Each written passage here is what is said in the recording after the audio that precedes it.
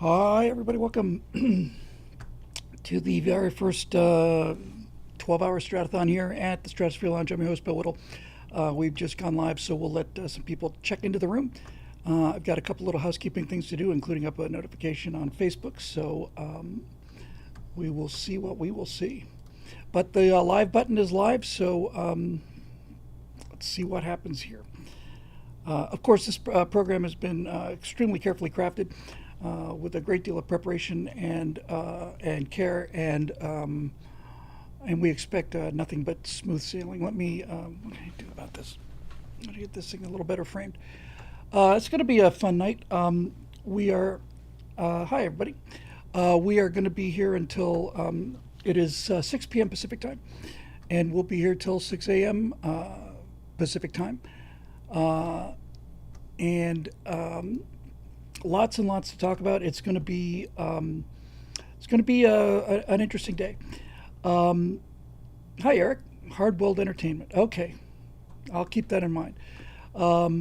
Let me go ahead and put up the notice on Facebook, so that'll take a few minutes. We're going to be doing a lot of screen grabby kind of thing during the course of the show today, and we'll be doing a lot of housekeeping work. 12 hours of nonstop entertainment is not only not guaranteed, it's just not possible. But we'll have some fun anyway. Already feel like I don't know if I could take much more of this. Hey, Kirk, how's good to see everybody. So let me get a version of this that I can put up on Facebook. Just let me see if the screen capture is working. And it's weird how this thing does this. Hang on, let's just see. It's a bloody mess, this screen. Hey, look at that. Yeah, that's a captured screen, all right. And I'll figure out how to get that cleaned up a little bit later on.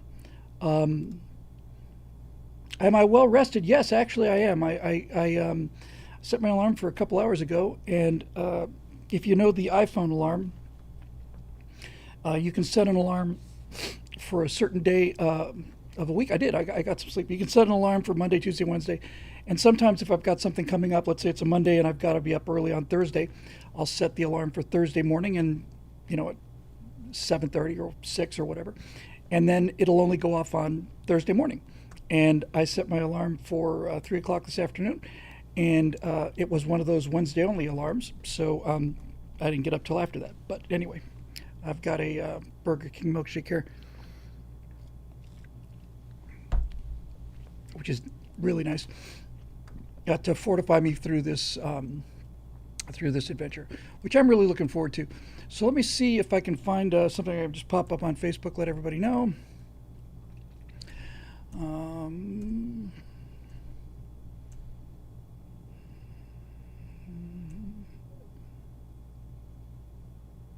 I'll just do it in Photoshop.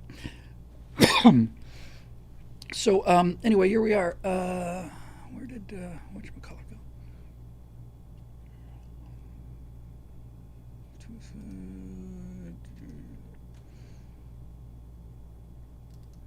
It's gonna be a lot of dead air tonight. No, I don't want that. Oh, I didn't realize something of an old full file photo from many moons ago. But apparently, I just realized now that the woman who just played Jesus Christ on Broadway and who was in Wicked, I didn't know this, but she was also didn't she? She also played the Blue Fairy in Pinocchio. Good to know. Her appearance on Jesus Christ Superstar was shocking. And by the way, even during the Pinocchio thing, she doesn't look particularly good, but she doesn't look as demonic as she did during the Jesus Christ Superstar thing. I want to close this, and I want to get rid of you. So, hang on.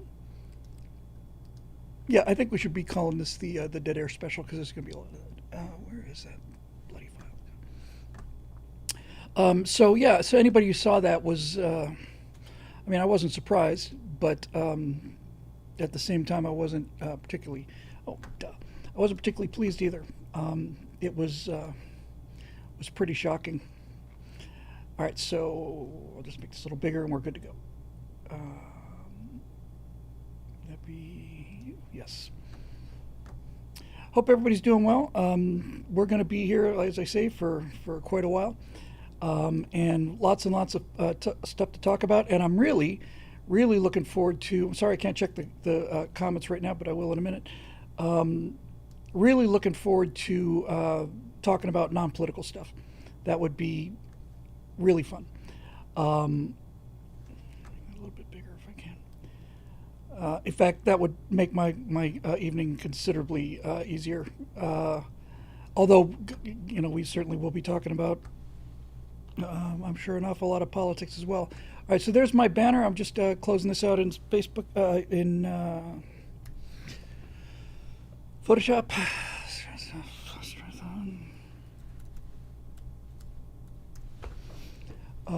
Natasha will be making an appearance. I know everybody's looking forward to that. She'll be in around 8, I guess, Pacific, something like that, 8 or 9. PNG, let's do a JPEG. Okay. Done. And let me start by putting the link up. That's probably a good idea. I got 2 different Photoshops open, that's why. Yeah, so we'll be doing all kinds of things. First things first. I mean, we're doing a Stratothon to raise some money, because that's generally what these things are for. And it looked like we did tests last night on our membership plugin, and they appear to work. So that's good news. So we want to go to this. For Vectron. Boy, this is slow.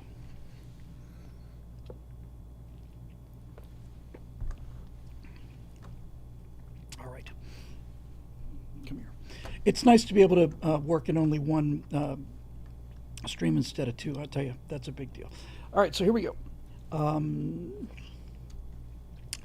Today we're taking any donations of any size or kind would be really appreciated. And pinned comment is there. These will be PayPal donations. We're getting ready to do, stop that autofocus. I thought I turned you off. I didn't. We are, why not Twitch? Because I really can't do 12 hours on 2 different streams. We get about 30 people on Twitch, and we get 3 or 4 times that on YouTube. And I heard about Jim Lovell. Yeah, I'll have a lot to say about that a little bit later, I think. So let me get the word up on Facebook, and then we can. Oh, shoot, Smith, you cold-hearted son of a gun. Go Knowles. Yeah, we'll see. It's been a while since I've been able to respond with any confidence about that kind of thing. You know, there was. When I was in college, the Seminoles really dominated the Gators, and then I went back in the early '90s, and then we were just whipping everybody. That was a glorious time to be alive. I want to do it Facebook.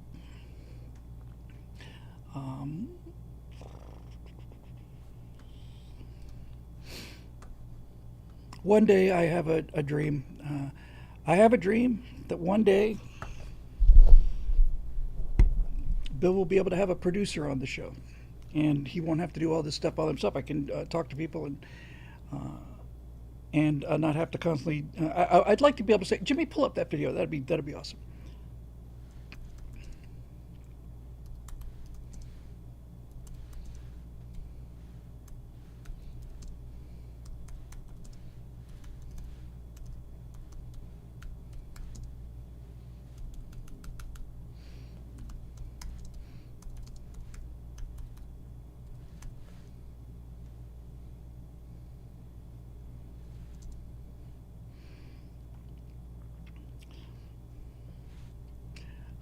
Let's see.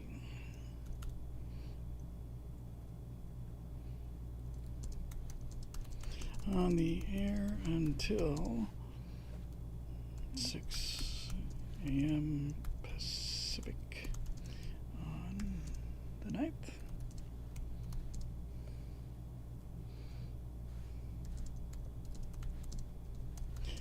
Let me get the link in.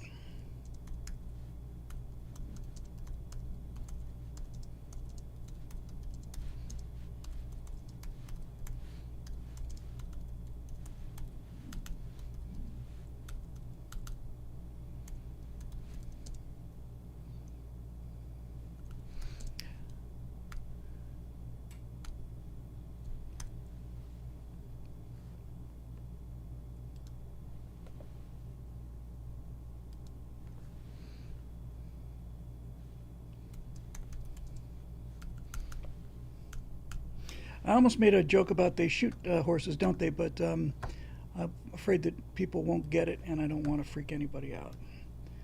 Um, okay, that looks good enough. Boom. Post. Oh, thank you very much, Seminole. That's very kind of you. I will keep that in mind the next time I call to rain down hellfire and damnation on the city up in the Panhandle. I will temper my wrath. In all seriousness, it's very very kind of you. I really do appreciate it. Thank you very much. Let's see here. We're gonna. What am I getting? A bunch of text here. Is it? Okay.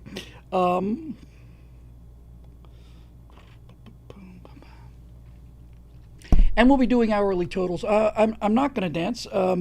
However, we're expecting, the usual. Frank Sinatra might make an appearance. We'll have the comedy stylings of Rich Little. We'll have the Brady Kids are scheduled to make an appearance at some point later on. Captain and Tennille will be here sometime later this evening. Let's do this one thing here. And then, no, but I'm not going to dance. Come on in, baby.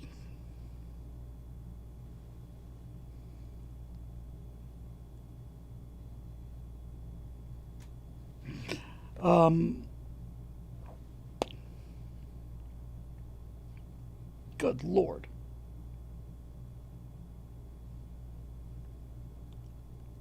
Good Lord. Hang on.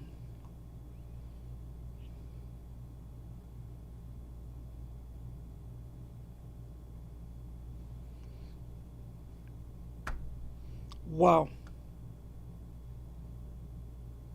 Wow. I'm about to cry. I don't want to mention anybody's names, although I really want to. But RK and RG, both of you, thank you very, very, very much. You're really off to a great start, man. Just incredible donations. I am deeply humbled and moved and very, very grateful. So thank you. That was not what I was expecting. Good Lord. The telethon is going to last 20 minutes. Thank you very much. That's very kind. Very kind. Okay, so where were we? Do we have a funding tracker? We don't have a funding tracker, but what I will do is I will post hourly running totals. Thank you, and thank you for all of you. I don't mean to. I don't mean to. No. I don't mean to minimize other people's donations. I mean, this goes all the way back to Jesus, and it's absolutely true. I think it's funny, because we've had people. Well, at least on one occasion, we had somebody who was reaching the end of his life, and he knew it. And he sent me a very sizable 5-figure check, and I was, and I remember every check that comes in. So just let me tell you about that guy. So he was a former CIA guy named Dick Lanham, and he'd worked for the agency in the late 50s and through the 60s. If you saw my Cold War series, Dick was the guy who, one of those episodes I talked about two divers who went to do some reconnaissance on a North Vietnamese harbor. It wasn't Hanoi, it might have been Haiphong, I'm not sure. But one of the episodes of the Cold War series opened with two divers. Yeah, the guy in Norway. Opened with two divers who were swimming with rebreathers on so that they didn't put up any bubbles. And the way that they worked was they would have about 10 feet of fishing line, not fishing line, clotheslines. Some of you remember clotheslines. I remember clotheslines. But you know exactly what that material is if you ever experienced it. And so these guys are underwater in rebreathers. And they might as well be wearing masks that are painted black because it's just pitch black down there. And they're 30 feet or something under the water, whatever the case may be. And one guy, I guess the guy in front, has got a compass and on his wrist, and all he's doing is looking at the compass heading. So he's just steering the compass bearing. The other guy attached to him on the clothesline has a depth gauge, and he is doing nothing but keeping them at 30 feet. So if one guy starts to deviate, then the pressure on the line kind of tightens up, and so that's how they manage to steer this course. And they're swimming through the water, and they're swimming miles and miles through the water, and as they're swimming, they start to swim into this area of bioluminescence. The funny thing about these creatures is they don't luminesce unless they're disturbed. So if you go to, I've seen it on the beach in Southern California, it's absolutely amazing. When the waves curl, they light up. So the waves just look blue. I thought it would be kind of a green color, but it's not. It's just electric blue. It's beautiful color. Several years before that, many years ago, probably 2010 or 11 at the latest, I was in, it's not a sentence many people get to say, I was in Guantanamo Bay fishing with Steve Crowder at 3 in the morning, and we were on a boat out in the middle of Guantanamo Bay, and the bioluminescence was up. And when you threw your line into the water, there'd be like this blue splash. And then as the current is going past the line, it would leave this phosphorus, just the passage of the current would leave this phosphorus blue glow. And every now and then you'd see this activity as these fish were swimming around there. Anyway, Dick and his partner were swimming in towards this harbor in North Vietnam, and they couldn't make any bubbles because otherwise they get shot at. And they started to see the signs of this phosphorescence, which wasn't good because it was kind of giving away their position. And Dick was telling me, he says, and we're swimming along, and all of a sudden I look to my left, and there's just this wall of blue. I couldn't see anything. I just saw this wall of blue go slowly past me. And as it got further in front of us, you could see this kind of swish of blue from the tail of this gigantic, shark. And I thought, God, the balls on these guys, just absolutely, just the raw guts of it.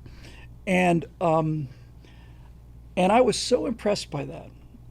When Dick made that contribution, he was very clear. He said, I'm not going to be around much longer. He said, I'm planning on checking out on a certain date because you can have, everybody has a different opinion about euthanasia and so on. But Dick was his own guy, and he was determined he was not going to go out on a cracker. He knew exactly when he was going to go. He said, so I'm not going to be around in a couple of weeks and so on. And so I said, I'm going to fly out to Norway to thank you for this. I want to shake your hand. And he said, no, you don't have to do that. I said, no, I know I don't have to do it. That's why it's important. He said, no, really, Bill, there's just a lot of, you really don't have to. And I said, Dick, I'm coming. I'd much rather meet you while you're above ground than below ground. But if it turns out that, that you don't want to work it out before you leave, then I'm coming to your funeral. So one way or another, And so he said, okay. So so I went and visited him, and I spent 4 days in Norway, and he lived just outside of Oslo. Hey, Gerald. Um, and I heard so many great stories from him, and I was I certainly don't want to say I was happy or relieved by this, but on the third day, even though he was only going to be around another 10 days or so, he had to go to downtown Oslo, and to register. It just that's just how the calendar thing turned out. I don't know if permanent, he wasn't a Norwegian citizen, but he had permanent residence, so it'd be the same as the green card. So they had to register with just had to show up like once a year or something like that. Imagine that, huh? Imagine that, and imagine a guy. You talk about all these illegal aliens and how they haven't done anything wrong. This guy's on his last days, and he's checking out. It's not like he's going to get in trouble, right? He's going to check out like 4 or 5 days after this.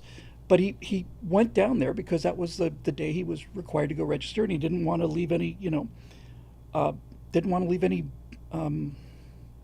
He was an honorable man, cared about his reputation. So he and I went to the offices downtown in Norway, and and the office of this particular the building of this particular, I think it was actually the police department, come to think of it. In fact, I'm sure of it. That's where he had to go. He had to go to downtown Oslo Police Department. And there's this long, long ramp for, for handicap access, but it was a long ramp because it was a good way up there. And we're walking up this ramp, and Dick says, "Hang on, I just need a stop for breath." So I said, "Sure." And we had to stop 3 or 4 times, and we got inside the police department, and we had to stand at this counter, and I was holding him up. I mean, he couldn't stand. So I sat him down in a chair, and I went up to the window, and I said, "Hi, I'm here with my friend here. He's in very poor health. He's having a hard time standing," and took the papers back and forth and so on, and we had to call. Eventually, I had to get somebody to come over and get him some water and stuff. So when he was a little better and he caught his breath, I got, thank you very much, Sad Wings. It's very kind of you. Really appreciate that super chat. Can't stay, but always willing to pay my way. Thank you, Sad Wings, and hopefully we'll see you. Be around for 12 hours or so. Oh, actually, that's not quite right. I'll be around for 11 hours and 37 minutes. So feel free to come back. So anyway. I got him down the ramp, and by this time he was really in bad shape. And we got him home, and stayed another day. Then I flew home, and when I got back, he sent me an email saying he was absolutely convinced he would have died on the scene that day if I hadn't been there. So that that was really I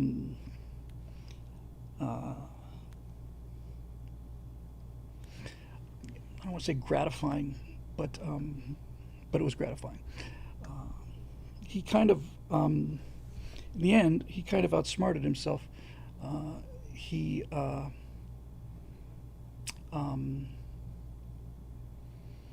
basically, the way he left, because he's a smart guy. He's not a tough guy, a smart guy. He's really brilliant guy. He was an expert lock pick, and he taught me how that works. Haven't had a chance to put it to any practical use, but he gave me the basic principles. But what he did was he the morning he decided to go, he went outside. Yeah, Tappy 3, you bet, buddy. The morning he decided to go, he went outside and sat on his couch. He was on oxygen by this point, and he sat on his couch outside, had a blanket over him, watched the sun come up, and then he turned on the oxygen tank, but he had filled the oxygen tank with carbon monoxide because he knew that carbon monoxide was odorless, painless. He said, "I'm just going to open the valve, not all the way, just a little bit. I'm going to open the valve, and I'm going to watch this thing come up, and I'm just going to go to sleep. And I'm not going to wake up. And that's exactly what happened. But I said he outsmarted himself because in order to make this look like it was a natural death, he put, I think the story I heard back was, I think he actually put a label on the tank that said oxygen. So the police came. He'd made a call to some distant relatives. You know, when I say distant, but not distant in terms of the family, but people who were like an hour or so away, saying, you need to come by and I won't be here when you get here, that kind of thing. So the police show up and they look down and they see this tank, and I think he put like a little sticker on there that said oxygen or something. They weren't going to think anything about it. And one of the officers, like two police officers, said, I don't think they put oxygen stickers on oxygen tanks. So they took the tank, and then they found out that the tank was filled with carbon monoxide. So then there was a giant investigation, and obviously nobody was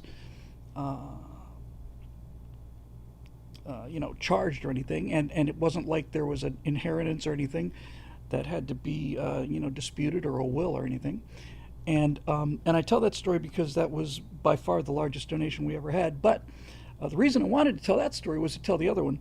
About 6 months ago, we got a check for $5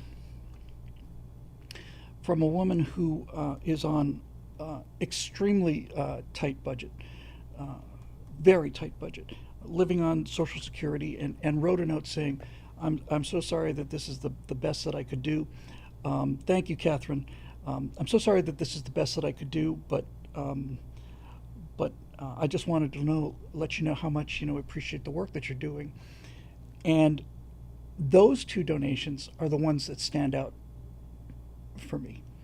And I honestly don't know which one. I can't tell you which one means more to me. They all mean a great deal to me. But those two are the memorable ones. And I say that because somebody said, I'm sorry, all I could do is $20, and it's like anything is. It's not the money. We've talked many times about how uncomfortable I am about asking for money, and just doing this took a bit of effort, but just had to. We had so many technical delays that I just had to do it. But every one of them means the world to me, and like everybody else, like all of you, there are many times when I just get either depressed or discouraged is a better word, I think, and sometimes I think, well, not sometimes, I often think, I look around at a lot of people who are just getting so many more views than we are, and their exposure's so much greater, and I see all, Megyn Kelly is interviewing this person or interviewing that person or whatever, and Megyn Kelly knows who I am, and part of this is I don't have the skill set or really the time to go out and promote myself, but I see all these other people, and I remember thinking, well, I remember when I was influential and important, and then I just realized that this is all it's just a self-defeatist illusion. Eric is here. Eric Blake is here on YouTube under the name of, well, it was real early in, hang on a second. Hardboiled Entertainment is our friend Eric Blake on our Twitch stream. Hang on a second, Rusha, I'll get to you in 1 second. And a couple weeks ago, he said, you really need to do the definitive moon landing debunking. And I'd seen the work done by Mythbusters, which was great. And I'd seen the work done by a bunch of other people, which has been pretty good. But I really thought, when he said that, it was like, you know what, I really need to do it. Oh, wow. Dave Olson says that today was the 24th anniversary of Instapundit, and the professor reposted my interview with him. I'll go get that in a minute, and we'll play it. He said you really need to do it, and I thought, yeah, you know what, I really do. Yes, before I get a producer, I need a publicist. All of that's true. So just let me finish this story real quick, which has just slipped my mind.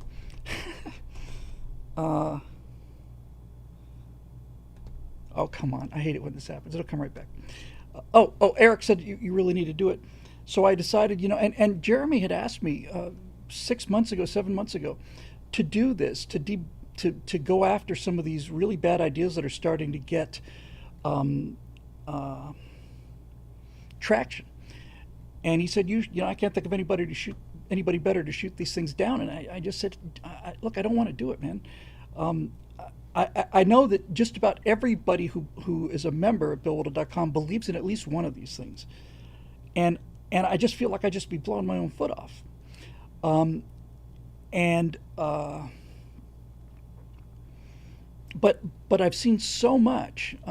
I've seen a lot of flat Earth stuff, and the confidence that they have in being wrong is a little alarming to me. So I basically said, okay, I'm going to do it. I'm going to do the truth bombs thing. And then another one of our regulars, everybody who's a Strata regular Strata lounger is very close to me, but personally.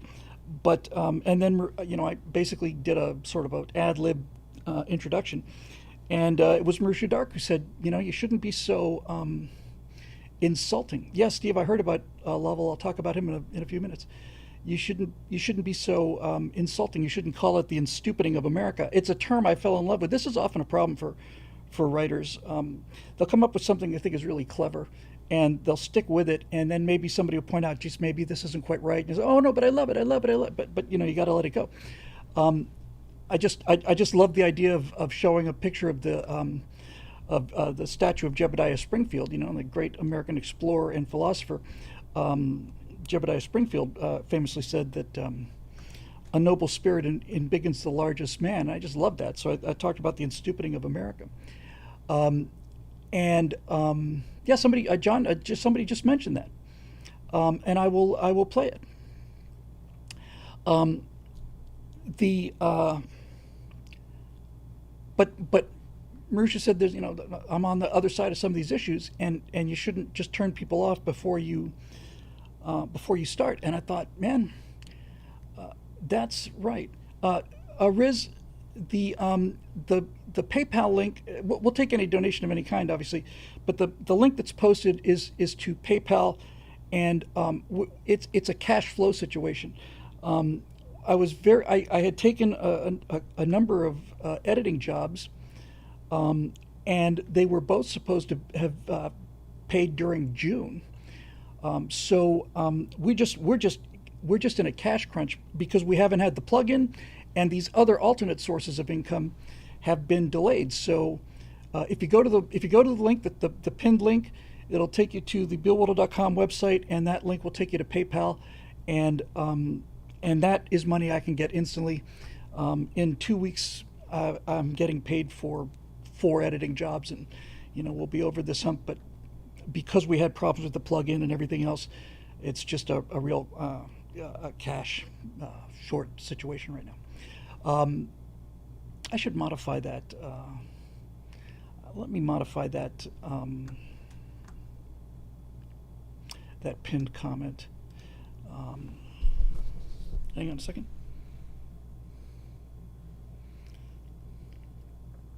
You know what? I'm going to leave it alone. So anyway, the combination of those two things of Eric saying you really need to do this was helpful. Was not just helpful. It was a push that got me into committing to these truth bomb things, and then Marusha Dark's comment about you don't need to insult the people that you're trying to convert.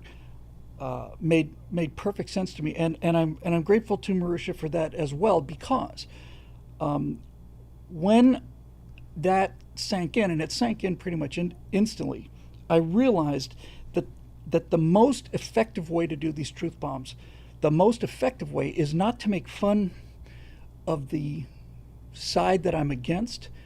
It's to make fun of everything, and that's why I was so happy with the Truth Bombs promo, which I'll run right now in just a second here. It needs to be lighthearted, but serious, which is a have to drink my milkshake off camera. It's like watching Johnny Carson smoke on the Tonight Show. Don, which I already have PayPal. How can I find out which Bill Whittle is you? I don't know how to answer that. If you're able to, is there any reason why you couldn't go to the pinned link up above?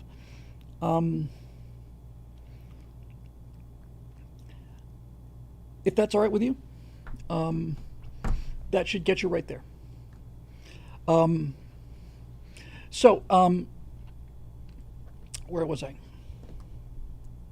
Oh, anyway. Yeah, the truth bombs thing. So once I'd heard from Marusha and Eric, and it was time for me to pick the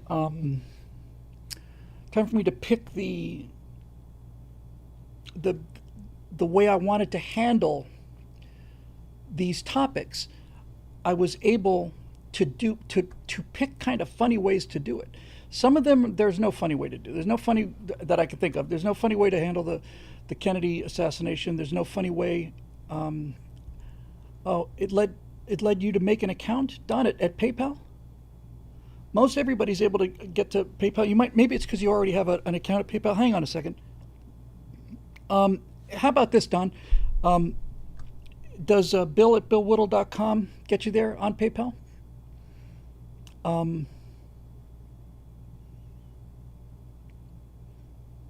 about that? If you could try that, that would be great.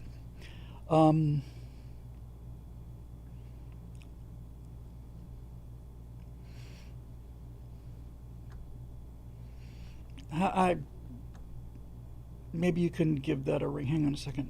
Let's see if I can send you.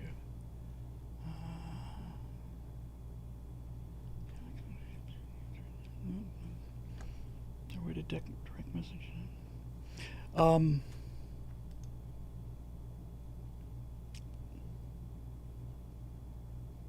Oh, shows up as William Whittle? Okay. Thanks, guys. All right. Anyway, so what I'm going to do is I'm going to play for you the thing that I played last night, which is the opening to the atomic bombs afterburner. When I played this last night, everybody said it's too long, and it's not as long as Will Wheaton. It's William Whittle. And when I ran what I'm about to run for you last night, a number of people said that it takes me too long to get into the afterburner. Thank you, Joseph. Thank you very much. Much love from Central Florida. I love Central Florida. Thank you very much. I appreciate it. And Don's got it. That's great. So I went and looked at it again after I ran it last night, and the opening stuff that takes place at White Sands, I'm going to cut that significantly down. A lot of people said you don't need the stuff about how you used to have more views. You just don't need it. And then I realized also that I'm going to cut the line. In fact, I'll edit it. I'm going to edit it on camera. We can all watch me edit it. And why don't we do that first? Now, the problem is for the screen grab, I'm going to switch to the screen grab, and we'll just watch me edit it. But I have a very, very large monitor. I've got a 60-inch monitor. It takes up, my entire field of vision. This is where I spend most of my day, and so it's nice not to have to squint at it. It's big, which means that it's at a very high resolution. So when I go to screen capture mode, it's going to look pretty tiny for you. I might be able to switch the resolution later, but in any event, let's do some editing together. Why don't we? Hook up Discord voice chat. Marisha, let me think about that. The problem with I'm happy to have you play producer. The problem is that just virtually everything here has to be done on this desktop, and I don't really know if that's going to help any. I will certainly think about taking you up on that in the future, but for the time being, let's just F it. We'll do it live. Okay, so here's what I'm going to do. When I go to screen capture mode, you see almost nothing. There's just so much junk. But then I'll thank you, Roger. Thank you, everybody, for making the donations. So let's do this. First of all, I want to make sure everybody can hear me okay. It looks like you can. So that's my desktop's not normally this cluttered. Whenever I work on AI images, I'm just dumping stuff to the. It just generates so many images. I just dump it to the desktop. But now we're going to go down to Adobe Premiere, and that should look a little easier to see. And for this, just for the fun of it, at least for now, let's go ahead and maximize that so that everybody has a look. These things over here, I don't even know how to close this panel. I don't want this panel open. All right, well, the hell with you. So you're gone. It just makes my levels bigger. Okay, so here is the, you know what? Let me just hide this. Anyone?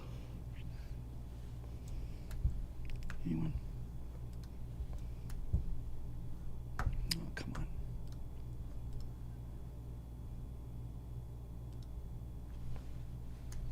on. Let me just confirm. Can everybody, it's a Mac, yes. Everybody can hear me, right, with the screen up? Yeah, okay, great. Just wanted to make sure I wasn't talking into the void as I often want to do. All right, here we go. So, well, let's just do it this way. Instead of going full screen, we'll just embiggen it. And that way I can hide the thing. It's a little easier that way. I'll just do this. Okay, there we go. So here's the sequence. Oh, I need to check on this too. The question is, are you guys, I should be able to see this, are you going to get the sound of it playing? Let's find out. Successfully exploded and changed the world forever. Now, I recorded what you're about to see back in 2009 when I was working at PJTV. It was the third or fourth of my Afterburner series. When I started BillWhittle.com, I switched the format to Firewall. Several of those videos broke 1 million views, and most of them easily made it into the mid six figures. Combined, I probably did. You guys able to hear that? Yes, okay, good. At the very least, it's coming through my mic. I'm not going to... Roadrunner says Bill's going to end the show once he reaches his goal. If I reach my goal, I'm going to 6 a.m., man. We're off to a great start, and I'm already very, very pleased and grateful. All right, so let's do some editing, why don't we? All right, so I'm going to play the whole... I'm not going to play the whole thing first. We'll just play the White Sands bit, and I'll tell you what I'm going to cut. Well, hi, everybody. I'm Bill Whittle, and I'm standing at the Alamogordo Bombing and Gunnery Range in White Sands, New Mexico, on the afternoon of July 15th, 1945, the day before the Trinity test, where a plutonium implosion bomb, codenamed Gadget, successfully exploded and changed the world forever. Now, I recorded what you're about to see back in 2009 when I was working at PJTV. It was the third or fourth of my Afterburner series. When I started BillWhittle.com, I switched the format to Firewall. Several of those videos broke 1 million views, and most of them easily made it into the mid six figures. Combined, I probably did about 200 of them. Keeping that, I'm marking an in point. This stuff is going to go. And then for some reason, it was like somebody turned a wrench. The numbers went down. It went way down. The last three that I did barely broke 20,000 each, so I just kind of thought that, YouTube had changed and the internet had changed and people just didn't want to see them anymore. And then something happened. Okay, now I got a problem, and that is, how do I make this bridge? And I may have to record a new segment, which will be fun.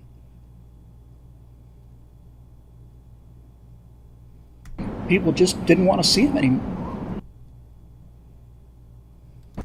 I just kind of thought that, the last three that I did barely broke 20,000 each, so I just kind of...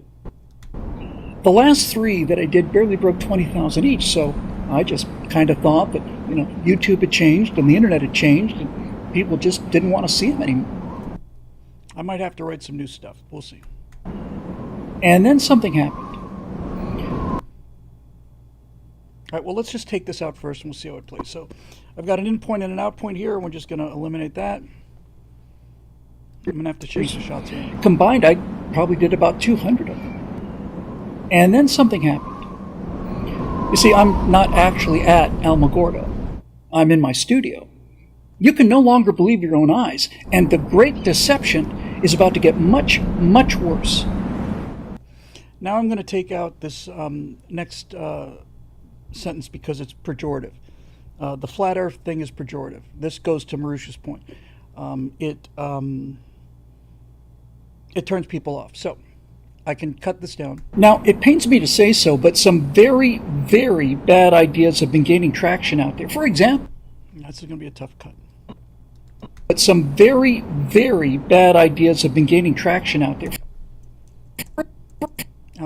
For example, the belief that the Earth is flat is enthusiastically and acrimoniously debated by millions of people every day, and the Okay, this will work. So I'm going to take out that I'm going to take out the flat Earth specifically thing. I said it's a bad idea, and it's already showing disdain for the flat Earth movement, which I feel, but it's not helping the brand. So let's hop that out. Now, it pains me to say so, but some very, very bad ideas have been gaining traction out there, and the de-education of America has been accelerating for a decade now, and it's about to go into hyperdrive.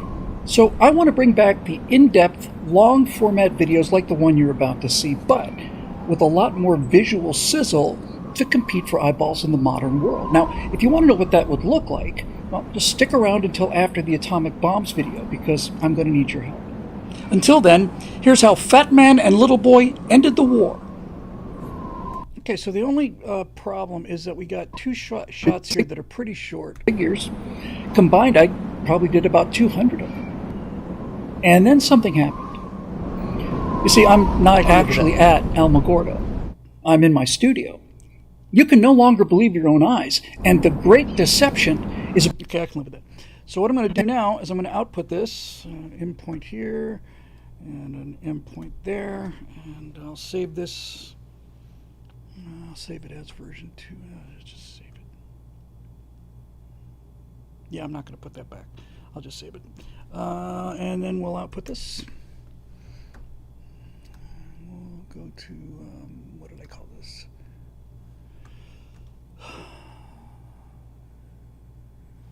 What do I call this? Truth Bomb Promo V1. So this will be Truth Bomb Promo V2.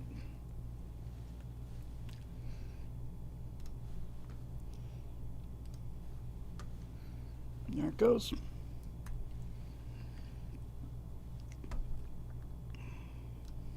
So I think that plays a lot better.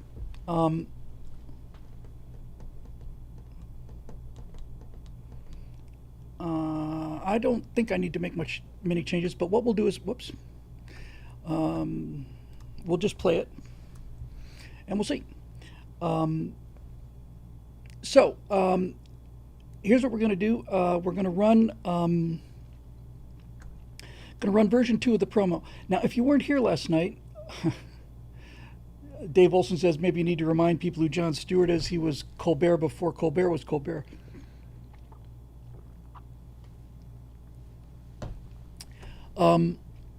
Okay, so let's do this.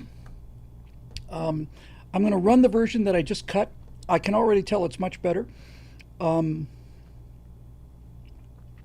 Freedom, sorry about that, Freedom Fan. It says, output volume from your playback is much louder than your live narrative. Can I bring them closer? Yeah. I'm trying to figure out how to do that. I'll keep an eye on that next time.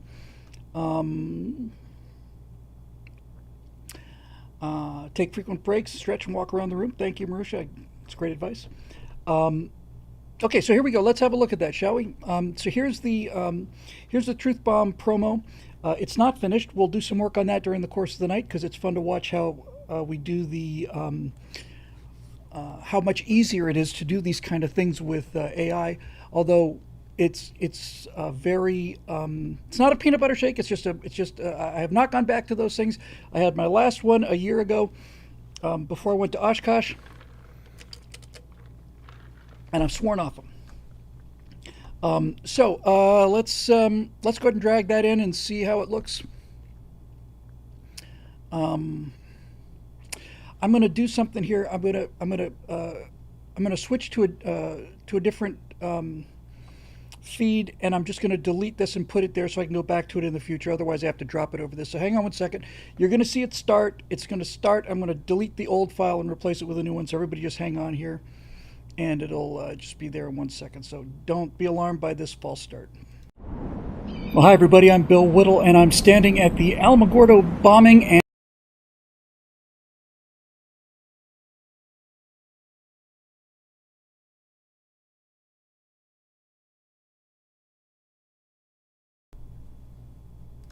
hang on, grabbing it now.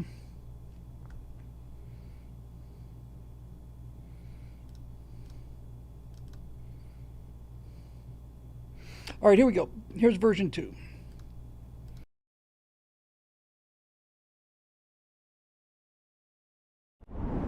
Well, hi, everybody. I'm Bill Whittle, and I'm standing at the Alamogordo Bombing and Gunnery Range in White Sands, New Mexico on the afternoon of July 15th, 1945, the day before the Trinity test, where a plutonium implosion bomb, codenamed Gadget, successfully exploded and changed the world forever. Now, I recorded what you're about to see back in 2009 when I was working at PJTV. It was the 3rd or 4th of my Afterburner series. When I started BillWhittle.com, I switched the format to Firewall. Several of those videos broke 1 million views, and most of them easily made it into the mid-6 figures. Combined, I probably did about 200 of them. And then something happened. You see, I'm not actually at Alamogordo. I'm in my studio. You can no longer believe your own eyes, and the great deception is about to get much, much worse. Now, it pains me to say so, but some very, very bad ideas have been gaining traction out there. And the de-education of America has been accelerating for a decade now, and it's about to go into hyperdrive. So I want to bring back the in-depth, long-format videos like the one you're about to see, but with a lot more visual sizzle to compete for eyeballs in the modern world. Now, if you want to know what that would look like, well, just stick around until after the atomic bombs video, because I'm going to need your help. Until then, here's how Fat Man and Little Boy ended the war.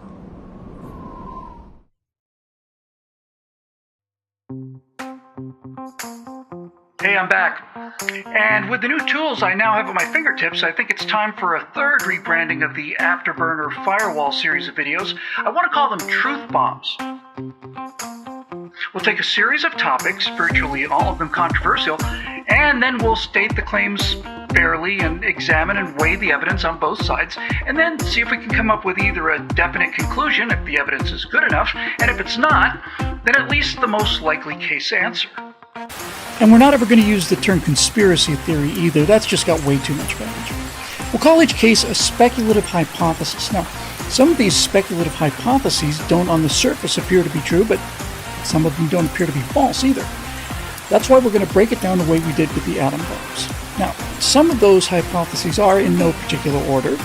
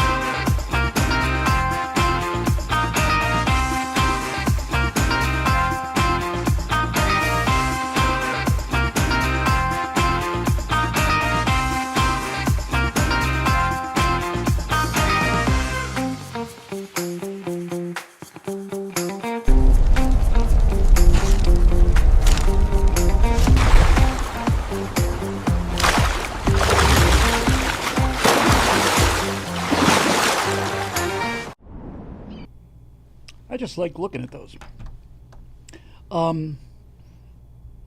There's a couple I'm going to redo. Strange thing, if you notice the Shakespeare one, it looked very artificial. That's because that one was actually up-res, and I find it works better if I use the original image. Once the image up-reses it, it looks a lot more artificial. So I'll go back and do that.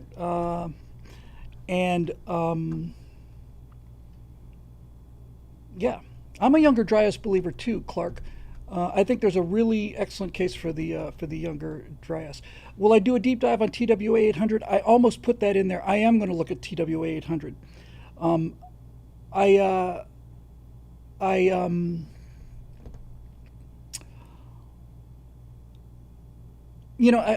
mean the whole COVID experience really changed my mind about a lot of things. Uh, I love the no, I want to keep those styles consistent. Yeah, hit the thumbs up button and the like button, and we'll promote this stream. That'd be great. We're at 124 viewers now. That's fantastic. But that up-res version of the Shakespeare thing looks really artificial. So we can actually do that in a minute or two, and do that live, and then we'll maybe drive a couple of new sequences. So the Younger Dryas, and I needed to get more details about this, but basically, the short form of the Younger Dryas, Bert Rutan's a big believer in this, is that so traditional view of archaeology is that civilization goes back about 7,000 years, maybe something like that. First cities in Babylon and so on and so forth, and that's been pretty consistent throughout modern archaeology. But they found a couple of sites further inland, a site in Turkey and so on, that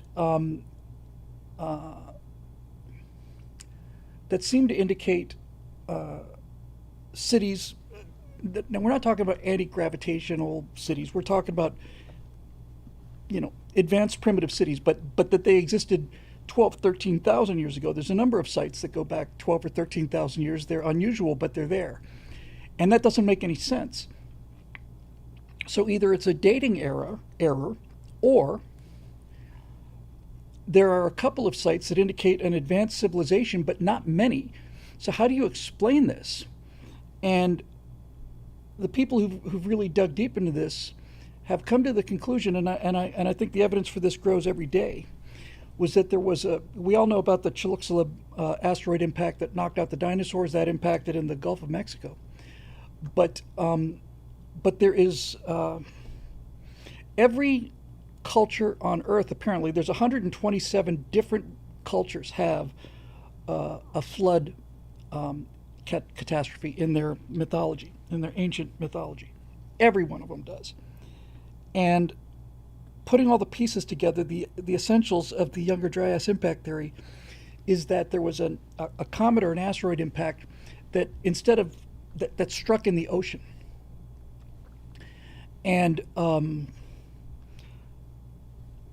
that this caused an enormous wave. Now, virtually all cities in the ancient world were either on coastlines or on rivers, because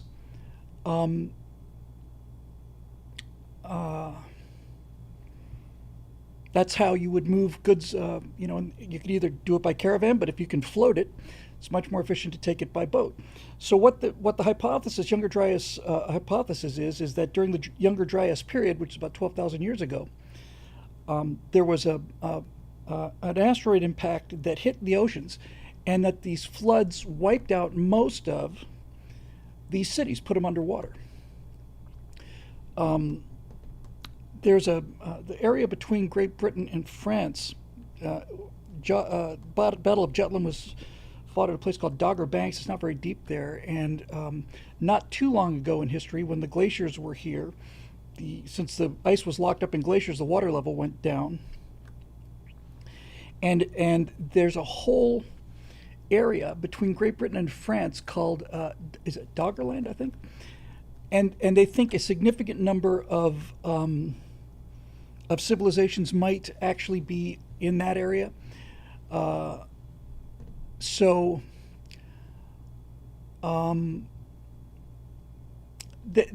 is growing evidence that there was basically like a 6,000 or 7,000 year reset. The Ref Ryan says I need to look up Ben Davidson and Space Weather News about the subject. It's wild and explains this. In any event, that idea that we were knocked, that we're essentially 7,000 years behind where we would have been otherwise. Um, and speaking of which, allow me to switch topics to one of my favorites here. Once again, the Lord of Pomposity has beclowned himself. Uh, I saw a clip on Facebook last night of Neil deGrasse Tyson, and he was asked, "Do you think that the presence of the moon has advanced human astronomy?" And I thought, here's a slam dunk, right? Of course, it's advanced human astronomy. Uh, all, not just human astronomy, human civilization, all of mathematics and astronomy was dedicated to finding eclipses. Because if you have ever seen a solar eclipse, you know that the first thing you want to do is see another solar eclipse. It is the moon, and the phases of the moon were essential to understanding time. The first telescopes were trained on the moon.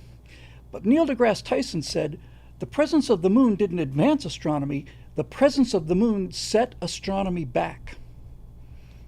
I said, how do you figure that?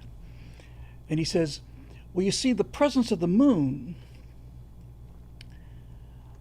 blocks out the dimmer stars. And so you can't do any real astronomy on a night where the moon is out. And that's largely true. His argument was that because the moon is there and the moon is the bane of modern amateur astronomy, no question about that. I just had to reload. I hope I didn't lose the stream, huh? No? Okay. We still good? Yeah. So deGrasse Tyson says, no, the moon has cost us advances in astronomy because we don't get to observe all night on every night. We have to limit the amount of time that our large telescopes can observe distant objects. And I thought, that is the stupidest thing I have ever heard in my life. Arthur C. Clarke in 2001, the original 2001, which I think was called the Sentinel, the ape that first use a tool is called Moonwatcher. That's his name, and this to me was the most astonishingly stupid thing that I've ever heard. Humans were thinking about going to the moon forever, and once we entered the industrial era, we started thinking about it seriously. That famous is it a Molière film where you shoot a cannon shell and the guys are inside the cannon shell and they go to the moon and hit the moon in the eye and all that stuff. The moon has been beckoning us forever. And by the way, Neil, none of us would be here to discuss it without the moon, you moron. You know, if it weren't for the moon, we would have these species resetting impacts every 10,000 years instead of every 60, 70 million years. Un voyage dans la lune, un voyage dans la lune. Yes. And he's just wrong about everything. He's just wrong about everything. And he's so glib about being wrong. It's just like, oh no, you idiot. You know, this guy says, what do you think the presence of the moon helped astronomy? Of course it helped astronomy. Of course it did. We wouldn't be talking about space travel. Imagine if there was no moon to go to, right? Imagine if you had to, if the closest place you could get to was Mars. Mars is a dot. It's an unresolvable dot in the sky. The moon is inspirational, tantalizing, evocative, provocative. It demands exploration. You see this entire world in the sky. By the way, we are one of the only planets in our solar system, with the exception of, well, Pluto doesn't count anymore, unfortunately, for Pluto. But there is no surface of Jupiter. The moons of Mars are specks that move across the sky. Venus doesn't have an atmosphere. I mean, rather, Venus has a very thick atmosphere. It doesn't have, surface you can see from. But the fact that you can see a world from our world, every science fiction movie you've ever seen, ever in your life, that was set on another planet, has at least one, if not two or three or five moons in the sky, because the moon is so iconic in terms of representing another world. Dave Olson says, once you've seen a harvest moon rising, you want to get on that damn thing. Exactly. And for this pompous gas bag to say that it set astronomy back because we can't use high-powered telescope for long exposure observations is just plain nuts. And he says it because he thinks it sounds smart. He said that to this day, this is the dumbest thing I've ever heard anybody who claimed to be an astronomer said. He was talking about the pale blue dot, and I was listening to Sagan talk about the pale blue dot. Now, Sagan, unlike Tyson, was a real intellect. Sagan was a real thinker and a brilliant scientist and a brilliant writer and a brilliant presenter, which is why Tyson's Cosmos tanked so badly, and Sagan's Cosmos changed society. Everybody watched Cosmos. It was a brilliant show. I still think it's a brilliant show. But back in the 70s or whenever, when Cosmos came out, Sagan's mission was to, his philosophical mission was to decentralize geocentric thinking. Nobody believed that the Earth was the center of the universe. We've come a long way since then. But what Sagan was trying to get across to people in all of his works was that we're just one tiny speck in this vast universe, and the universe doesn't revolve around us. So Tyson, who wants to be Carl Sagan so badly, ran with that. And because Roadrunner says I watch Cosmos because of the Vangelis music. Yeah, I did. I wrote a number of planetarium shows, and Vangelis is fantastic. We used him in everything. So somebody asked Tyson, if aliens came to our solar system, do you think they would visit Earth? And Tyson said, no, they wouldn't visit Earth. There's nothing to see on Earth. Earth is just a speck. They'd come to see the swirling clouds of Jupiter and look at the red spot, and they'd be fascinated by the rings of Saturn, but they wouldn't give Earth a second chance, a second look. And I said to myself, you absolute fat gas bag idiot.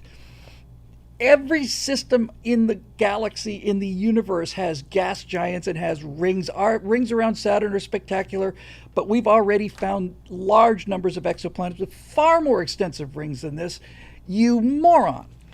We're going to look at the rings of Saturn and then we're going to leave. We're not going to check out that little blue planet over there with millions of species and all different forms of weather, all different kinds of biomes.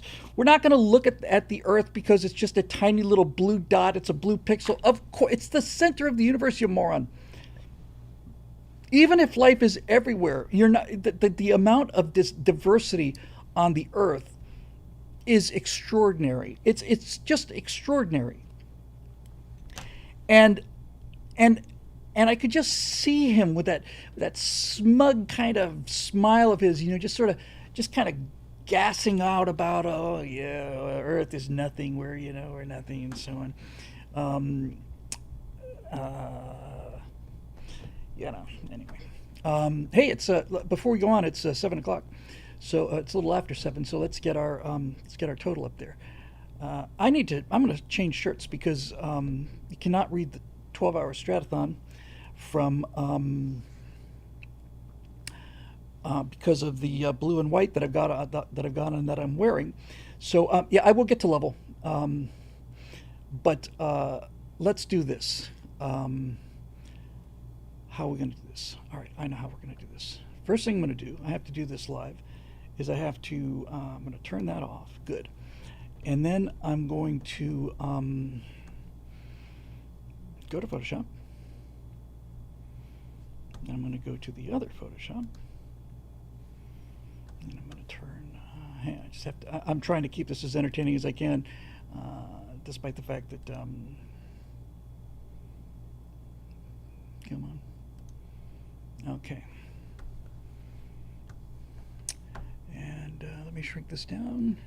Talking to myself because it's, because I'm the only one here. And I'll take this, make this a little smaller.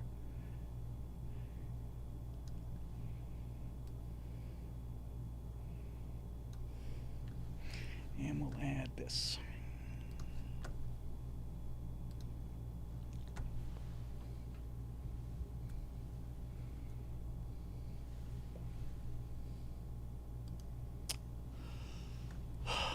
Sorry about this, kids. We'll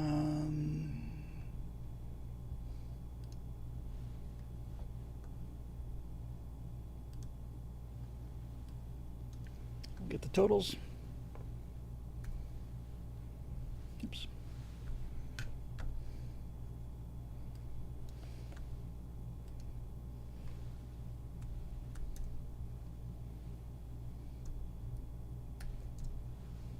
Let's see how we're doing here.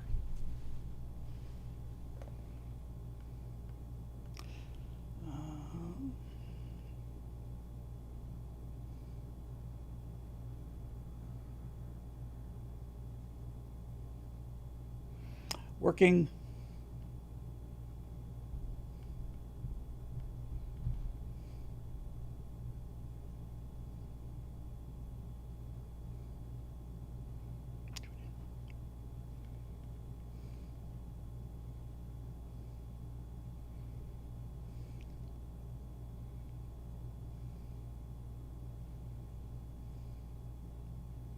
Amazing.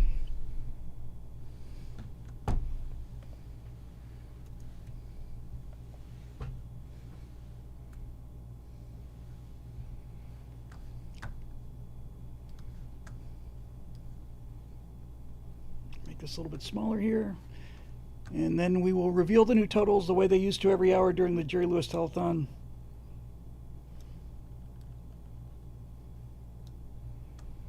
And I change the color action here. I only have to do this once, then it'll update. Okay, actually, let's do this. Take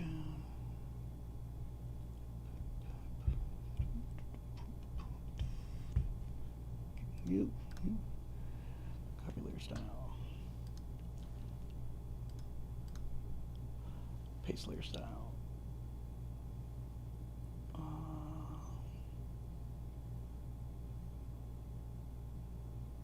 There it is. Okay. We'll save this. As, hang on. Save this.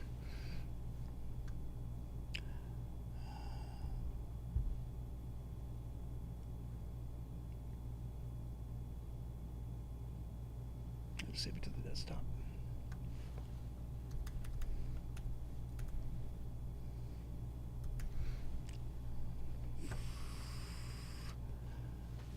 PNG. Sorry again.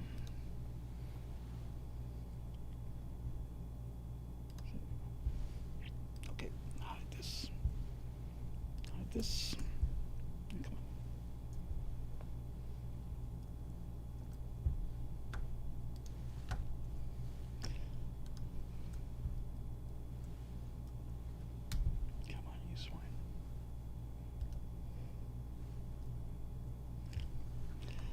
Getting a little, I think the system might be getting a little overloaded here. Take this, hide. Okay. And we'll get rid of this guy. Yes. And then, yes. And then we will bring up the total for our first hour.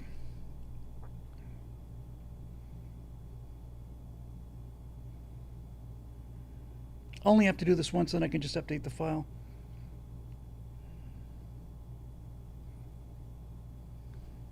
Should be there. Where is it? Okay.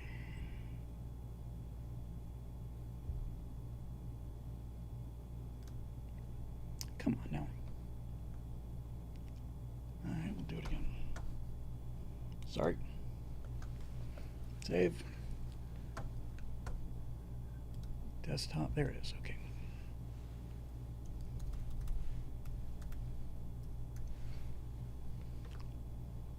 PNG.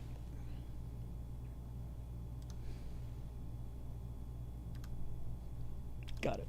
Okay. Let's see what we got for our first hour here on the of the Stratosphere Stratothon, which has been just a joy so far.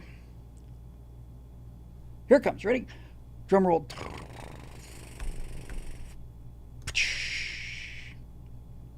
Oops. Oh, I hate it when it does this.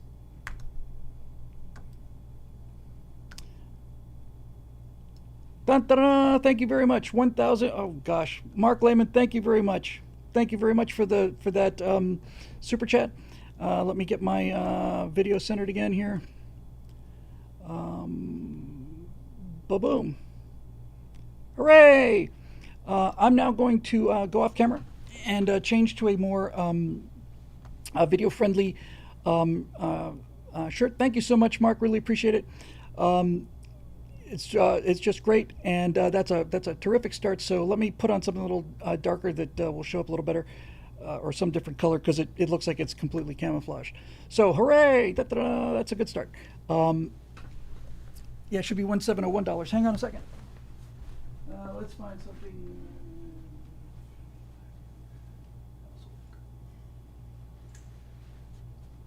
Just 1 second. I'm a very modest individual.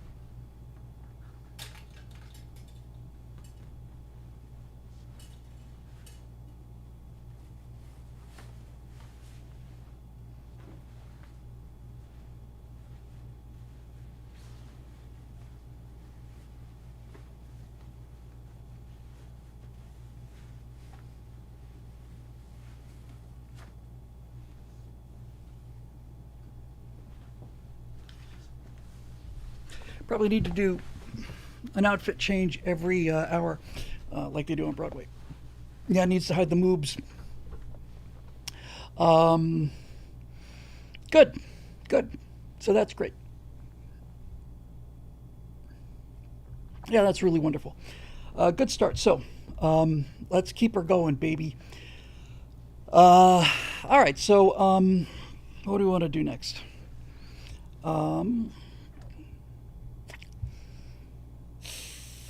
Let's see. We could do.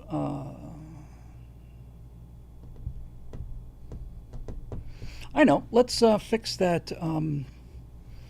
Let's fix that Shakespeare. Could I put a black box behind the text? Yes, I could do that.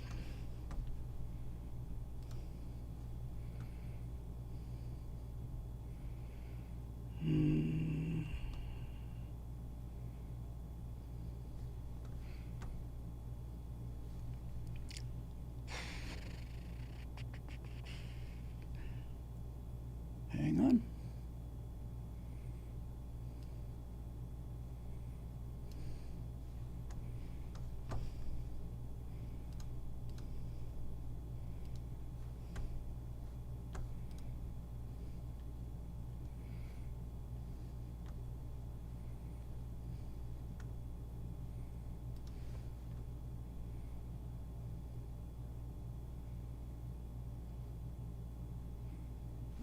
Crop this thing.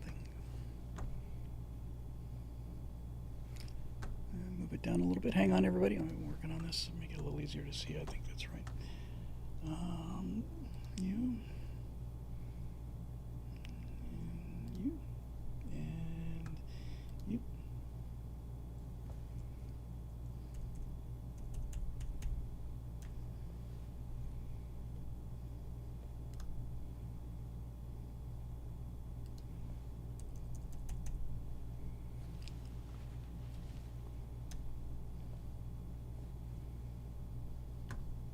Almost there.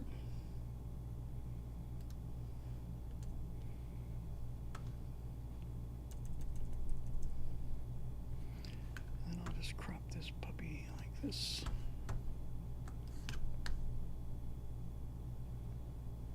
And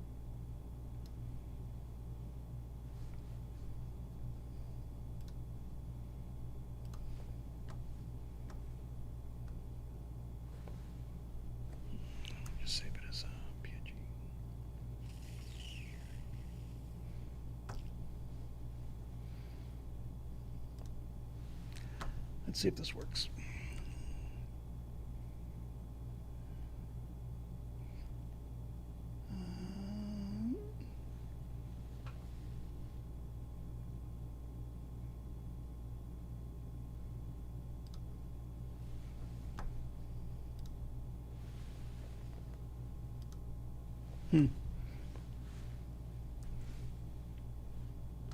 That's not how that should have worked.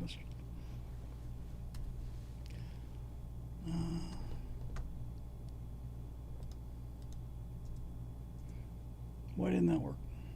Let's try it again. On desktop.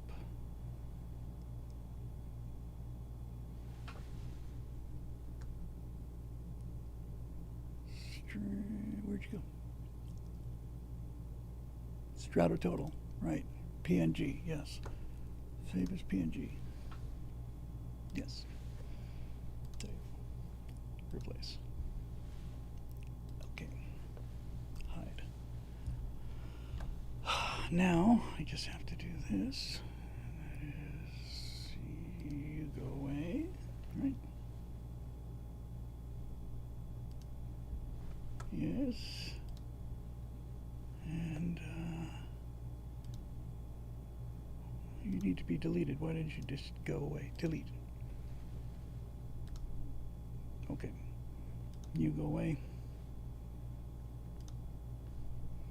Okay. Yes. And then we'll bring the new one in.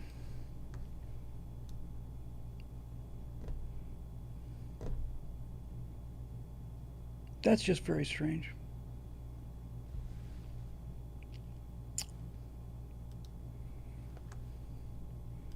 That should have all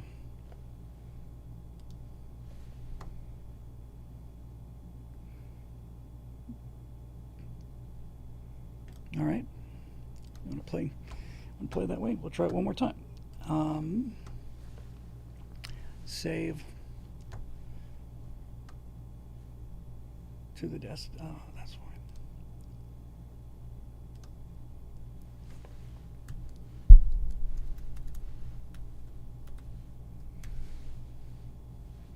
I got it. I got it now. Hang on. PNG, yes. Desktop, yes, yes. Okay. Hide, yes.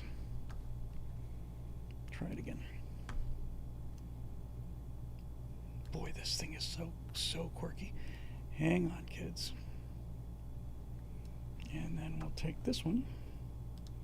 And we will move it down. But come on.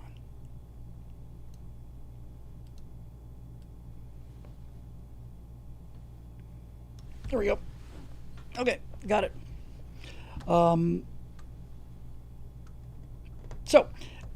Yeah, let's keep this ball rolling. That's great. That's a great start. It's a terrific start. So anybody want to watch how we do the some of the AI video stuff? I think that'd be fun. We can start with fixing that Shakespeare thing, and I'll show you the Shakespeare thing. So the Shakespeare thing is just this. I've got these individual files, and if you look at the Shakespeare, you'll see that it's very. Yeah, I could put the blue shirt back on. It's very plasticky. So here's the Shakespeare one.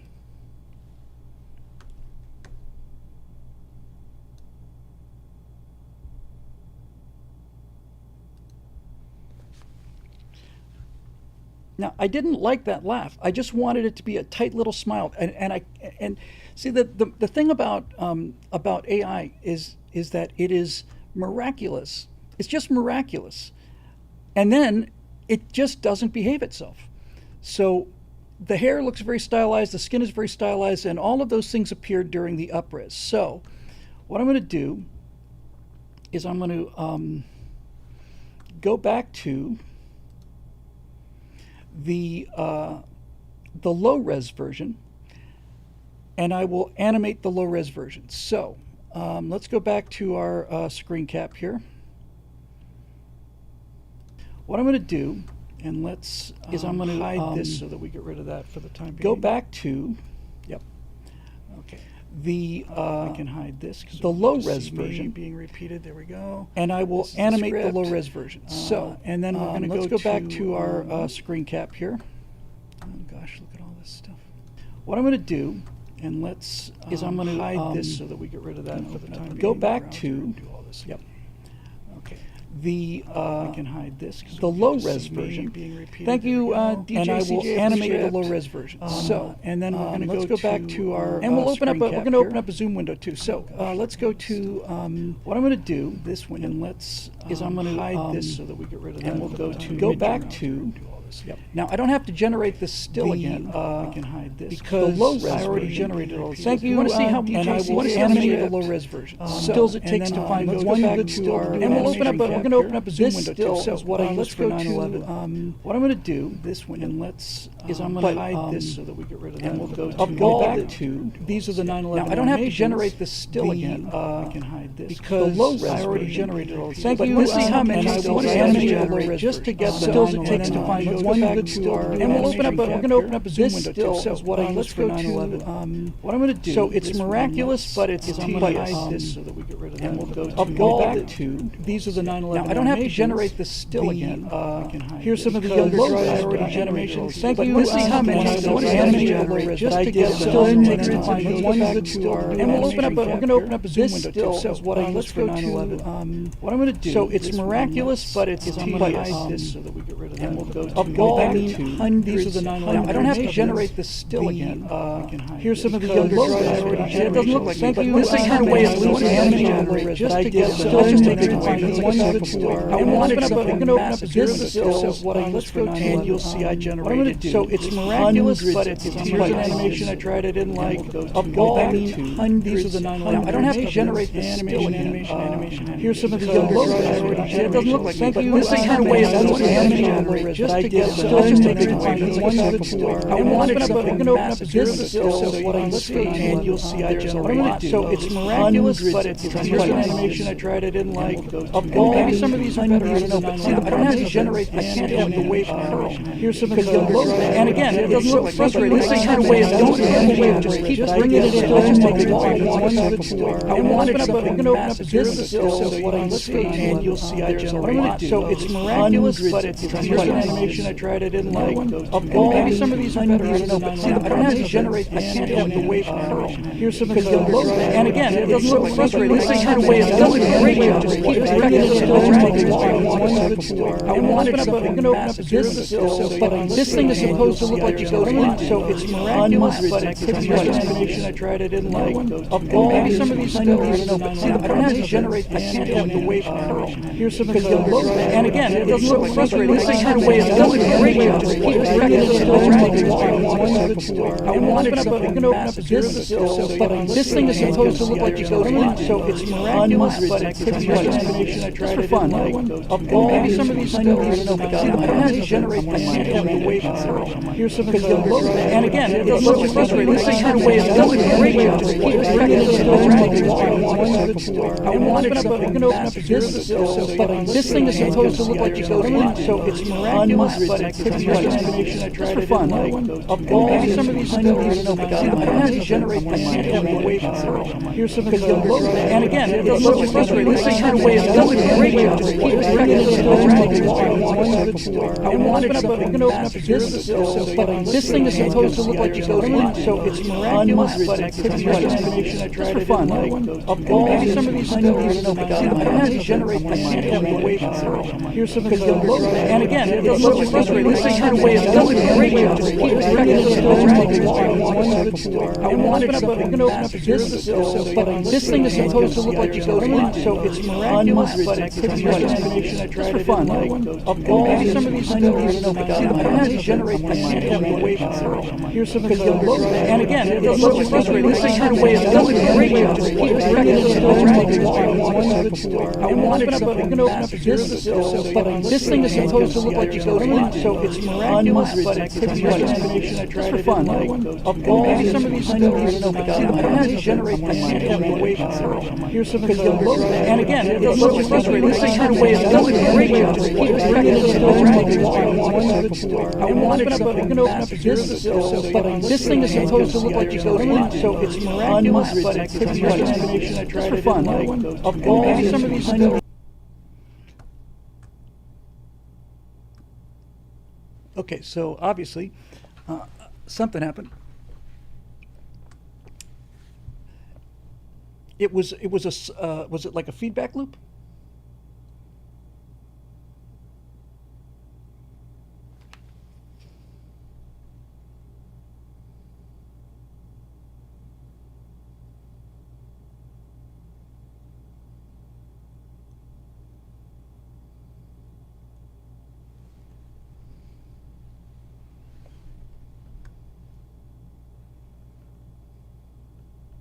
I can't wait to replay it.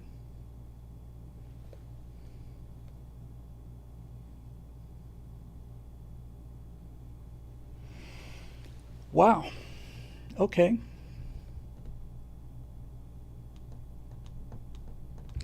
Sorry about that. So let me find out why that happened.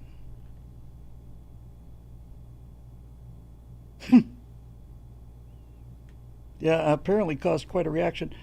I'll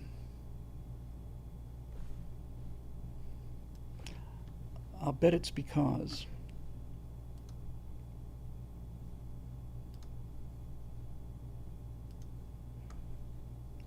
I bet it's better now.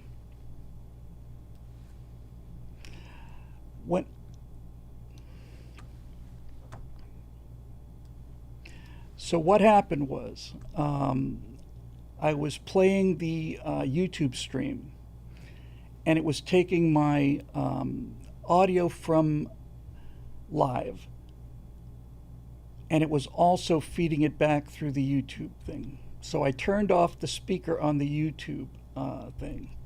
My God, I feel like I've just run through a crowd of people with my car while I fell asleep drunk. Let's try this again, and this time I'm going to keep the thing open. I'm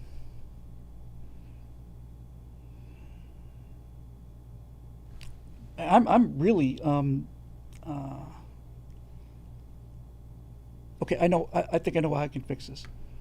What I'm going to do is I'm going to go to the screen capture, and I'm going to turn off the screen capture audio and just keep my microphone. So we'll take it one step at a time. Sorry about that. Hang on one second. There might be one echo just for a second.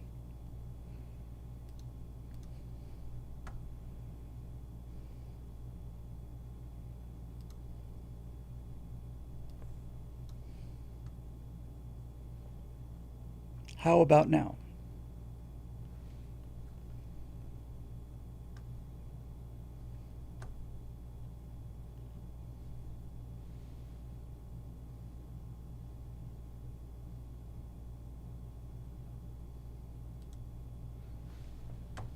Did that do it? I muted the YouTube stream, yes. I muted the YouTube stream, and I turned off the sound. Yeah, I know it must have been crazy. All right. Well, I can't wait to play that back. That must have been, that really does sound traumatic. Okay. So we're going to try this again. I'm glad I checked it. I'm glad I checked back. All right, here we go. We're just going to do a moment. Okay, we're just going to do a little moment. So we're going to do the screen cap for 5 seconds, and then we're coming back. So nobody panic. Sorry about that. There we go.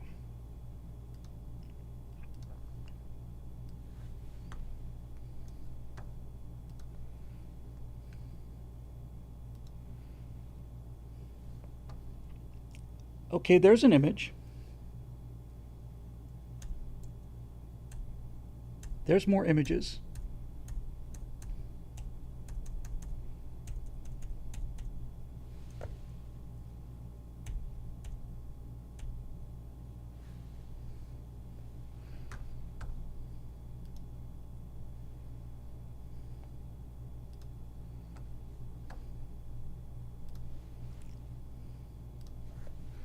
Did that work okay?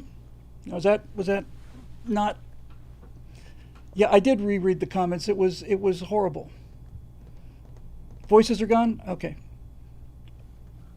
I'm going to try a little bit longer, and then I'll come back again. We'll make sure. All right, here we go to screen cap again. I've muted the input from the screen, so we should be good.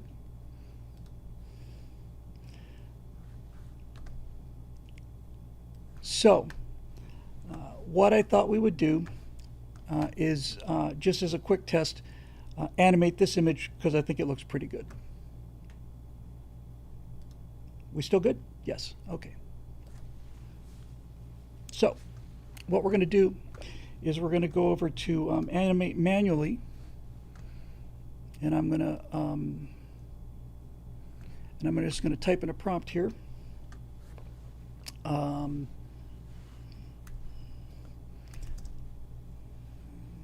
see.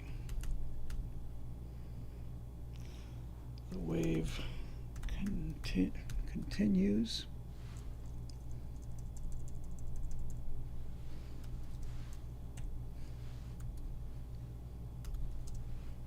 To grow ever larger as it moves ashore.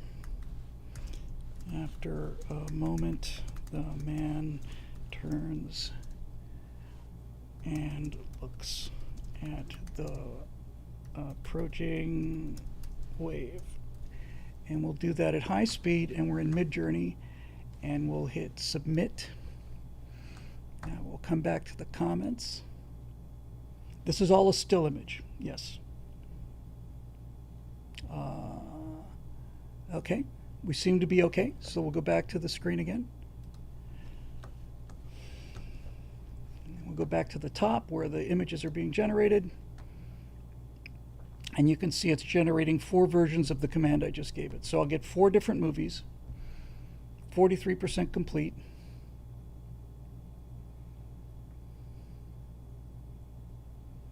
Man, I'm as shocked as you guys are. I'm emotionally traumatized by that. That was like thousands of voices screaming in pain.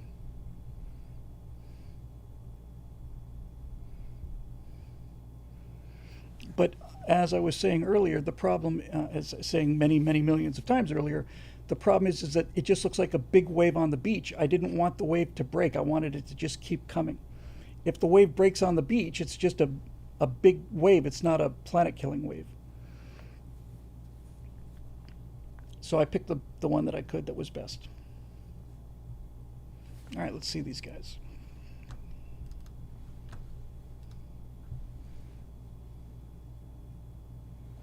Not bad. Let's see the next one. Slightly different. Zooming in a little bit.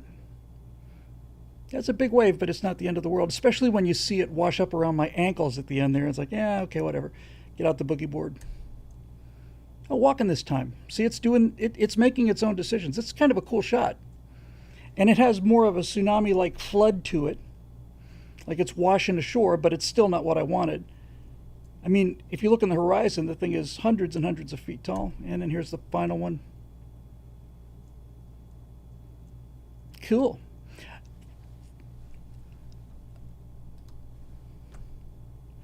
For reasons that I do not know, I gave it every command I possibly could. I said, just keep rolling ashore, kept doing it. It just wouldn't do it. Just wouldn't.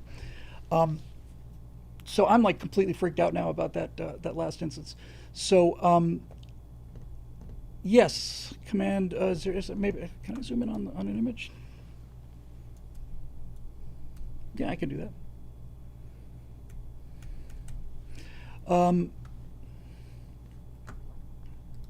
So what I'm going to do.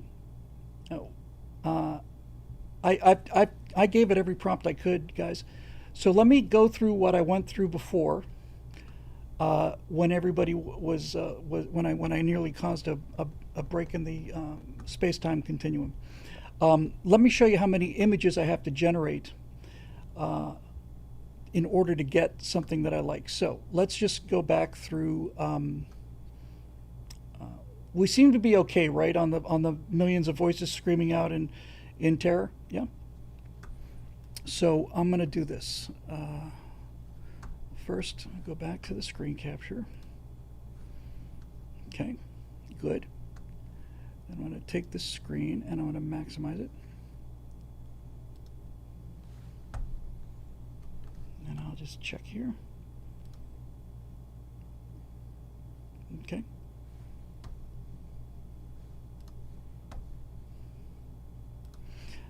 All right. And then we'll zoom in. So here's how many images I had to make in order to get a 9/11 image I like. I'm just tagging through it.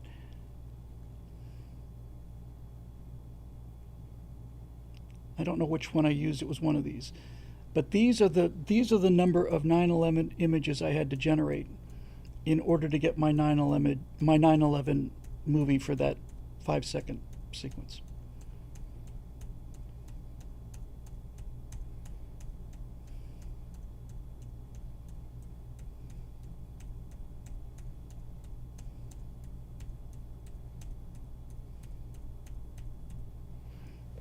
Here are my animations.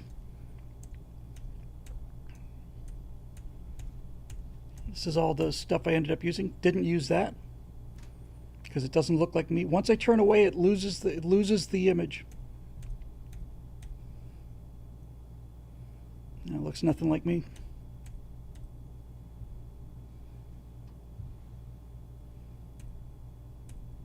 It's like you've got some kind of satchel there or something. Let's see if I can make this a little bit bigger for you guys. Yeah.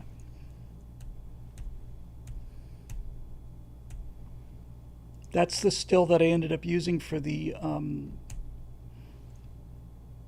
that one was cool and I tried to animate it. Didn't look much like me, but the wave is much better. So these are the images that I generated to get the Younger Dryas thing. I don't know who that guy is. It's a big wave though.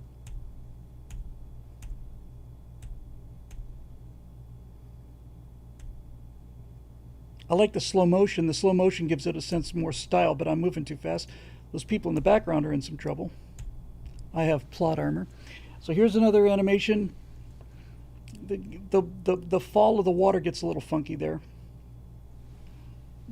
Now, because I'm completely paranoid about this, I'm just going to check again.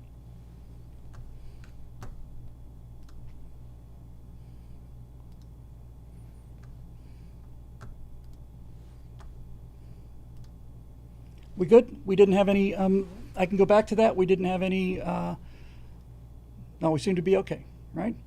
Okay. All right, good. We'll go back to what we were doing before here.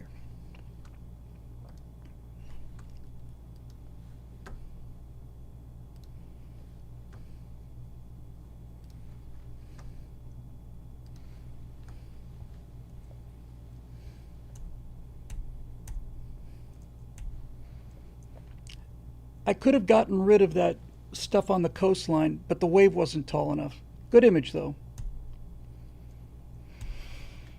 That's the one that we animated both of those, tried them out, no luck. Tried animating that too, that's kind of cool. But the wave is already broken. So I'm just going to tab through these fast just so you can see how much work it takes. Every time the screen jumps, it's a new animation or a new still. And watch the way the water falls here.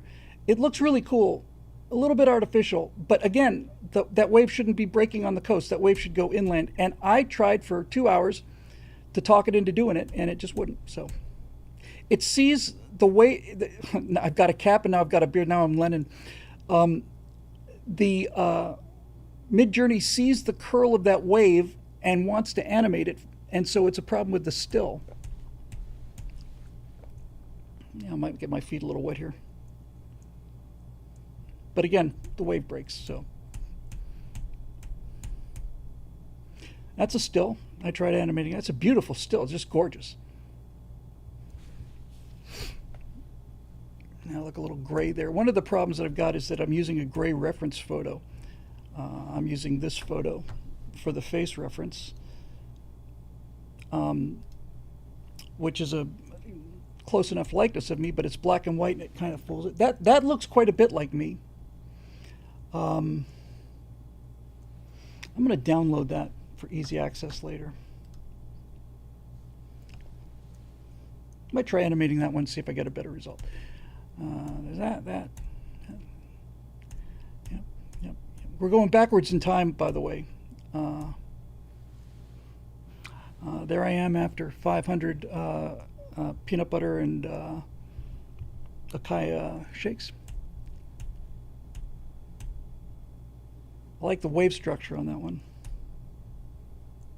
That's the one we just animated.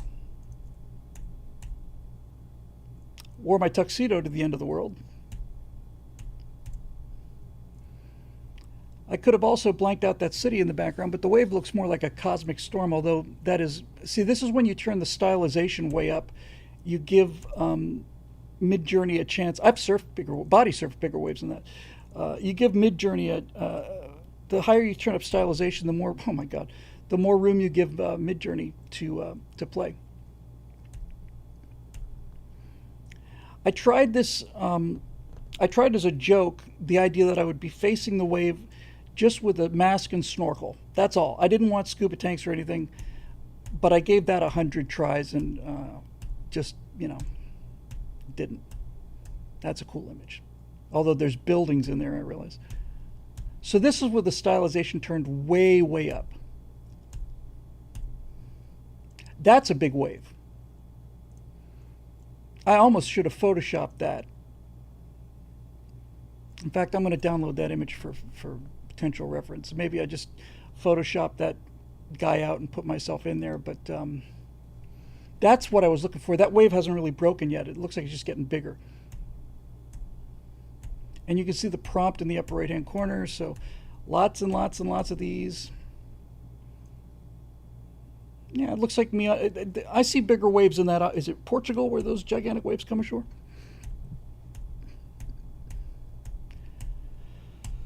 So, again, it took it's kind of cool. It took a long time to.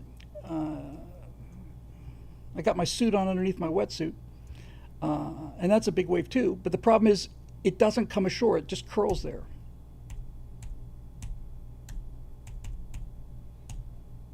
That's pretty tough looking. Every time you do it, it's a roll of the dice. Now, this is with the stylization turned way, way down, and it just looks, The technology is getting better very, very quickly. And so, I love my cane. I didn't even notice that before. Yeah, I got my eyes closed for the Younger Dryas. I don't want to really see what's a-coming. And I'm ready to blow that wave out of existence, or whatever. It's weird. Kind of fun, actually. Hey, looking good, man. Looking good. That's probably the best picture of me. And the wave has a certain size to it and distance. I'm going to download that too. And I noticed it gives me the black tuxedo studs. Come on, go away. Go away. Oh, come on. Download this guy. Maybe play with him a little later. Let's see. Okay, now we're on the pictures I generated for COVID. Once again, just because I'm a little paranoid about this, I'm just going to check in with the stream. Going to make sure everything's cool. We seem to be all right. Thank you very much. We good? Yes? Okay, good. Back we go. So,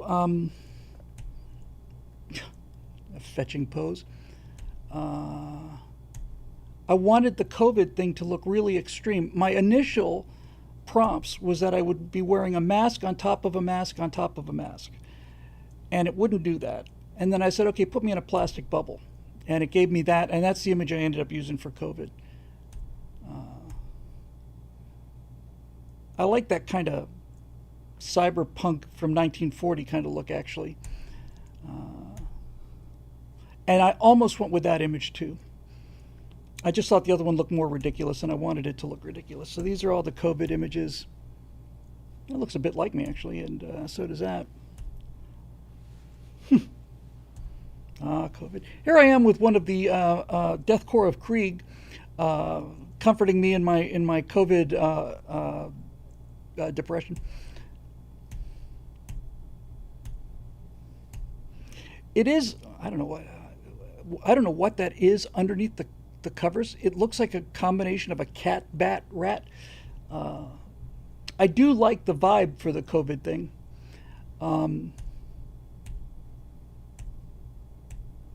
Now, I forgot to put my reference picture in here, so it's making up its own faces. But look how much better the image looks without the reference picture. This is Midjourney making its own decisions here. Just, I don't know, the lighting and the faces look really cool. And I told it to put some viruses in the air there, so it did that there. But back to me again. Nope, nope, nope, nope, nope, nope, nope. Almost went with that because it was so depressing. So, as I said, we're going backwards in time, and I keep making images until I get one I like. I don't know who that person is. Look at me. I'm dreaming of butterflies and dandelions. The prompt here is a photorealistic full-color image. It's not a full-color image. It's using a black and white reference.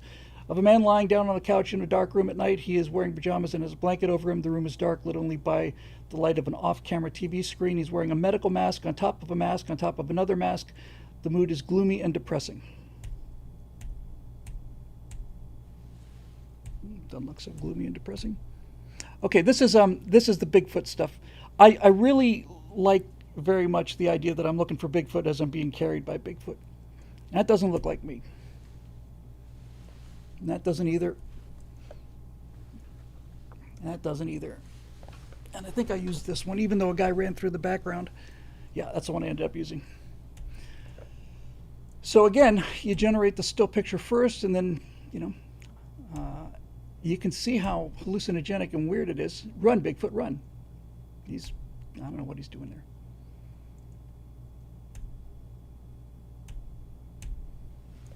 Now, I forgot the reference image and the description of me on his back, but when you leave Midjourney alone, it does all kinds of cool things. Put motion blur into the foreground there.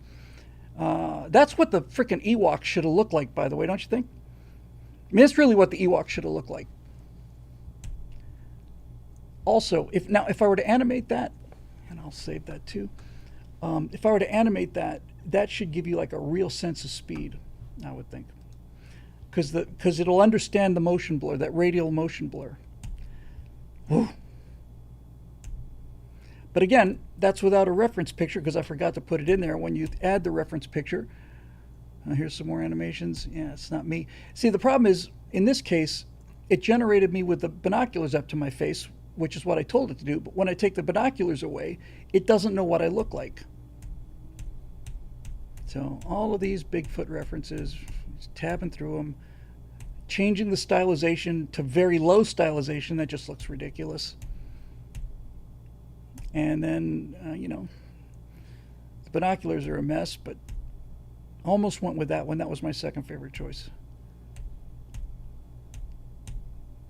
It's freaky and weird. And, okay, so now we're on the Loch Ness Monster sequence. I animated the Loch Ness Monster in a different piece of software. Which one did I use? That's a good likeness of me. But the one I animated was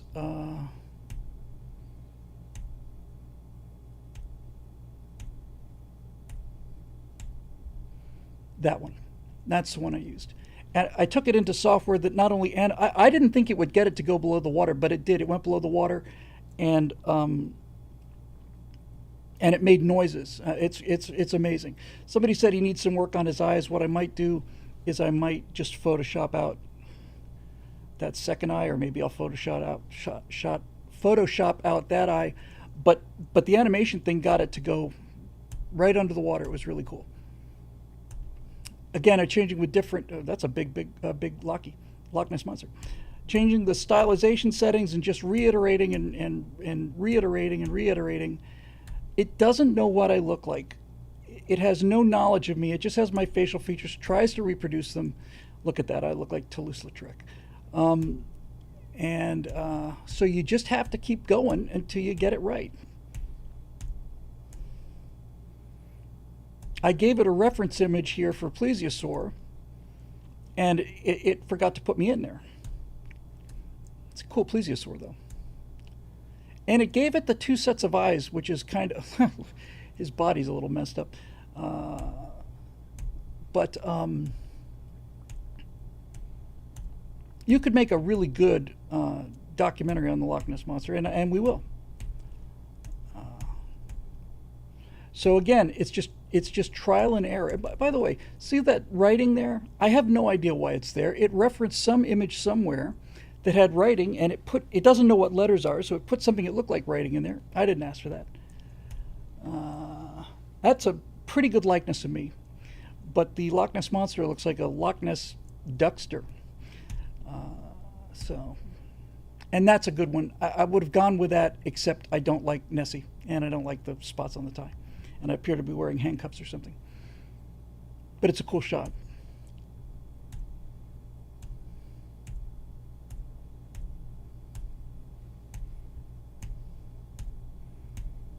So this is when I forgot to give it instructions, just reference the animation photo. Here's where I forgot to put my face in, so it gave me different guys instead of me. This is the picture I use for secret societies. I actually love this image. It's one of these images. I just love the attitude. I just really love that kind of, yeah. These are variations. You can tell it to vary an image. And I was just real happy with this. Took a couple of iterations. I wanted a golden calf on the altar there. So which one did I use to do the animation? I think I used that one. That's the image I used to animate. And then the prompt for that is photorealistic, vibrant. I want this to just go away. It just does that. It makes me nuts. Let me just...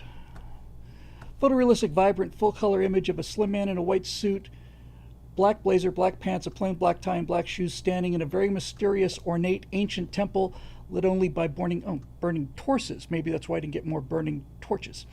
Mounted on the walls, cryptic runes cover the walls. Behind him stand rows of very serious, very old men in bright red hooded robes, looking ominous and threatening.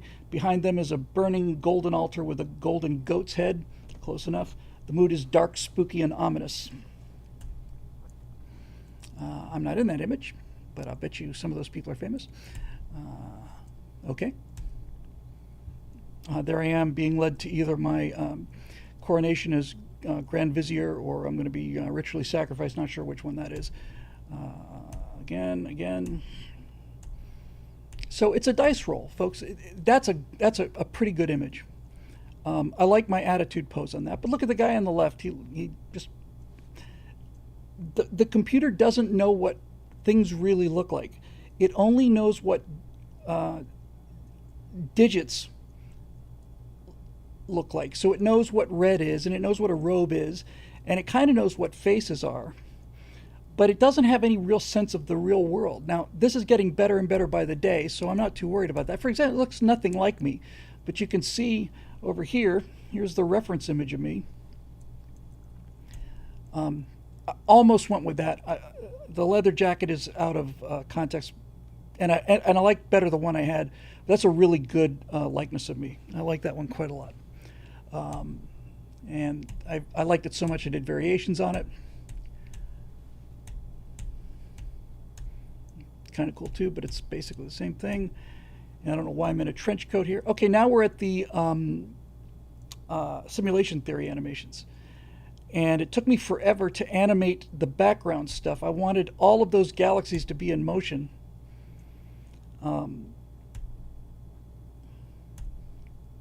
I almost went with this, that's not my nose, but I almost went with this image because I like the pose so much.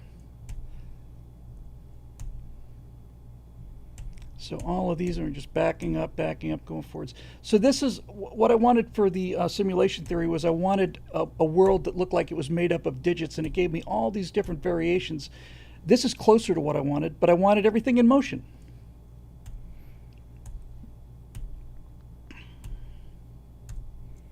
The room starts moving, it's a little bit better, but it still looks like you're in a real room with, just like a museum. Well, these are the stills that we did the animation from. That's the one I think I used, or one like that. That one, I think, is the one we ended up animating. But this got closer to what I was looking for. See, that just looks like a museum. That's kind of cool.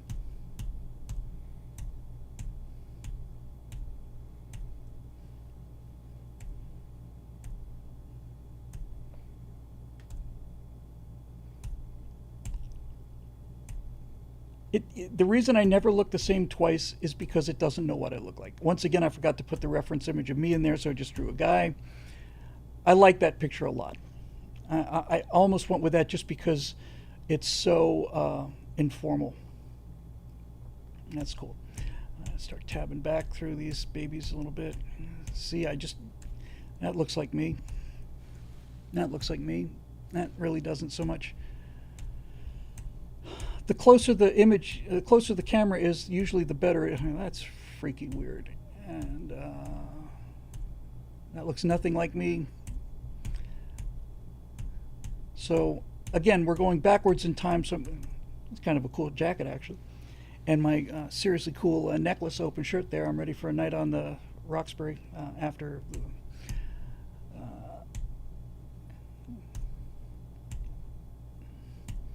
It just, you roll the dice and it comes back and you make changes. That actually is pretty cool image.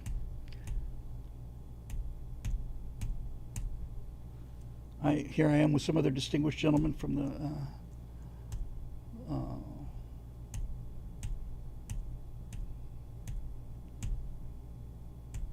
Kingsman kind of thing. That's interesting. But it's not what I wanted. That's got my reference picture in there. I don't know why.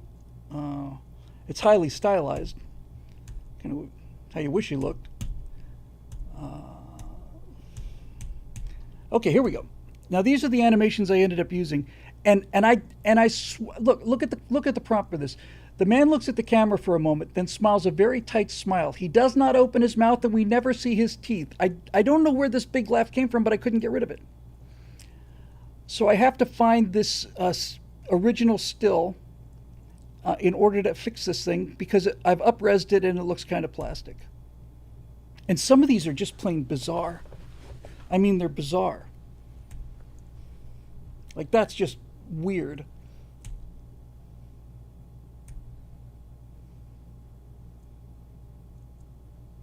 I think that might be the one I used, but again, my hair looks artificial because the upscaling adds all these weird artifacts, but the candles are perfect. So what I have to do is go back through all these animations. I kept trying to say, don't open your mouth. Stop with these maniacal smiles. Just stop. Kept going back. I forgot to put the reference frame in. So I'm trying to find the still image and not the up-res still image. I want that. Okay, so that's the image that animated, but see how artificial it looks?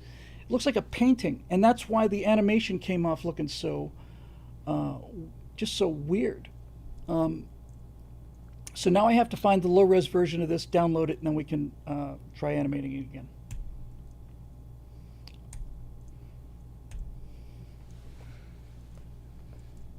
I'll show you all of the Shakespeare ones, and then we'll get back to business here. That's not bad.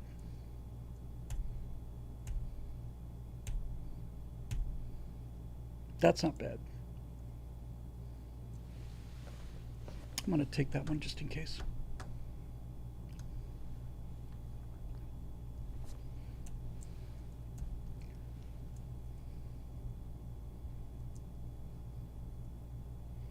I'm going to take that one just in case too. I don't know why this will not go away. Nope.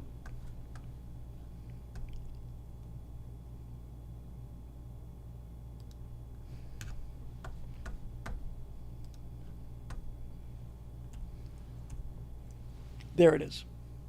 Okay, the reason it looks so strange is because it's got a very painterly kind of a look on it. I might have to switch out this image to another one. The stylization is set so high. That's why it looks so artificial. Yeah, I might have to go with a different animation. I'll take this anyway just to see if I can fix it, but I hadn't really noticed that.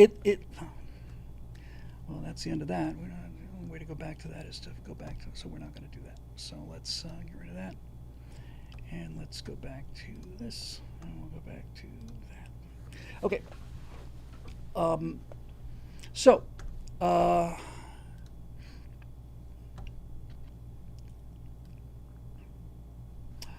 Top of the hour, time for an update on the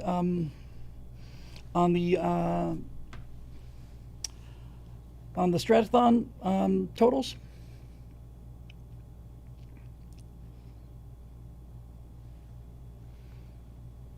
Yes, I do have a cod piece. I have 4 cod pieces. Don't take any chances. Okay, so let's see what our number is. And I will, I'll put it on the graphic and update it.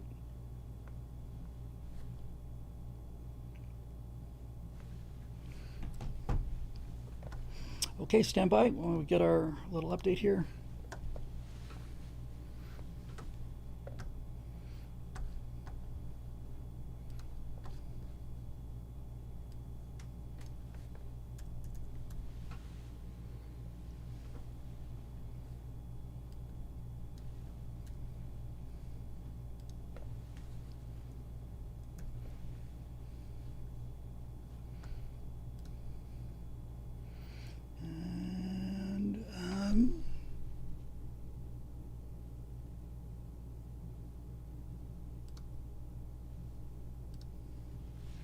Let's see if it'll update itself or not. We'll find out.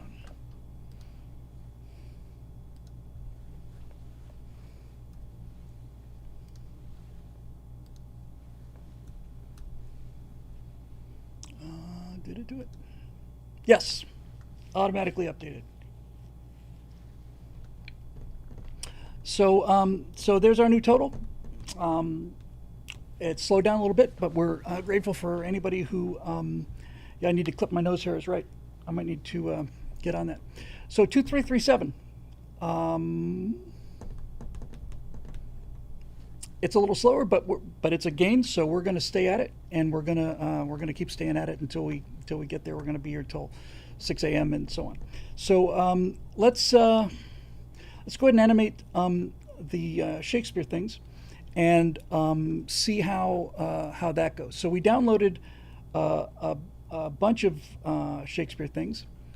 So what we'll do is, let me see here.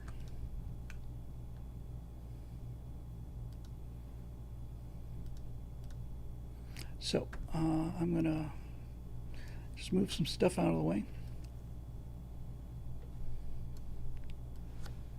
Thank you for everybody who donated. And the link is at the top of the stream. We're going to be here all night, so there you can go. You can block things in your images with the no parameter in Midjourney, Castellan. I actually found out that you have a lot more control if you use Discord. And I just hate Discord, but apparently with Midjourney you can add a lot of details through Discord. So I just didn't have time to start it, but I will end up going through Discord because Discord gives you enormous amounts of control that I haven't had yet. So let's go ahead and take a look at what we got here. So we're going to animate a couple of these Shakespeare things and see which ones we like. So this is that one. So let's grab that one. We'll put him over here. And then we'll put this one over there. And hang on, I'll go back to screen saving in just a minute here. Screen sharing in just a minute. And did we do 4 of them? Let's Let's see. Do we do 5? Okay. No, we did 4. All right. So. All right. So here's what we got. We'll go back to screen sharing here. Okay. So I want to hide this. Yep. And then I want to go to this. Yep. Okay. So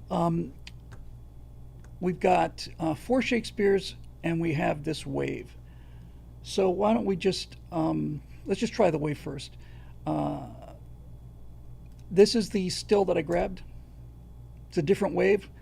I don't think it's going to work as well because it's not as big, but it might come ashore. We'll just give it a try just for giggles. So we drag this into Midjourney, tell it that's a starting frame.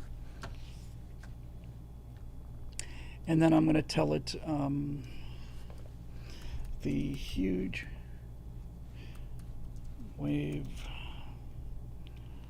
grows ominously in height as it comes ashore, comma, a vertical wall of water.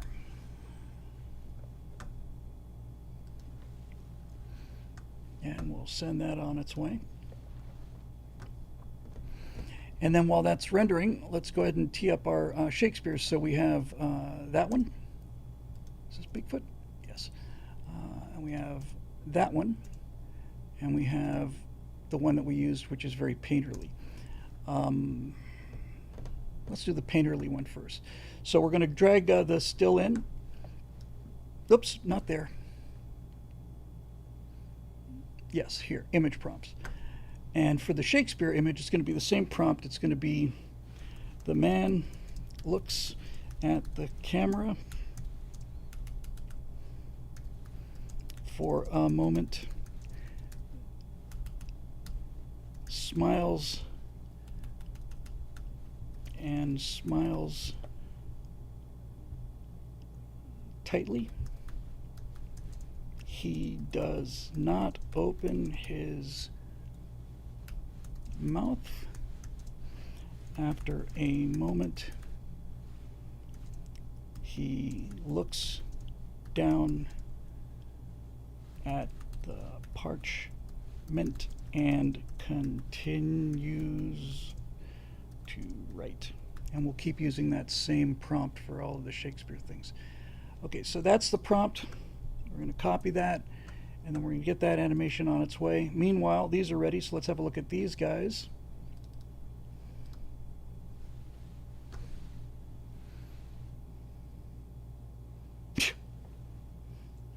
Yeah, I start to look pretty wrinkly there. Somebody pointed out it's really highlighting my forehead wrinkles, but again, that's something I'd see at Malibu. Again, just a big wave, and way too much. I just don't like the shirt or anything. Yeah, so see, the thing about this kind of work is it's all about selection. It really is. It's just having the taste to know which works. But with that said, the way it's treating the wave is perfect. You cannot get this in CGI. Particle systems just will not do it.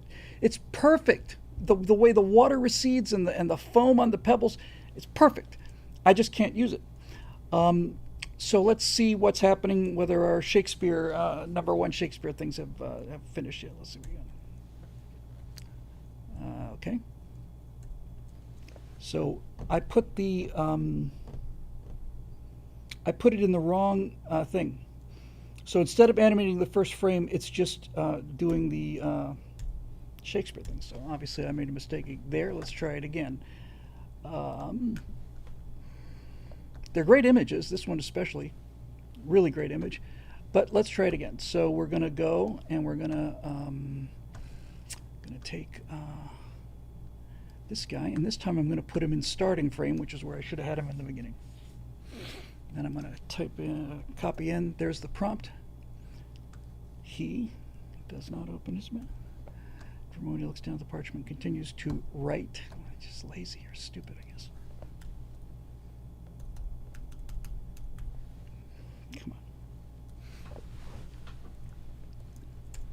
Okay. Here we go. And action. Now it'll do different variations till the cows come home.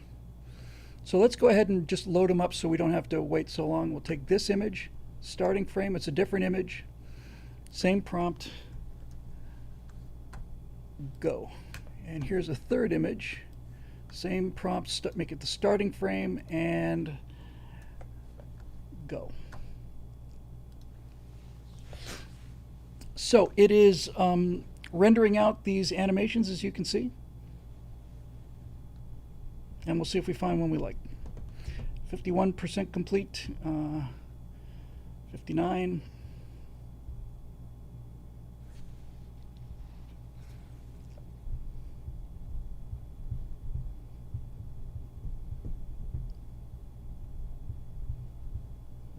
Almost done.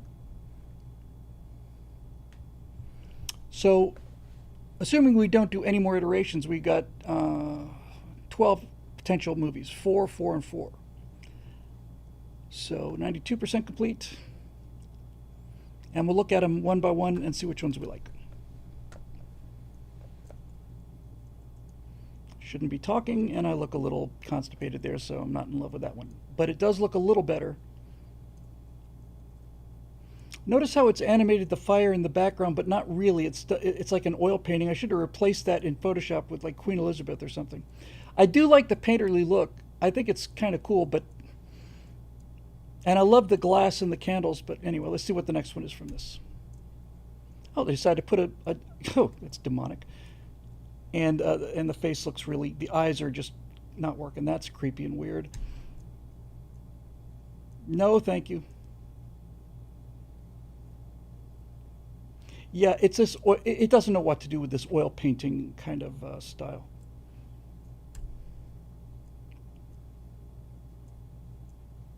I'm seeing these the first time as you are.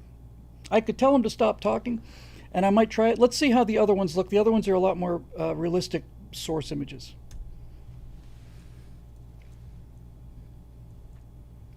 It doesn't look like me.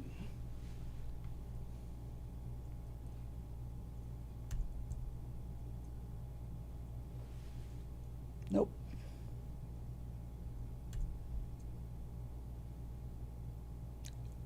I said smiles tightly, and it's doing this gigantic laughter. I don't know why. It just doesn't look like me from that angle. That's all there's to it. Just not. That's better.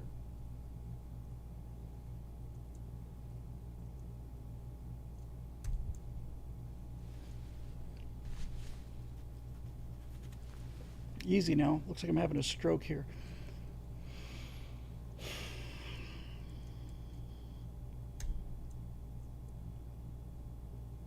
Just terrible. I might have had the motion set to high instead of low. Maybe that's what's causing it. I shouldn't be writing. And look at that weird thing on the pen. It's like it's got glasses attached to it somehow. It's garbage.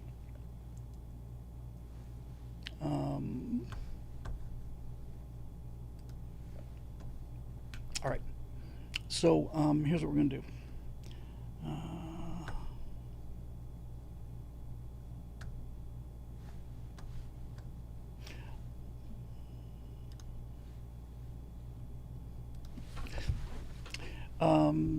We're going to crack out a different.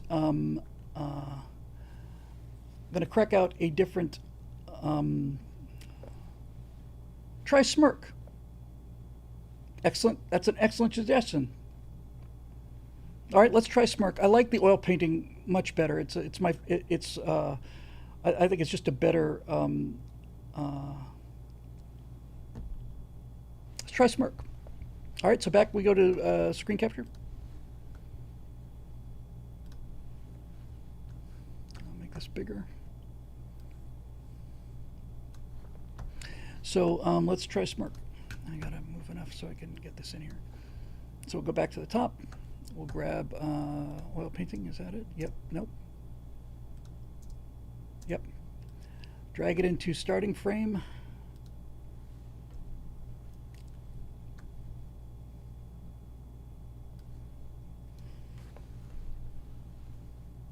smirks for a moment. H does not open his mouth. Again, you make these little mistakes and it doesn't know what to do. Let's give it a try.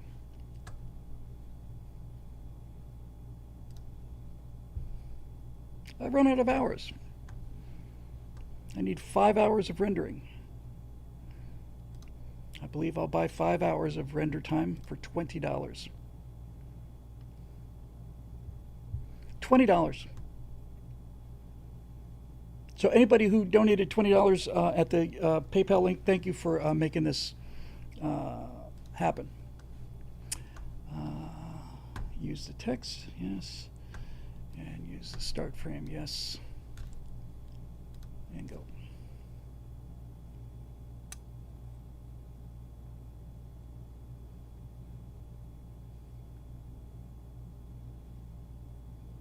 Let's see what we get out of this. Motion high. So this should be set to motion low. When it's set to motion high, it's telling it it wants a lot of action, and I don't want a lot of action. So let's see how these look, and then I will re-render them, I think.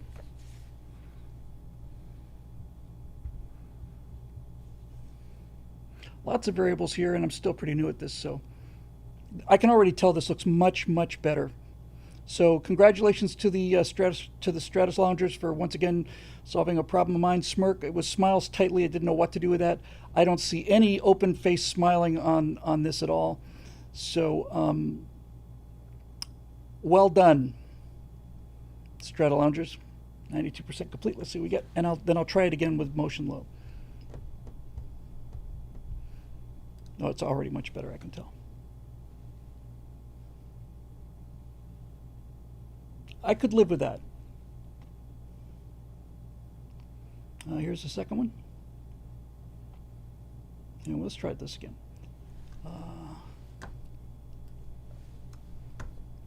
This one. It's much better. Okay, here's the second one. Looking around. Weird, a little weird, not bad. But it's at motion high. Here's the third one. Okay, calm down, calm down.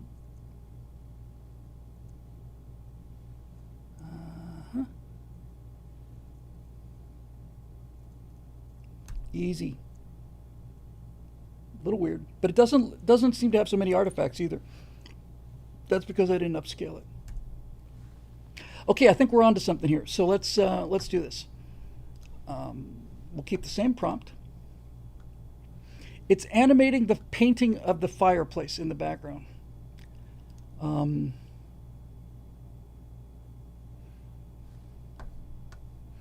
So let's see if we can do something about that. Yeah, I would really like this to look good. So let's try this.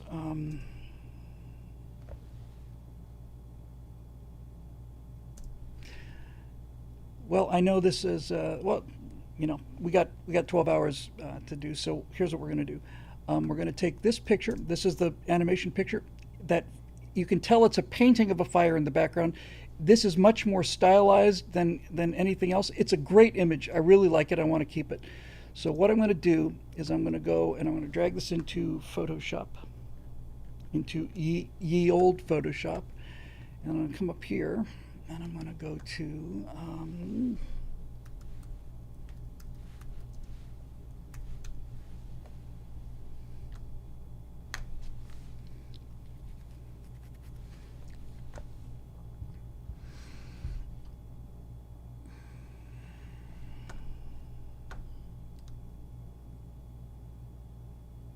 yeah.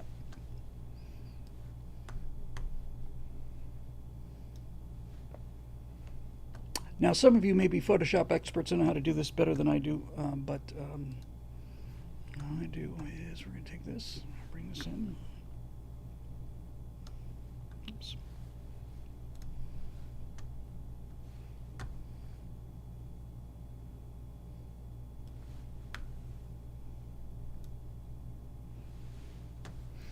Okay, take that, copy that, and go to this image, and we're going to paste this here. We're going to put it underneath that. Hide that for a minute, and then I'm going to use the magic selection tool. Come on. Plenty. Too much. I'll probably just be quicker to do this by hand, I think.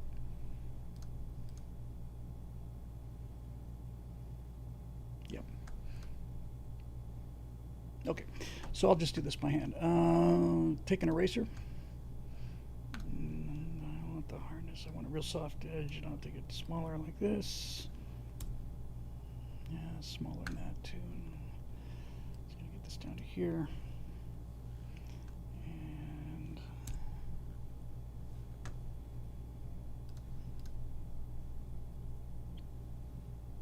okay, let's try this. A little bit smaller.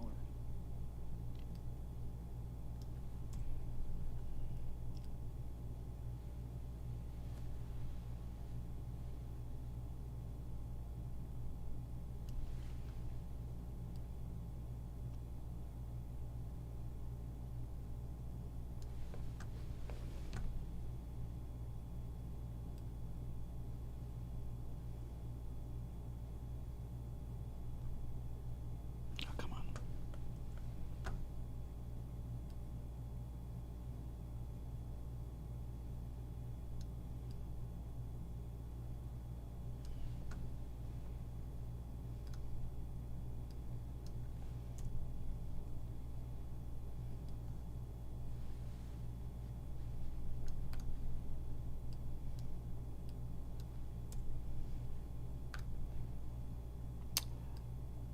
This is what it's what a day in the life more or less looks like here, gang. I want to just get this out of there like that.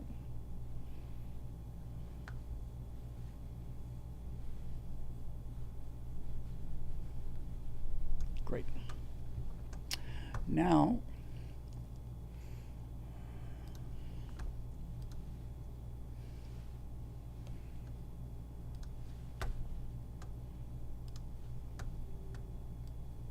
oops, come on.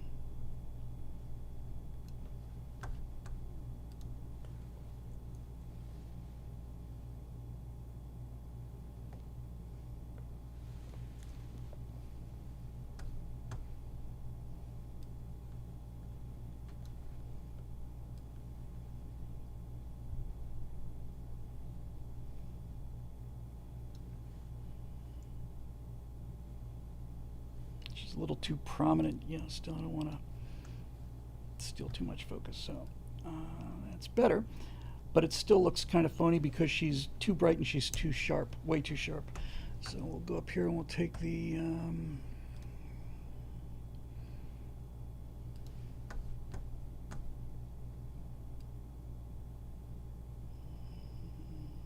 it's a dark room.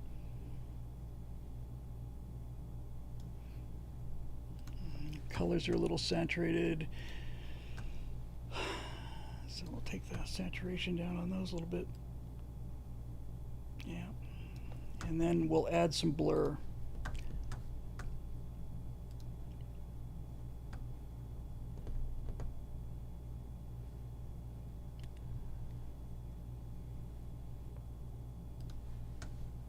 That's a little more than we need. And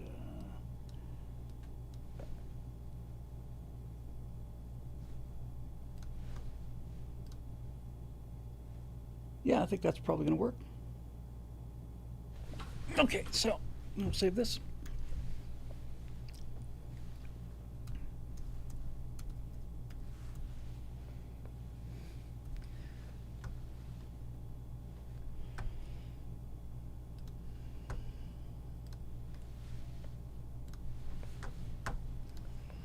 Hide this.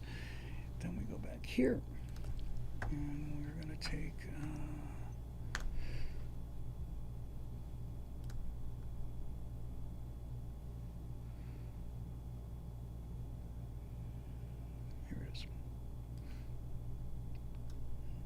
Make sure it's the right one first.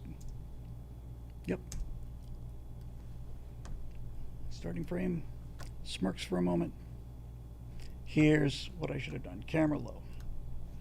I think this is going to be a good outcome. Let's see what we get.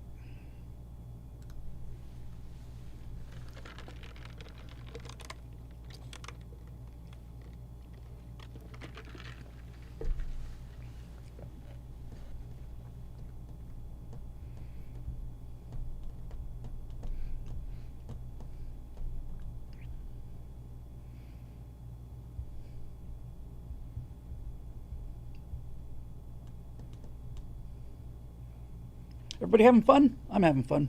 And we'll take some questions and do some politics in a minute. We got some questions from last night's Stratosphere Lounge that we need to finish.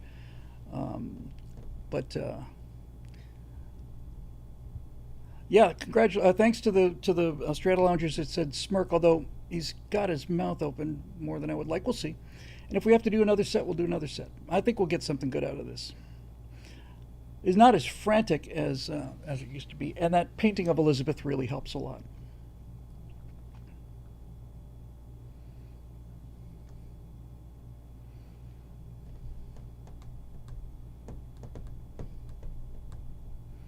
Come on, baby. All right, let's see what we got.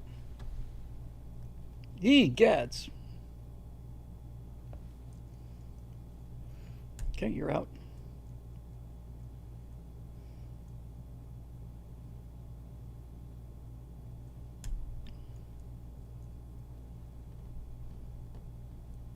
It's not terrible.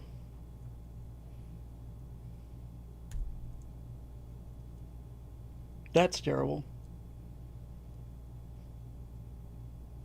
All right, here's what we're going to do. We're going to go to here. We're going to try a different animation set of software. And then, and like I said, after this, we'll break it up. We'll do something different. I know this can get a little tiresome for some people who are not so interested in this. We'll go into VO3, and we'll go into Flow.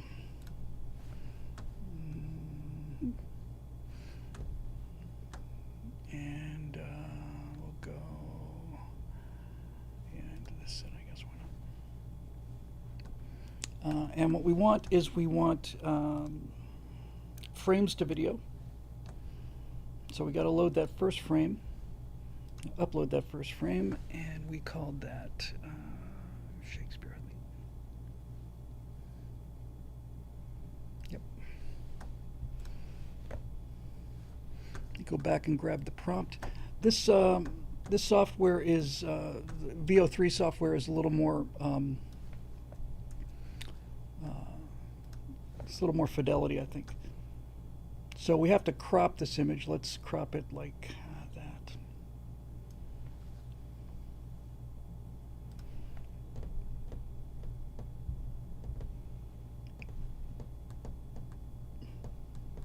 Okay. Got the first frame loaded in here, frames to video. Here's your prompt.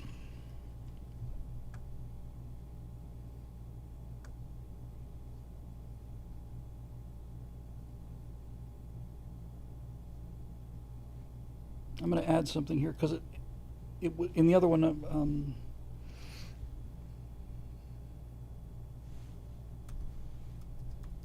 pauses his writing and looks at the camera for a moment.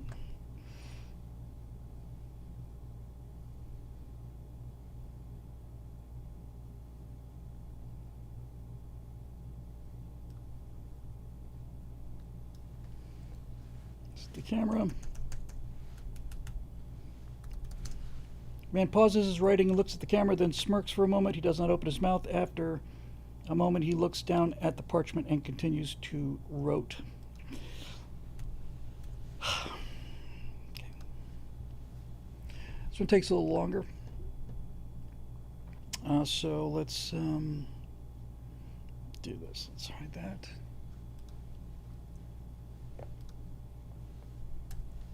And then let's go back to here.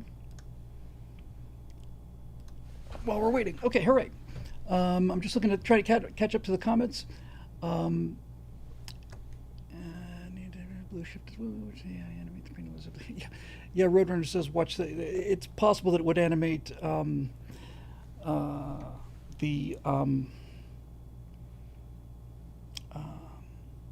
the picture of Elizabeth. Let me do something while we're waiting here. Let me go back to the screen capture and show you what. You know what? Here's an idea. I've got some fun for audience participation. Let's. Let's. It's hard to put.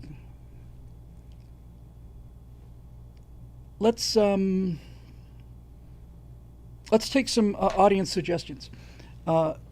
Anything. We'll just generate some new images in Midjourney because Midjourney is absolutely breathtaking. So I'll start off, and then yeah, Marusha said put the thing over the side so I can still read the comments or some kind of idea about the comments. Check this out. So let's just say oh, I don't know. Let me get the screen down to size here.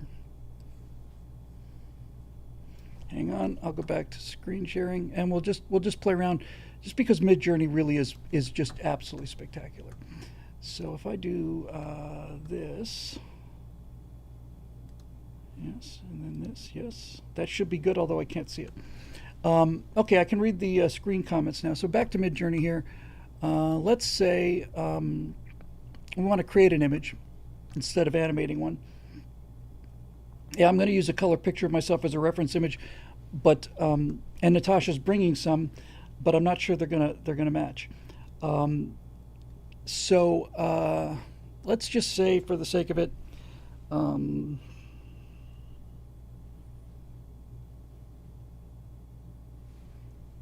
there's a lot of retro AI kind of thing.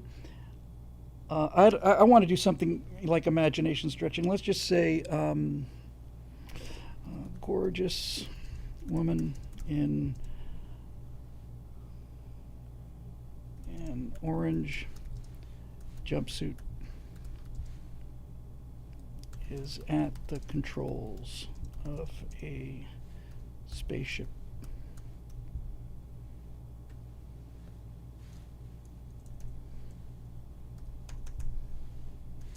Retro, futuristic look.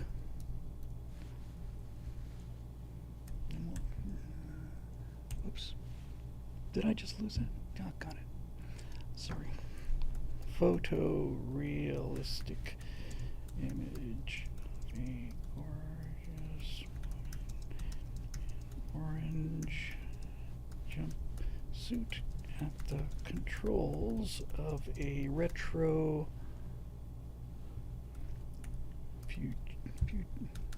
futuristic spaceship. And I'll show you the difference between stylizations. Okay?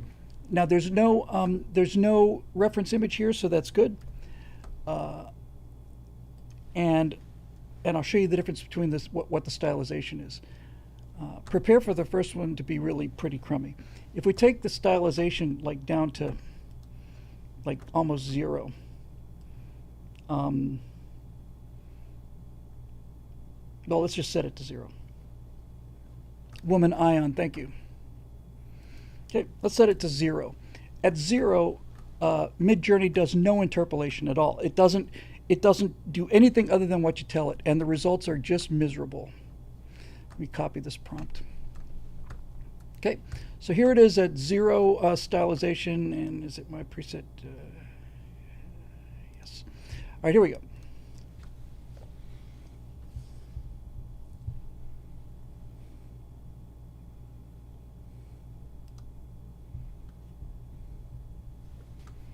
So this is on stylization 0, and it's I mean, it's not bad, but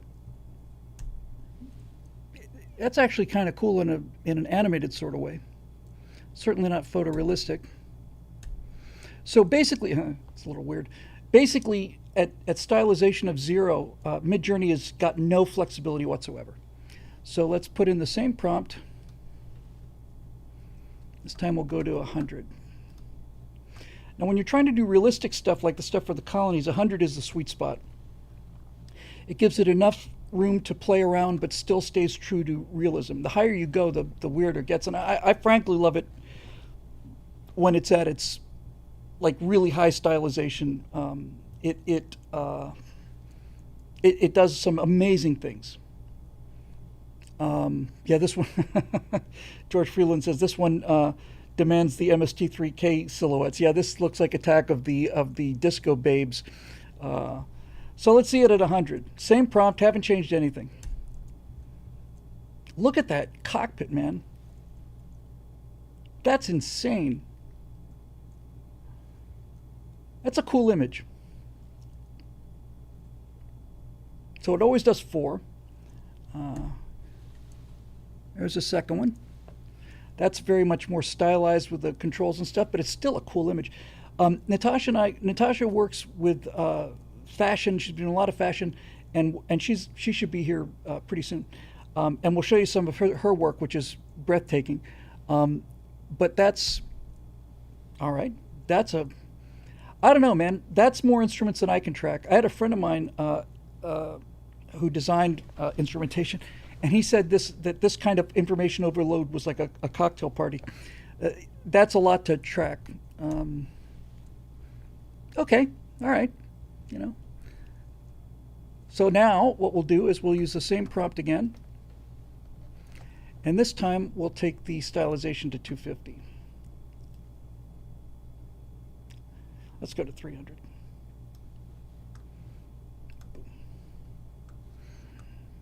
Meanwhile, over at our animation, let's see what we get here.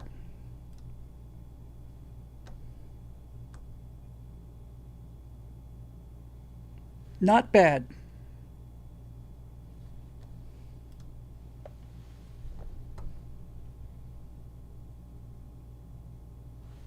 Not bad.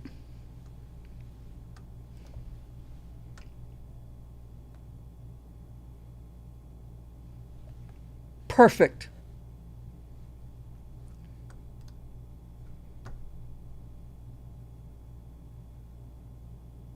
A little much. I don't know, folks.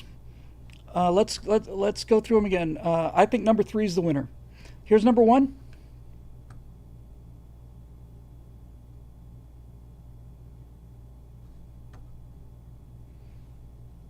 Here's number 2.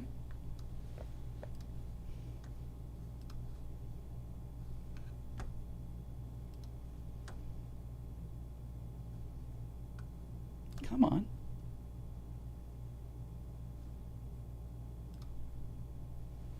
What's the matter with you? There we go. Here's number 2. Much better than what I had. It's a little weird smile. Number 2 is good, though.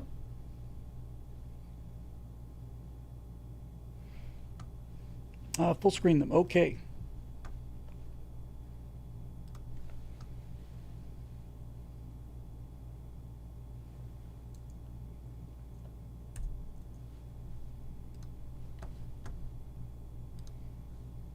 That was number 1. Here's number 2. A lot of those artifacts have disappeared out of the eyes. This is just a better animation program.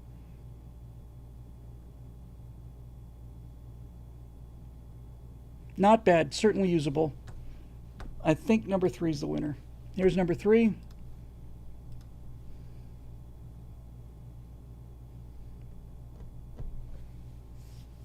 Now I can take this in and sharpen it. I've got Elizabethan teeth there. And here's number 4. This is a little goofy, I can tell right now.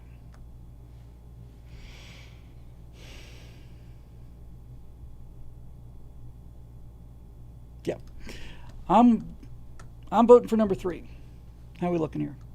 Number 3. Come on. Download. Much better than what I had. So let me put this in the correct place. Truth bombs.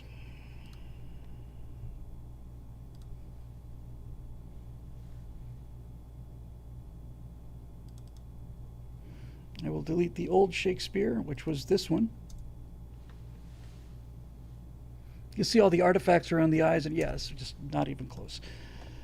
You go to the trash. You come over here. Oh, come on.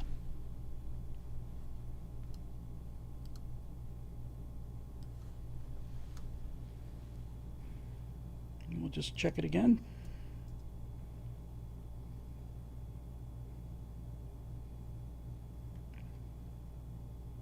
Great.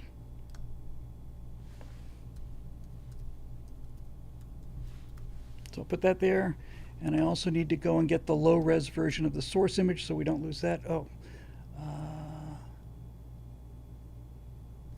Where did I save that? Oh, I saved it as Shakespeare 3, didn't I? Yeah.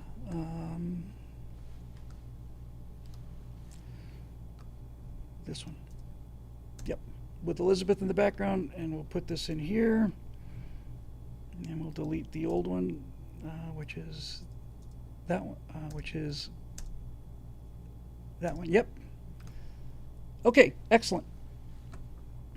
Oh, this is so cool. I just love this. I just have so much fun with this. All right, let's go back to see where we are with our, this is stylization at 100. Let's see what happens when we get to 300.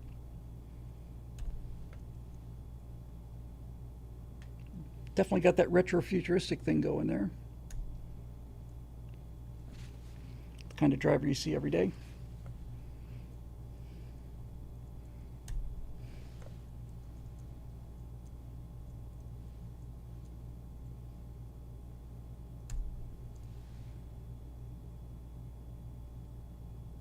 All right.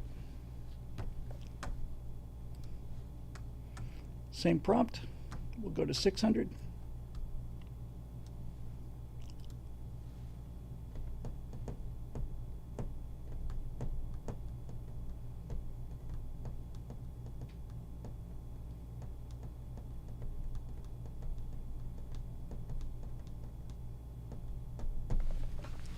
And after this, we will go to questions from Stratosphere Lounge from last night.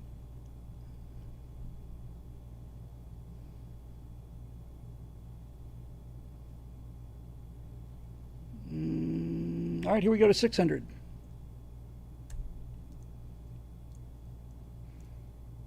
I don't see much difference. It's really still following that. Well, the retro futuristic is what giving it that, you know, that 50s looking dashboard. I like the steering wheel. Okay.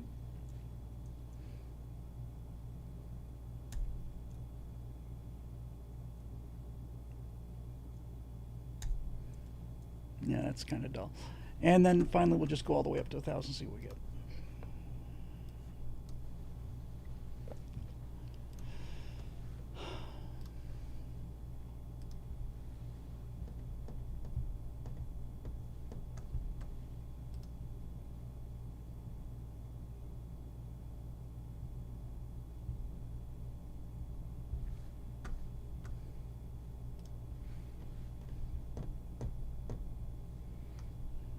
I did those fast. When you unleash it, it renders much more quickly. There's at 1,000. Looks uncomfortable.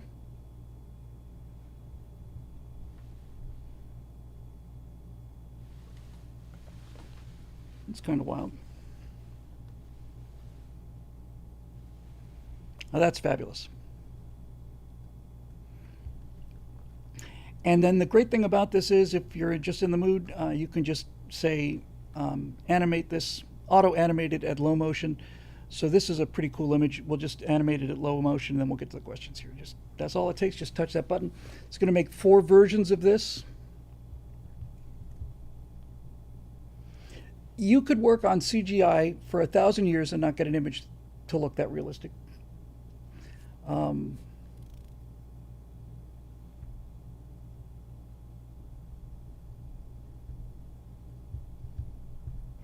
So let's see what we got coming up here.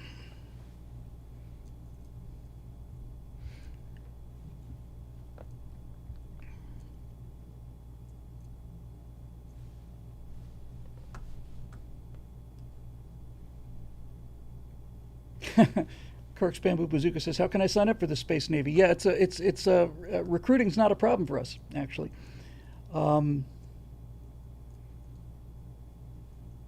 Those animations done? They look like they might be done. Nope, they're still working, almost done. So from this image, the Mid-Journey animation will render 4 different versions of this at its own discretion. I could have given it a prompt, like I could tell it to look to the left or look down or something. It's just when you just hit auto animate, it just moves it and it just looks cool. And it's a click, it's a button click. Okay, I think it's done. Here's so 4 movies of this still. Here, let's see what we get.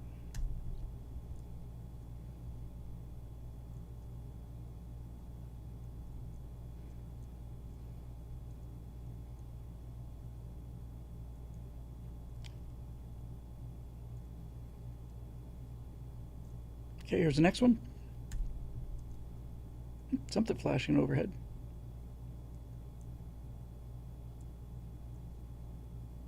It's phenomenal. I'll just never get over it, honestly. It's just phenomenal. Here's the third one. Little camera motion in there.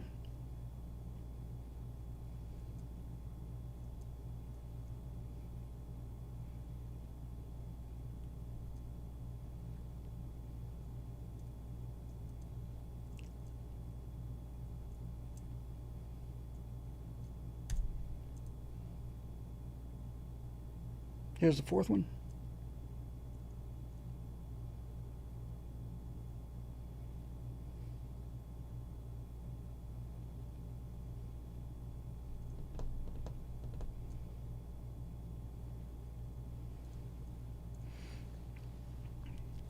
All right, I told you we go to questions. We're gonna do one more. We're gonna do one more thing,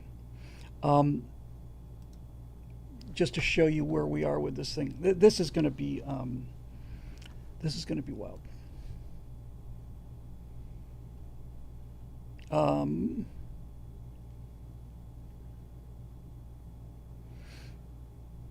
So check this out.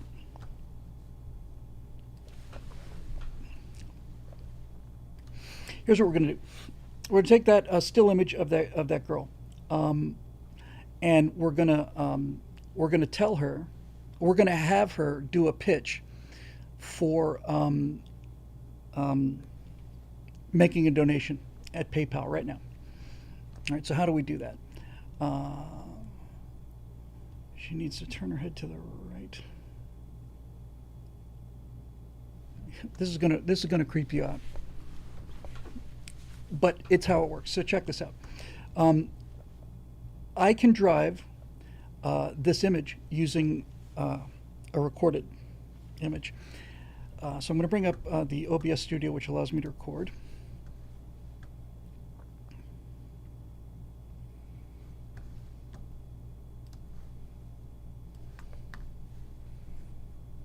Okay. Get rid of this. Okay, and it's recording. It's turned off. Now it's recording. Okay, so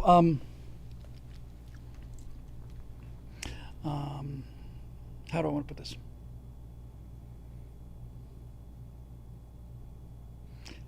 Make a PayPal donation. You can make a donation to the Stratothon. You can make a donation to the Stratothon right now by clicking at the pinned link above. Okay? You can make a, I'm going to say, you can donate to the Stratothon right now by clicking on the link that's pinned above. You can make a donation to the Stratothon right now by clicking on the link that's pinned above. So that's what I'm going to record, okay? I'm going to record that. Ready? I'll go to the screen cap. All right, here it is. Ready?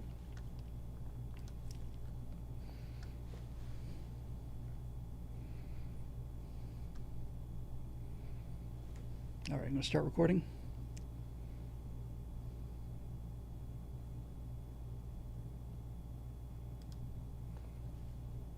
You can donate to the Stratothon right now by clicking the link up above. Got it.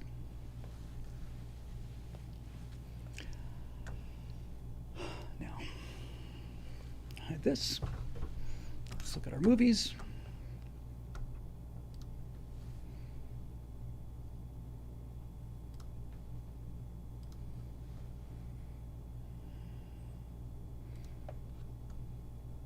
I've got the audio off so that we don't have the echoes of 1,000 echoes, but here it is.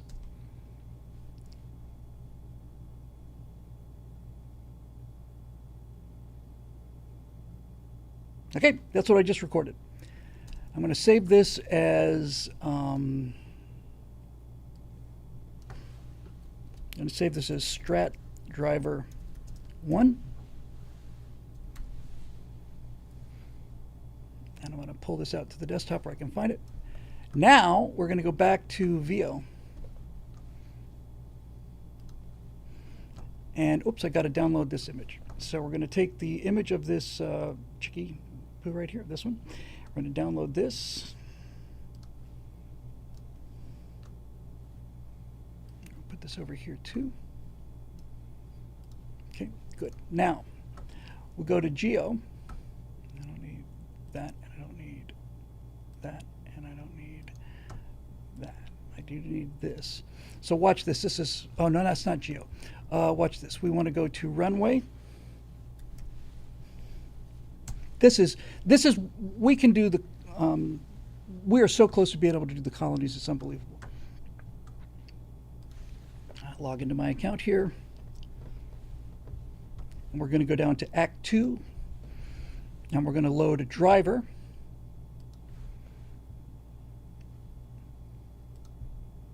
The video driver. And the video driver is going to be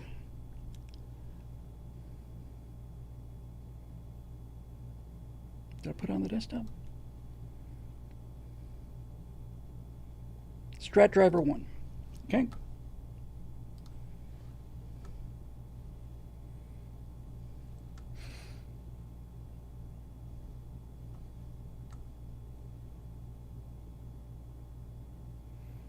So this video I just recorded is going to drive the animation that we're going to make.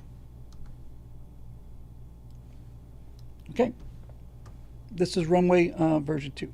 Now here, what we're going to do is we're going to select, we'll call her Strat Girl.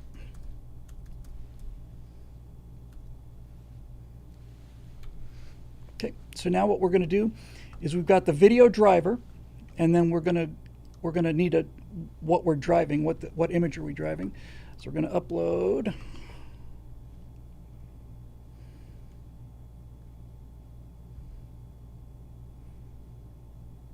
Strat Girl.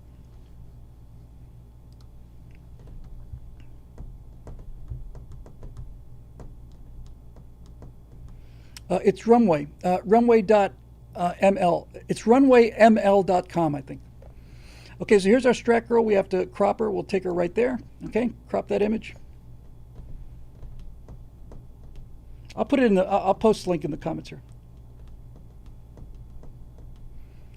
Okay, so now it's real simple. If you can see the mouse, this recording is going to drive this image.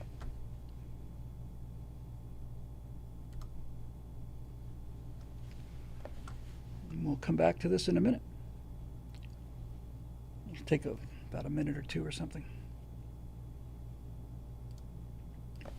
Okay. While that's cooking, Roadrunner says that she can program her turbo encabulator. Thanks for getting that for me there, Marusha. Bill, you're starting to sound rather queer. Well, I had to put a somewhat female intonation in to get the rhythms right. Now, the first thing you're going to see is going to freak you out. 65%. Should be able to hear it through the speakers. I'll just plug it in because we got one more step that we have to do after this, and it's an important step, obviously.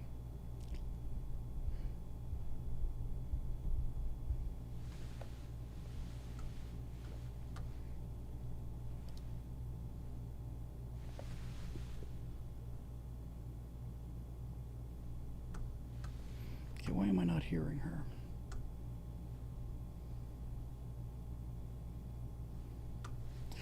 Maybe I just, because it's, let me see. I should be hearing her. Can I hear him?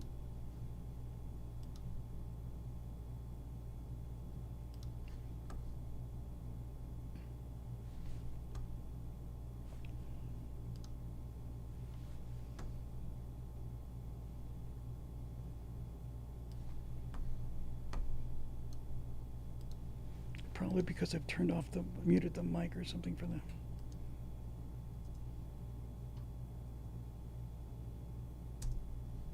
I should be able to hear that. Oh, is it because I have the. Yes, that's why.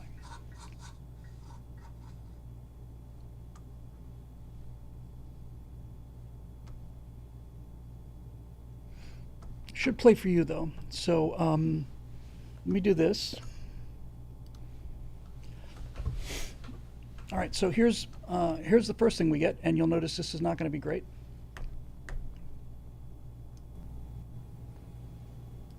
You can donate to the Stratothon right now by clicking the link up above. You can donate to the Stratothon right now by clicking the link up above. Creepy, but you'll get the idea. Hang on. So, the last step is go back to screen capture again. Now we want to go to 11 Labs.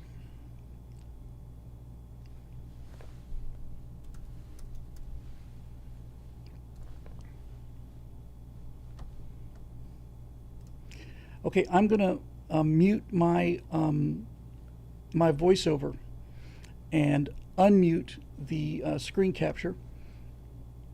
So everybody be cool for a minute or two, and I think we'll be all right.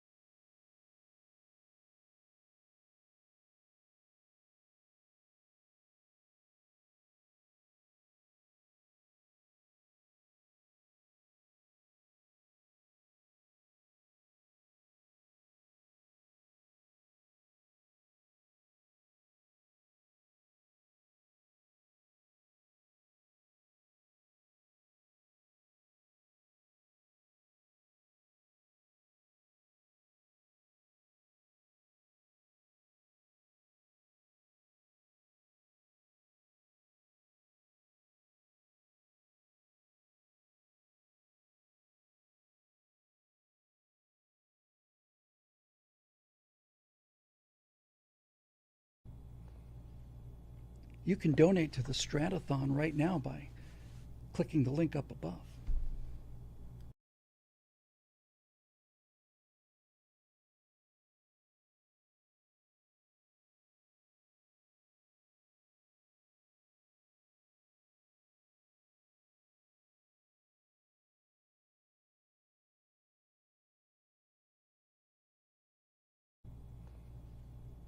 You can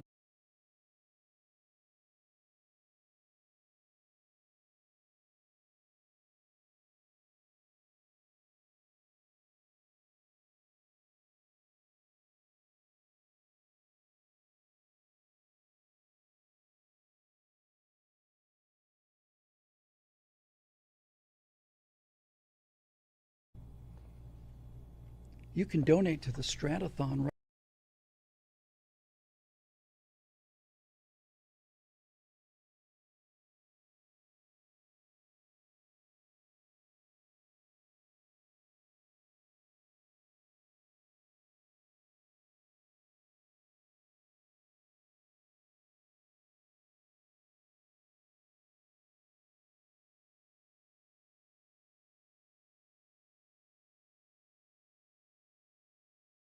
Just trust yourself, then There is no greater harm. As we I just love talking about movies,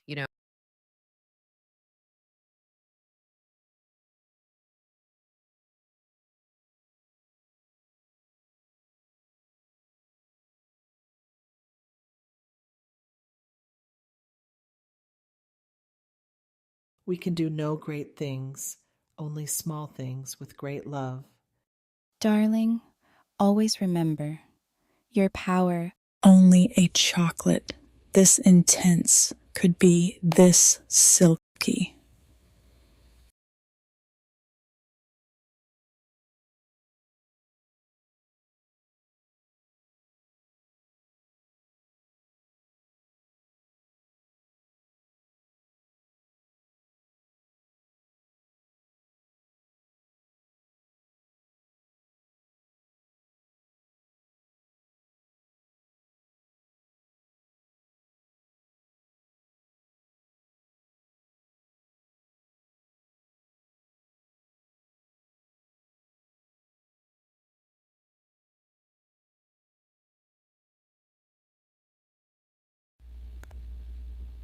You can donate to the Stratothon right now by clicking the link up above.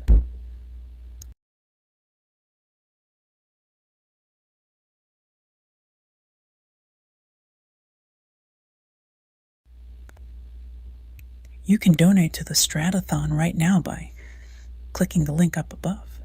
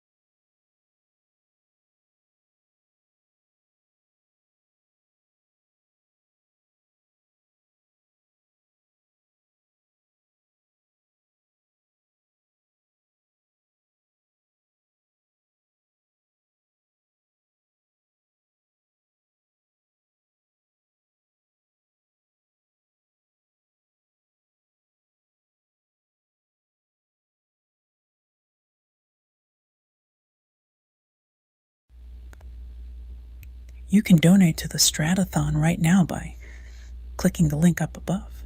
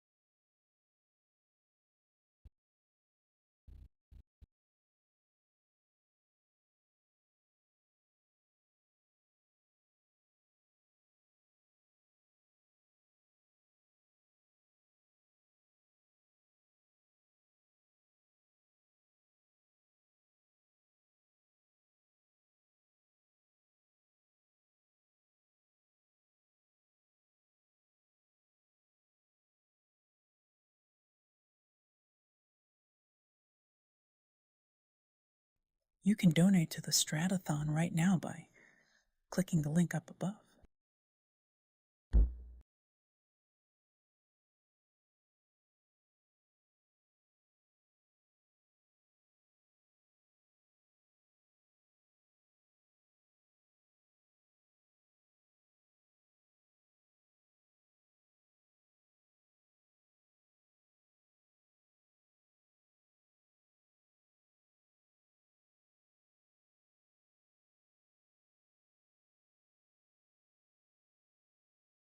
You can donate to the Stratothon right now by clicking the link up above.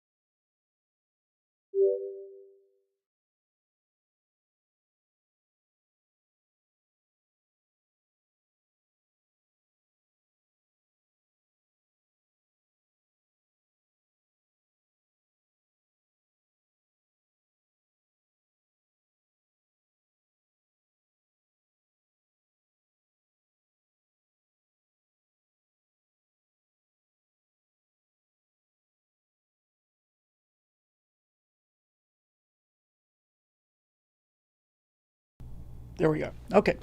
So now check it out.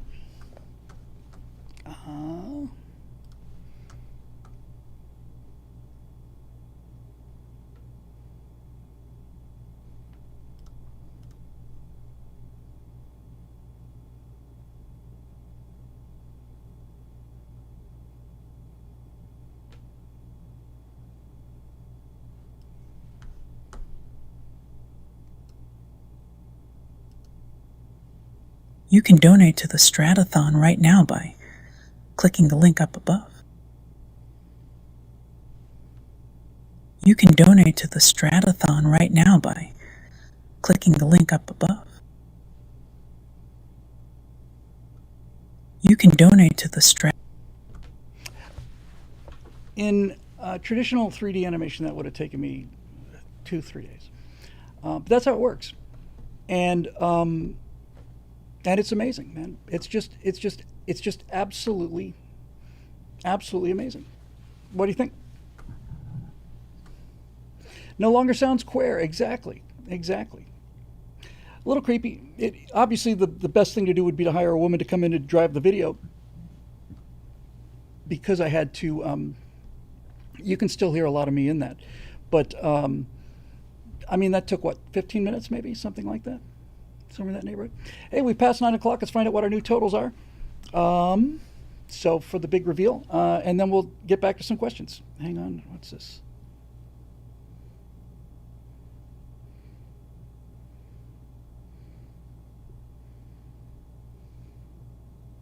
Natasha's on her way. Let's see what we got for our new numbers.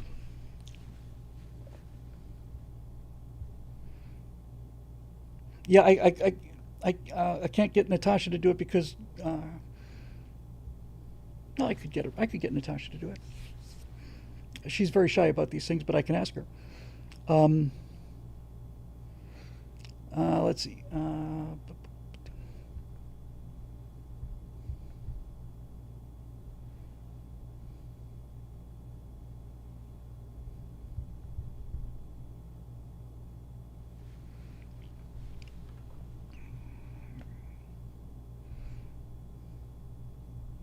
All right, we're going to find out. Don't forget the Strata girl wants you to donate. You don't want to disappoint her.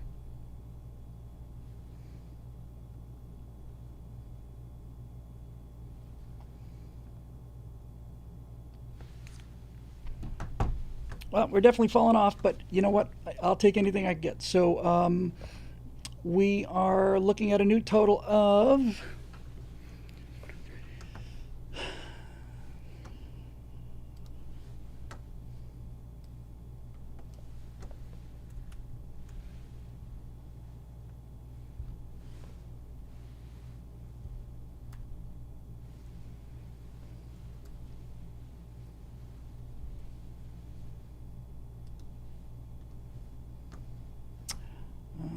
did that save automatically? Let's see if it should have saved automatically.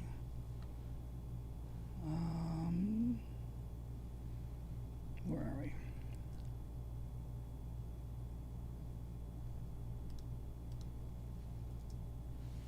Nope. Try it again.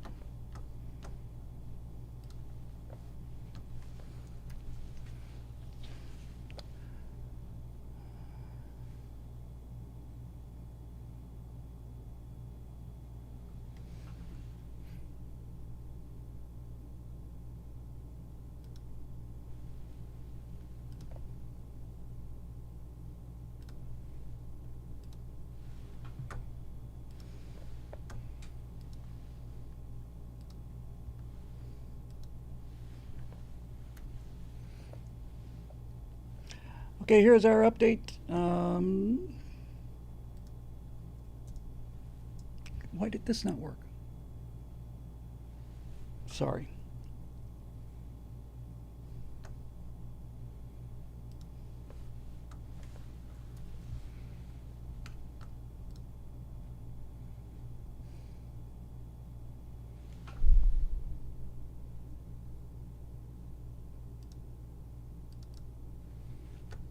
Stratototal.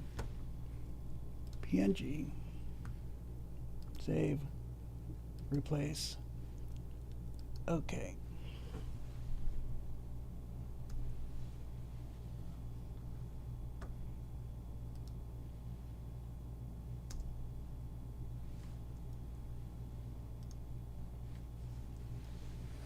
There it is.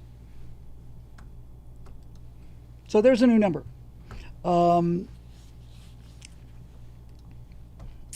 We're slowing down, but you know what? That's how marathons work.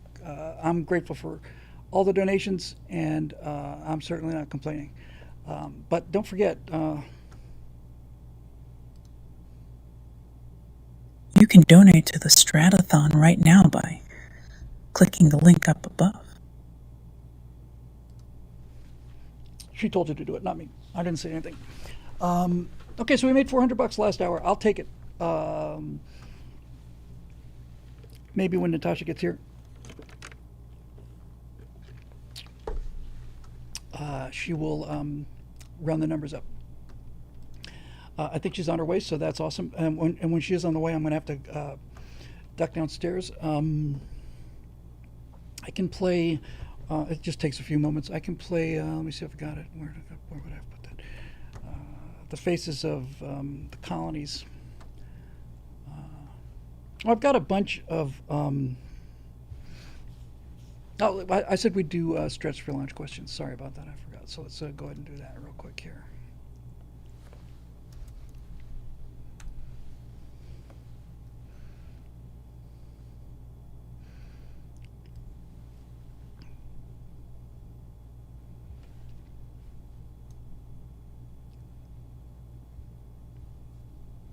All right, here we go.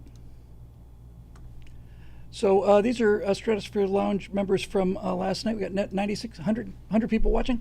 If you're watching the 24-hour Stratothon. Those are our. I forgot to update that. It's actually our 9 p.m. totals. Let me just fix that graphic. I think I get this right this time.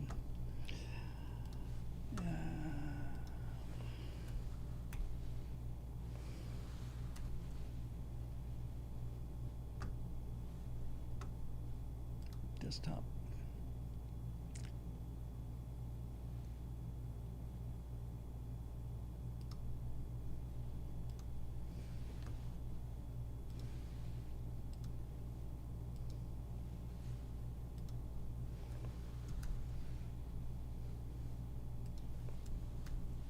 $9 p.m. totals. Okay, 112, whatever the number is. We are doing. We're going to be here. It's 9 o'clock. It's 9:20 p.m. Pacific time. We're going to be here till 6 a.m. Pacific time. So if you got all night and you haven't donated, we'll take any donation you want. It's right up there at the link at the top of the page. And for those of you who've already donated, we're very grateful. Looking forward to getting the membership drive well and fully going. You know, it's funny. For those people of a certain age, you remember the Jerry Lewis telethons, and they were big back in the if you could like the stream, that would be great. That would help a lot too. The Jerry Lewis telethons ran for decades, and they were on all night, and that's why I thought, oh, we'll go from 6 p.m. to 6 a.m.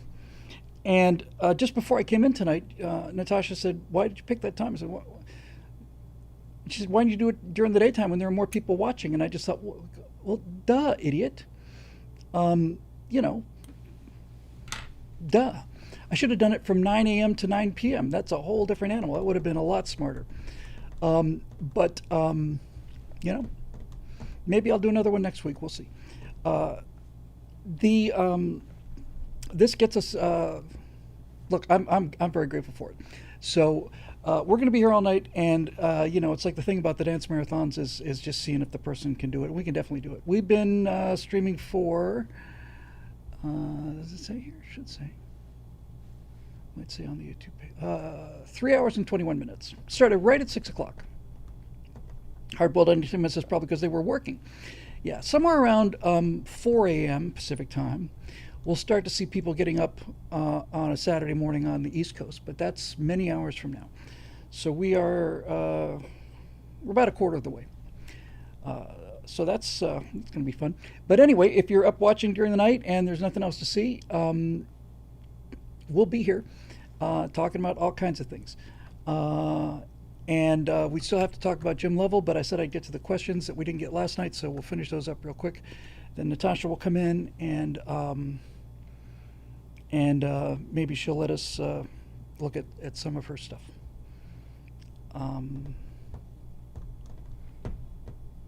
Okay, so let's see what we didn't get to last night. We got to Broke College Student, Road Rider. I think we got most of them. Troy Stevens we got to. We got a Marusha Dark. We got Capital G Geek last night.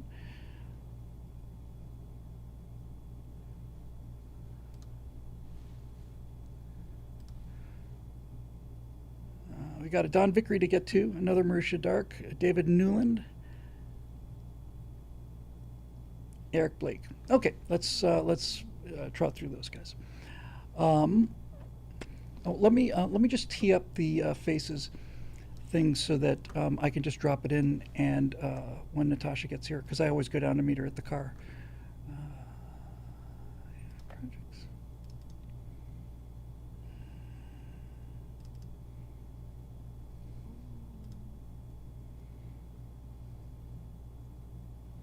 Yeah, okay, so that's ready to go.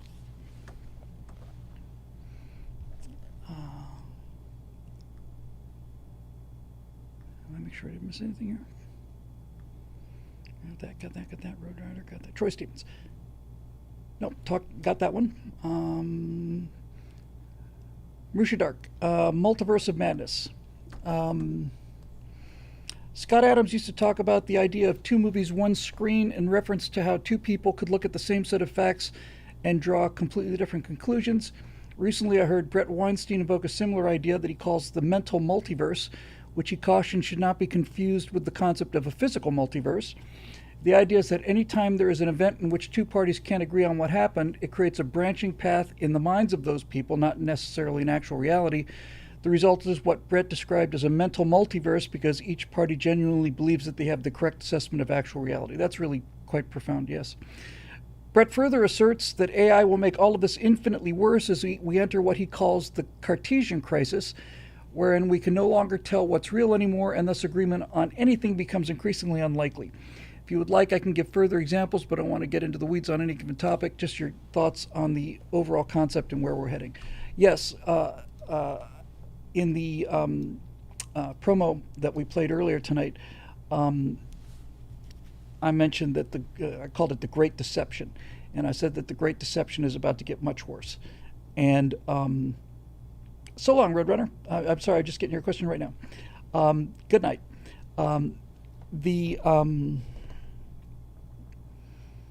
Already seeing signs of people saying that when they see a video they don't like, they say it's AI. And just automatically say it's AI. And we're just putting our toes in this water. It's one of the reasons why I want to get into this space, because I think it's important to have somebody who's understands how this stuff works and is able to kind of stay on top of it. But it's a big problem. It's a real big problem. It's going to get to be a worse problem. I don't know what to say other than to agree. I do think this multiverse of ideas thing is a really good concept. So this is kind of related, I think, to heuristics, and humans learn through heuristics. If I understand the concept correctly, it means that once you learn something, it becomes a foundational piece of knowledge. And the example I use is that if you touch something that's red hot, you don't ever have to touch anything that's red hot again. Burn your fingers on that once. That's good enough. And so your brain learns that things that are red hot are probably not good to touch, and that kind of heuristic virtually everybody agrees upon. But we build these heuristics on top of heuristics, and if you get error in there or disagreement in there, then everything from that point forward just gets magnified. I think that's exactly right.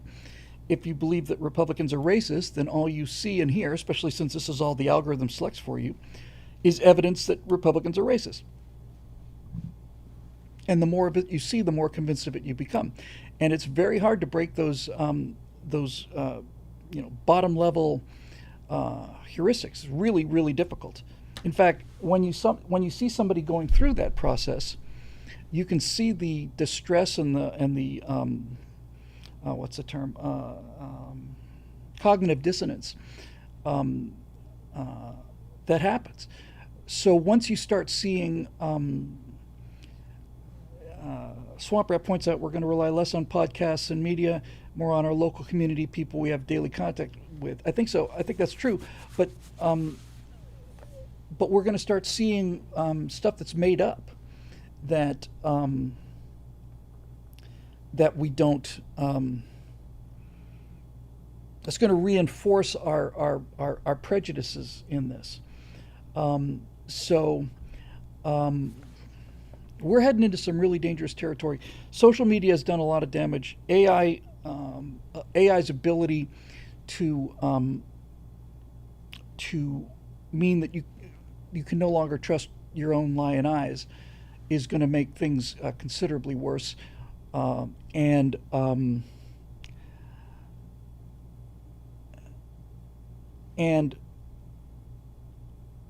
I think the long-term solution is you're going to end up just going back to where we started from the beginning, just trusting people who you trust. But even that is under attack if your fundamental heuristics are concerned. For example, during the Epstein Files thing, I've known Dan Bongino for a long time, and I trust him 100%. I believe he's uncorruptible. When the Epstein Files came out and he said that he committed suicide, Bongino didn't say there was nothing to see here. In fact, he almost resigned over it. But when Bongino and Kash Patel first said, we've seen the video and we believe Epstein has committed suicide, the first thing I saw was people saying, well, they got to Bongino. And I don't believe that they got to Bongino. I don't believe you can get to Bongino. I understand I might be wrong about that, but I have trust in him. He's earned it. And I just think that's I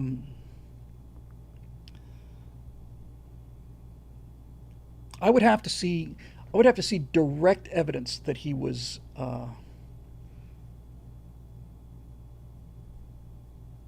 direct and controvertible evidence that he'd been bought or whatever the case may be.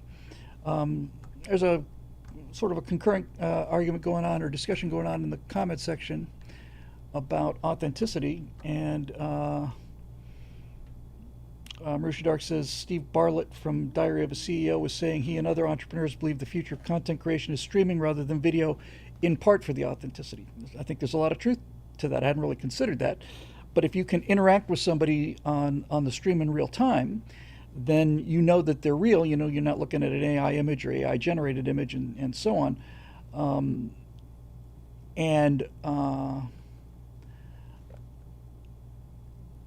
This is a real problem. Swamp Rat says with enough talent, someone could make a Bill Whittle video via AI denouncing capitalism, going full communist. I could do that right now, and it would be reasonably compelling. I could get it to look pretty good enough to fool most people, I think, if I got the image just right and so on. But that's kind of a moot point, because in 6 months it'll be indistinguishable. In 6 months it'll be just locked in. Instead of one reference image, they'll take 5 or 6 reference images of my face. They're already doing this in other software and make AI avatars.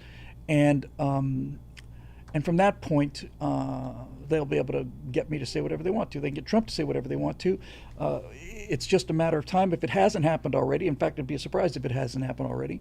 But you'll start seeing AI videos of Donald Trump confessing to being on Epstein Island, and and playing with little girls, and that will convince people who are inclined to believe that way. So we're heading into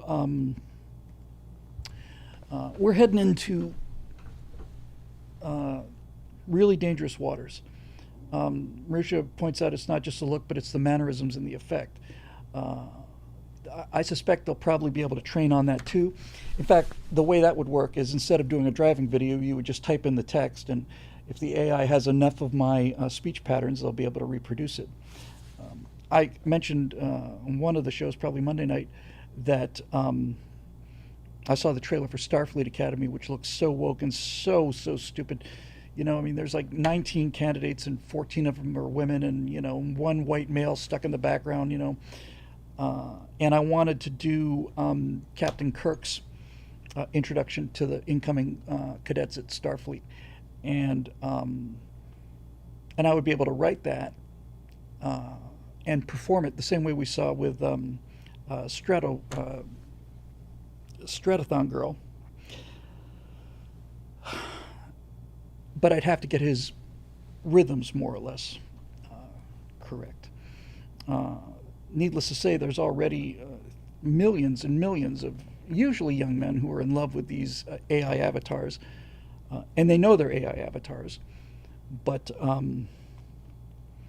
you know, that's not helping them. By the way, the facial motion capture that you just saw to make Stratogirl is you can do the whole body, right? You just shoot video of the body. And the commercially available AIs out there have pretty strict restrictions on what you can post and not post.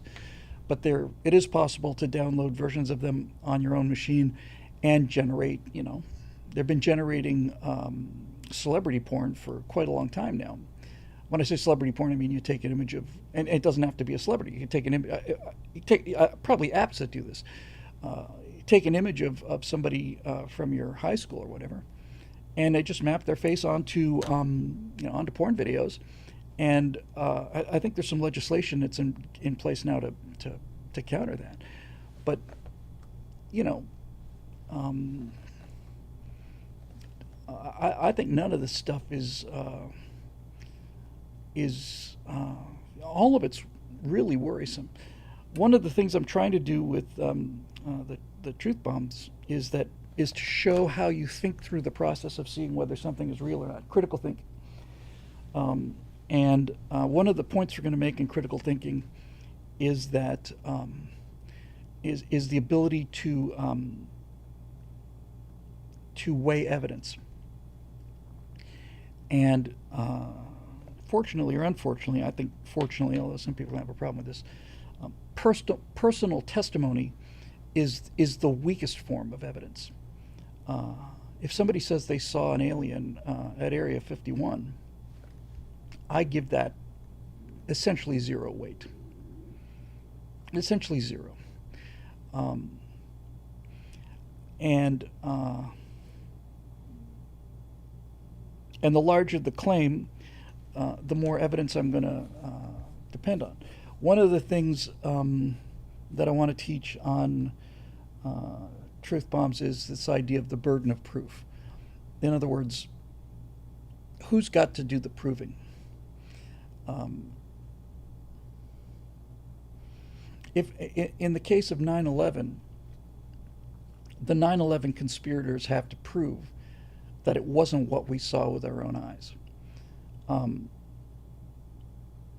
I think, to be fair, on the moon landing, I think the burden of proof is actually on the people who believed that the moon landing occurred. We claimed we went to the moon, so we have to prove it. You can't prove a negative. You can't prove that you didn't murder somebody last night if you don't have cameras of you sleeping. Can't prove that you didn't. You can't prove that your cat flew to Venus in a flying saucer, got beamed up in the middle of the night. You can't prove it didn't happen. So you have to have a pretty clear idea of where the burden of proof is. With the Loch Ness Monster, the burden of proof is on the people claiming that there's a plesiosaur in the lake. And that burden of proof is an important thing. In our legal system, the burden of proof is always on the prosecution. Always. You can never at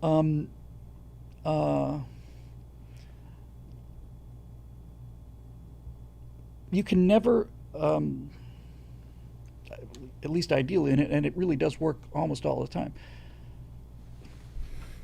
Oops, hang on, I might have missed a message here.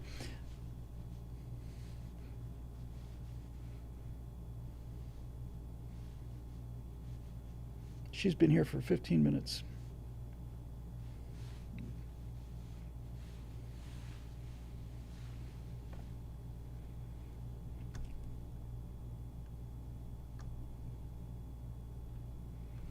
Hi, honey. I don't know why the phone didn't ring. Are you downstairs?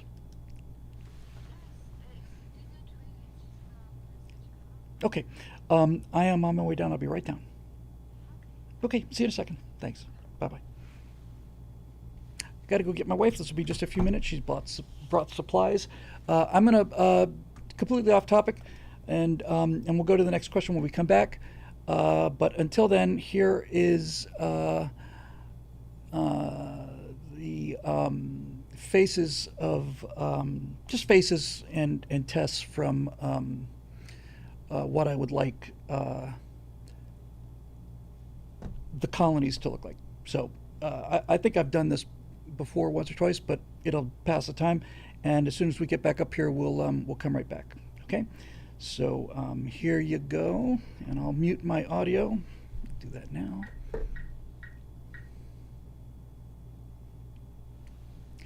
And we'll be back in just a minute. Okay.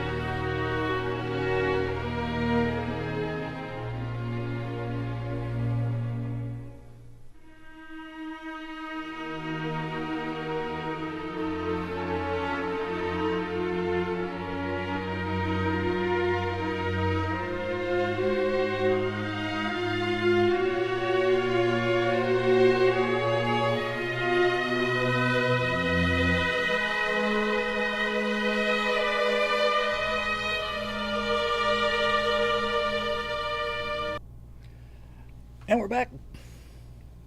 Hey, look who's here. Hang on a second, I gotta zoom out. Hi, everybody. Make sure I getting audio. Yes, we're getting audio.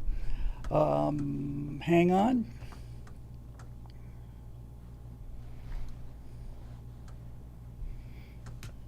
It's down here somewhere. Hang on a second. We're coming. We're coming. Zoom us out here. There we are. Hey, hey. Let me straighten this up.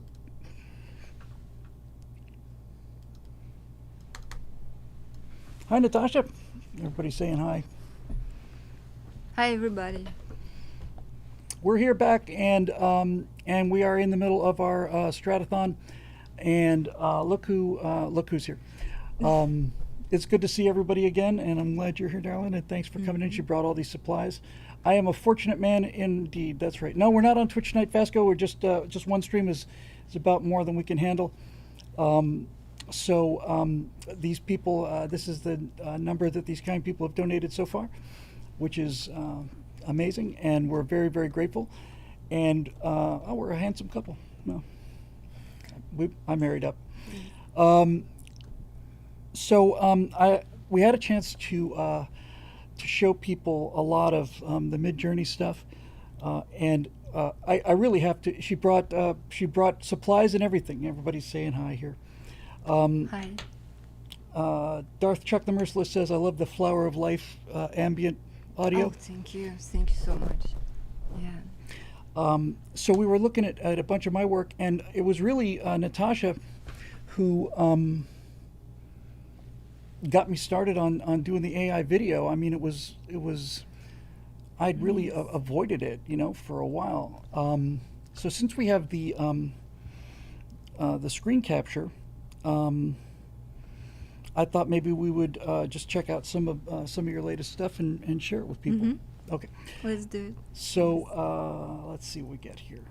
I want to make sure we don't. I did this earlier, and it created this feedback loop, and I started talking for like 2 minutes, and I couldn't see the comments, and everybody's like freaking out. I was like, there's like 500 of me talking at the same time. It was pretty weird. Okay, so let's see what we can do. I got to be careful with the screen capture. So we're going to go to the screen capture. Well, first let me bring it up here. Open up a new window, and we will look at. Do you want to do the meditation channel first?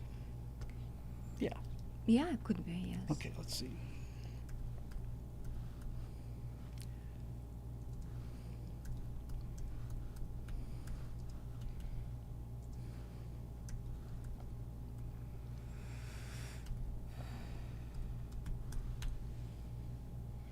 There it is.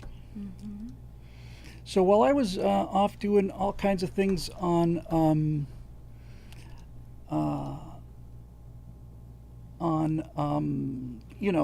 the things that you've just seen and so on, Natasha has 2 channels now.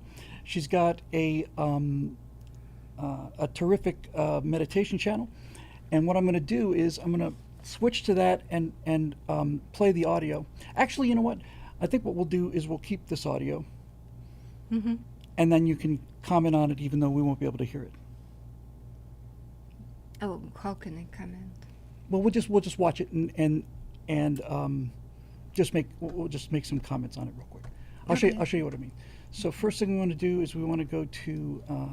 Got to get the screen capture, and before we play anything, I don't want that feedback loop again. So that really freaked a lot of people out. Freaked me out too.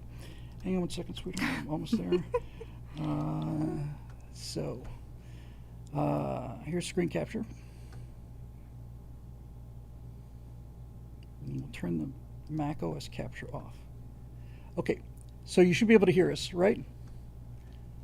Before we go to full screen here, everybody. I just want to get a confirmation before we roll that you can hear me. We're not going to be able to hear her music because I think it'll put it into that loop before. All right, I think we're good. So let's have a look at some of these. We did a bunch of these kind of meditation videos. Was this the first one that this was the first Yes. one we used? It's the first journey that you did, and I was so much like happy to see this picture. Do they hear us? They can hear or- us. Yes, they can hear us. I just want to Okay. put the comments here so I can make sure I don't miss anything. Uh-huh. Yeah, so this was the first time that we didn't use stock footage. Everything before that that we'd done had used stock footage from Adobe. And it's first time when you did something. It was not this was stock, the not very stock. first. Yeah, this was the very first AI video I did in Midjourney, and I think it looks great. Yes. And the music, she does the music as well, and I don't know if we can play it without causing a feedback loop. Feedback. That will be like this. Nothing gonna change. Yeah.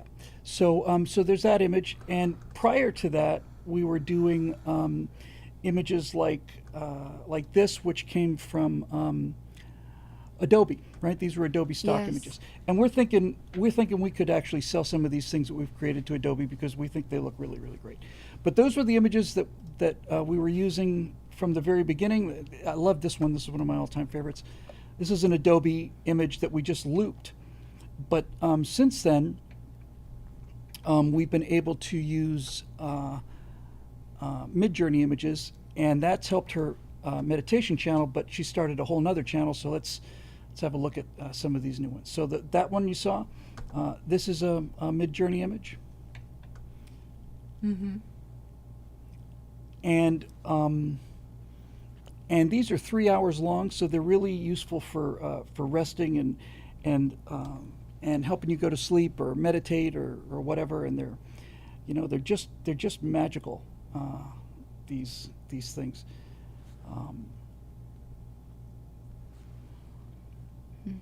You can play it if you use your headphones such that the desktop audio isn't going into your mic. If I keep the audio, let me try this. They asked, did they bring you coffee? She brought me coffee. Well, she brought me tea. And hang on, I think we can get away with it. Let me try something. Can you make big explanation? Basics of eyes video. Okay. Now, let me turn down the screen capture. Okay, now hopefully you should be able to hear her music and hear us, and there's no feedback.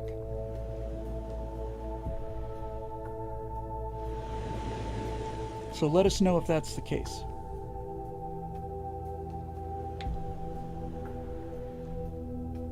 Just waiting to see what, so it's like an 8-second delay back and forth. And so. Oh yes. Sounds okay. All right, so no feedback loop, and I've turned it down. Hey, hooray! Okay, good. That's so much better. This was a beautiful Midjourney image, and then let's see what the next one is. There was this one. Now, was this Midjourney too, honey, or was this a? No, we bought it. This was an Adobe Adobe yes. loop, yeah. Okay, well, we'll skip that one.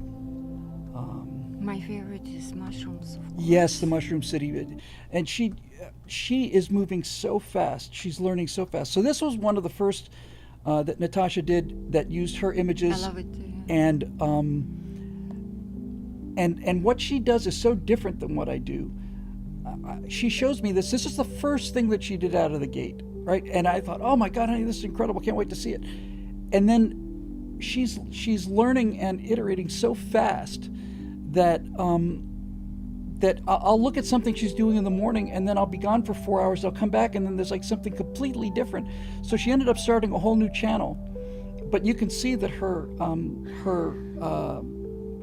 art focus is in a very different place from mine, obviously. And this is the world she grew up in. I mean, this looks like the Moscow metro stations. It is. It's true. Yeah, so this is just, the first of the architectural ones with this sort of fantasy architecture and just Especially, elegance. Yes, she came out of the gate with this. This is the first thing that she generated. And the music. Marisha wants to know, did you bring me mushrooms? Next time. Yeah, that'll raise some money. Oh yeah. Yeah, that'll raise some money. So this is actually about a minute-long loop or something. When we get back to the first images, we'll move to the next one. But this was the first thing she did out of the gate, and as we as she got better and better at it, she started a second channel for like fashion, fantasy fashion, which we'll get to in a minute. P7 says that's outstanding, and I couldn't agree more. I think it's outstanding. So this was the first of the architectural ones, and then I think we've seen that before. I think we have, yes. So then after that, she started getting into some sacred geometry, flower of life kind of thing. Back this up to the beginning here. Hang on a second.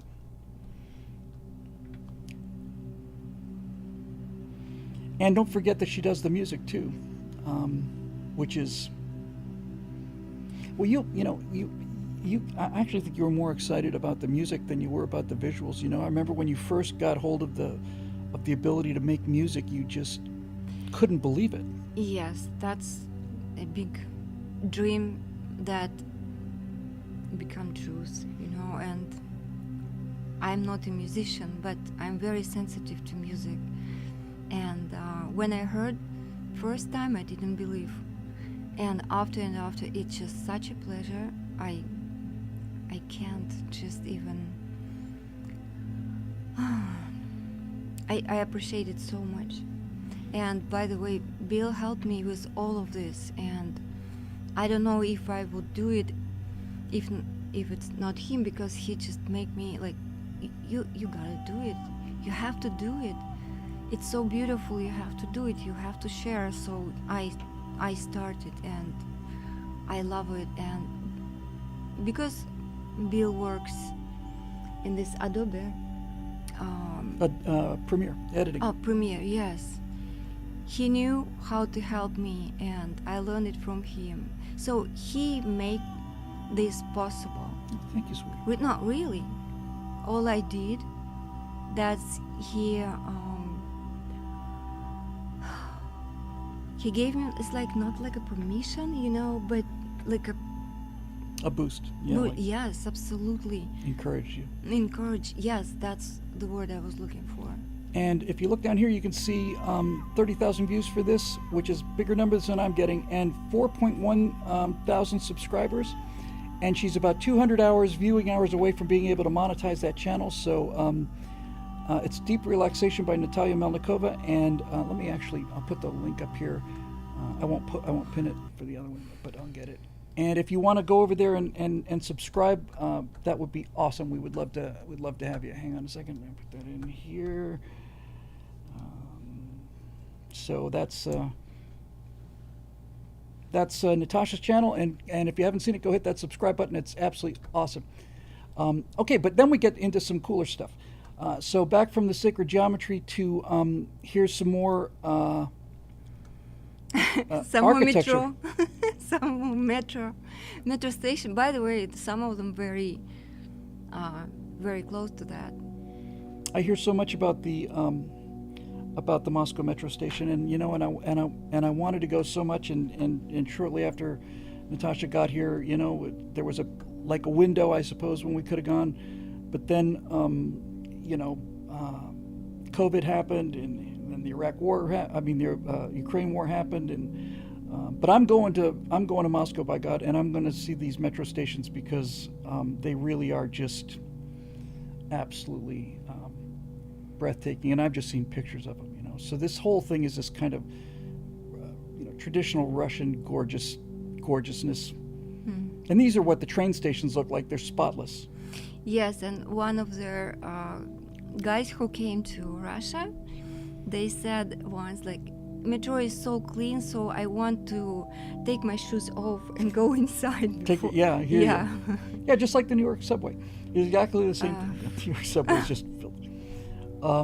So there's this one, and then now we start to get to the stuff where it really gets fun.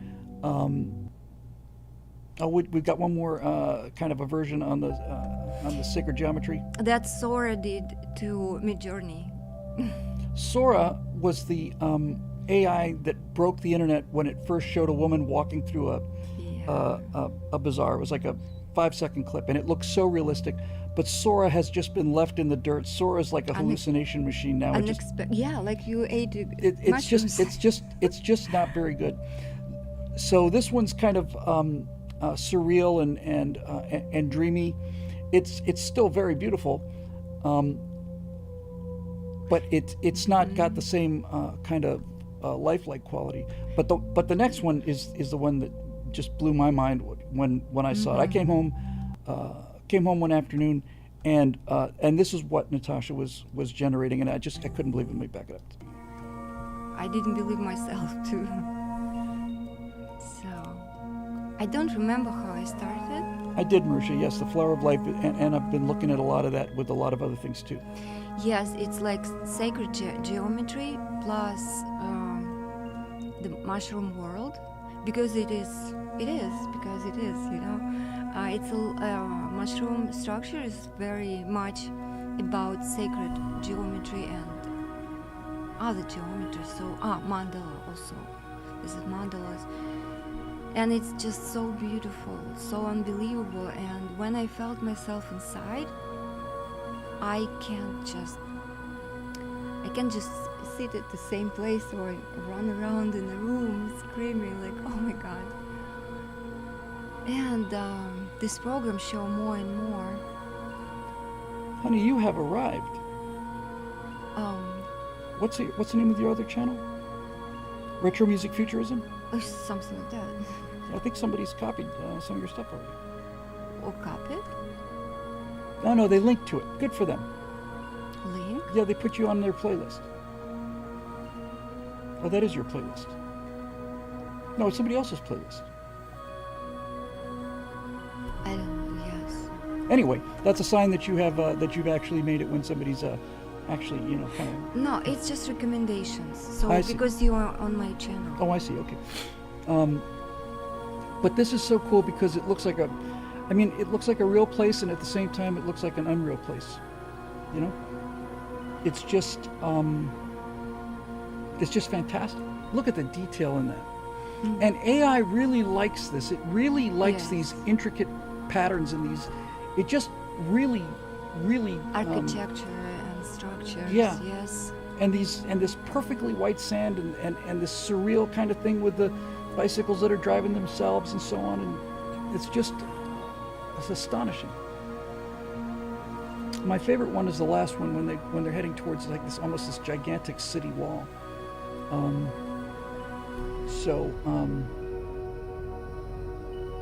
Yeah, it's just really cool, and the backlighting on it and everything. I think we've looped already.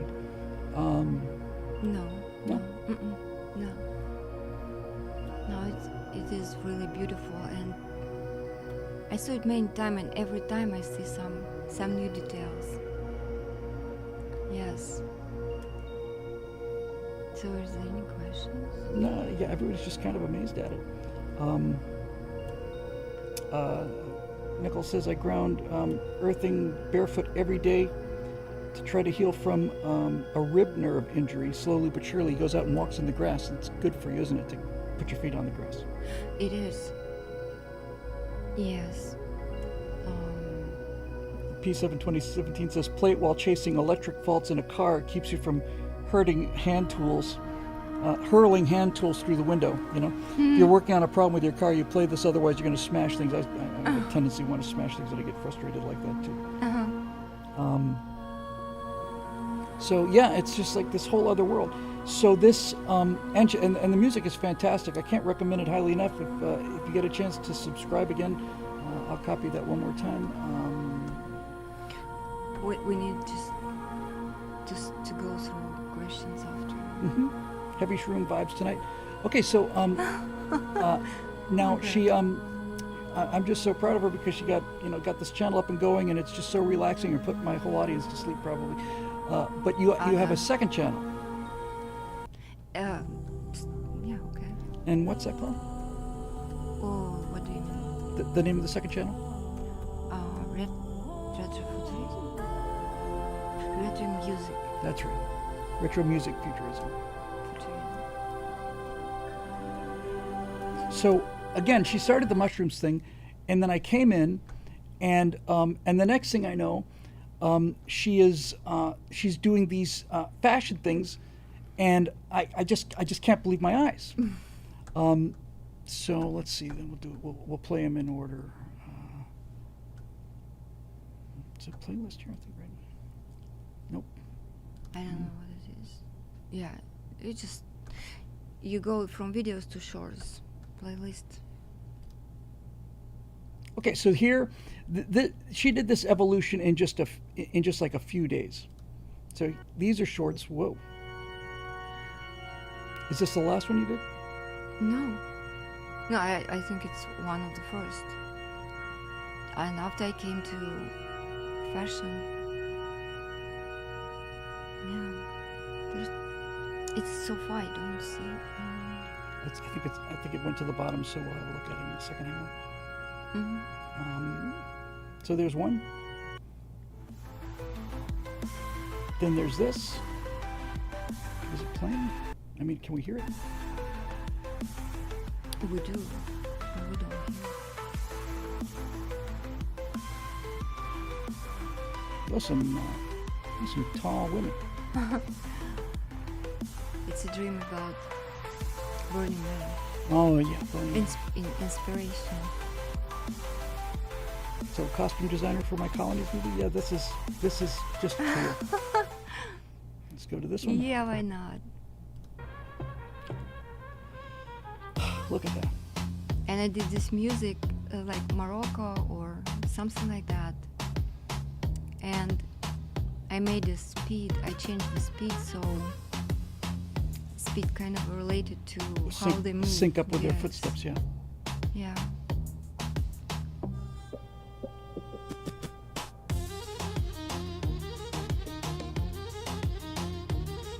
Look at that. Now, the reason she gets these images so striking, so high quality, is that she feeds the AI reference images, and the reference images are her photography. So she takes such great photographs that these AI has something really incredible to chew on.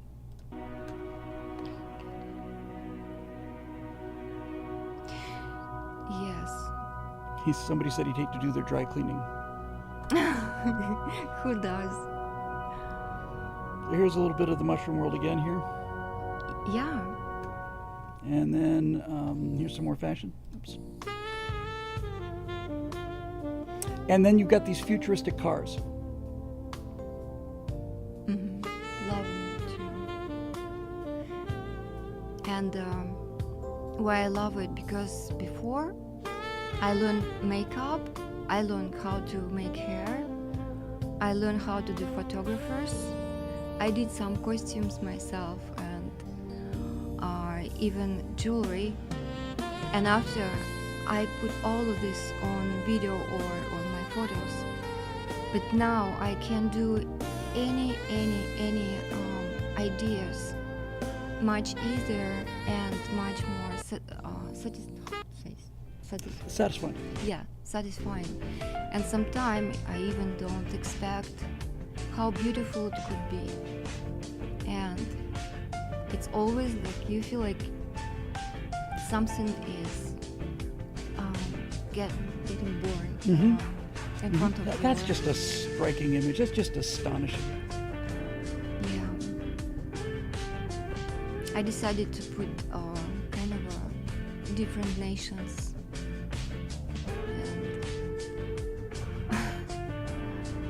That's such a pleasure to do it, really.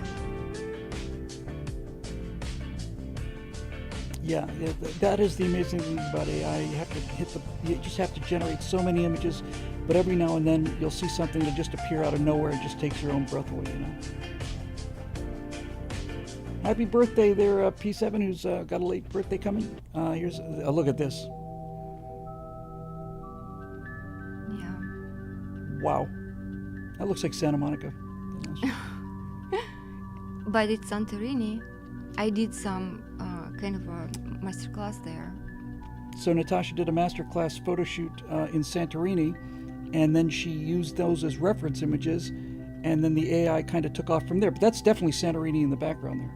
Absolutely, but we didn't have these cars. No, nobody's got those cars. But the beautiful background, it's absolutely what I saw. And AI knows. I think that's it for that. Yeah, and I have much more. I just going to put them. Do you want to show your arts Did we channel? see the black ones? Yeah, we saw the black ones. I think we saw them all. Uh-huh. Yeah, we saw all of them. Uh-huh. Do you want to show your art channel? Yeah, good one. Okay, what's that called? Oi, Natalia, Creative World, something like that. World.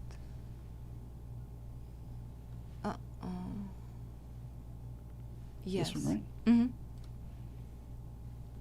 So she's also a tremendous painter, and does lots and lots and lots of decoration of clothes and stuff. So so we got this too. Oh, this is my old manicure. You just go away. So we've got all these different techniques. And this is some of the fabric work. Like a jeans, yeah. Mm-hmm. Denim. And a lot of texture on your paintings, a lot of surface, just like.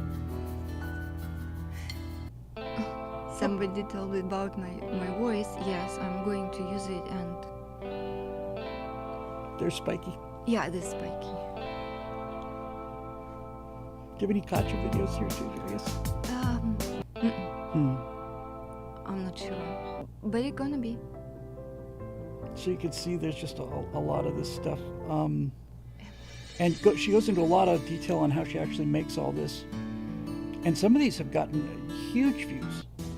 Here's the denim stuff that I think is just really going to sell.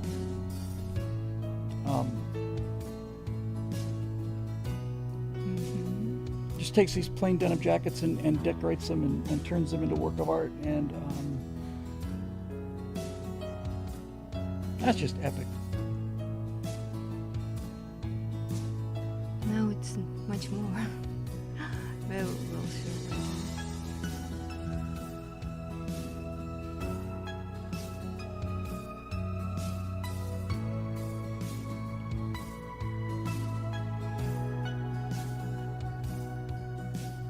Go, because they will go to another one because they will sleep. There's just all these different techniques and I mean, just it's like coming home to an art museum every day, and she's just got just tons of them. You have to get your sound bowls up there. I mean, that's going to be great. The people will really love that. Yes, and this probably healed people, and I have something to show, but I will do it later. Mm-hmm. So that's what that's been up to. And here we are at 10:15. Yes, it's time for an update. Update to our totals. It's been slowing down, but we don't care. We're very grateful for the donations, so we'll find out what our 10 o'clock totals are here. See if we broke 3,000. Hard to tell, but we'll never know. All right, so I gotta check this. People are so generous. It's just absolutely amazing. Turn us into Captain America and Black Widow. Yeah, I'll do a screen grab, but that's actually a fair amount of work. So let's see what we're up to. We'll probably be around 2,900 if I had to guess, something like that. Thank you so much, by the way. Thank you so much, by the way, is exactly right. Thank you so much. Let me get the number up here. All right, we're checking.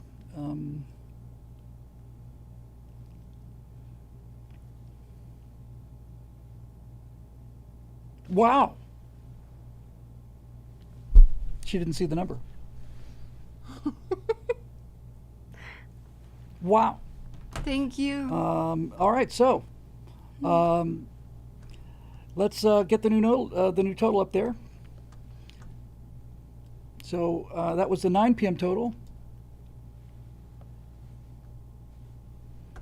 I'm gonna move this over. Actually, make this a little.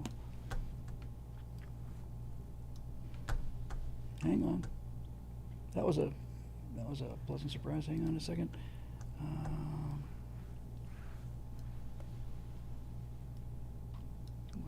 Where is that thing? Hang on, we got it for you.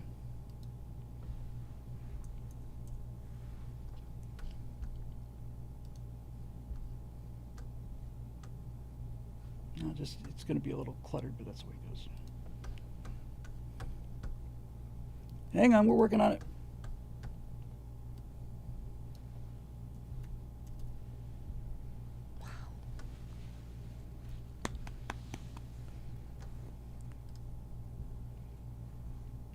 Big hour. Hang on one second, kids.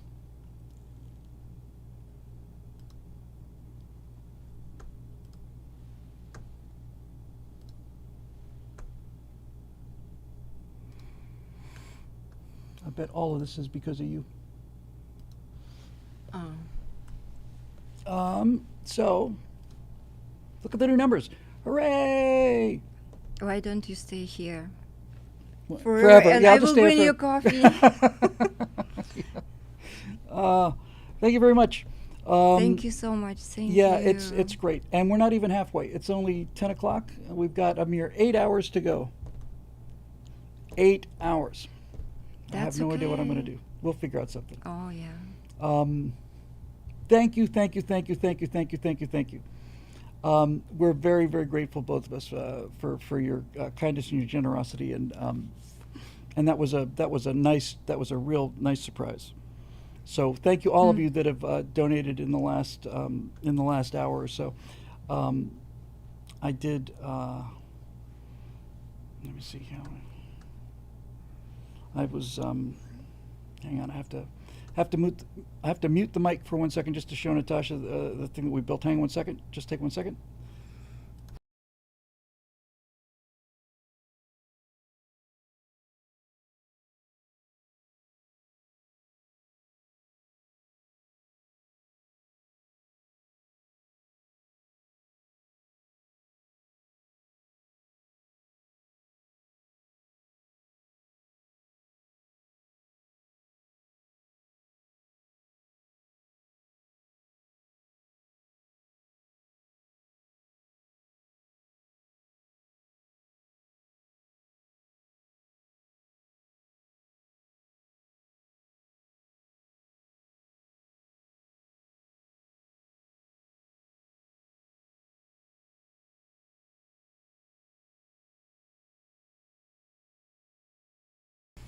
I just had to show her the Strata girl.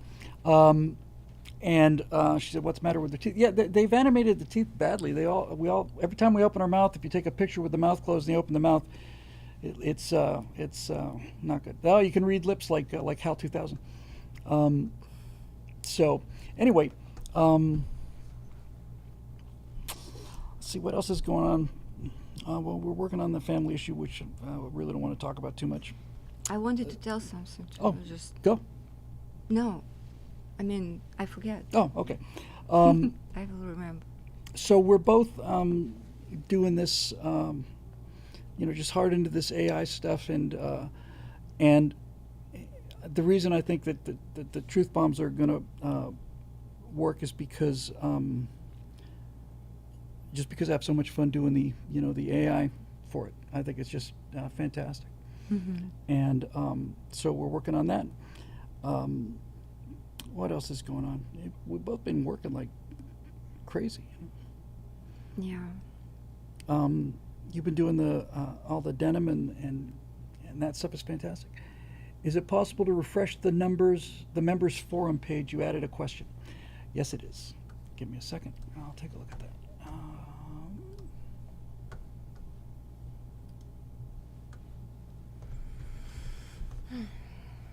So we'll see what we get here. We'll do a question or two, then you can go home. It's getting a little late. You know, I don't want to keep you here.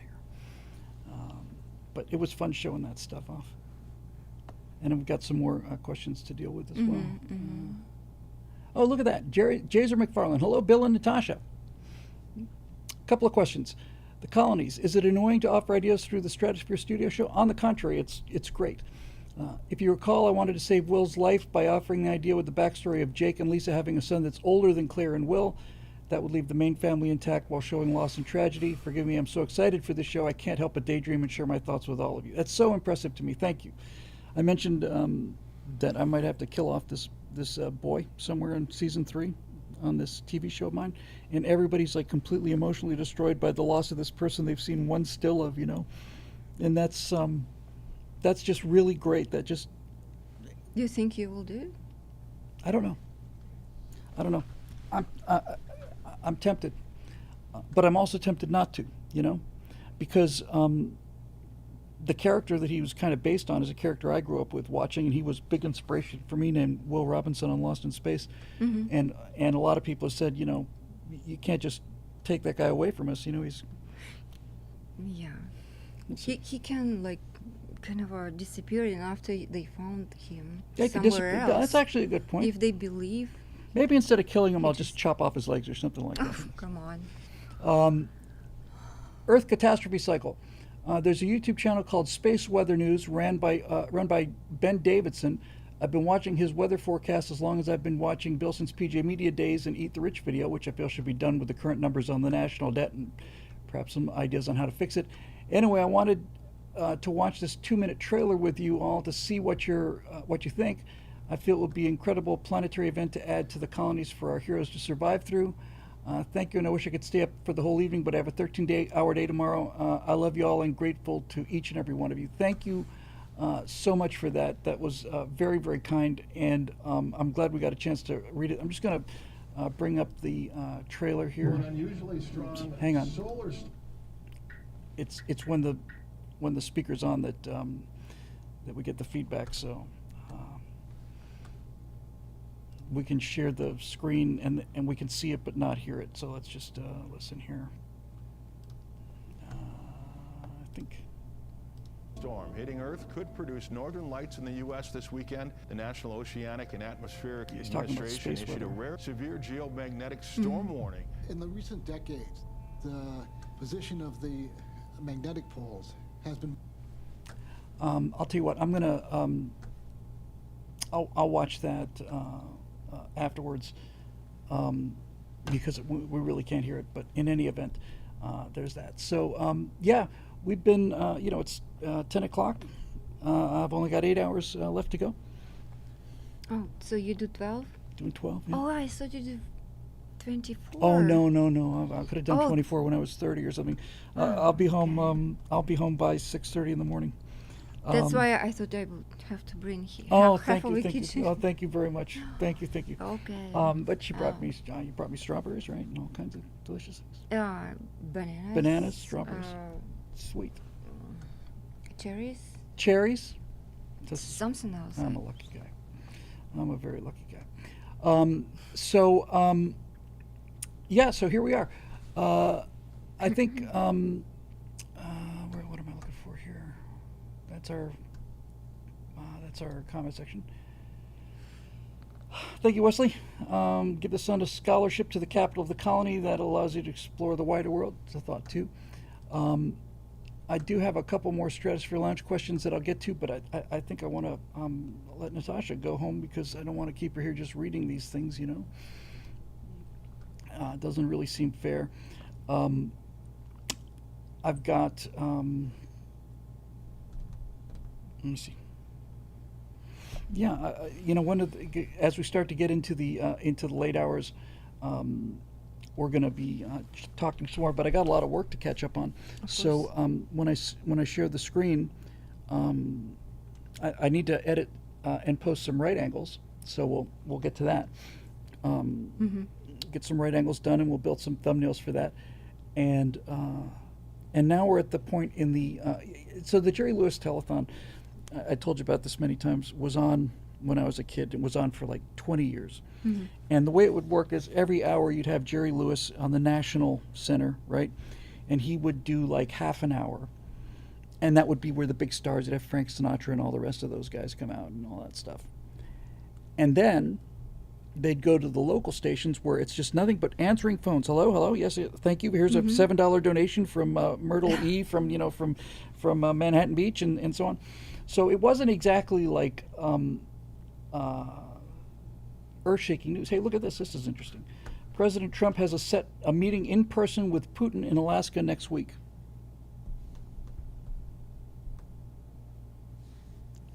That could be good. I don't see how it could be worse. I don't believe to anything. There is a question about my voice. Oh. It was. Are you gonna ask her to do the voiceover? It's after the green one. Are you gonna ask her to do the voiceover before she goes? Do you want to do a voiceover for me? Oh, what is that? Just a voice recording for to drive that that image. Like you would just look into the camera and you would say, click on the link above to donate to the Stratothon. Yes. Would you do that? Have to remember this. Just click on the link above. Oops, hang on.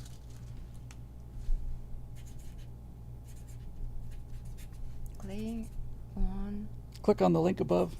On the link above. To donate. to donate. Mm-hmm. Mm-hmm. That's all you can say. That'll do it. Okay. So click on the link above to donate. Okay? And you do it right into the camera. I'll tell you when. Hang on a second. I'm going to have to zoom in on you so I can read the right face here. Hang on a sec. But you got to look at the camera, otherwise it's not going to know. Hang on a minute. Hang on. There we go. Mm-hmm. Okay, I'll tell you when. Ready? Anytime. Click. No, I can't look at the camera at the same time. Click on the link above to no. Okay. We'll animate that. Poor thing. Yeah, she gets nervous about these things, and I just find that adorable. No. All right. Well, we'll work with it. I'm actually gonna animate that, and then I'll send it to you at home, and you can have a good laugh. Let me see. Okay. Let me zoom out of this a little bit here. Okay. So AP headline: Trump can't swim. Wednesday night collaboration show. She's actually very shy about these things, you know, and I'm not so much. Yeah, but it's your language and. It's my language, yes. If we were doing this in Russian, I would be in a lot worse shape. Animate the laugh, yeah. Andrew says, with a super chat, says, found you through, thank you, says, found you through your America's Forgotten Heroes series. Ernest Evans and Doolittle were my favorite. Those were my two favorites too, thanks. Thanks, Bill. And we're gonna do, you know, I want to do the promo for the membership to eventually get to the point where we can get the people and we can do the Taffy 3 thing. Mm-hmm. So there's that. Yeah, everybody finds it adorable. So I think what I'll do. Yeah, they said you could do it in Russian. Okay. You want to try it?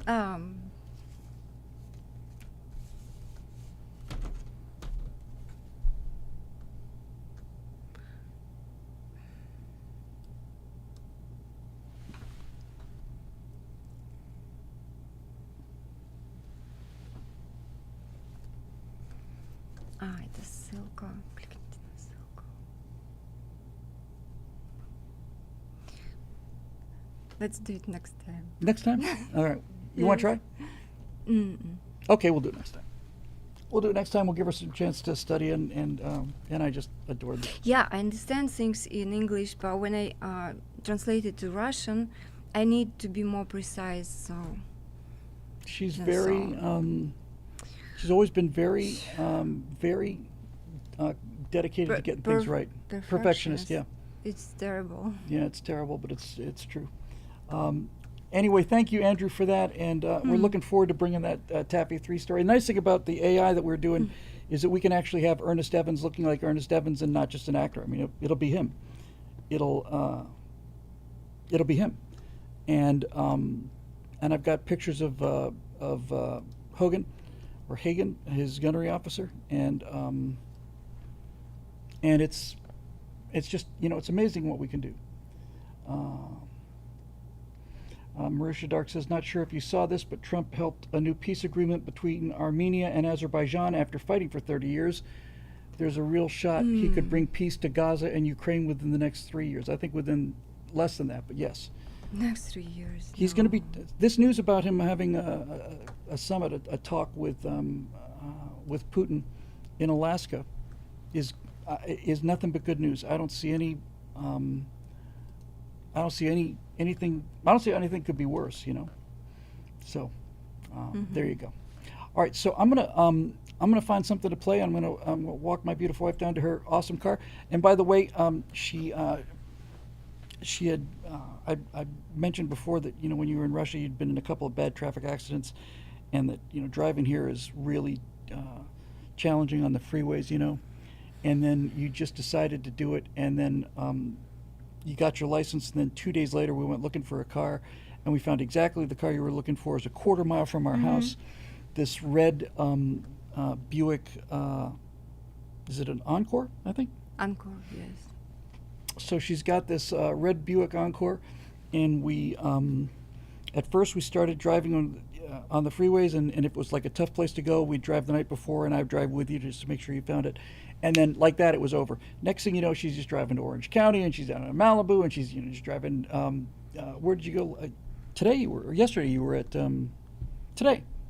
No, yesterday. You were in down at the Hollywood. Yes. Hollywood and Highlands Center. And lots of times she takes the long way home, so you can just drive some more. She looks so good in her car. I'm gonna get. If it was daytime, I would get it now. But just it just makes me so happy to see how happy you are driving, and you just love that little car so much, and I love that little car too. And she's just a great driver, man. She's just an absolutely amazing driver. So there you go. Trinity Water says, not tired of winning. Great to see Natasha. Keep on keeping on, Bill. Thank you very much. I got to think of something to play for you guys while I'm gone here. So. And I wanted to tell to everybody, thank you for your subscriptions and for your comments. And I try to answer to everybody, and I really love what you write about it, and I really appreciate for you guys to subscribe. And I appreciate what you do for Bill, and I appreciate what he does for me. Oh, you're so sweet. Absolutely. And you guys, you have to know he loves you very, very much. Oh my God, you are his life. I don't know how he would survive without you, because he need to be needed as everybody. So thank you so much, guys. Thank you. Thank you. Thank you. Thank you, honey. That was, I'll never forget that. That was really, really sweet. Well, let me find something that I can play to keep you guys occupied while I walk her down to the car here. Yeah, projects maybe in here.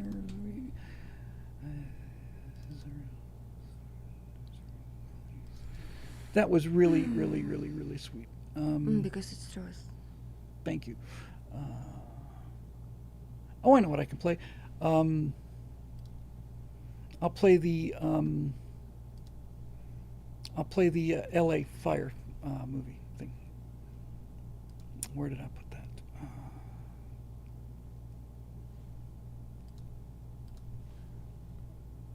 Republic of Death of Bill. American Cities. There it is. How LA Dies. Death of the Cities version 2. There we go. Yeah, yeah, I am about to cry. It was absolutely adorable. I'm going to play thank you so much, honey. I'm going to play the Death of LA video, and I can walk my beautiful wife down to the car, and then I'll be back by myself. So say goodbye, everybody, and thank you, everyone. I'll be back in just a minute.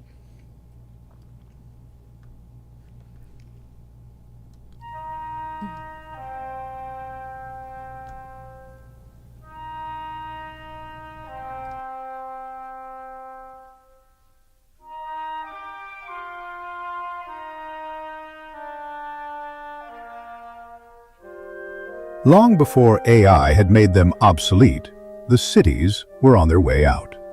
They had a good run. They had started at the intersection of trade routes during the first age, the agricultural age. The first great cities started simply as places where goods were exchanged. Trade brought wealth, and wealth brought culture and architecture and the arts. In the second age, the industrial era, centralization was the key to manufacturing. People fled the farms for the cities, and steam and coal began to transform the world. In the West, life expectancy dipped for a few generations, then skyrocketed. Personal wealth grew generation after generation, and modern conveniences soon became available for just about everyone. Humanity was well into the third age, the information age, before people realized that no one needed centralized factories or office buildings anymore. From that point forward, all that kept a city alive was its culture. Take away the culture that built the city to begin with, then it's all over.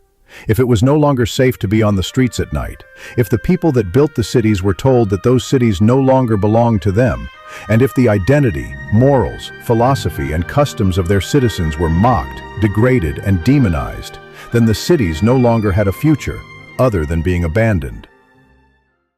And that's exactly what happened. People just left. The great American cities died not with a bang, but with a whimper. They ended not in fire, but in ice. With one exception. And that exception was Los Angeles. Like all of the other progressively governed, corrupt, incompetent metropolitan areas, the City of Angels died by its own hand. In 2020, riots broke out throughout the city and the nation. Entire business districts were burned to the ground, and it became clear right away that the city officials elected to protect the people of Los Angeles from assault, vandalism, looting, and arson were in fact on the side of the criminals, and not only did nothing to stop the destruction, but openly cheered them on from the sidelines.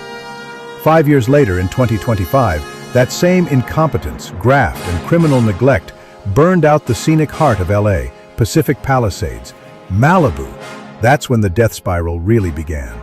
The people who lost their homes in the fires of 2025 couldn't even receive the permits needed to clear their own land for 7 or 8 years. So most of them simply did what so many others had been doing for the last decade. They simply left. City revenues declined. The response was to raise taxes even higher to make up for the shortfall. More people left. It's not that the city officials didn't know what they were doing. As long as they got their 6-figure salaries and pensions, they just didn't care. By 2030, life in Los Angeles had become so chaotic, so lawless, so uncivilized, and so unbearable that soon everyone who could leave the dying city had left it. Places that used to be nice neighborhoods became dangerous. Places that used to be dangerous became deadly. Every year, more and more buildings were abandoned by their owners, but that doesn't mean they were deserted. On the contrary, now anyone in the world could live in an LA high-rise. All you had to do was get there. By 2040, virtually all that remained were the drug addicts, the mentally deranged, the homeless, and the desperate. And of course, those who preyed upon them. These poor lost souls, who had once slept under newspapers on street benches, found themselves in possession of entire floors of once prime office space. Sometimes the power was still on, sometimes not, same for the plumbing. But by then that was no problem. When the garbage, the needles, and the human excrement got bad enough, You simply moved to a new floor. Newsoming, they called it. And then, around 4 in the afternoon, on Tuesday, September 29th, 2043, all of the misery, all of the neglect, all of the entitlement and the cruelty and the sheer murderous rage finally broke out of the cage it had built for itself and took revenge on the culture that they so despised and which had so enthusiastically hated them in return. It was time to burn the entire city to the ground. So that's what they did.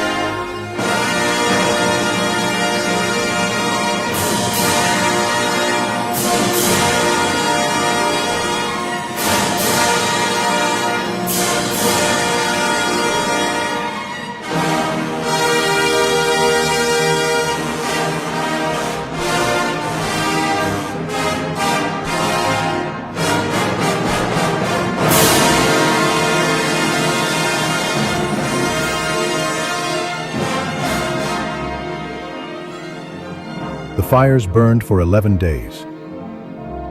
No effort was made to put them out. No one will ever know how many people died in the Great LA Fire. The official number given was in the neighborhood of 11,600. The real number was no lower than 40,000 dead, and probably twice that. Virtually none of the bodies were identified, since no one had known who they were before the fire started. That's how Los Angeles died. New York had its own story. So did Chicago. And Denver. Philadelphia. Las Vegas. Miami. Atlanta. San Francisco. Gone now. All gone. But of course, this is just science fiction.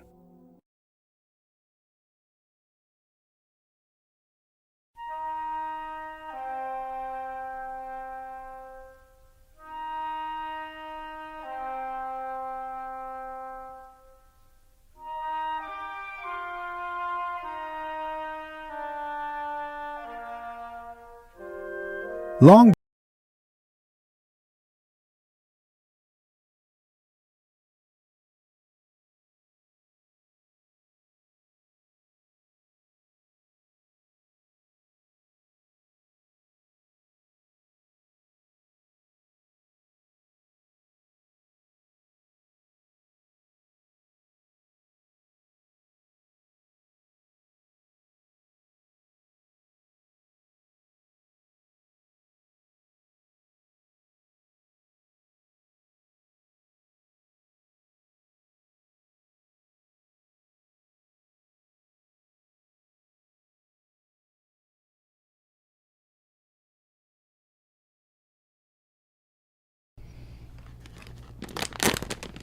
Thanks. Yes, I just absolutely love that woman. She's incredible. She's just much better than I deserve. And just wonderful. It's coming.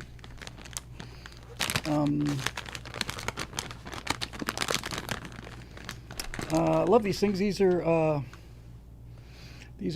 dried coconut strips. delicious. Yeah, she's. I don't know how I got that lucky. What I'm going to do is I am going to use her her audio, just for the fun of it. You love her so much. Why don't you marry her?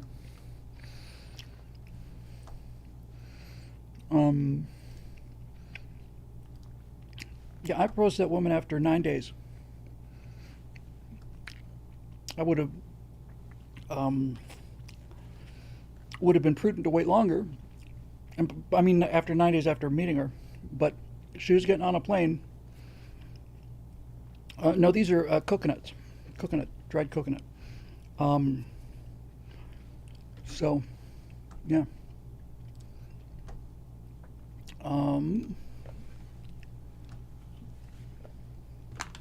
Back to the questions.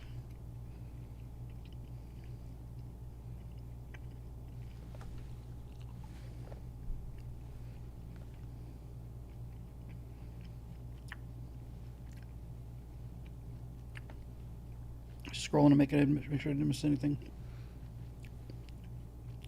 Okay, we got Marusha's question about the multiverse.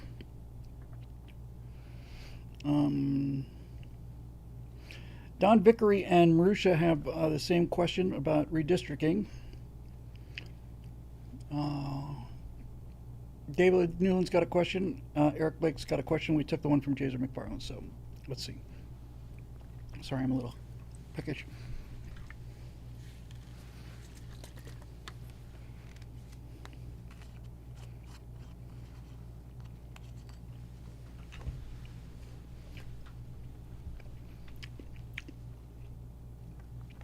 Sorry, beating on camera. Don Vickery has a question. He says, first question for TSL. Good to see you. The Supreme Court has probably by Showtime ruled that any gerrymandering by race is unconstitutional. I've heard that this will basically put Democrats far out of the running for a congressional majority for the near future and maybe for the next couple of decades. Your lips to God's ears. We'll start with a secure base of 230 seats and go up from there. What say you? And it looks like Marusha's got a related question. So Marusha Dark has, I know that gerrymandering is a time-honored condition in America, but why is it so hard to pass laws that require voting districts to fall along city and or county lines? That way you avoid the horrible, ugly monstrosities of disjointed land spirals. I don't know about you, but I like nice, contiguous, convex political borders. Hexagons are the bestagons. I was actually thinking about doing it by latitude and longitude lines, perfectly honest with you. That seemed fair to me. On a somewhat related note, the original 10-year rule for the census was created at a time when it took days to travel from Maine to Florida by horse and weeks to cross the Atlantic. These days we could probably have real-time accurate census data via the internet and phone apps, so it would make sense to update it as part of the Constitution, ? While we're at it, why not go full Heinlein and say that every citizen on the land has the same natural rights, but only citizens can vote or hold office? We can then haggle about what form of service guarantees citizenship. We all know there are these are all somewhat rhetorical questions, of course, since the reason we can't is the same reason that we can't have other nice things in terms of like term limits and money out of politics. Namely, it's not in the interest of the legislature. So I guess the real question becomes, how do we align their interests with ours to get what we want and need? Okay, so for those of you who are not familiar with the term gerrymandering, gerrymandering is the ability, or the practice, I should say, of taking, let's say you've got a city, and you would have 4 congressional districts for that city. And you would think you would just divide the city up into nice little quarters, that'd be your 4 districts.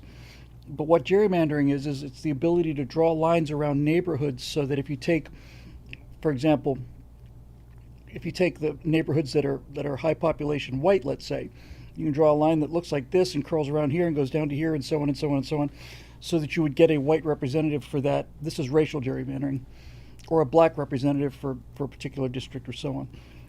Anything that involves playing with the rules and tweaking common sense things in order to get political power usually belongs to the left, not always, but usually you can look in their direction to find inspiration in this area.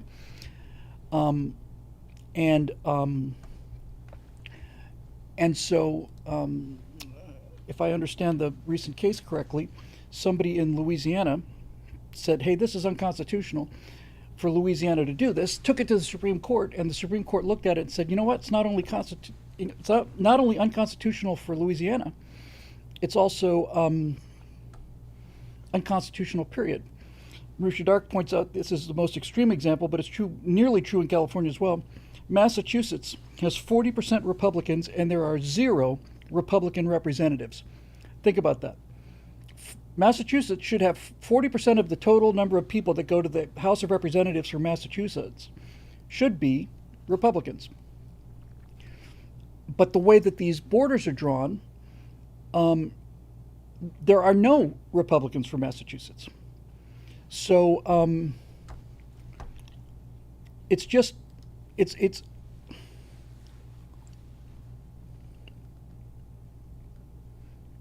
yeah. It's just wrong. And the Democrats have gotten away with it forever. Thank you, Don. The larger point is, yes, if it turns out that this ruling holds and they get rid of this, then the Democrats are going to lose a lot of seats. And they're going to lose a lot of seats because a lot of the seats that they have and have had for a century have been as a result of this fundamentally corrupt, immoral, and racist system that they've devised. They're very good at this. They've had a lot of practice coming up with these kind of things. And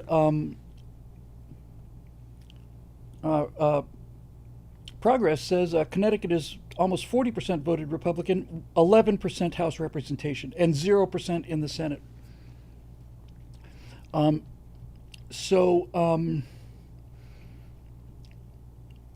This is a game changer. What Donald Trump is, the Democrats say that Donald Trump is basically becoming a dictator and destroying their institutions. But what he's doing, and what the MAGA movement is doing, is restoring fairness. It's not making things Republican. It's just making them fair. And when things are fair, they get massacred. So if this goes through, we will have a built-in Republican majority for forever. Now, P7 2017 says California will never go for it, but Arizona did. Well, federal law overrides state law. If the Supreme Court declares it unconstitutional, California can go F itself, and I'd be the person to go and drive up to Sacramento and help them F it. All of their, if you think about the miracle of the 2024 election, honestly, just the miracle of it.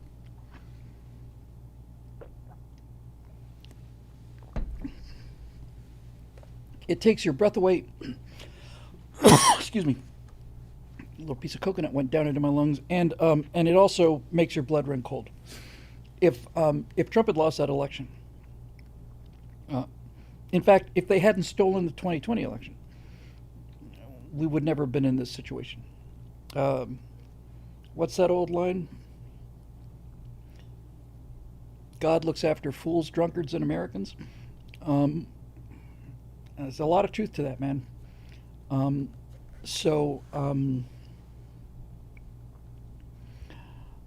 Yeah, and Trump is talking about redoing the census lines now and not counting illegal aliens, which will shift things even more.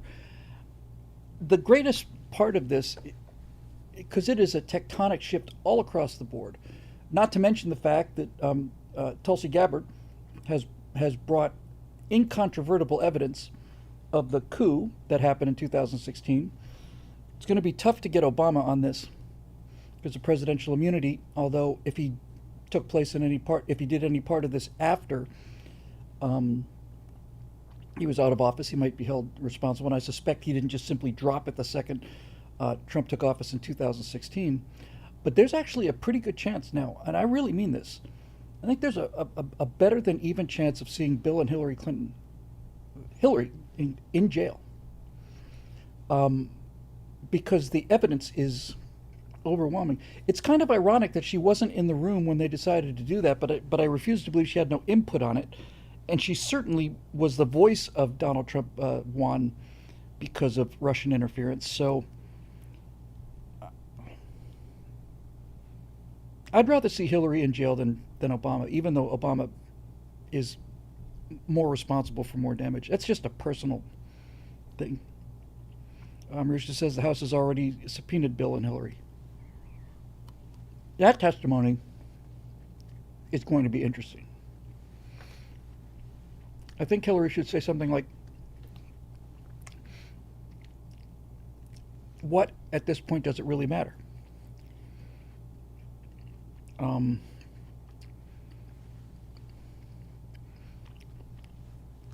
Sorry to be eating on camera, but that'd be a sight to see.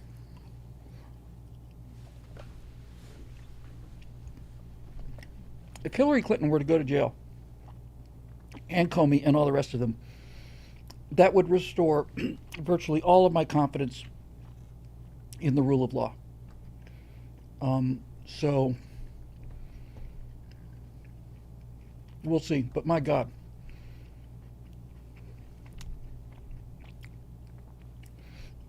it's noisy eating coconut. It's incredibly promising.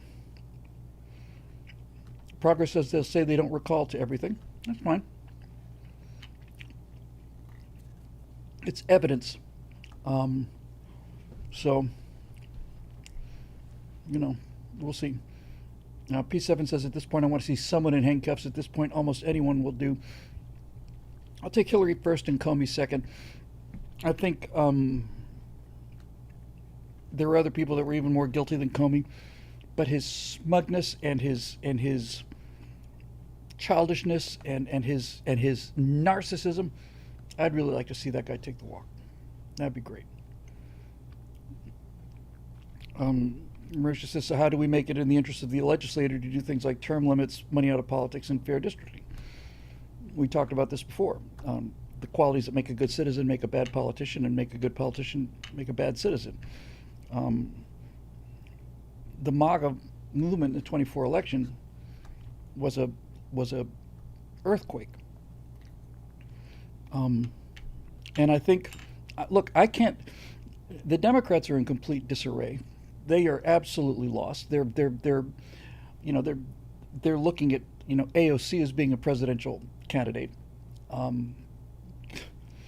So they apparently have learned no lesson whatsoever from 2024. As usual, they are so committed to their, so unable to change their minds. They're so deeply committed to their worldview that they think that, I've seen many of them say, the reason we lost in 24 is because we weren't socialist enough.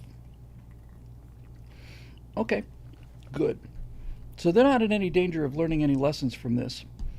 What the 26 midterms might be would be a chance to really chuck out, eliminate Republican representatives and senators who are not on board with the MAGA program. It's just that simple,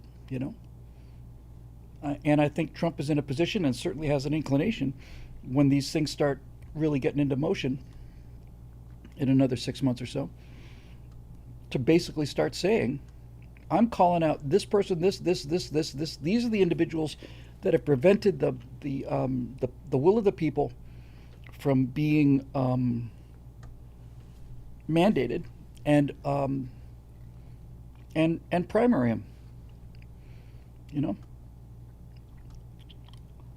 P7 says, could we, the people in sufficient numbers, not force Congress into the mold we want them to occupy? Well, we really did a lot of that in 24. Progress says 2-term lifetime limit. If you held elected office, you can never be a lobbyist. Seems reasonable to me. Phyllis is out for the night. Good night. Phyllis, thank you for joining us. I'll see you in the morning. I'll be here. Thank you very much. Look, there's so much left to do, but again, I never in a million years, I never thought I would live to see ICE raids in Los Angeles. I just thought that was impossible. I thought kicking trans people out of the military was impossible, politically impossible. Done. National Department of Education has not been abolished, but it's been defanged. Did you guys happen to see that woman representative of the NEA, the National Teachers Union, singing, like a Negro spiritual about freedom and we are the NEA? It's like, you're the problem. So I'm feeling good, man. I really feel good. They feel like they're, they feel like they haven't learned anything, and that is a step in the right direction. So, there you go. What's this gold button here? Oh, it was for super chats. I actually would like to keep this to the YouTube. I'm sorry, to the link, the donations at the link. Oops, lost the stream again. Is that, yeah, it's still there, great. So, there's that, so good news. Now, somewhere in here pretty soon, we're going to start editing some right angles, because that's just work I have to get done, and that I have neglected badly over the last couple days. So we'll take another question, and then we'll, one of the things about being here all night is it gives me a chance to get some work that I'm very badly behind on. So, we've got 2 more questions. I think that's all of them. And then we'll switch over to screen sharing mode, and we'll knock out a couple of right angles. So here we go with David Newland. Hail Bill. Hail David. So NASA has announced that they are fast-tracking a plan to build the small 100-kilowatt nuclear reactor on the moon before 2030 in order to beat the Chinese and the Russians, who have each vowed to do the same by the mid-2030s. If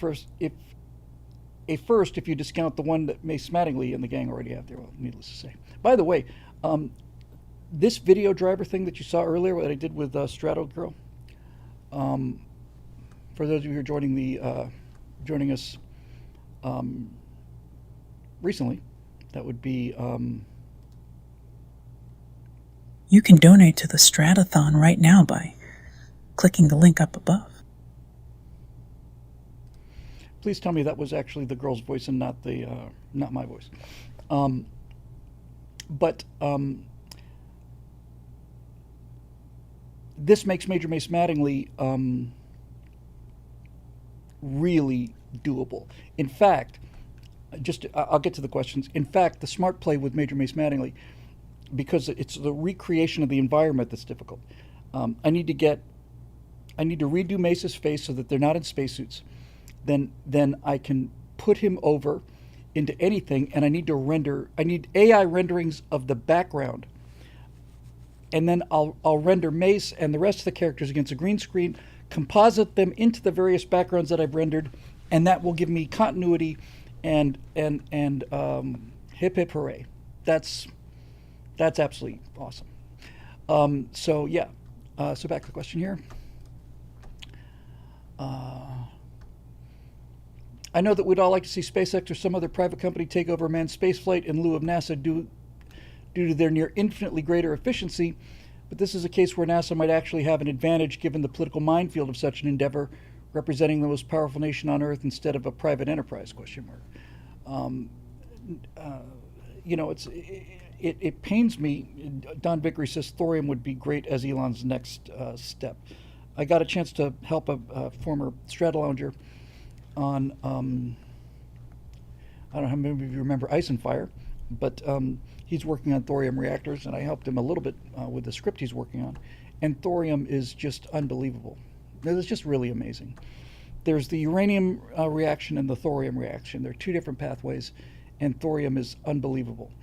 And thorium is everywhere. Plus, thorium creates isotopes. The thorium reactor creates isotopes that are very useful in medicine. Radiation that you get for cancer treatment is usually gamma radiation, if I remember correctly, which is very powerful and destroys the tumor, but destroys all the cells in front of it, all the cells after it, and a lot of the cells around it. By attaching alpha particle isotopes to antibodies, these alpha particles are much, much weaker, but they would bond directly to the cancer cells, so they would kill the cancer cell without doing all of the damage that radiation does. So, yeah, man, thorium all the way. It's just that NASA is so incompetent. You know, they're just so incompetent. This bloody Artemis program, what, they sent a capsule around the moon, how long ago was that? Was it 2 years ago now? They're just junk. It's like Starliner. It's garbage. And the idea, this blows my mind, frankly. The idea that NASA is going to send guys to the moon, well, girls, to the moon, put them into lunar orbit, and then transfer them onto a starship to land on the moon is absolutely bat guano crazy to me. So, I mean, it's like, I don't know. It's like taking a cab to get a bus, you know? It just doesn't make any sense to me. I really, and for the cost of one SLS launch, you know, you could do, I don't know how many Starship launches. And by the way, SpaceX is well behind. You know, we've had, what, 1 or 2 launches in 2025. We were hoping for a schedule of 1 a month for Starship. So, you know, they had 3 failures in a row, same kind of failures. It's not good. I'd like to see Starship flying again. Do we have, does anybody know if there's a Flight 10 launch date locked in yet? I don't know. But look, talking about building nuclear reactors on the moon is the future I grew up wanting and expecting, and I would like to see it before I kick off, you know? Be nice. Hang on a second. So, I just don't have any confidence in NASA's ability to do anything, to be honest with you. I just don't. They used to be the miracle agency. There's a documentary out there that I didn't see, but I love the name. It's called When We Were Apollo. Yeah.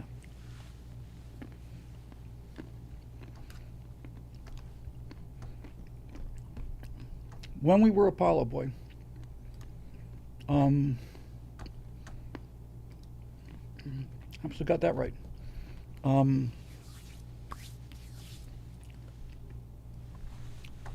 People are saying it's time to update the totals. Okay.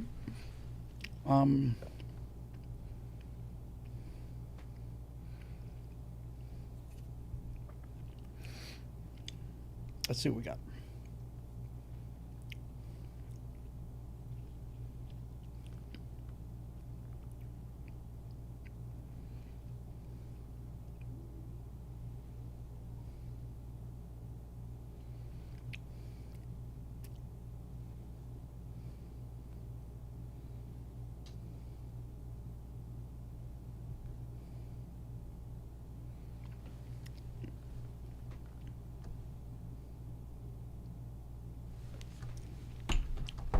Progress.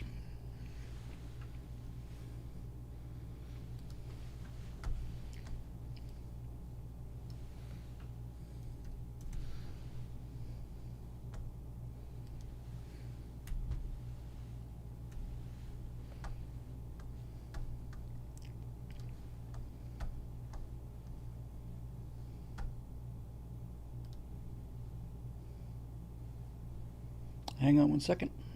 Just dialing this in here.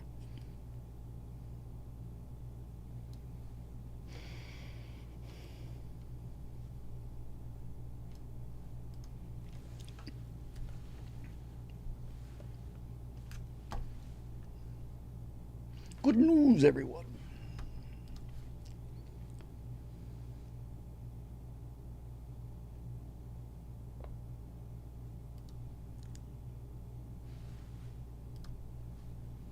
Here it comes.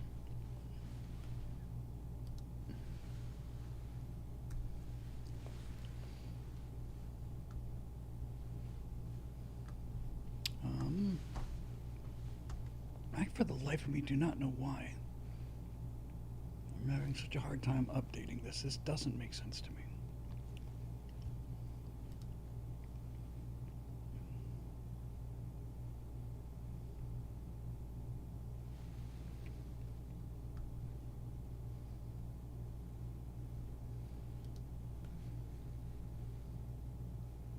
Why is it? I just keep saving it to the wrong place. It's so strange.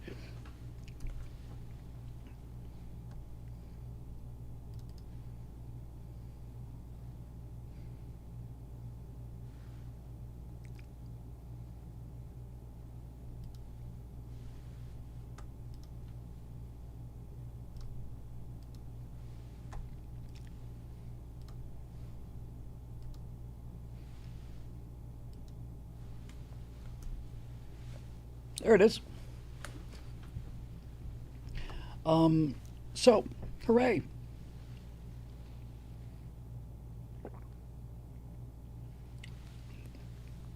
Thank you for everybody, for everything. We're very grateful, and we're gonna keep on going.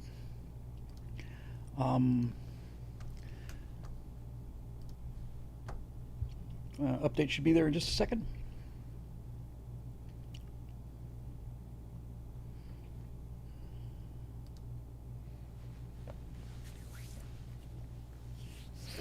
So thank you.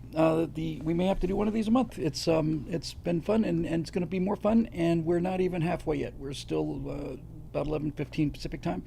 So yeah, we got 6 whole hours of hilarity and fun coming up.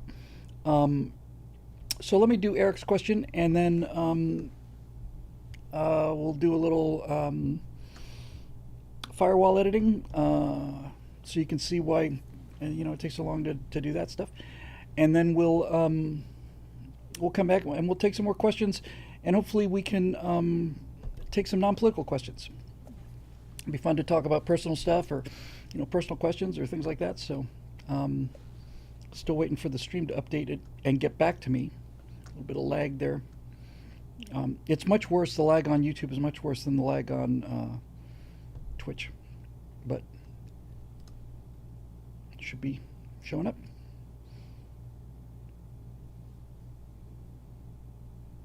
Hold on now.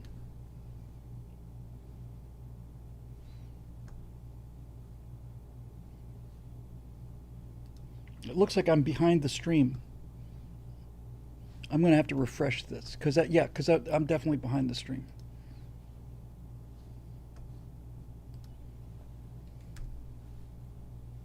There it is. That's better.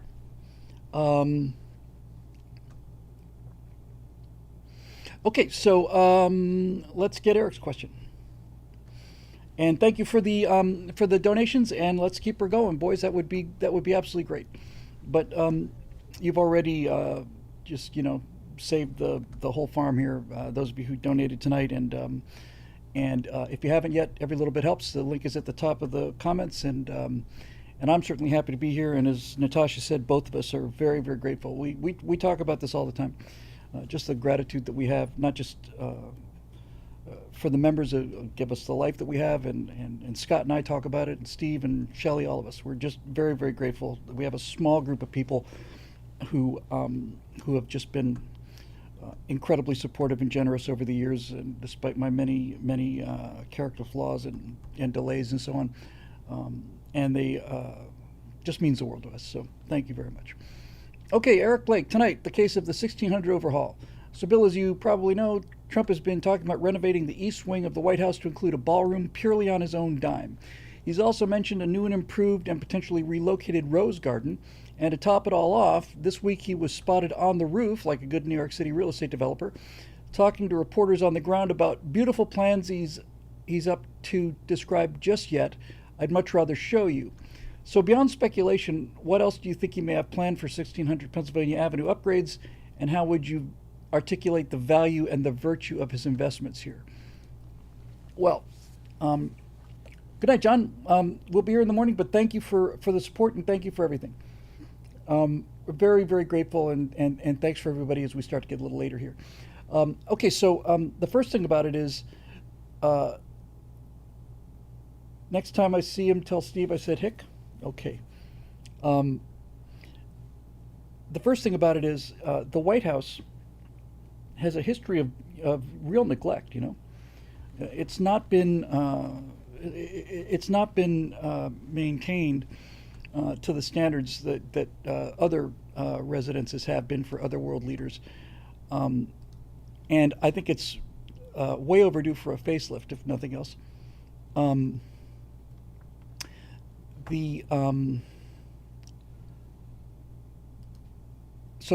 That alone is there. Thank you for staying up with us, Castellan. I appreciate it. So yes, it definitely needs some help. And all of the people that Trump is just spending money on his own personal vanity. It's like, no, he's not spending a public dime.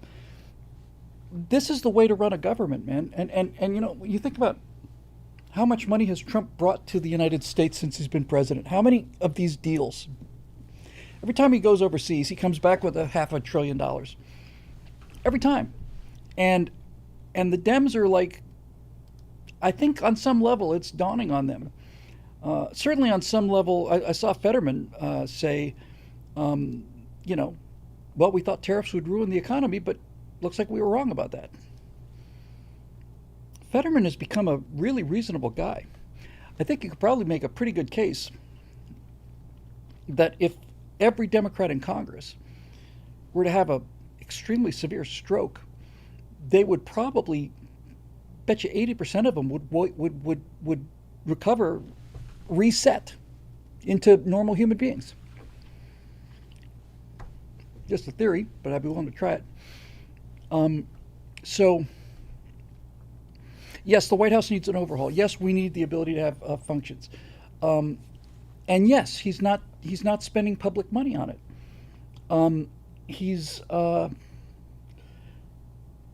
What is there to complain about? Now, I personally find Donald Trump's case to be a little bit gaudy, but he is what he is. But the White House needs all of this stuff. And again, Trump is one of the few presidents for whom the White House is a downgrade. So all I have to say about it is it's nothing but good news.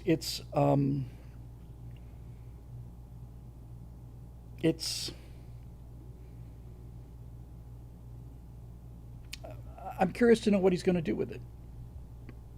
I suspect he's not going to turn it into a water slide park. I think he's got,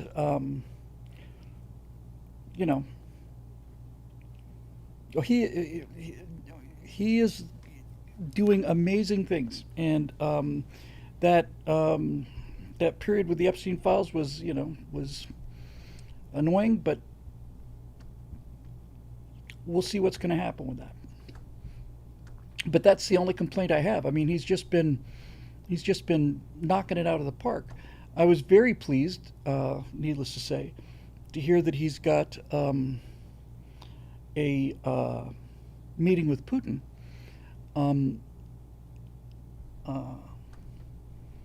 I'd like to see that ended for a number of reasons,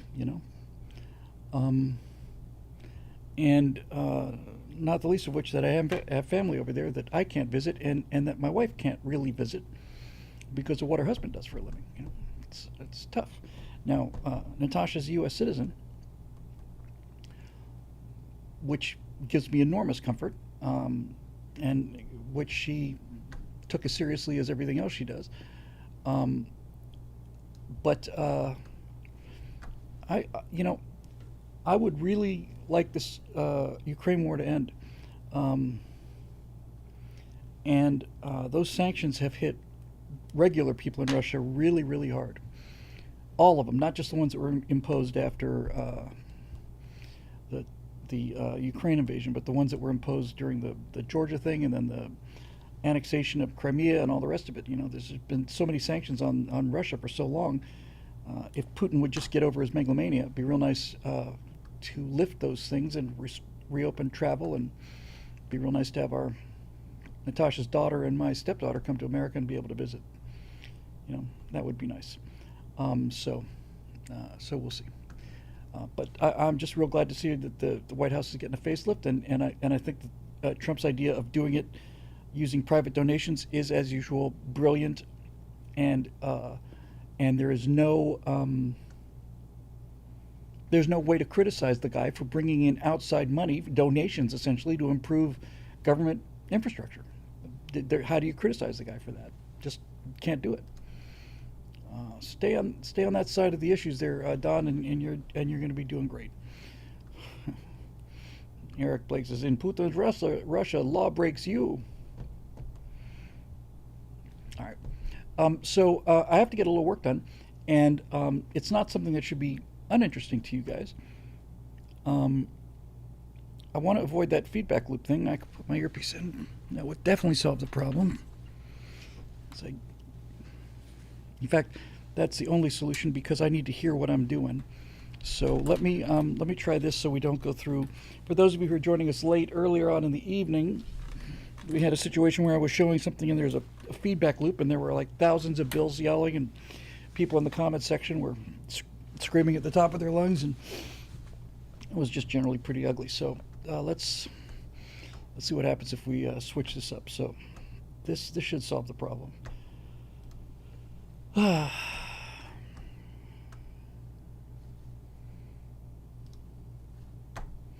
So again, this is kind of, I wouldn't call it high entertainment, but we are not even halfway yet, and I've been very delinquent on the right angles because I've been working so hard trying to make that August 6th deadline, which I missed for the atomic bomb things. But I got the volume turned down. I switched to my speaker, so let me do a little test here. Let's go to screen capture first. Okay, and you can hear me.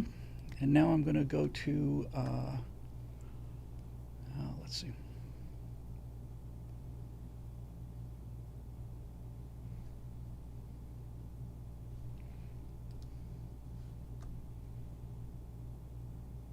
Oh, let's just test it in Premiere.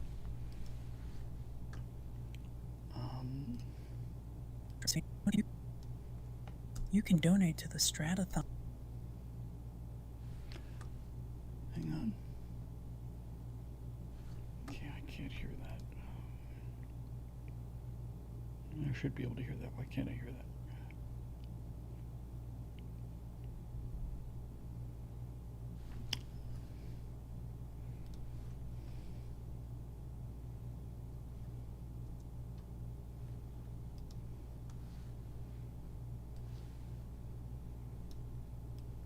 On right now by clicking the Okay, link you're hearing up it, above. but I'm not hearing it. Okay, that's a Premiere issue. Hang on a second.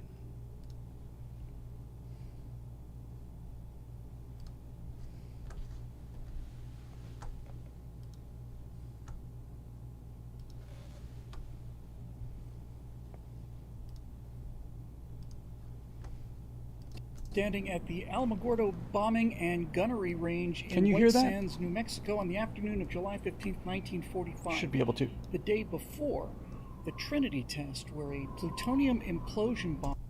Thank you, Jay. Thank you very much.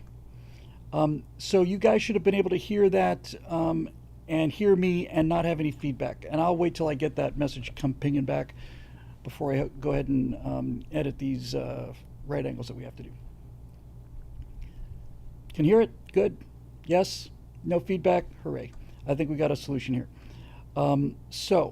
Before I close this file out, I've already cut the beginning, but I am going to drop in the new Shakespeare thing real quick, and then we'll take it from there. So let's see. It should be in the downloads. No, I moved it into the folder already, didn't I? I did. So that should be.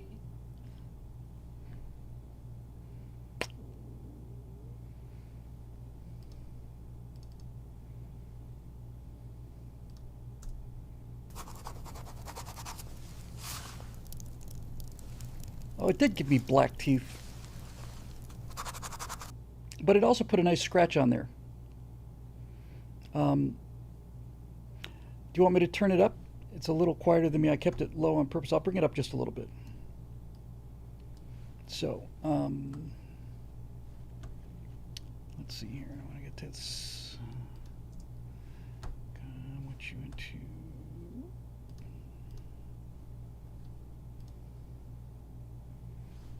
Hang on a second. I'll expand this in just a minute.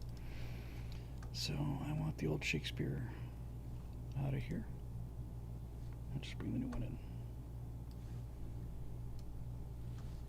And this has sound effects, which is kind of cool. So here are the little segments: Kennedy, Flat Earth, Moon, Contrails, Lizard People, Shakespeare.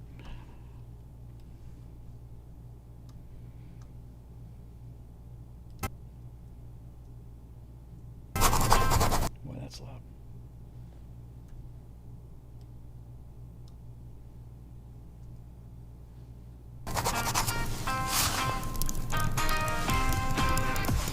It's not updating. It's really working hard now.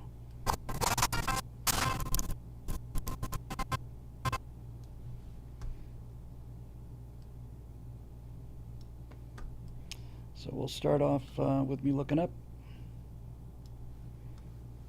I'll turn the scratching down a little more so it's just barely there.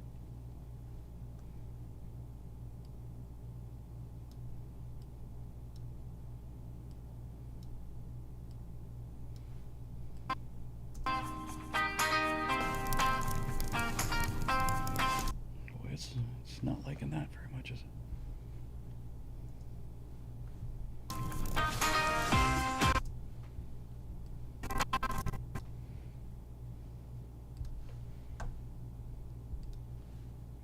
So I'll get full frame and put this underneath the title where it belongs. Yes. And well, those teeth are nasty, but it's kind of works. Let me put a sharpener on this.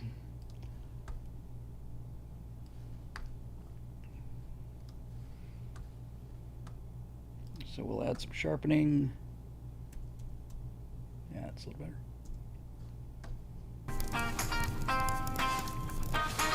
That's just weird. Oops.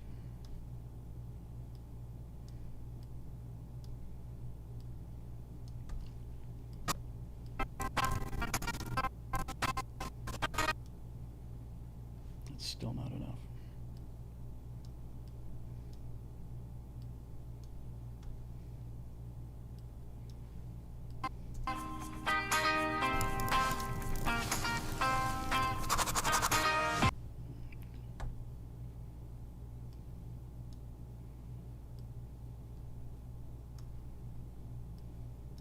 Pretty creepy, I know.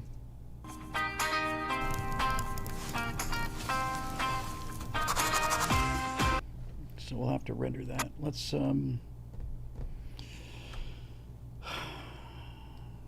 render out just the promo instead of the stuff with the instead of the white sand stuff. So save this. And this will be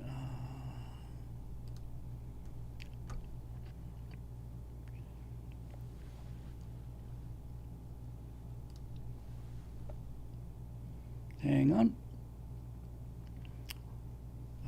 Truth Bombs promo version 3. It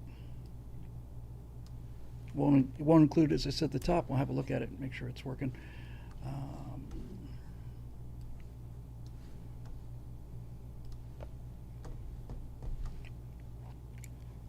And then we'll play that real quick just to make sure it's good. Then we'll close this file out and we'll open up the right angles and we'll see what we got.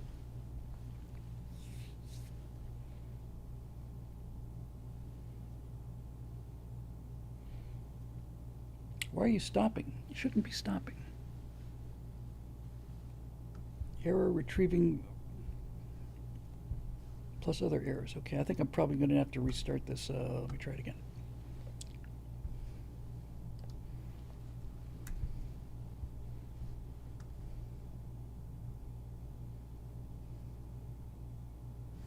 I just export it to see if it'll export.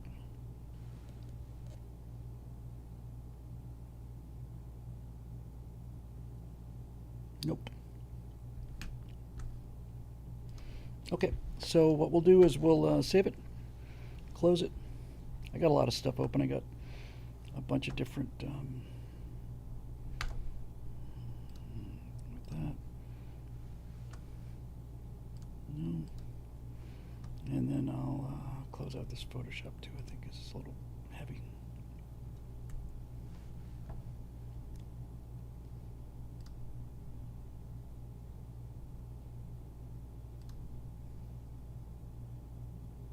See if that freed up enough memory and get this thing back again. So let's reopen Premiere.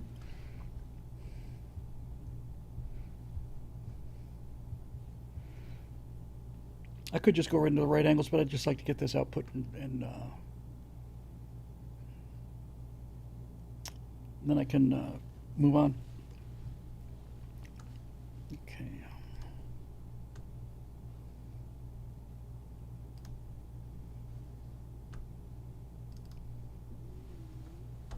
See if it'll do it now.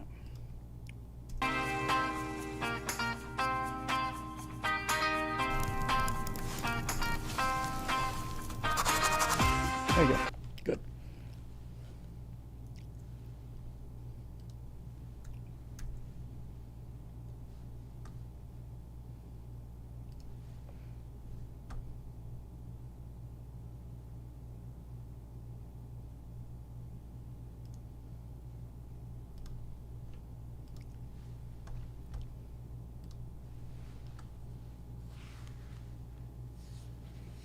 Come on, baby.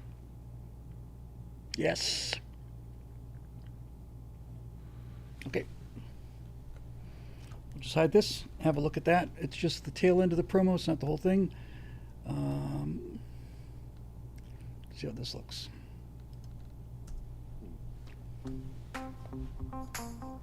Hey, I'm back. And with the new tools I now have at my fingertips, I think it's time for a third rebranding of the Afterburner Firewall series of videos. I want to call them Truth Bombs. We'll take a series of topics, virtually all of them controversial, and then we'll state the claims fairly and examine and weigh the evidence on both sides, and then see if we can come up with either a definite conclusion if the evidence is good enough, and if it's not, then at least the most likely case answer. And we're not ever going to use the term conspiracy theory either. That's just got way too much baggage. We'll call each case a speculative hypothesis. Now, some of these speculative hypotheses don't on the surface appear to be true, but some of them don't appear to be false either. That's why we're going to break it down the way we did with the atom bombs. Now, some of those hypotheses are in no particular order.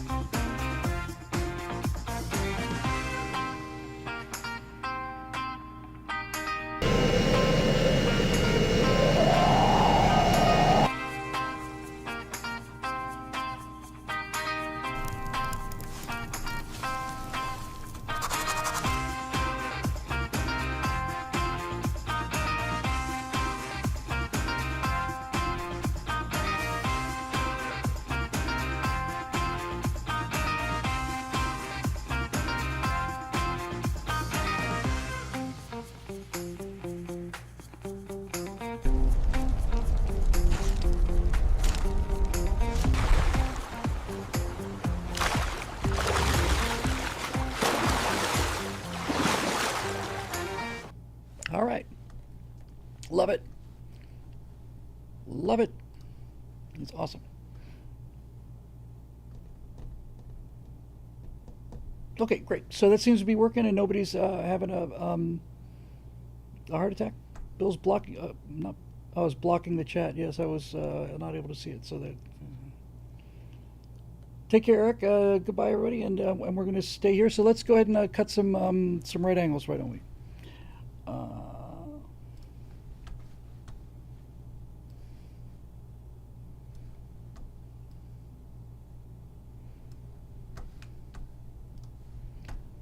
Okay. So this was good. We'll save this. We'll quit. And then we will reopen it.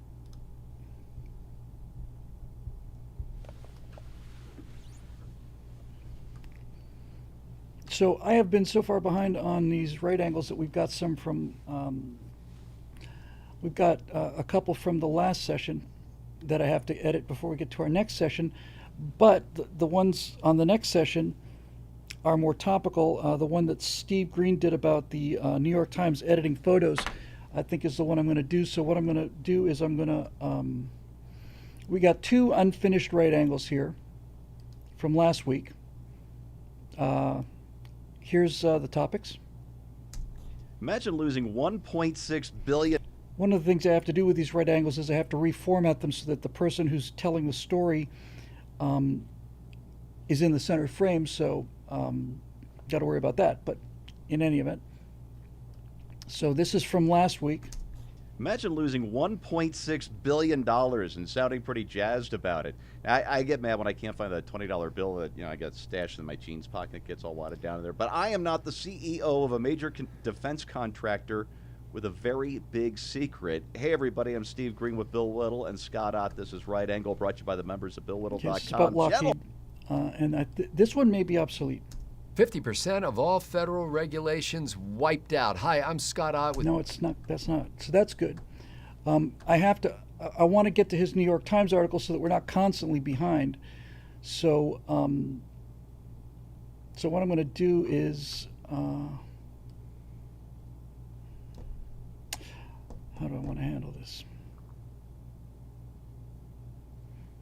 Yeah, I'll just bring them into the same sequence.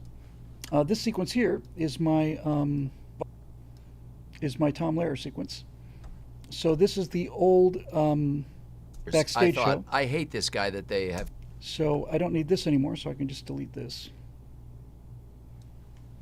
Because that's already been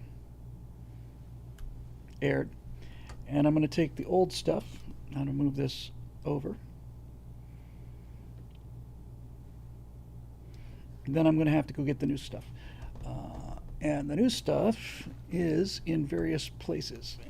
Part of it is online. Steve and Scott upload their shows every week and download these. So we got to get, there's Scott's latest right angle. Here's Steve's latest right angle. And then Steve had 2 photographs as well. So this is, I'm going to edit Steve's show. I really should edit at least another one on top of it. I'm going to be here all night.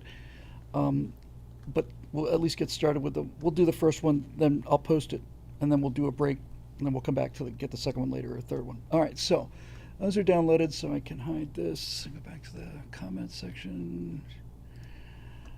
Okay, good. And then I need...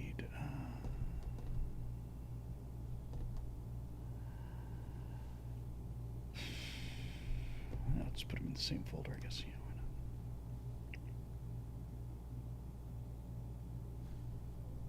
not? On second thought. Oops.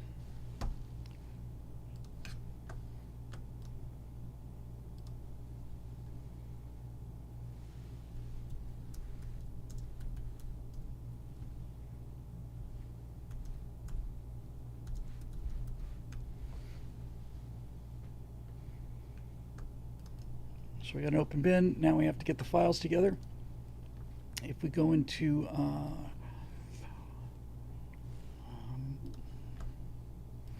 so all of our right angles go onto this external drive here in the right angle folder, and in the right angle folder you can see our recording date is 07/29/25 for the last one. So we're going to make a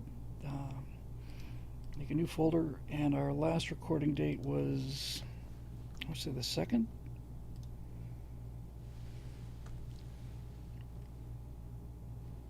The 5th. That should be right. So this will be 08/05/25. And then the files that we downloaded. Yep. 08/05/25. That's all good. So Scott, Steve, and the 2 pictures that that Steve brought into his right angle. So we'll open this folder up and we'll move these guys over to here.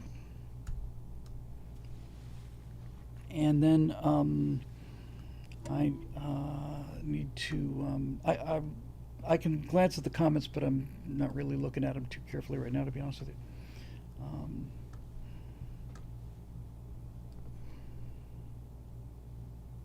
I can't start YouTube memberships now. I just can't. There's just no way I can do that now.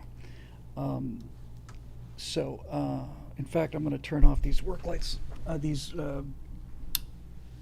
studio lights that I use for. I'll turn it back on when we go back to the camera, but we're going to be on the screen sharing for a while.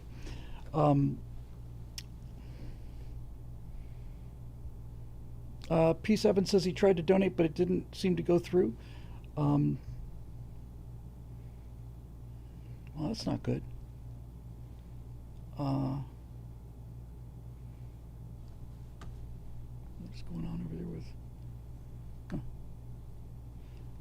I don't know what that problem would be there, P7. I hope we can get it sorted out. Let me get back to this, though. So what I need to do now is I need to get my... we got Steve's video, we got Scott's video, now we have to get my video.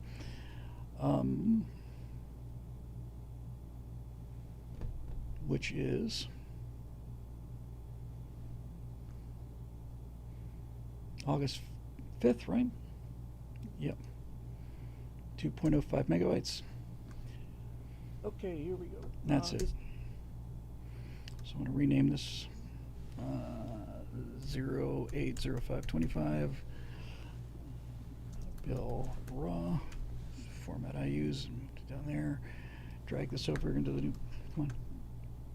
Drag this over in a new folder here, and hit that. Okay, so we got the got everything in the folders we need, and then I can. I don't want this here yet. Then I can grab these guys.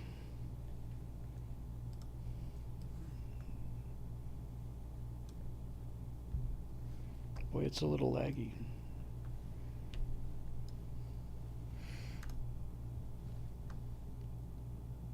All right, so that's what we need. So now the next step is I got to open Adobe Audition.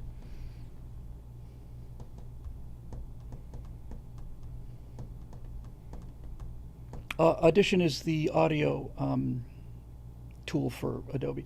Everything I use is Adobe. I've got Adobe Creative Cloud. It updates everything, and it allows you know, After Effects and Photoshop and Premiere and all of these things talk to each other. It's a monthly subscription, and I'm really happy with it, to be perfectly honest with you. I've been working. I probably professionally worked on at least 5 or 6 different video editing software. I worked on Avid when Avid was all the rage, and DVision and Final Cut Pro and all kinds of other things. But I really like Premiere a lot. I've had a problem loading Audition in the past. It just takes a long time. So while I'm waiting for that, what I'm going to do is I have to take my video, which has air conditioning noise, and filter out that air conditioning noise. So I'll bring this is my new video from this last week, and this bloody Audition's not opening. I'm going to force quit that. I've got an older version that sometimes opens. I can't restart the computer. That's just kill everything. So let's hope this works. This has got to work, because if I might have to close Premiere to get it to open. I'm not sure. No, it looks like it's going.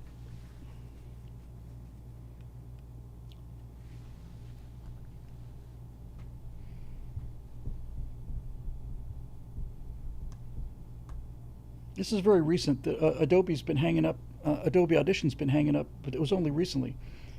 It used to just open automatically out of Premiere, and I think it's something to do with Premiere that's causing it to. I don't know why that's not open, but I do know this. I'm going to save Premiere. quit Premiere.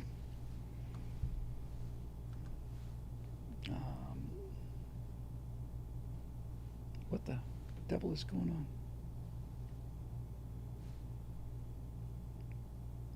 on? I think I might be out of sync with the stream again.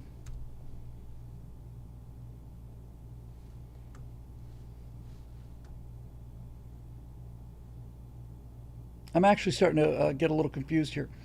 All right, so this is the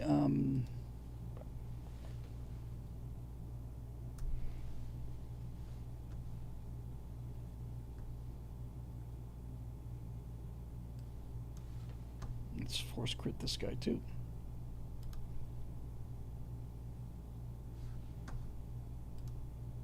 All right, let's try this again. I need to have Adobe Audition opened.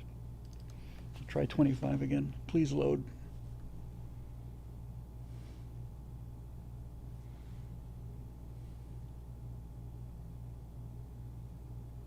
I just have too much open.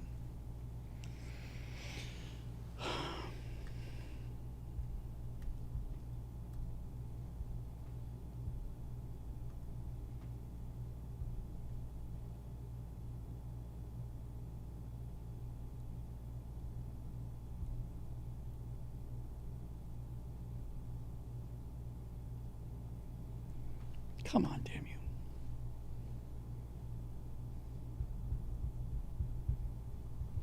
I actually really need this. Maybe the other one will open. What it probably needs is a restart, but that's just out of the question because restarting would mean dropping the stream, and I'm not going to do that. So,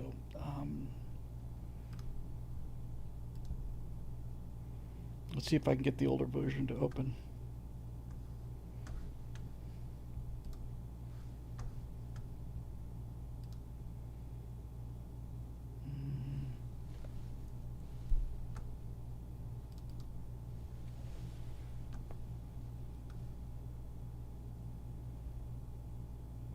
Exciting, huh? This is basically what the life of an internet pundit is all about.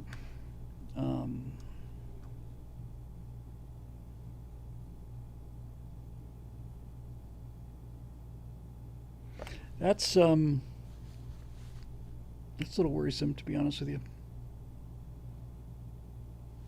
Is there anything else I can close?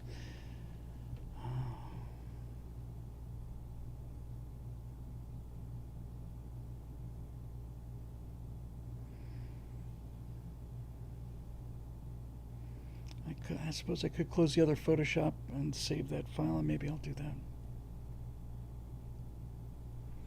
All right. Yeah, I really have to have this because otherwise the air conditioning noise is pretty bad. So let's force quit that other.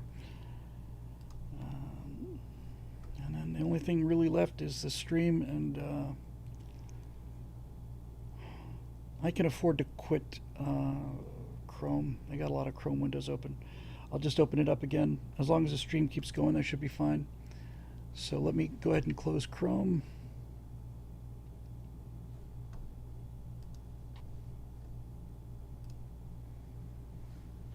And I'll close this other Photoshop. And if that doesn't do it, I'm stuck.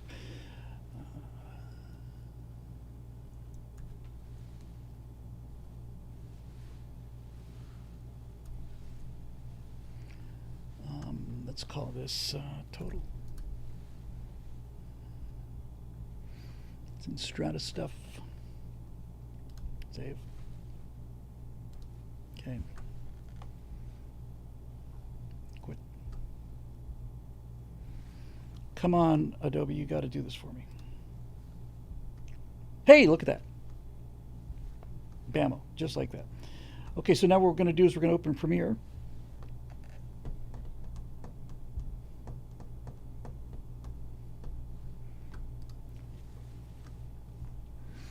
Okay, so here's my video for the shoot date on August 5th. By all accounts, was just a great guy too, you know. So we will.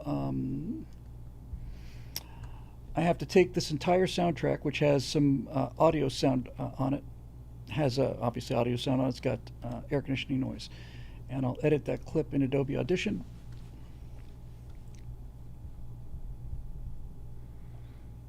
So it's getting ready to export that.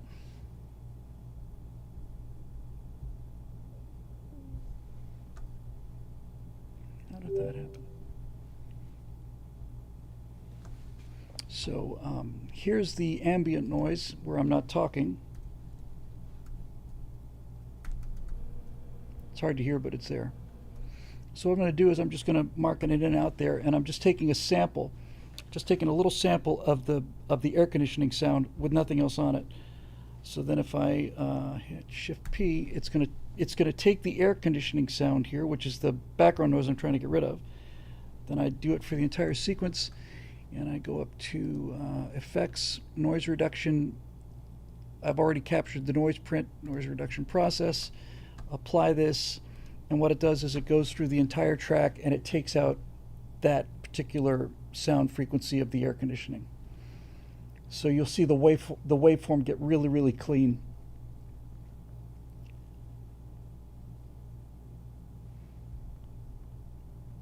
I would like to know how much of my life I've spent watching progress bars. It's a significant amount. It's years.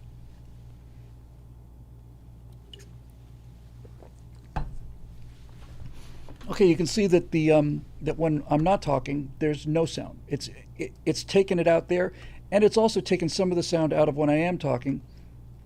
So the other thing I do, this is what it sounds like now. Those neighborhoods should be considerably. I can't hear that yet either. Hang on a second.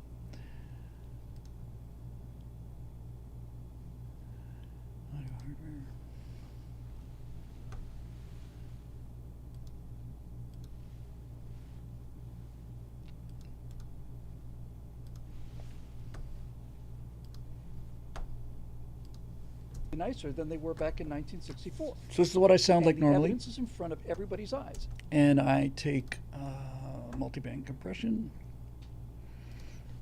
and I give it internet delivery, which really boosts it. And the evidence is in the schools. The evidence is in the test scores and everything. There was a kid who was bragging about how easy it was to get through high school. He had 400 absences. Okay. So now we'll apply that compression to the whole track.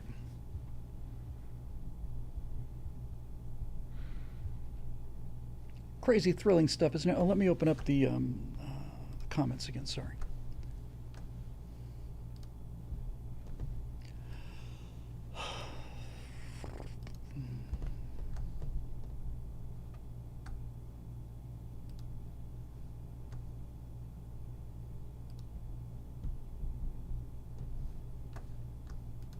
The comments again, sorry. Move that over here. And, mute that so I don't hear it again. All right, good. Now, this is in the course of his 3 years in high school, so that's good. So now we save this. And by saving it, it should overwrite it back to Premiere. While I'm waiting for Audition to do that, I'm going to go back to Premiere. It's going to update this, so let's move me up to the second track where I belong here. And this goes to, come on, here. Yep. And let's get Steve and Scott in and sync them up. Here's Scotty. Move me downstream a little bit.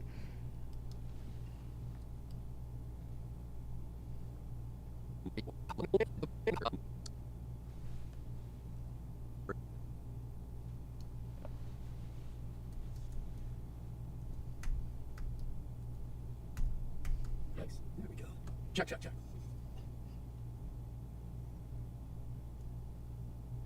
He can hear me through FaceTime. We used to use Skype, but he can hear me through FaceTime. We're not using this to sync up the picture and the sound the way we would with film. We're using it to set a common point because there's lag on FaceTime. So this means that once we get these three synced up, we're all talking to each other. So there's Scott synced. Let's grab Steve. We'll move him over here.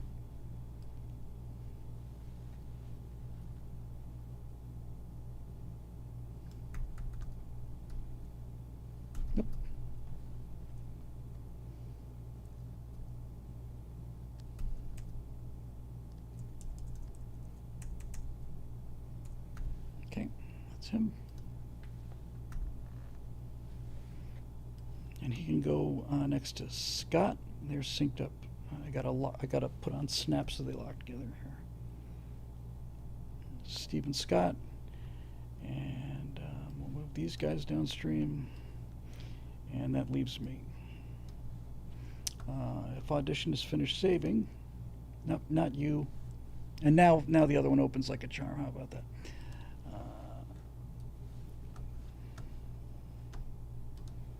Yep, that should be saved. So I should have the new audio in Premiere. Should be my audio. Okay, here we go. This is, and then I add a little, Right out of the add a little bit of treble because it gets a little thin sometimes. So just boost the treble just a little bit for me and a little more for Steve. So I'll take this treble thing and I'll drop it on my audio track, and I'll just add 5 dB of treble for me. Oops. Just cleans out the sound a little bit. And then I give Steve 10, so Steve's track is here. And I give him 10 on treble. Like that. Now we have to sync me up. Okay, you're on 0.5. In 3, 2, 1. There. Break that off. Now the three of us should all be synced up on the slates. So these guys are all got jumped one. I don't know why. So now what we're going to do is we're going to divide them up into their appropriate quarters. So we'll grab the presets for Steve, copy those, come in here. Paste those. He goes there. Grab mine and we'll copy those and we'll paste mine there. And that puts me there, and then we'll grab Scott and we'll copy those and we'll paste them here. Okay.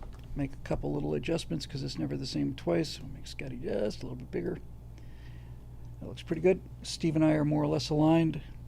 And now I just got to set the levels. So we'll start off with Scott, who's up on the top level here.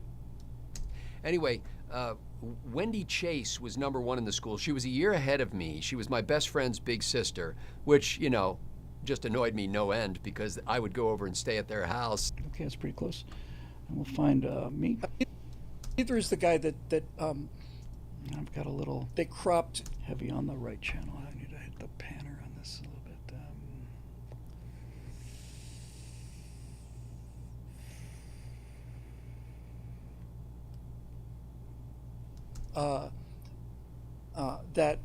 That context out of that photo. That's not an idiotic move. That is a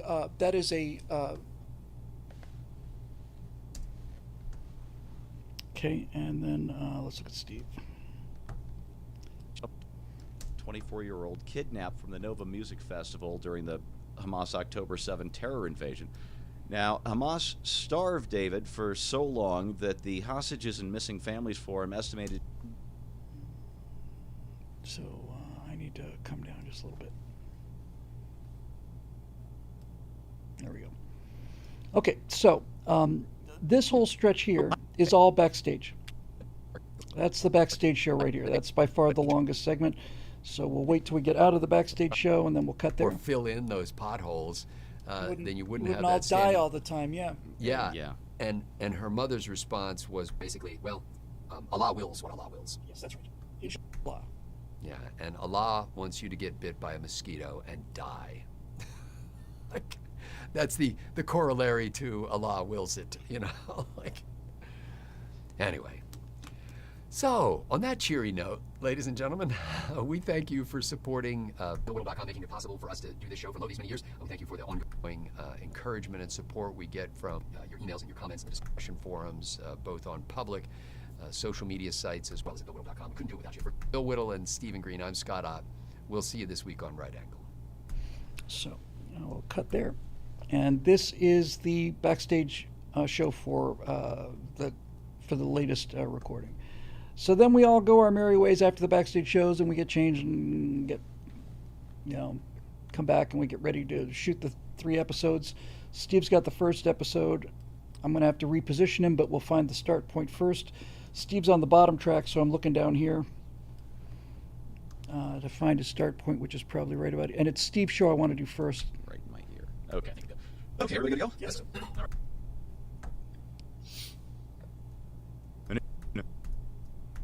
Looks like the end point. We'll chop off this nonsense. The New York Times is digging its own grave, and that's according to a 35-year veteran of the newspaper. Hey, everybody. So that's Scott's, Steve's lead-in. So Steve's on the bottom track, I'm in the middle track, Scott's on the top track, so I can just tell from experience, this is Steve asking a question, then I answer, then Steve asks another question, then Scott answers, then Steve comes back and closes the show, so his close of the show should be right around here. Western propaganda to keep that paper alive, but I'm reasonably sure what happens to Hamas, and that is in the hands of the Israeli Defense Forces, and they're certainly not screwing around now. All right, that's your right angle on that, brought to you by the members at BillWhittle.com. Thanks for watching, and we'll see you next time. That's the end of his segment. We'll cut here. This is Scott's segment and my segment. We're going to move that out of the way. Now what I have to do is I have to rearrange the stack. So Steve has to go to the bottom. Scott has, oops. So let's go ahead and unlink all these guys because it gets tedious. All right, so what I'm going to do is I'm going to take Scott, move him to the top. I'm going to move Steve to the bottom. Then I'm going to move Scott down. So now it's Steve. Now it's Scott, Bill, and Steve. Now I have these presets over here, and recently they weren't working. I don't know if I overwrote them or not, or deleted the files. I'll check them and see. I might have to do them again. But this is our lower thirds, and should include our presets for picture, and if they don't, then I'll have to go make another set of them. But they didn't work last time for some reason. I think this is it. The New York Times is digging its own grave. Okay, so I have to, I don't move, but Steve and Scott move, so I'll take these two guys and I'll delete their existing attributes. And I'll paste these here. And we'll see if this works.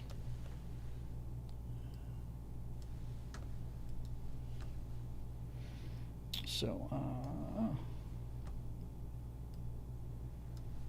back over here. This should be Scott. We'll take Scott, copy his preset, move it over here, paste it. Good. That's good. And I'll take, I don't have to change mine. We'll take Steve's preset and we'll copy that and we'll move it over here. Perfect.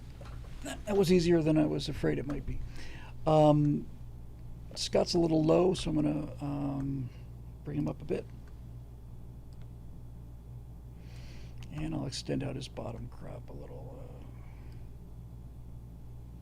Yeah, like looks just about like that. Of the newspaper.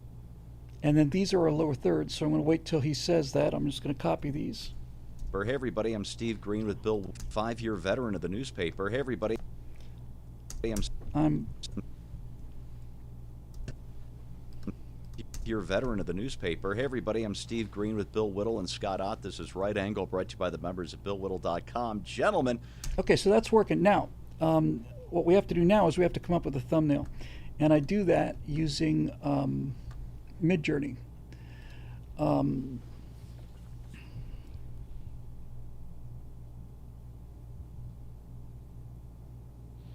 I've got to think of a title for this episode.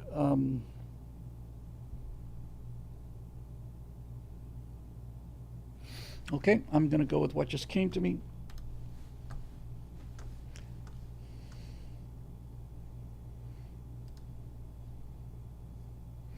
This is just a file I use for the descriptions because I have to cut and paste these a whole bunch. So the title of I'm going to call this episode is going to be Nasty, Vile,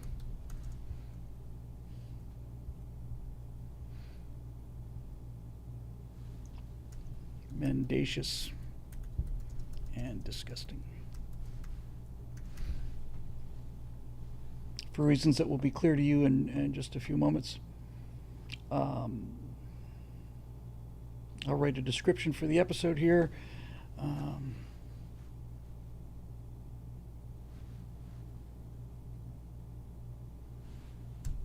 Just when you thought the New York Times could not get any lower,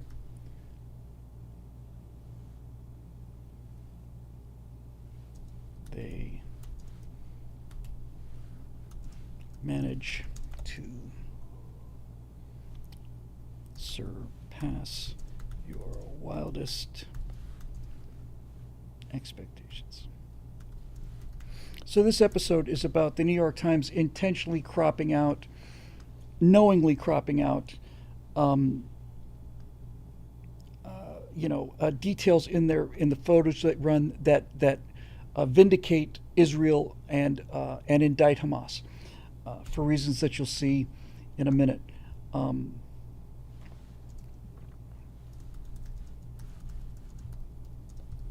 Steve Green has the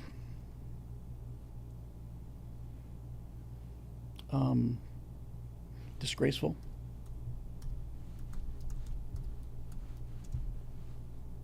Evidence. Okay, that's our show. Nasty, vile, mendacious, and disgusting. Now, normally, we're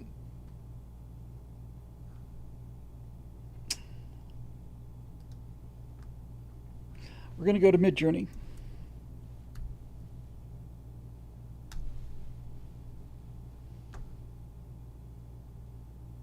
So here's how we use Midjourney from scratch. Let's try something. I never really know how it's going to work until we try it. We just make sure we still have comments. Everything good? Yeah. Bill finally blinked and wondered why I didn't do something like 9 a.m. to 9 p.m. But there you go. We got 12. We got 12 hours here, man. We're in for the long haul. It's going till 6 a.m. and it's late for everybody. It's midnight here, so I'm halfway. I'm going. You don't have to stay awake. You can go and come back. It's time for another update. Let me do the update real quick. So I'll bring up this Photoshop file. And one of the reasons I was able to justify this was because I'm so behind on so much of this work that I had to. I figured I could get a lot of editing done if nothing else. So I hope you regulars are enjoying this.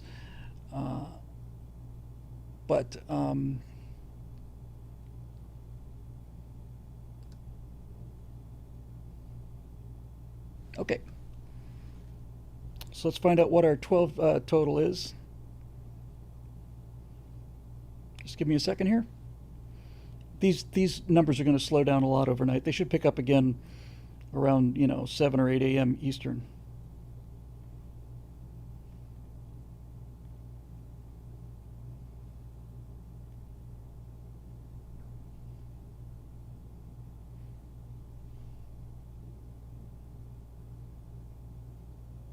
Yeah, not much, about $200, but you know what? We'll take it. I am grateful for all of it.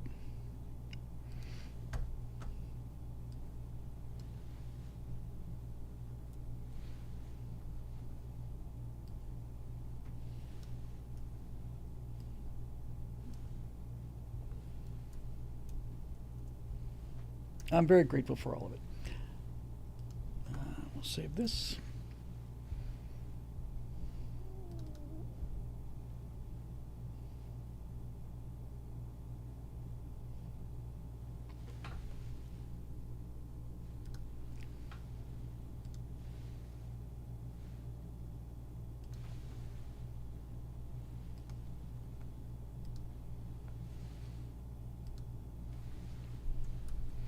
Okay, that should be going out but I'm not going to go back to. So I don't have the lights on, so we'll just let that go. Meanwhile, let's come up with a thumbnail. So what I'm going to do is I'm going to see if this is going to work. I suspect it's probably not, but I'll try it. So it's about the New York Times. So let's take.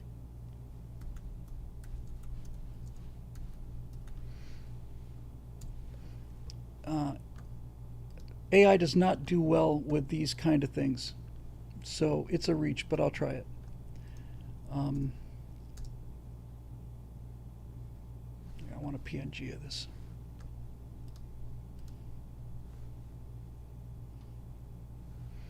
Actually, you know what? I'll just take this into Photoshop. I'll just do it this way. It's a higher resolution picture.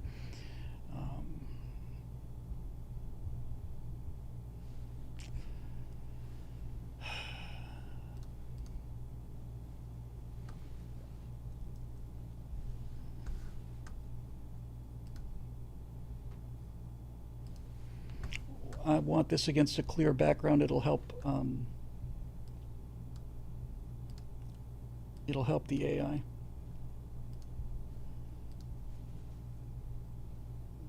So we'll just delete all this stuff.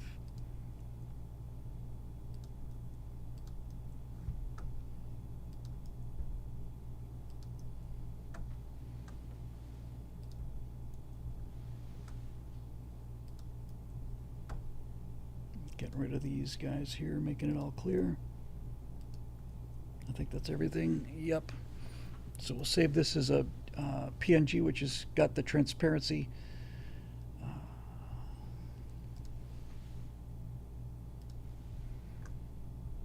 Yeah, I don't think what I'm about to try is going to work, but I will give it a try. Save this as NYT. Reference. So it has something to chew on anyway. Okay, back to Midjourney. So what I want to do here is I want to do a new image, and I want to take desktop.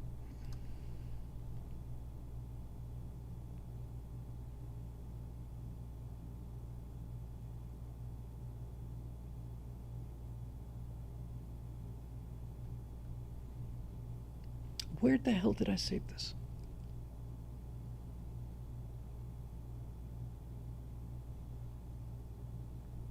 It should be there. All right, we'll try it again.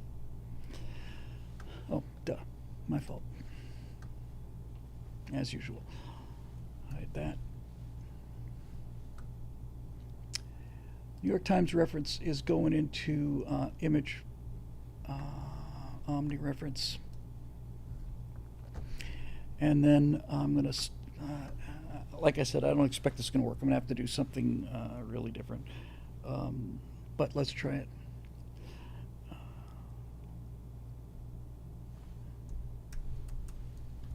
Build the letters out of slimy, putrid,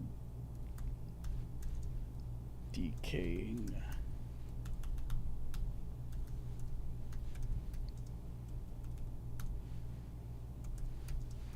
flesh against a dark background.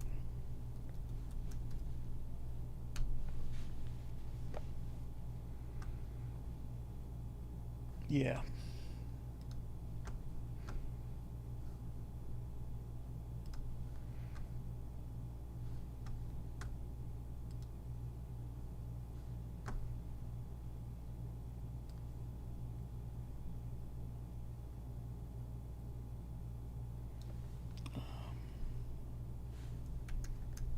Maybe we can get away with zombie. Yeah.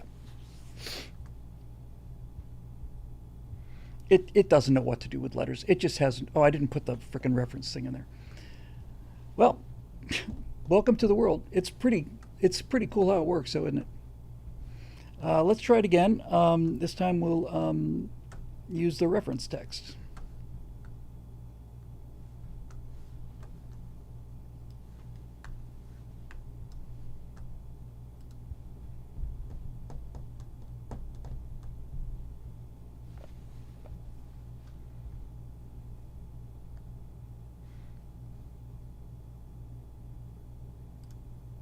We got stylization all the way up, so this should...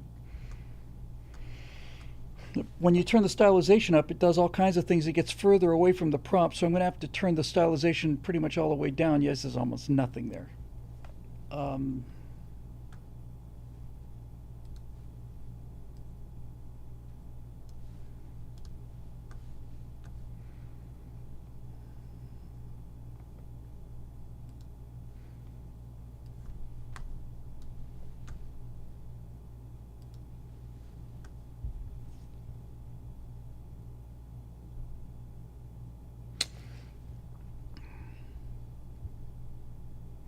I suspect I'm going to have to generate just a disgusting background and then put the New York Times logo over the front of it. Yeah, it doesn't know what to do with letters. It just doesn't know.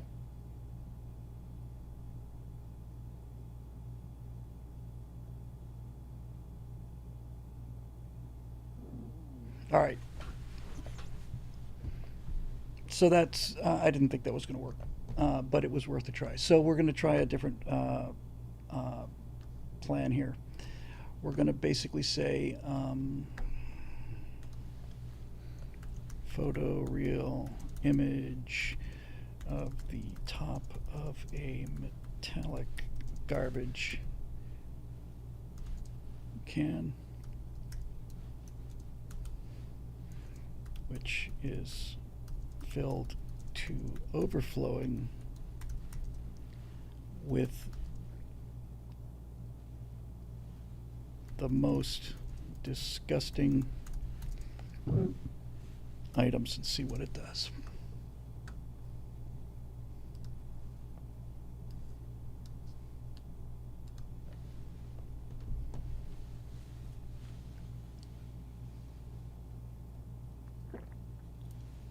Well, thank you, Midjourney. That really helps. Way too much stylization allowed there. Let's try this.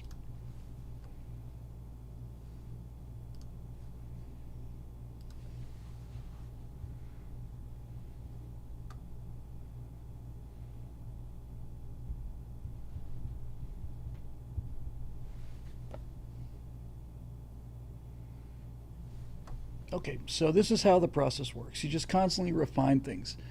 Photoreal image of the top of an aluminum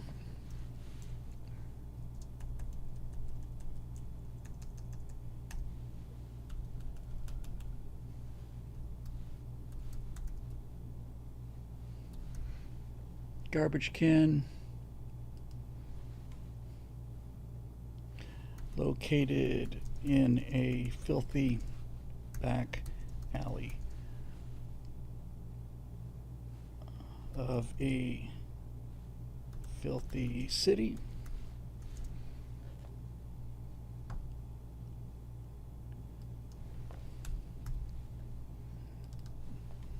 It is filled to overflowing with the most disgusting items, decaying, try and get around the censorship.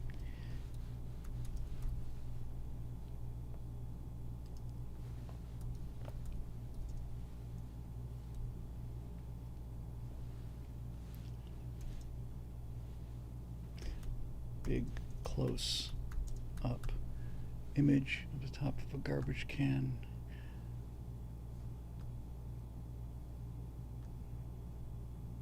Let's make this looking down on. Aluminum garbage can located in a filthy back alley, filthy city, filled overflowing with the most disgusting items, decaying meat, fish, skeletons, rotting fruit. That's probably going to trigger the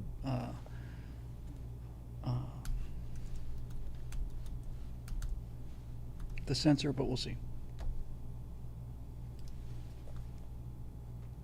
Nope, took it.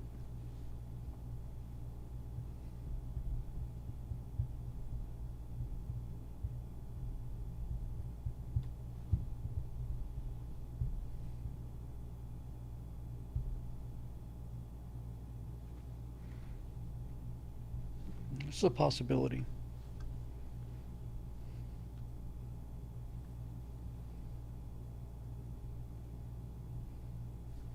Let me turn down the stylization. Let me turn it up.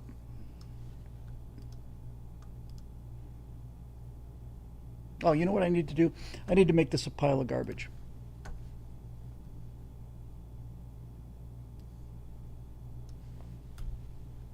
Just a giant garbage dump. Photorealistic image of an enormous garbage dump.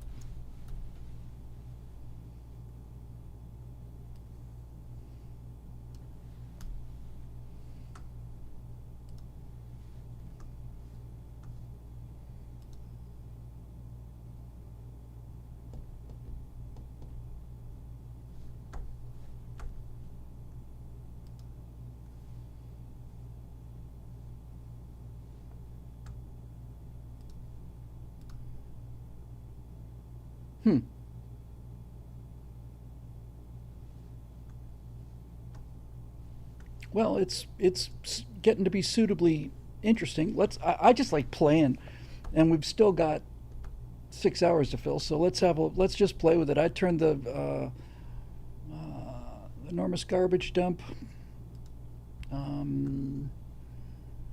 Let's just add something so we get rid of this background on the outskirts of New York City.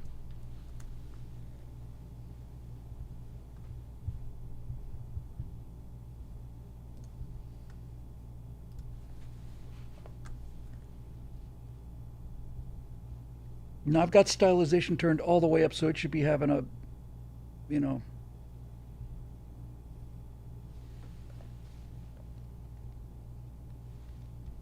I just love these images. They're just so cool.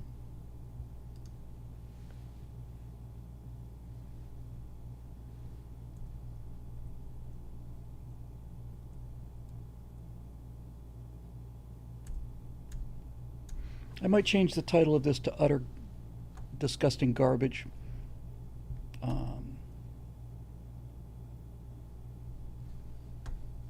Let's turn the stylization down though, because it's going too wild. It's getting too far away from the prompt is what I meant to say.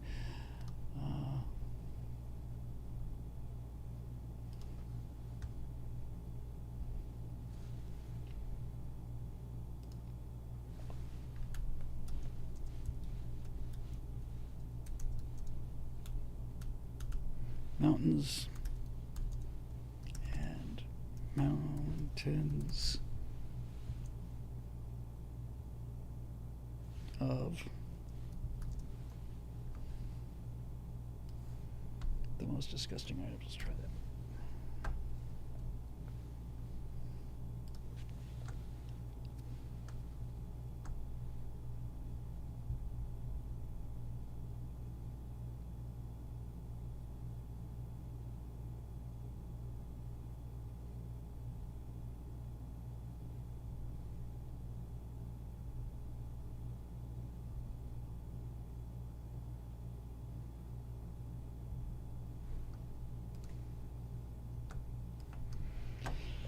Should probably go in the other direction, but I just like seeing what it does when it just I like being surprised.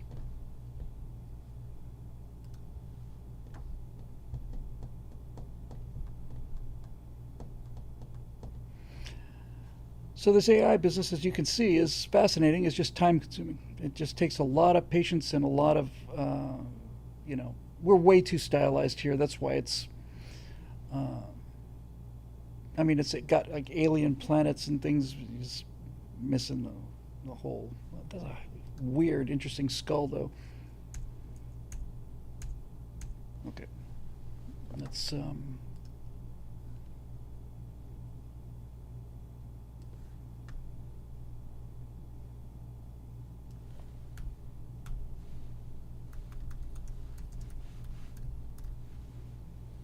Last time at this setting, and then we'll turn the stylization down a little bit.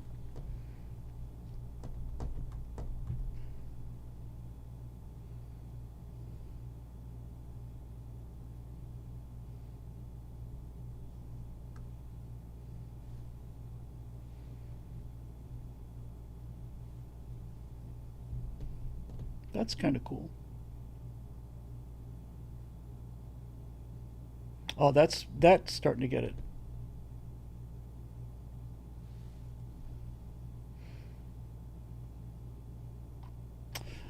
Take a look at this. We can edit this, and we can shrink this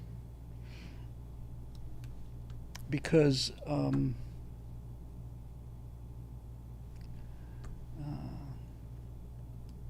I like the Empire State Building is really saying things, but I want more of the garbage mounds. If I just do that and submit the edit, it'll draw in the rest of it.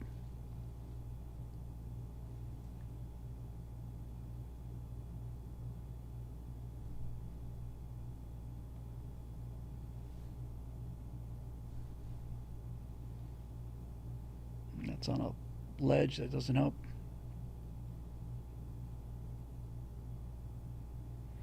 Okay, it's gotten all futuristic on me. Let me go back and give it a prompt and see if that helps.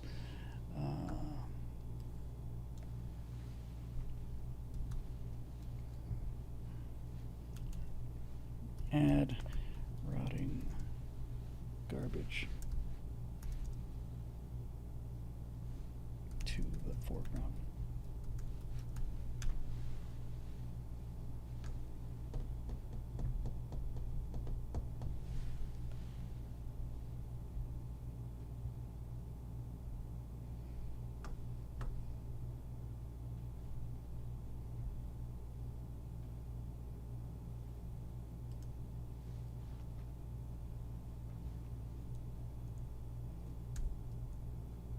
It's putting all this space stuff in there. It's the prompt is too, the stylization is too. I wonder if I can. I don't know if I've ever. I only tried something before. Can I change the stylization here? Let's try it.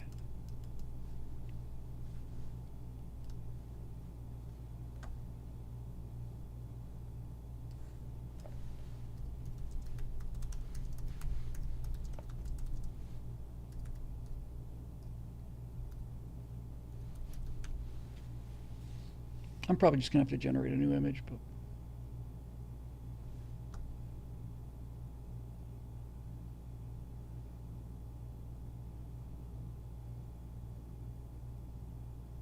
yeah, it's all spaced out. It's all fruited out. Okay.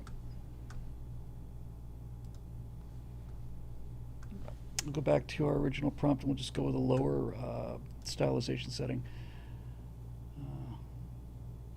This image is not bad. Last thing I'm going to try is I'm going to try to vary it. And that means it's going to recalculate it in different ways.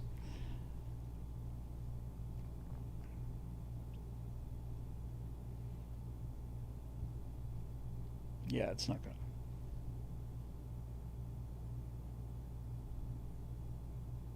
to. Just cool images, though. I just love looking at it. All right, so what we'll do is we'll go back and we'll just lower the stylization. Let's see what we get.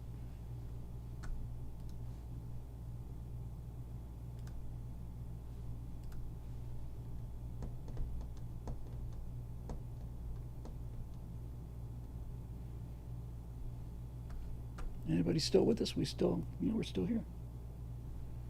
All right.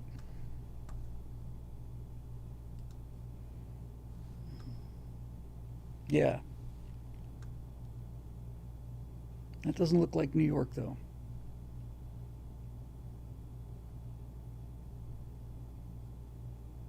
It looks like LA, in fact.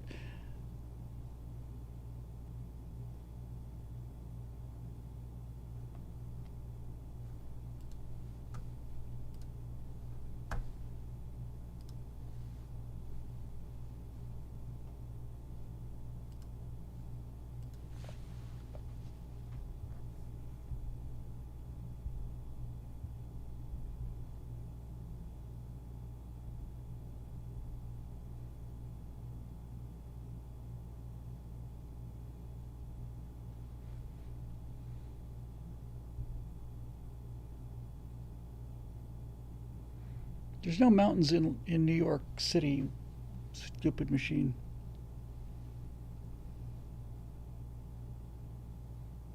That's better.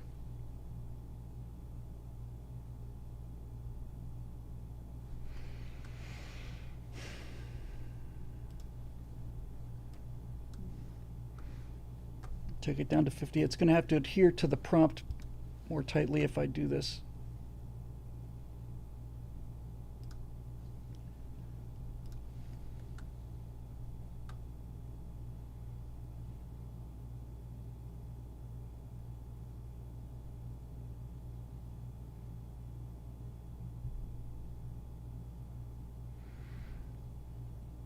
It's seeing mountains, and mountains are rotting garbage. And that's why it's drawing mountains. I need to change that to piles. Yeah, it saw the word mountains. That's what's causing that. All right.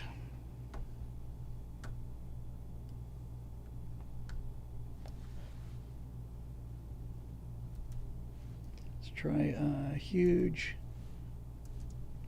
endless piles.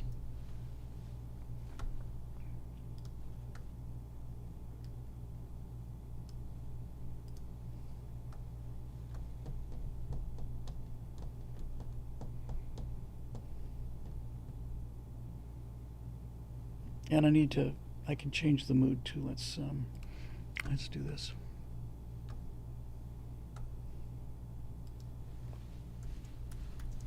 It is gloomy and overcast. The mood is depressing.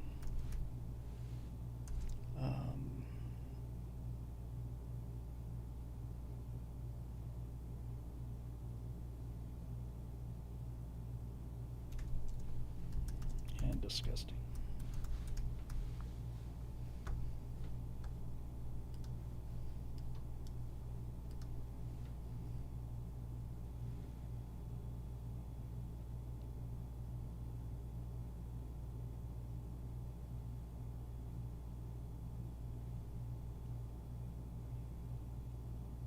It's so weird.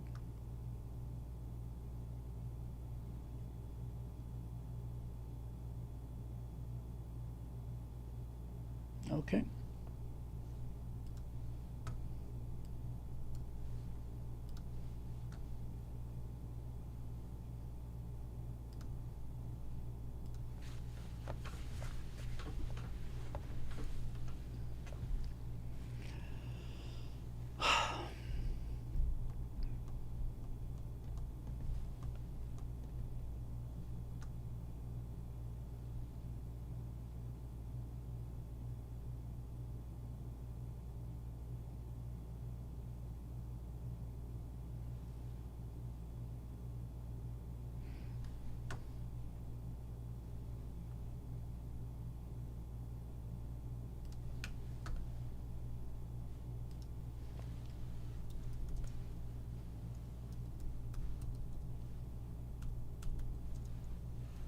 Empire State Building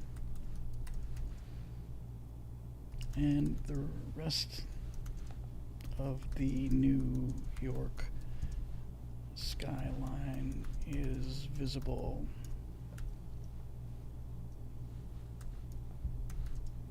In the distance. In the foreground. See, this is how it works, folks. It's not very exciting. It's our piles.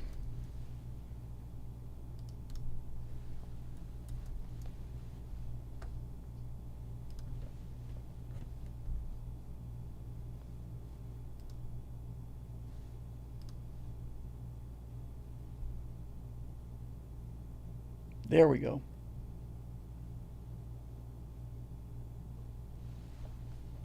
That's what it needed. Yeah.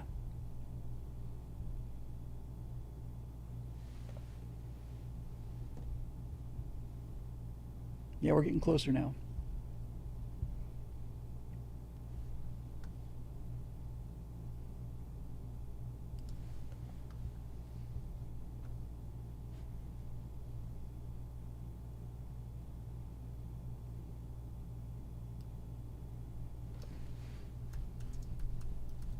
so high that they almost obscure the city beyond. I want those higher.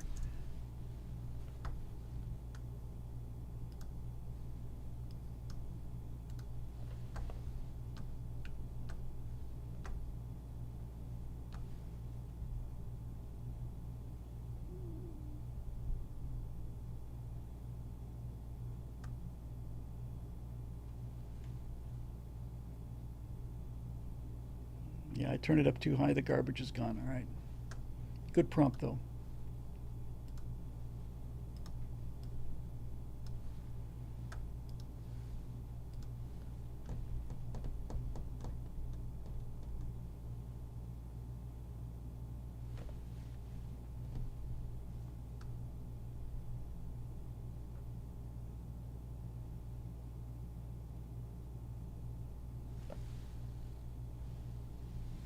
I'm getting very close.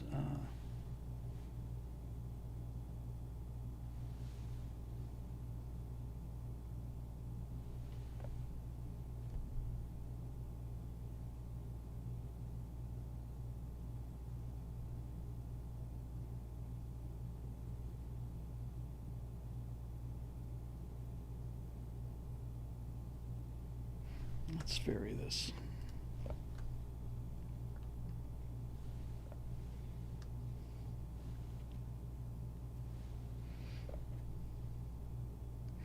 I almost said to myself, you know, I don't want to be here all night. And then I realized, yeah, well, I kind of am going to be. All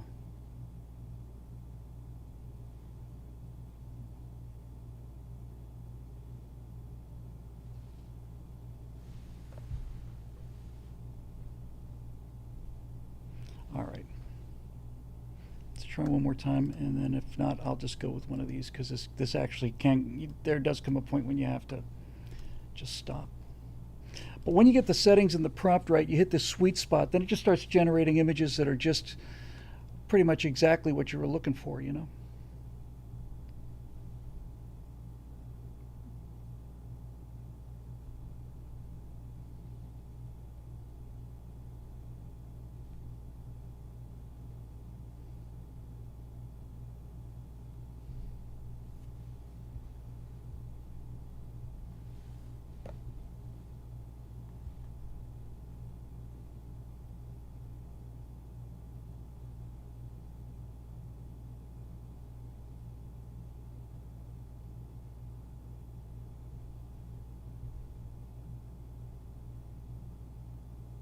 Yeah, I think that'll do it. Let me,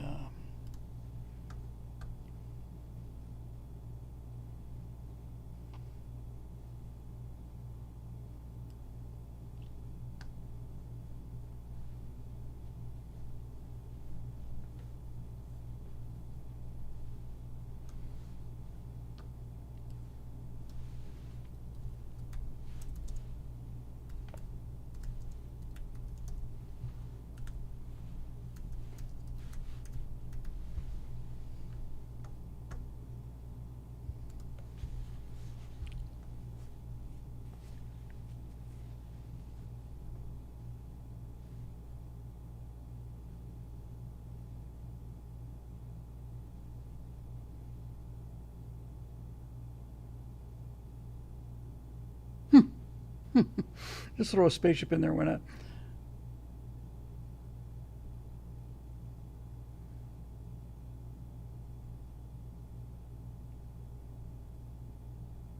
That'll do.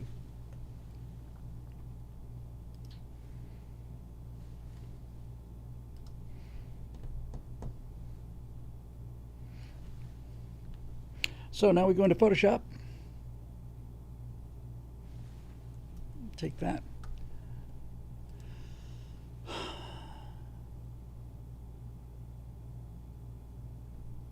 Open up our right angle titles.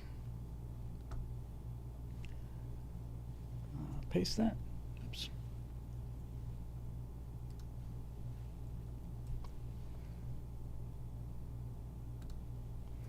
What was that headline that I had here?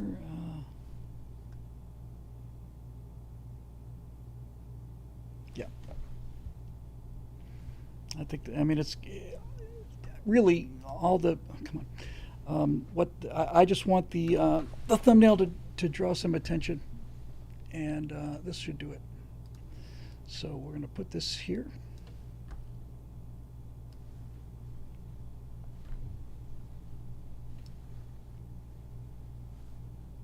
Something nice and provocative, and I'll move this kind of like that, I reckon. Yeah, okay. And then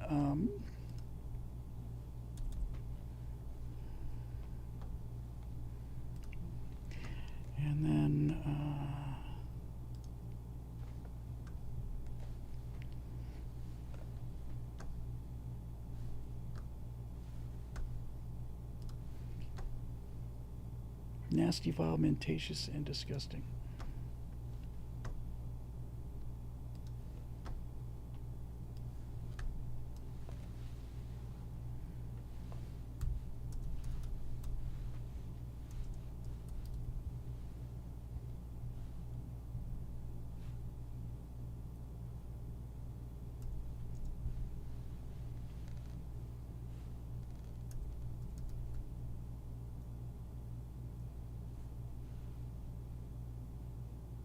Yeah, mendacious, I don't know.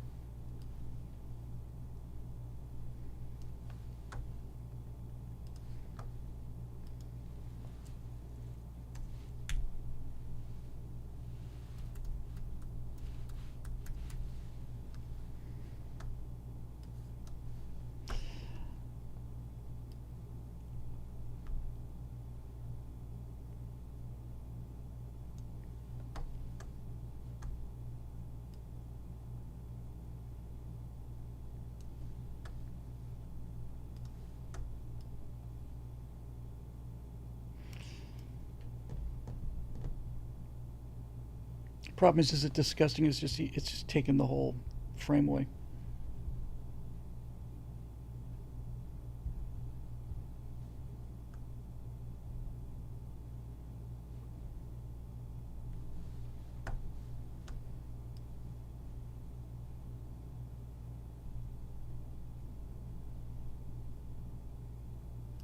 Okay.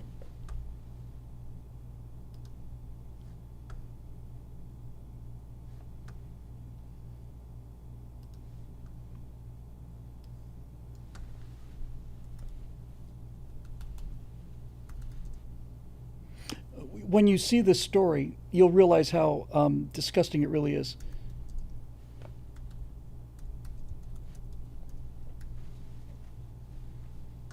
It really is pretty shocking, and a lot of these stories that Steve has done is on the New York Times, and this one's particularly wretched. So this is basically what I have to do every day or every other day. And you can see it takes a fair amount of time.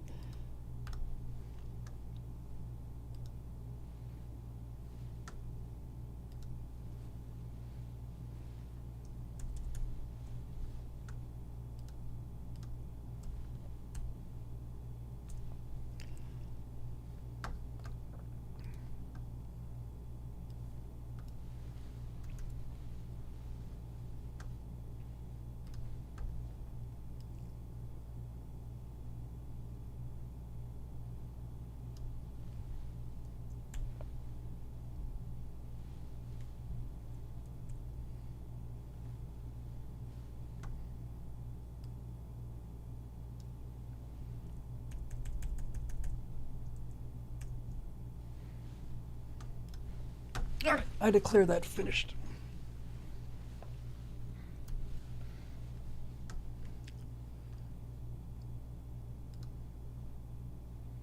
So each episode is given the shoot date, so this will be 08/05/25. G for green thumbnail. And we'll save that as a JPEG.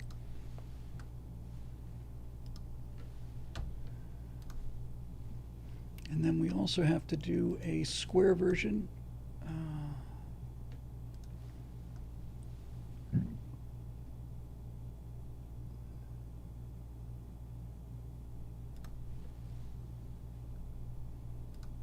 Which is a lot easier. We just take this one, copy that, pop it in here.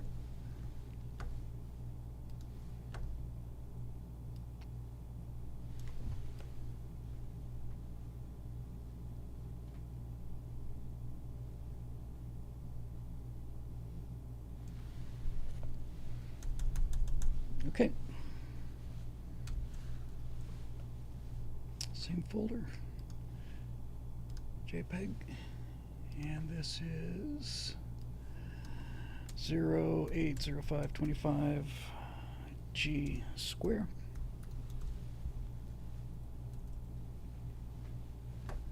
And we'll save that. Bammo. Okay, and now we'll hide that. Now, back to Premiere.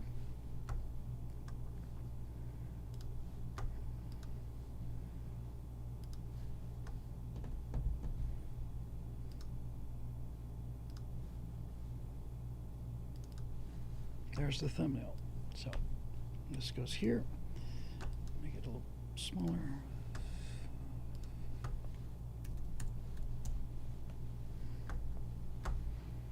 And then we're going to do this. The New York Times is digging its own grave, and that's according to a 35-year veteran of the newspaper.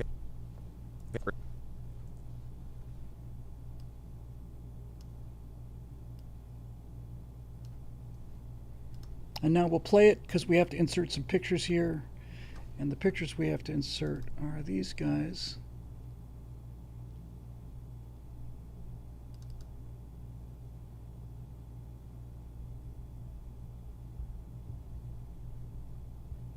Not exactly sure. No, I'll get to it. The New York Times is digging its own grave, and that's according to a 35-year veteran of the newspaper. Hey, everybody, I'm Steve Green with Bill Whittle and Scott Ott. This is Right Angle, brought to you by the members at BillWhittle.com. Gentlemen, I want to talk today about the power of images and what happens when twisting them, as one former New York Times director put it, becomes self-mutilation. Yakov Ort spent 35 years at the New York Times, including serving as director of its creative services division, and has never until now publicly criticized his old paper, but he New York Times of, and this is a quote, an appalling twisting of the facts and mindful, heartless concealment of the truth. And so by now you must have seen last week's dueling gruesome images that came out of Israel and Gaza. The first one made the front page of the New York Times, despite being Hamas agitprop that was sold on a lie. As you can see, that starving child was not starving. He has cystic fibrosis, and his well-fed brother was cropped out of the photo by the New York Times. Okay, so I think that's the first image he's referring to. As you can see, the Hamas agitprop that was sold on a lie.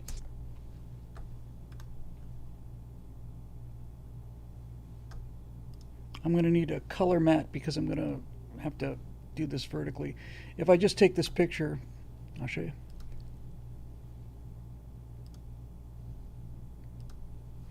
So if I just take this picture and plop it on the timeline here, you can see that the background, and that's not going to work. So we'll shrink this down to about there, let's say.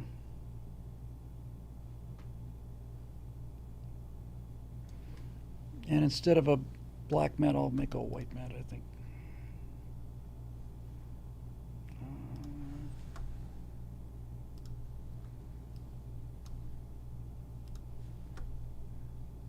So to fix this, we'll put this underneath it. Yeah, that's better. The front page of the New York Times, despite being Hamas agitprop that was sold on a lie. As you can see, that starving child was not starving, he has cystic fibrosis, and his well-fed brother was cropped out of the photo by the New York Times. Bill, is it possible to sufficiently hate this newspaper? No, this is the paper of Walter Duranty. This is the for those of you not up on your history, Walter Duranty was a reporter for the New York Times, went to the Soviet Union, witnessed the starvation and the genocide in Ukraine, said everything's humming along in this wonderful Soviet Union, everything's great, and was awarded the Pulitzer Prize for his coverage, which New York Times has not returned after 20 million Russian people dead as a result of useful idiots. No, he's actually not a useful idiot, and neither is the guy that cropped that context out of that photo. That's not an idiotic move. That is an act of it's an act of omission. It is of commission rather. It is intentional inversion of the truth in order to make a political point that you happen to personally favor as you wear the badge of unimpeachable, impersonal, unbiased reporting. The New York Times it's like a gut shot animal that's just stumbling through the brush, riding on what's left of its reputation. And to be honest with you, I'm not entirely sure where that reputation came from. I suspect that the reputation of the New York Times is more connected to the city of New York's greatness in the post-war era up until, let's say, the 70s, and well, probably from the beginning of the turn of the century, somewhere around there. On America's rise to greatness, New York City, and then in the years after World War II for 2 decades, the newspaper that bore the name of New York City had the prestige of the world. And I don't know if they ever earned it, but there's no question that it is the kind of rag that somebody in Des Moines, Iowa, would be ashamed of in terms of their journalistic practices, if they were the editor of the Des Moines Register or whatever the case may be. Sure. Thank you for that. I want to put up the second image. Actually, there's so many to choose from, because it's from, I don't know how to describe this other than as a torture porn video of an Israeli hostage made and distributed by Hamas just late last week. The whole thing. I put up the wrong image. This is where this image goes. Thing is just gruesome and harrowing. The hostage was Avitar David. He's a 24-year. The whole thing is just gruesome and harrowing. Other than as a torture porn video of an Israeli hostage. It's a video of an Israeli hostage. This is where it belongs.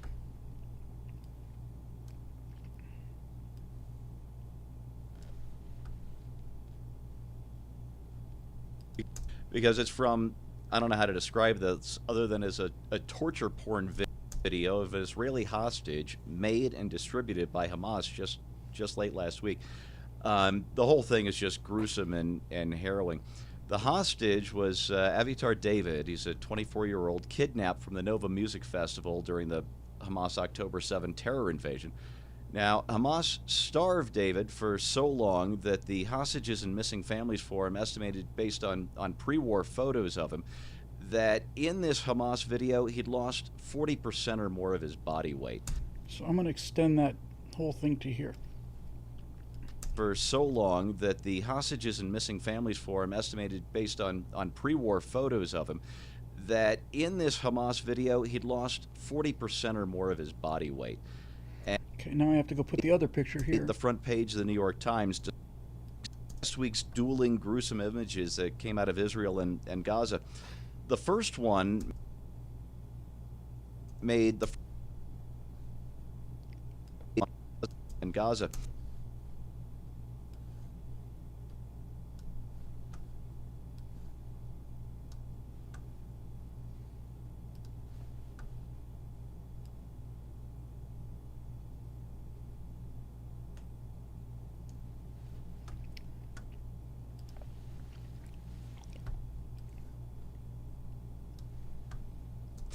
The first one made the front page of the New York Times, despite being Hamas agitprop that was sold on a lie. As you can see, that starving child was not starving. He has cystic fibrosis, and his well-fed brother was cropped out of the photo. Okay. Forced to dig what Hamas told him was his own grave. Now, we don't know if Hamas buried him alive in there, if they're going to let him finish starving to death, or if they're going to start feeding him. Nobody knows because Hamas won't say. And, of course, his parents have all seen this video by now. His family has seen this video. So this is where Yaakov Ort, the former New York Times guy, said, rather than running a photo of hostage Evitan David being forced to dig his own grave by Hamas terrorists and writing about the actual reaction of millions of Israelis to seeing it, the foreign desk and the photo desk ran a photo of a relative handful of protesters in Tel Aviv protesting against the government, not against Hamas.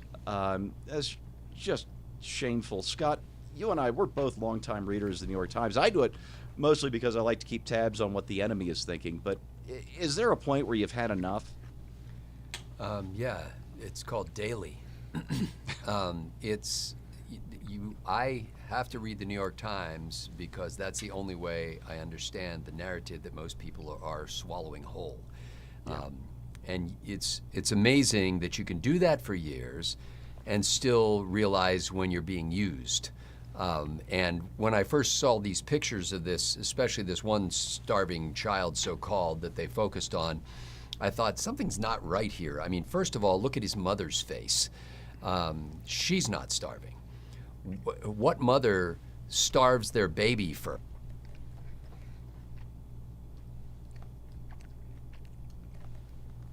Let's go ahead and bring this back, since he's making a specific point. Starving child, so-called, that they focused on. I thought, something's not right here. I mean, first of all, look.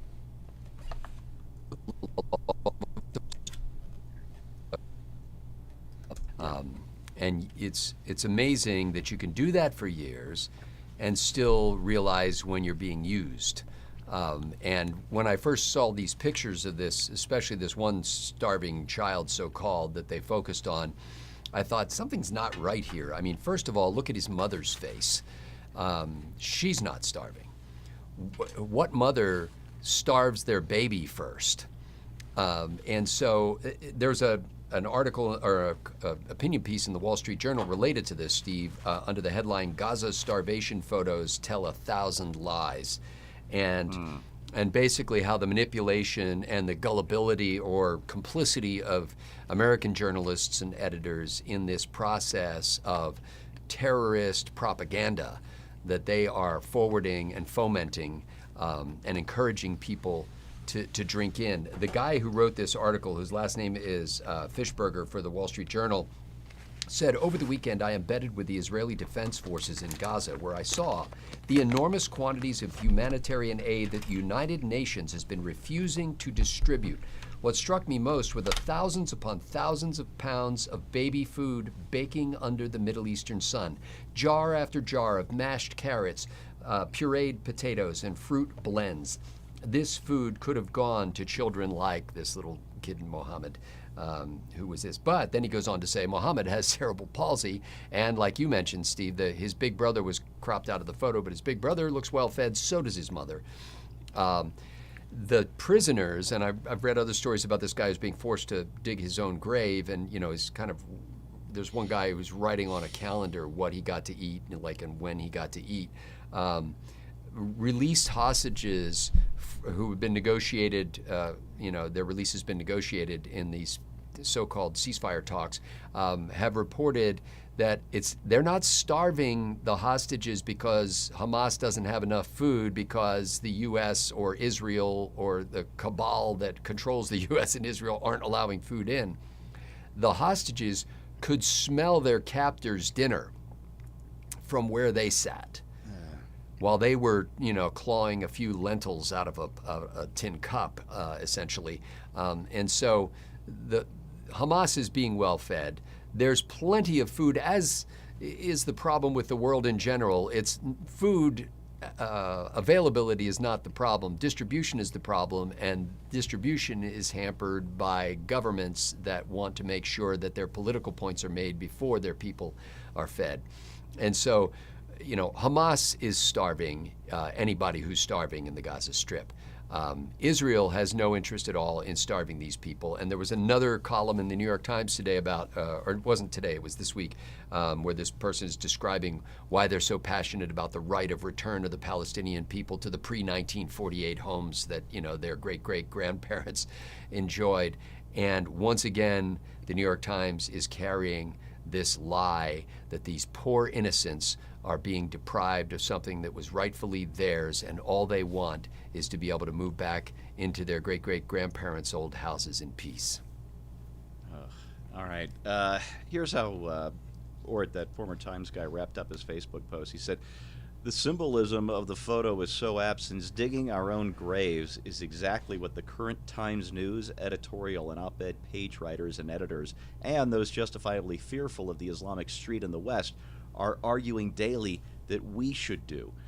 And I just thought that was a powerful statement. But I hope anyway, that it's Hamas that's dug its own grave. That video is so disturbing that it helped convince Bibi Netanyahu that Israel will have to occupy the entire Gaza Strip and destroy all of Hamas, and they're pretty much done negotiating.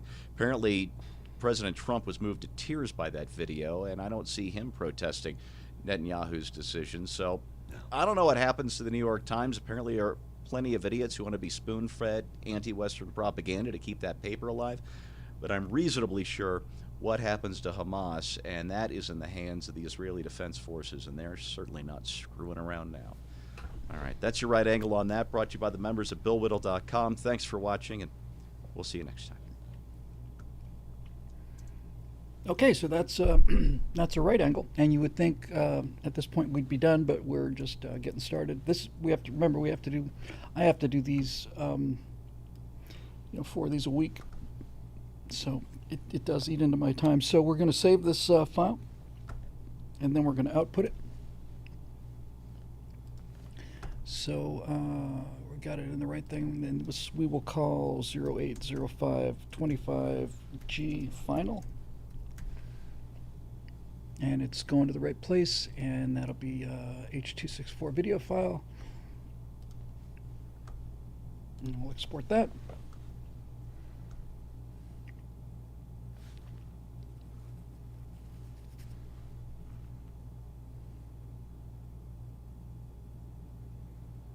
Takes a second usually just to haven't checked the comments in a long time. Yeah, good. Everybody's still here. Great. It's let's see. Still waiting for it to export. This has to combine the audio files. Combine the audio files.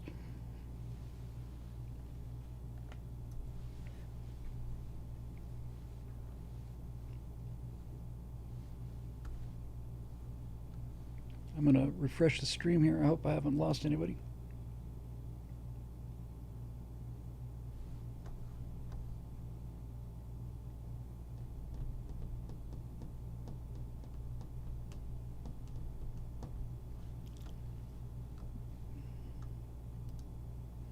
Yeah, it takes a while to for some reason, it takes a while to compress these audio files. Once it starts, it'll move pretty fast.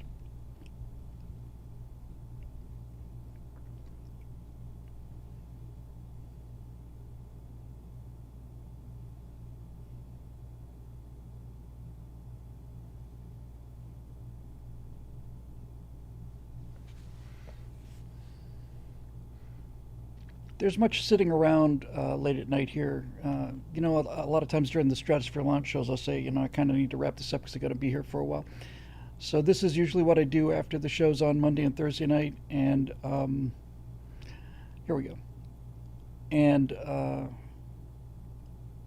it takes a fair amount of time, and we're not even close to being done yet. We still have to post this, so we'll do that. Then we'll go back and we'll do some more questions and more talking, and then sometime before 6 o'clock, we'll come back to this and we'll do the members only show, which we don't have to watch. It's much easier to do and faster to post because we don't have to post it in so many places. But that'll get me set for the next couple days, so that'll help. Because I think Saturday I'm going to be doing a little sleeping. So that's the video output. So now what we have to do is we have to go back and output the audio version, okay, which is an MP3.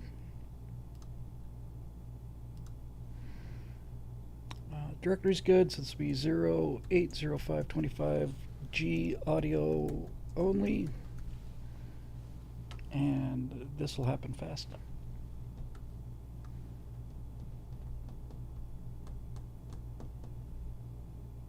Great, so now we can save it again, and now we can hide Premiere.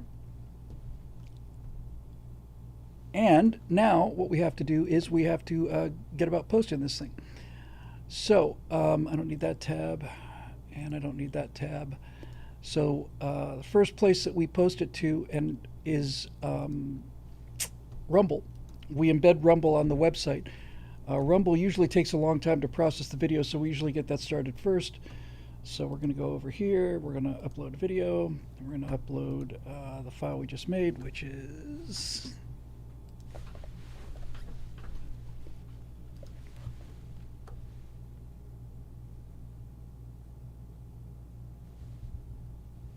Did I put it in the wrong folder? Yes, I did. I got to move that to the right folder. Hang on a minute.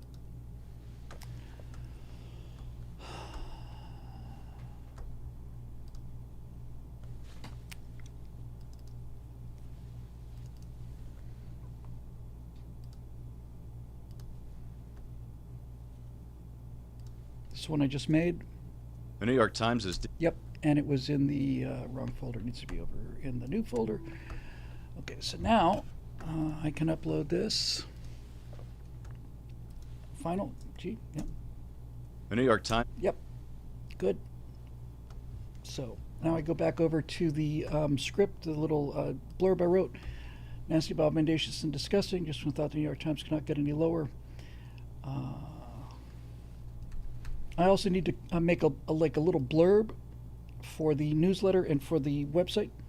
So I'm going to take this little fragment in this particular case, and I'm going to make that the blurb. Just when you thought they could not be any lower, ... So the title is Nasty, Abominatious, and Disgusting. It's going to go here.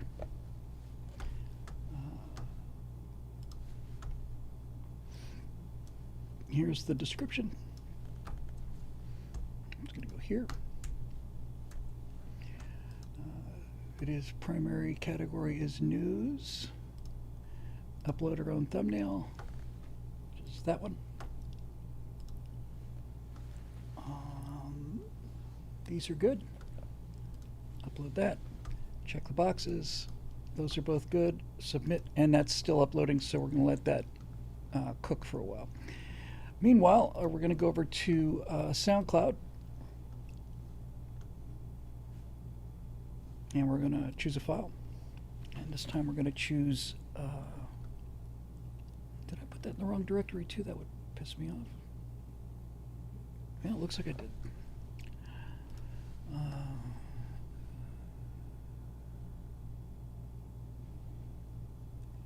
This is the one I just did. The New York Times is... Yep.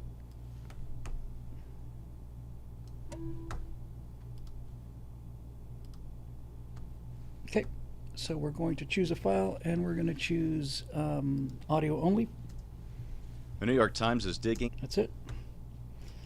Open that. We'll take the square thumbnail. And then we'll do the same thing. I think I've still got the title copied.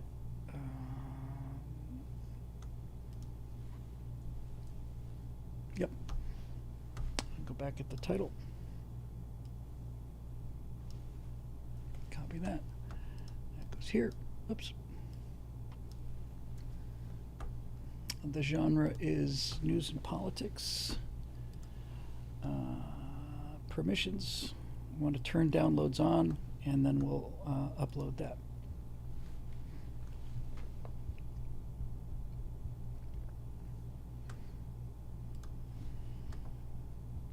Okay. Next step is to go to billwhittle.com.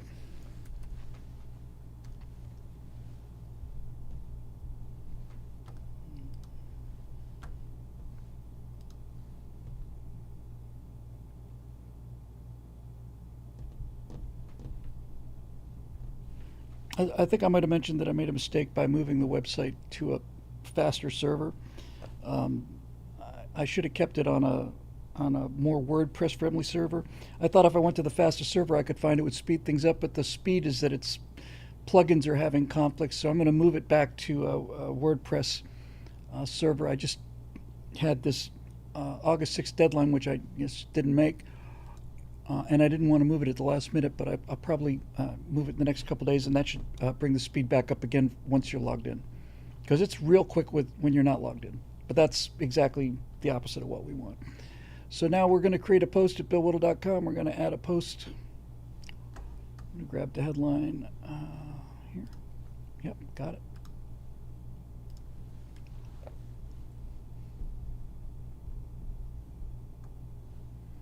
So we're going to add the title. We got to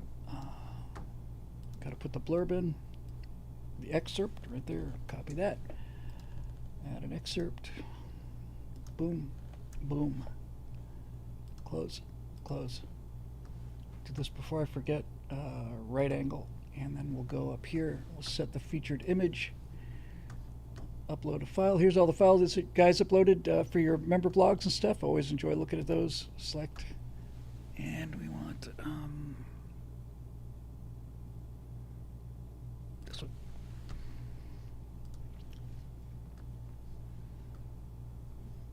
We're going to edit this image. We're going to just make it take up less space, so we're going to scale it down from 1920 to 675. It loads a little faster that way. Back, and we'll save that. Right angle, got the excerpt in, got the thing in, save the draft.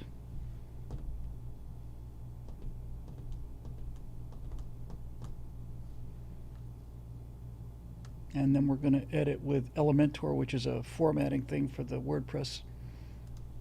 So get that going.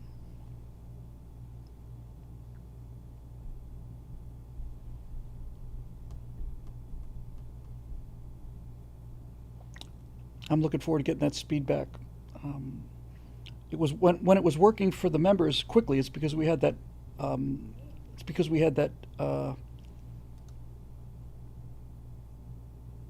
Plugin disabled. So I'm looking for a preset that I made here.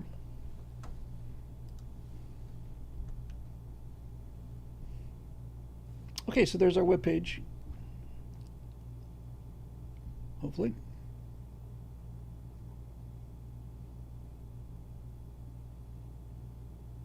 Come on, it's so bloody slow. I'm so sick of this. All right, got the thumbnail in there. We're going to go back and get the description. Copy that, put it here.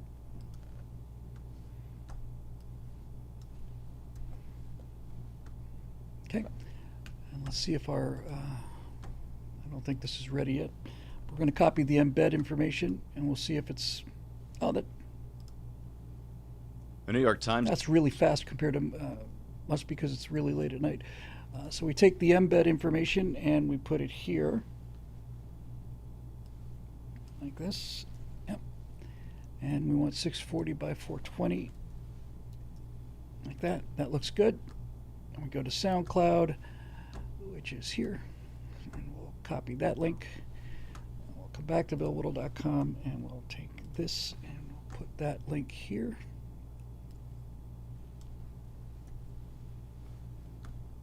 Now we test everything. The New York Times is digging its own. Good. The New York Times is good. Publish. And then I want to have a look. It gets us, the actual page comes up here.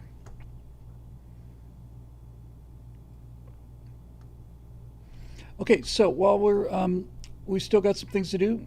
we've still got to upload it 3 more times. So but it's uploaded at billwhittle.com now. It's uploaded at Rumble. So next thing is go to YouTube. This is just for one show. I'll go here. Go to video. Select file, and it is Chief Final. I always test it just to make sure. The New York Times. Yep. Okay, open that. Here's the description, so we'll load this in here. Nope, that's the link. So get the title, copy, paste. Get the description, copy, and paste. Thumbnail.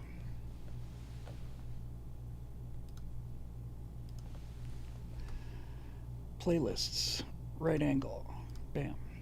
No, it does not include paid promotion. Next page.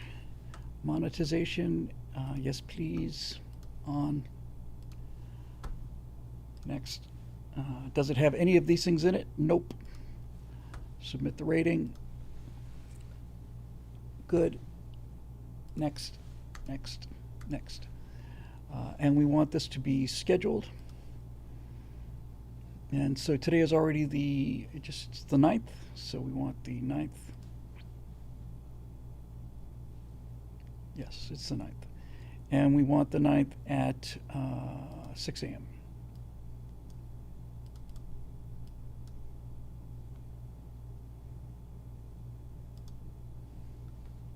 Okay, schedule. Got it. So at 6 a.m., just as we're ending the marathon, this will drop, close. YouTube is done. And it's still uploading. That's pretty quick, 68, 69%. So while that's uploading, we're going to go ahead and set up our mailing list. So we go to MailChimp.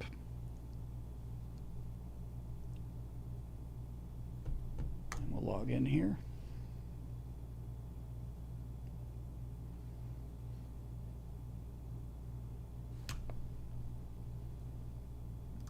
Campaigns.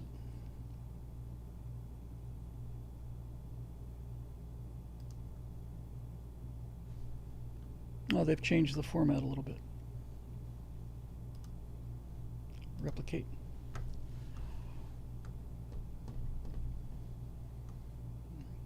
So we're going to change the name. This is going to be Bill Whittle Daily 0809 25. Get rid of that. Save it. Subject is going to be nasty, vile, mendacious, and disgusting. There. The excerpt is going to be this. And that goes here. Save that. Content. Edit design.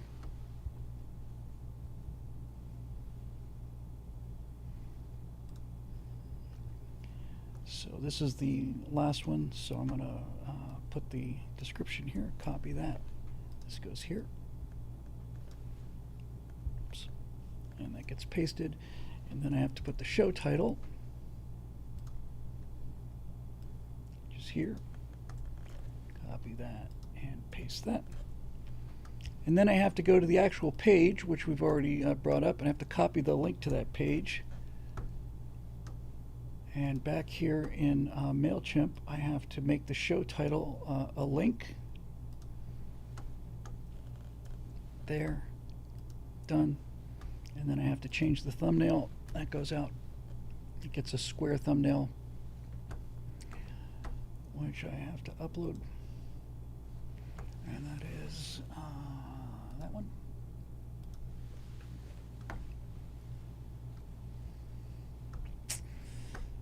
To set the width and the height to 200.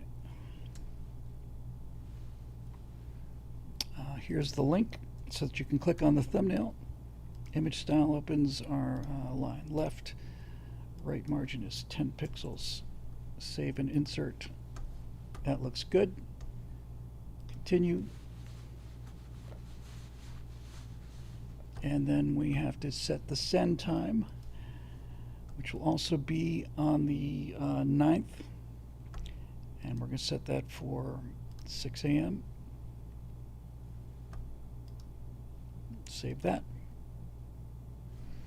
Schedule it. Confirm it. And so the mailing list will go out at 6 a.m. Now, we still got some things to do. Go to X, Home, Media, that.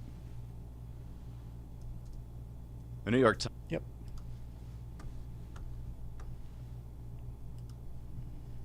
Get the title.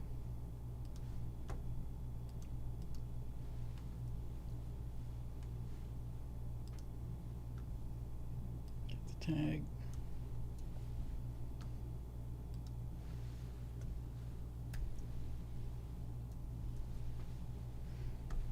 Okay, and we'll schedule this. August 9th at 6:05 a.m. Confirm. I gotta come back once it's uploaded to make sure that it's done. What separates us from these Republican states is that California trusts our voters. We don't play political games. Absolutely, Gavin, you got it right on the nose. That's why we're exploring a ballot measure to let voters temporarily adjust our congressional map if other states decide to manipulate theirs. Well, California's lost anyway, so, yeah, whatever, Gavin. He's just pathetic, and California just revolting. It's just sad. So that's uploading. 20%. We still got people here? Hey, look at that. What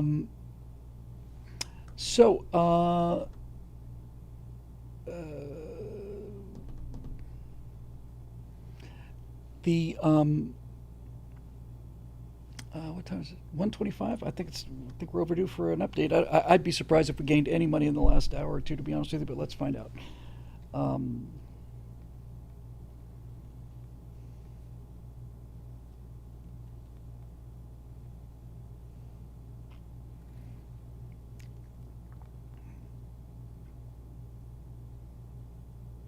If I keep that beauty on the screen, I might get a few more subs. Which beauty is that?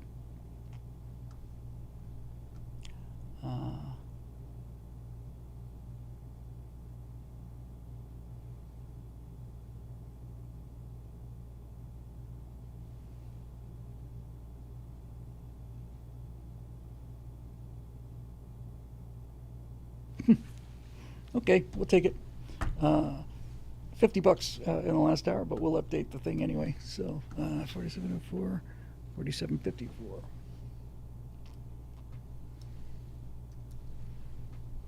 That's to be expected.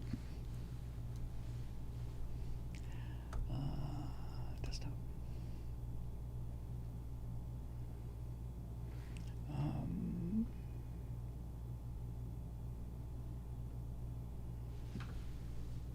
Stratus total.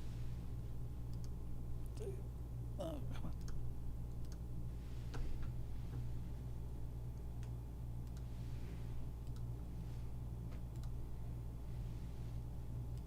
It's definitely time to come back to the camera. I mean, not a lot of people want to watch screen saving. Let's hide that. Come on. All right. That's all right. Don't anybody. You don't need to apologize for not donating. Everybody's in. Doing some rough stuff. Okay. So and thank you for that, Marusha. It's getting tired for a lot of people here. 2:27. Yeah. So let's go back to the cameras. Why don't we? Because we've been on this for well over an hour, and let's do this. Hey, look, he's still here. How about that? I still have to finish a couple things, but you at least saw what the guts of what it is. 4:30 a.m. We'll probably get start seeing some more people towards the morning. But this money is going to make a big difference. So we're very, very, very, very grateful if you've donated already. What do we got? 68 people watching. That's not bad for middle of the night. Okay.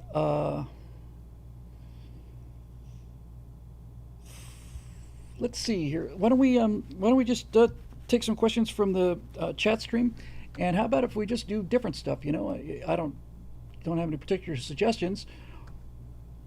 Thank you, Marusha. I'm going to be sleeping a little bit, but I appreciate it. And thank you for coming, and thanks for all the help. Always deeply appreciated. Have a great evening, and I'll see you Monday night, if not sooner. As for the rest of the gang,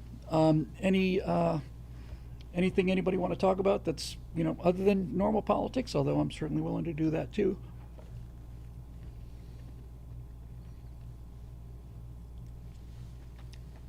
What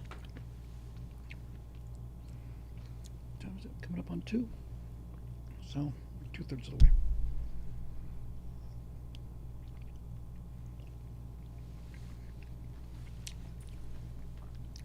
Chris, what's the average back-end time on a single show post-production? About an hour and a half, I would say. Somewhere in that general vicinity. We're still not finished. I'm not going to go back to the screen saving, but I need to check and see if it's finished uploading. It's uploaded on X, so I'll hit that schedule button. And then the last one is Facebook. So I have to upload it to Facebook. Hang on a second, and then I come back to the comments. Let me just get this thing started here. And this is what we have to do for all of them. It's a little tedious sometimes. It's really I certainly can't call it work. I worked as a limo driver and a security guard. I've worked as a temp at a temp agency. I've worked on a lot of jobs. Even the most repetitive and boring part of this job is a joy. But it is the most repetitive and boring part of the job. So let me just get the upload started for Facebook here. There's the final.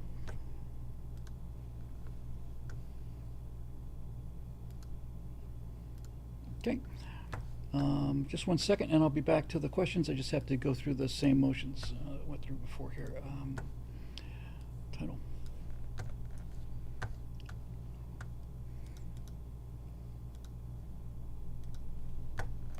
Yep. And then description.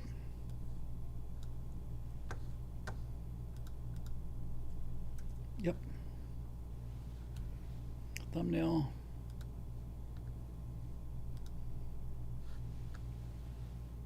Yep.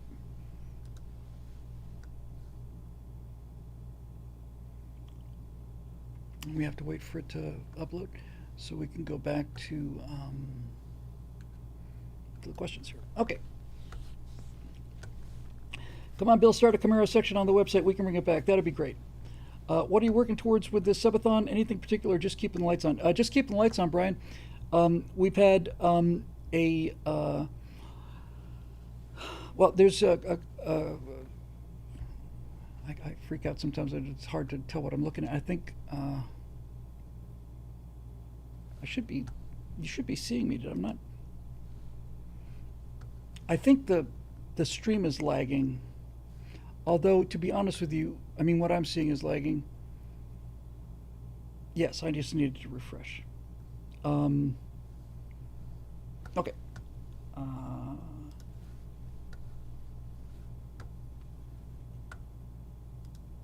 Okay, let's see what we got here. Average background time is about an hour and a half. What am I working on the subathon? Yeah, so so I took on a couple of extra jobs. Previous years, I've had the daily wire shows to supplement the income and keep the thing going, and that hasn't happened since Jeremy left. I don't expect it to happen anytime soon. So I did some editing for the Micro Show, and that was supposed to be done by June, early June. They changed the name of the show. We had to wait for new graphics on that, so here we are with August, and haven't paid for the first of those. I've got a number of those to do. I've done 14 episodes of Mike's show, and they asked me to come back, not edit as a guest, and they've asked me to come back and do some more. So that's great exposure when this thing finally gets out. Mike Rowe's show it'll be great. So that's good news. And then also just finished a script, and I'm going to be editing something for a think tank in Washington. So there's some extra money coming in. But since we had the problems with the plug-in and we still haven't been able to get the membership thing done, I was working like a fiend to make it in time for the August 6th anniversary of the Hiroshima bombings, and now I'm going to have to. Well, that's loud. What is that? That's so loud.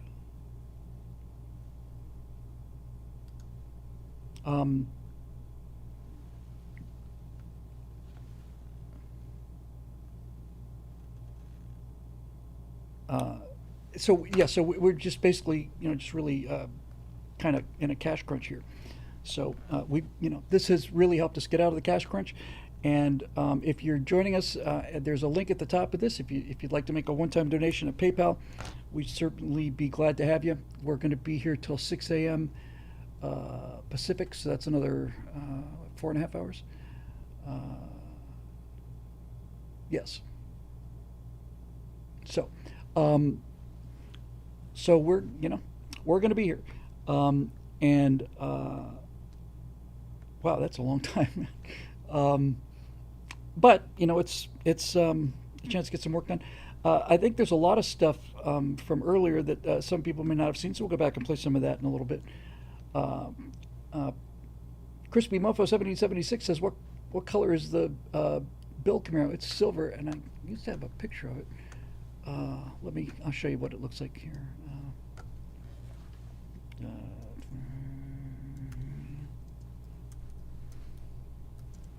Hang on.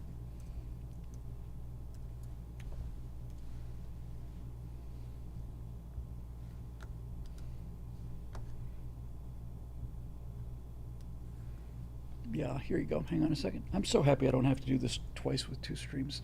It's really tedious. Here's the bitchin' Camaro. Well, that's a pretty small picture. That's it though. I got nicer wheels than that, but that's the car.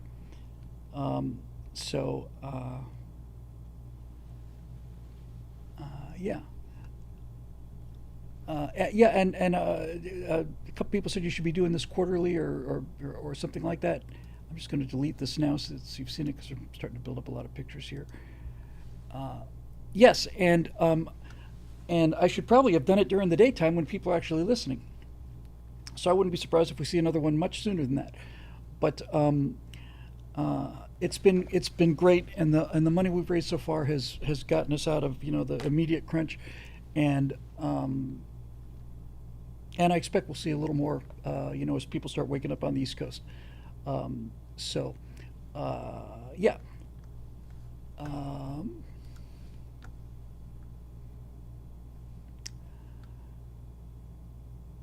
Brian Woodward says the Daily Wire drama made me sad. I know you're not connected to any of it, but still, I hope you can go back to doing those someday.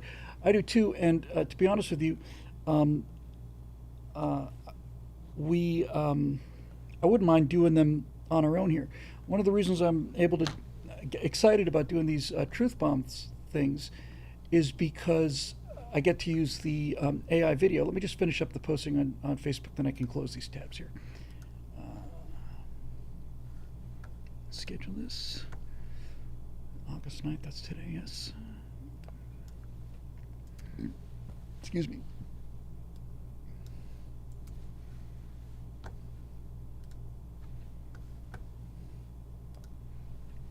Okay, that's the posting done for the day.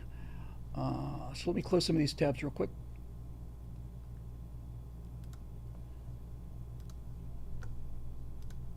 Did that get done? Yes, that's scheduled. Yes, that's scheduled. Yes, that's done. Close that. Yes, and close that. Yes. And I can close that. And I can close that. And I can close that. Okay.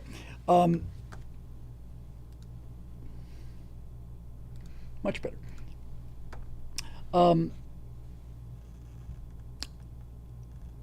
Yes, so Crispy Mofo says that I've had two Corvettes and two Camaros, and I love my current Camaro more than other cars. What year is that, Mofo?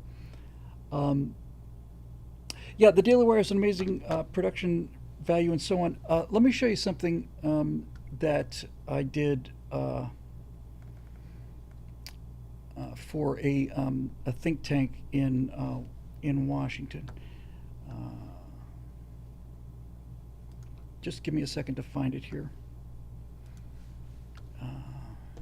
Solving the puzzle, right? I think it was called.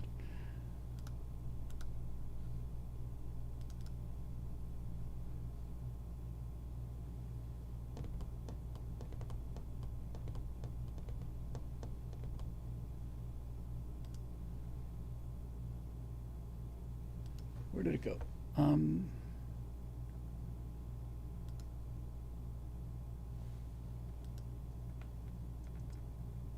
Okay.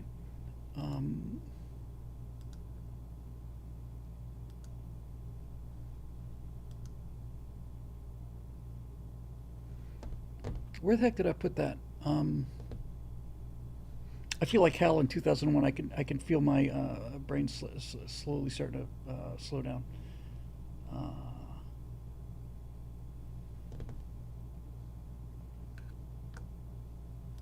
It's on the desktop.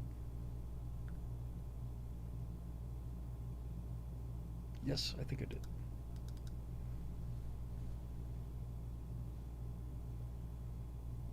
I think this is it. Just give me 1 second.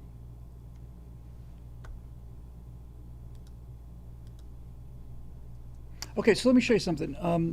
I've shown this once before, I think, but only once. Yes, I have seen the most condescending man in the world video. It's terrific, and nobody earned it more than Mo deGrasse Tyson. Take a look at this. I don't want to keep stacking things here, but I guess it's okay. 1 second. This is about 4 minutes. This is something that I stripped the title of the company that I did it for, but I did this, I don't know, a month ago. This ended up getting us a job with them, a recruiting video job, which is some more editing money for me. But I did this sort of as a presentation reel. So the reason I'm about to show you this is because it gives us the ability, and remember, it gets better every day. This will give us the ability to do stuff like the Daily Wire stuff in-house at BillWhittle.com if we can end up getting enough members. So that's nice. So it's about 4 minutes or something like that. And I'm really proud of this too. And so take a look at this and tell me what you think here.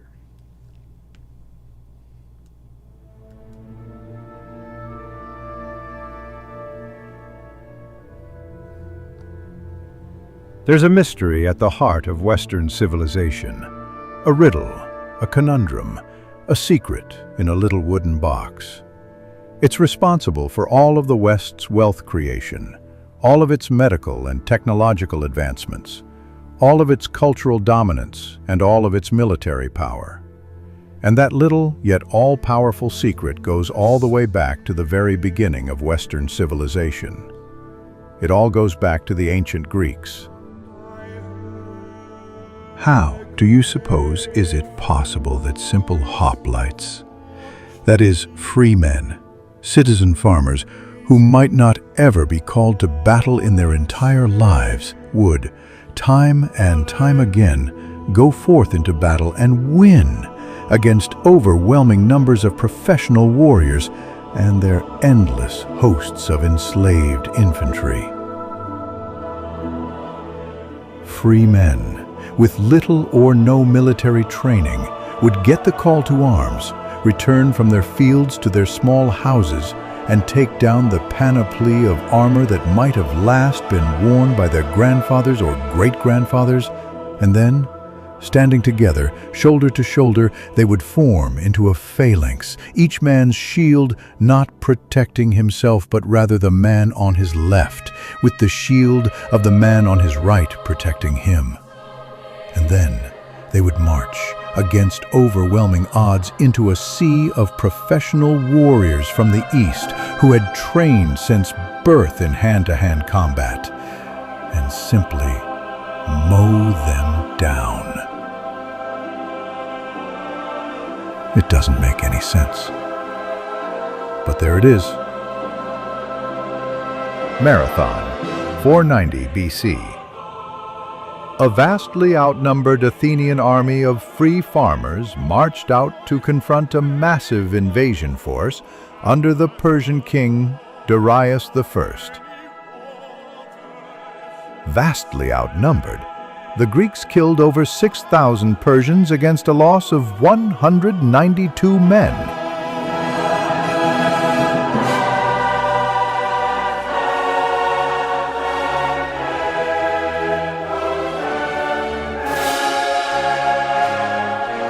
Thermopylae, 480 BC.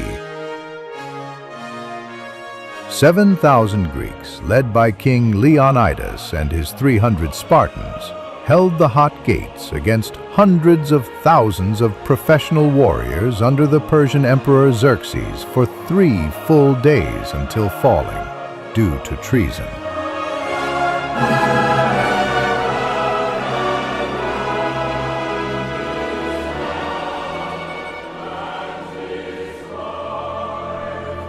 Plataea, 479 BC. The Greeks put a permanent end to Persian invasions when 40,000 hoplites faced 100,000 Persians under Mardonius. After days of skirmishing, the free men assaulted the Persian lines, killing tens of thousands of them, including Mardonius, for the loss of 1,500 men.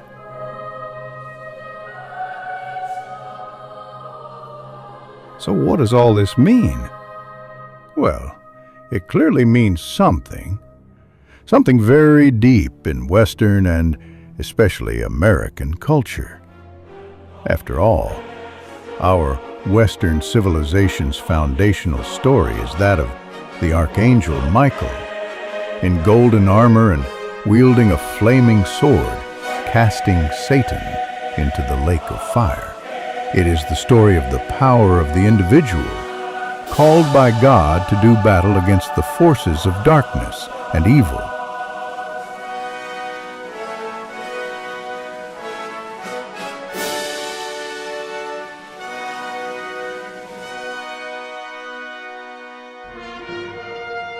As a motivator for men under fire, often against impossible odds, it is unequaled in the history of the world. Americans have always understood this and answered that call. There are many schools and academies that have studied these questions, but they end up teaching the when and the how of men in battle. We strive to go deeper than studying the when and the how. Here we are asking not just when and how, but also why. Why is the West so dominant? Why do we fight and win as we do? Why is our history and culture so unique, so exceptional? And why aren't you joining us on this journey?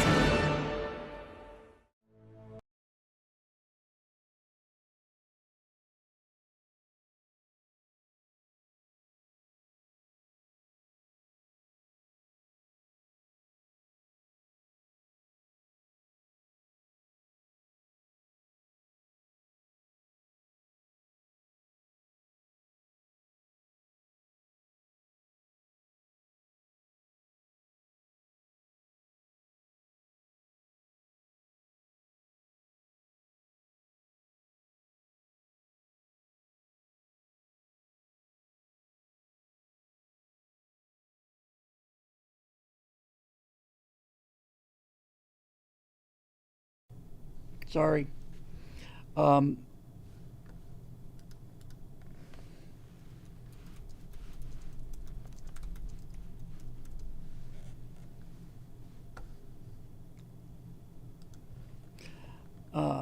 yeah, sorry about that. I turned off the mic because I didn't want the background noise. Anyway, the technology gets better so fast that all of these, some of the things are fuzzy and there's little artifacts, but honestly, it is, amazing. Yeah, if you hit the link up there, Hilo Aviator, there's a mailing address. If you would like to send us a paper check, we'd be very, very grateful. By the way, your debit card doesn't go into the chat. I'm not trying to talk into do anything you don't want to do by any means. But if you click the link up above, it goes to PayPal site, and it is it is as secure as anything else online. So I'm certainly not asking you to enter it in the chat here. But if you'd like, if you go to the link, there's also a mailing address, and we're really grateful for any donations. Thank you very much for asking. And thank you, Brian and Atomic Conqueror. What a cool name. You're on the bleeding edge of this AI stuff. I'm not really, the people that are tracking the technology are ahead of me. I get to watch them, showing the latest stuff that's happening. Thank you. But I mean, my background was as a filmmaker and as a writer, and not many people who are playing with the AI technology have that kind of background. So I was able to, get prompts to get the shots I wanted. So you have to iterate to get a still that you want. And then you have to iterate the animations to get an animation that you want. But if you know what you're looking for, and you've got a good eye for these kind of things, and you can write a good script, then you can get some, some pretty amazing things done. Yeah, Atomic Conqueror is a super cool name. Let me see here. What is this? 1 second.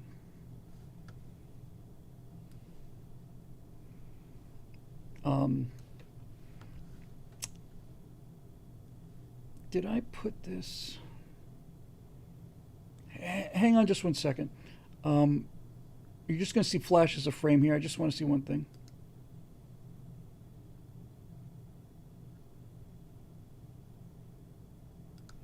Yeah, I'll play that again before we go. That's the colonies thing. Oh, yeah, here, it's time for this. You can donate to the Stratothon right now by clicking the link up above. You can donate to the Stratothon right now by...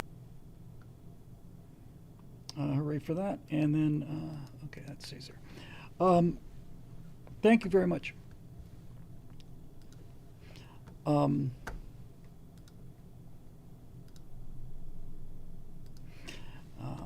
It's so easy to do this now that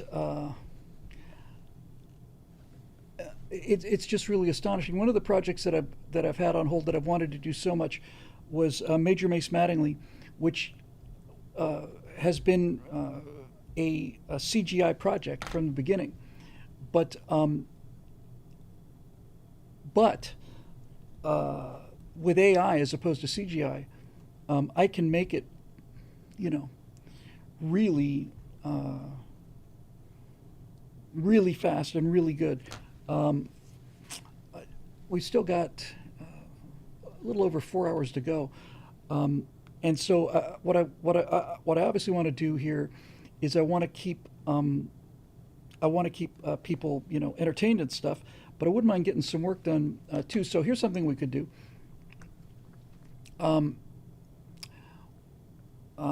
We could well, let me try something. Hang on a second. Where did I put him? Hang on a sec. Where did he be? Where would he be? He would be on desktop.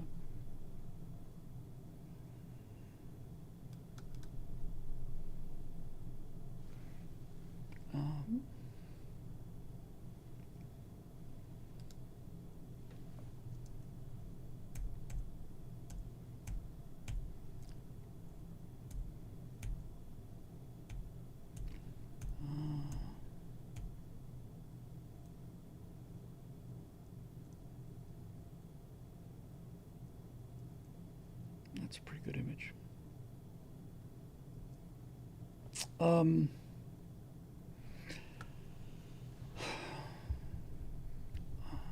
Just trying to think where I put this. I got stuff all over the place here. Hang on a second. No, is it on the desktop? Yes.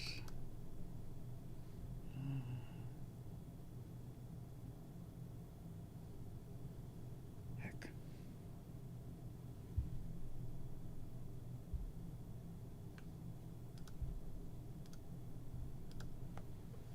Well, I could show you something here just for fun.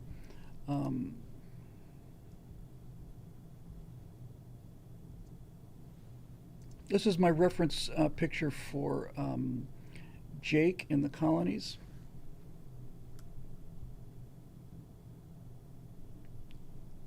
God, I hate the way this thing drifts around like that. So this is a still image that I did in Midjourney, and I liked the face a lot. So let me show you what we can do with this. We did this earlier, but it was quite a long time ago. So I'm going to just knock this image off here. Okay, and then I'm going to take this and I'm going to just give them a quick animation. So we'll go to, I'm going to go back to the screen sharing here. Right, and I will bring this up so we can see that. And then I'm going to, oops. I'm going to go to where I was before. What was that? That was rolling.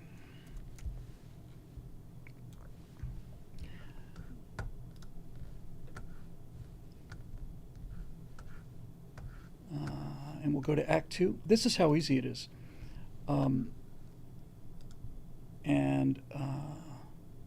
So what Runway Act 2 does, which is really amazing, and Aleph I haven't even played with yet, but take a look at this. Do I have him loaded already? Well, I've got...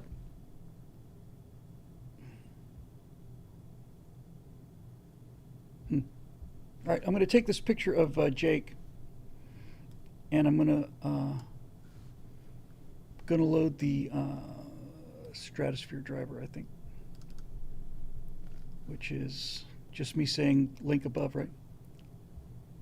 You can donate to the Stratothon right now by clicking the link up above. Now, I tried to make that sound kind of feminine because I mapped it onto a woman's face, but if I take this picture of Jake here, and we select here, we do this.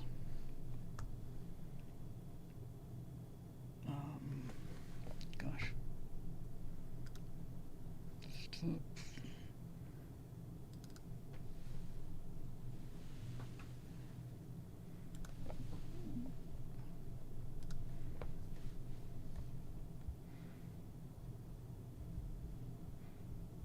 Yeah, Aleph is amazing. I haven't even touched it yet, but it looks absolutely amazing.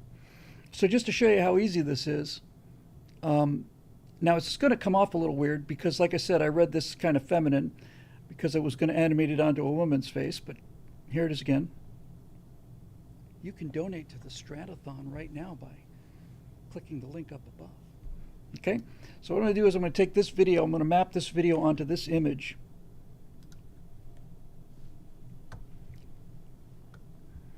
And then when I've got that, I'm going to go up and I'm going to take the, in fact, I might as well work on that now that I can do both twice. So we'll go up, as while that's cooking, we'll go to 11 Labs. Where is it?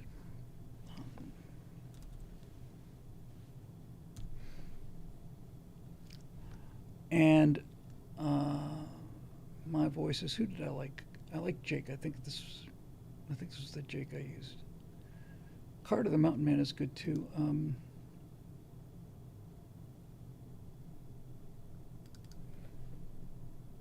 Okay, so I'm going to go into the voice changer, and I want to select Jake, right? And then I want to bring in that video I just did of me saying you can link above, which is pretty. You can donate. Yep. So we drag this in here, and what it's going to do is it's going to change my voice into Jake's voice, which sounds like this. You can donate to the Stratothon right now by clicking the link up above. So we'll take that and we'll download that. And I'll take this and put this up here. And let's say we wanted Jake to sound a little rockier. Try Hank here.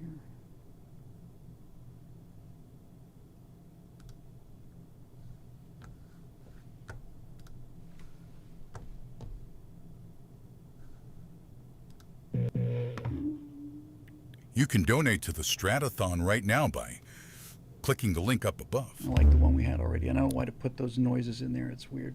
Style exaggeration somehow. I don't want that.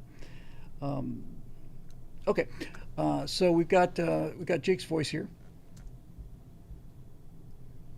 You can donate to the Stratothon right now by clicking the link up above.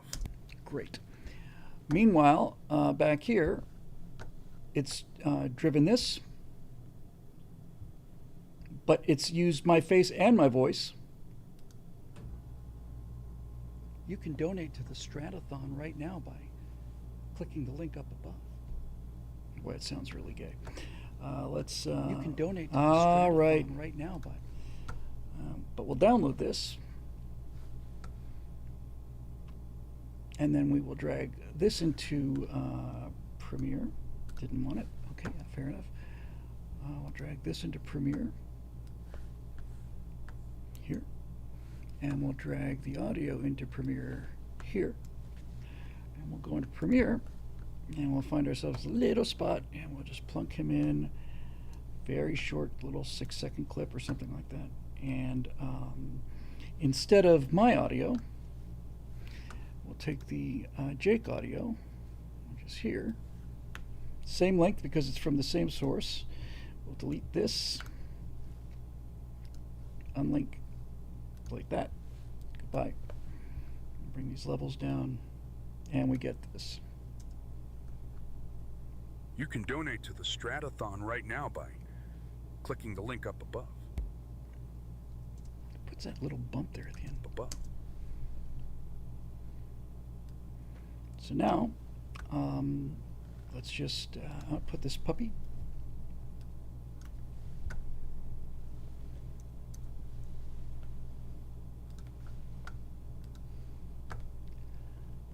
Oops.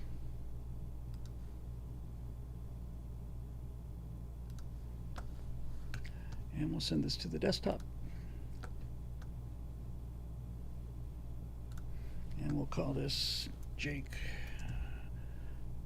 Strato promo. Okay, and export that. And hide this. And we'll hide this. And then I'll go back from the screen capture to this. I don't need this anymore. Goodbye. Are we still here? We still have people here? Did I delete? Still here? Okay. Hilo Aviator, that's fine. I'm that's really fine. I won't use PayPal. Can I set up a Cash App or a Venmo account? I have a Venmo account. Does anybody know why it would be a bad idea for me to post that? I don't think it would be, right? Let me just see what my Venmo is here. I don't use Venmo very often, but I'm very, very grateful.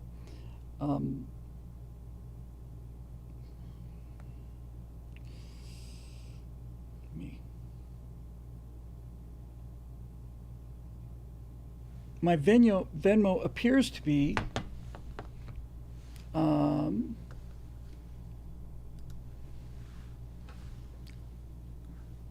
at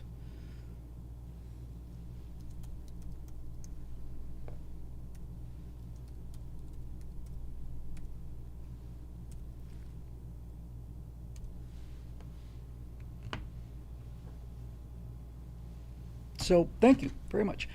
So now let's go back and just take a look at what we just did here. So and thank you very much for asking. And we'll grab Jake Strata promo. Desktop. Excuse me, what a pig.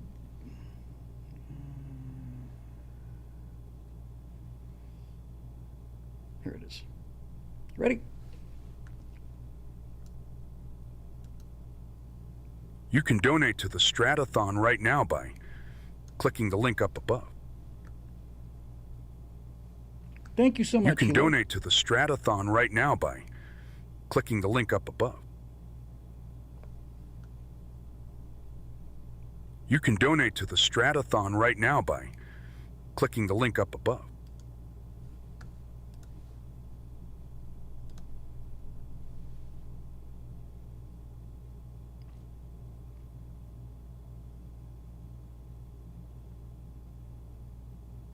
It's magic, man.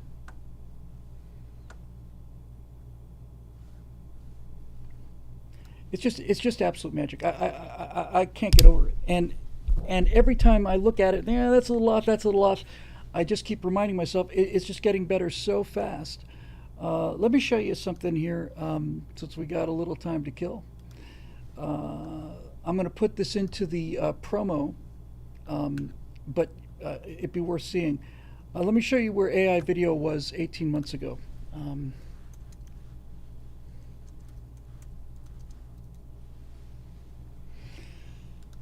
18 months ago.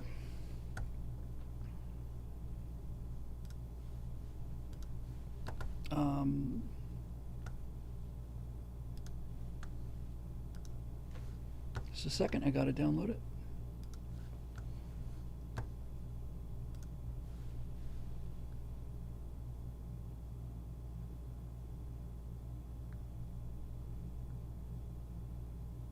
Here we go. Hang on a sec.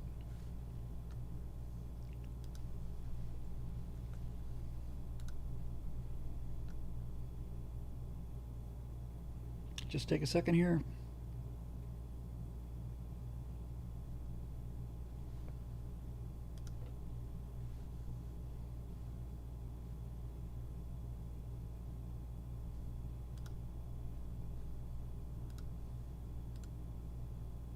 Here we go. So have a peek at this state of the art. This is the state of the art 18 months ago. Ready? Oh, that's hot. That's hot. Uncle Phil, come try this. Fresh pasta of Bel Air. Oh, that's hot. That's hot.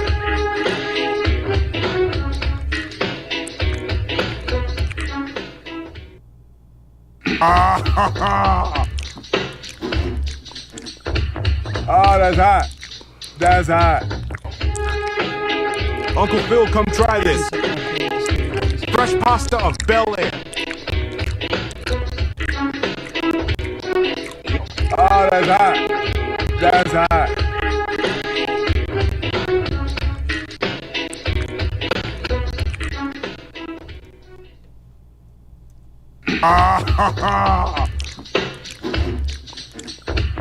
Oh, that's hot. That's hot. Uncle Phil, come try this. Fresh pasta of Bel Air. Oh, that's hot. That's hot.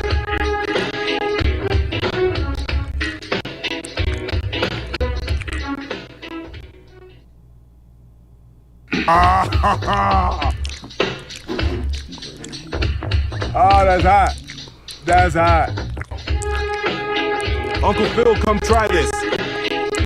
Fresh pasta of Bel Air. Oh, that's hot. That's hot.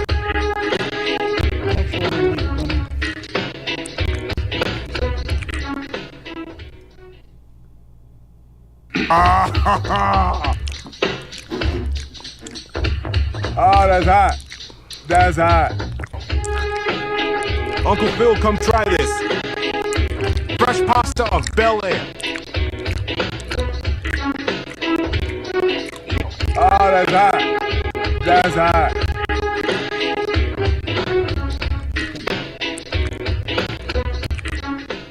Okay, so that's 2023 right there.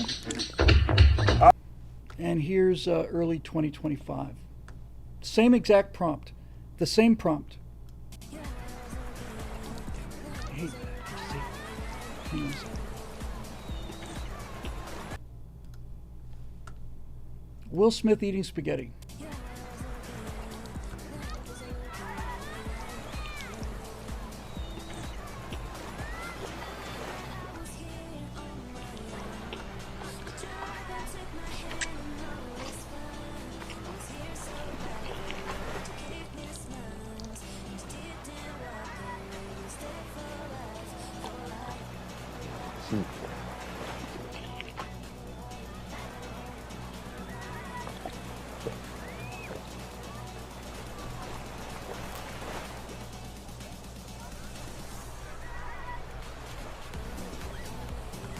Yep. I'm still eating So the that's spaghetti 18 in months, 2025. And it's actually better than that now, but that's 18 months. From that, so it is it's an exciting ride. It's a really, really exciting ride.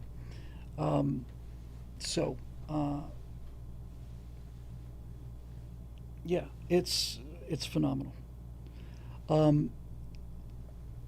And it's coming together so quickly that all of the things that I can't do this, I can't do that. It's like, well, 2 days go by, and the next thing you know, you can do this or that. There's since we got time to kill, there is an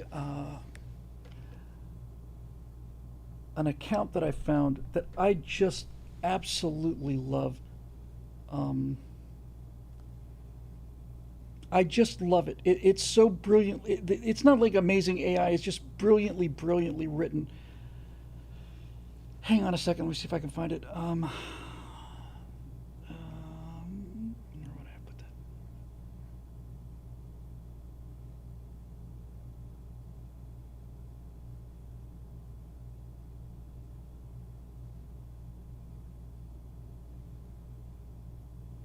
Come on, there it is. Let's see if they have stuff on.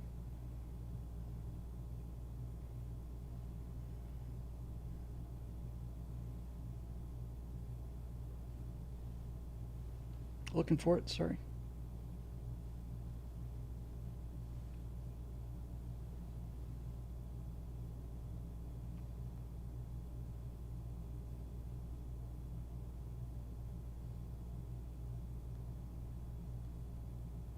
Is it called The Space Between?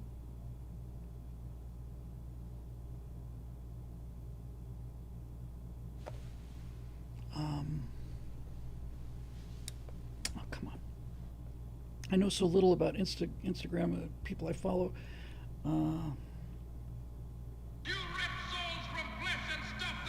That's not it.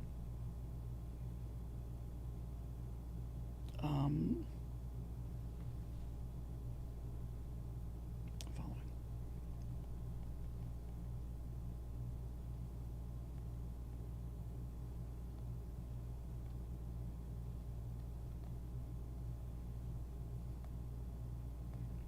I really like to find it. I saw it on Facebook. It's just really cool, and I want to download a couple of them for you. They're just really, really neat.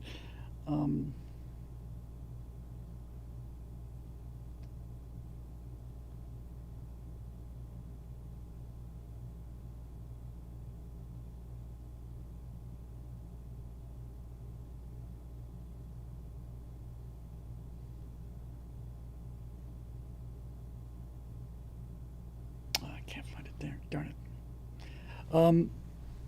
It's a, let me check.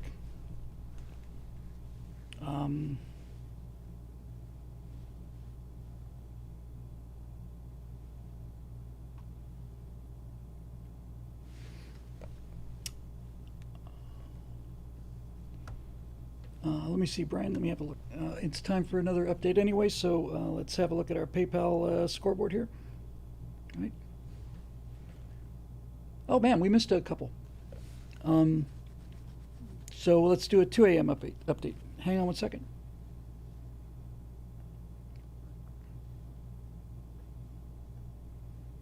Working on that.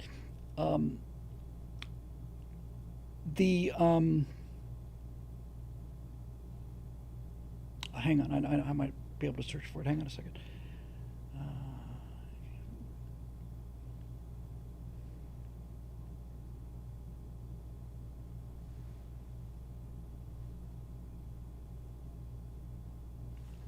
Got a new update here? Yes, it looks like it did.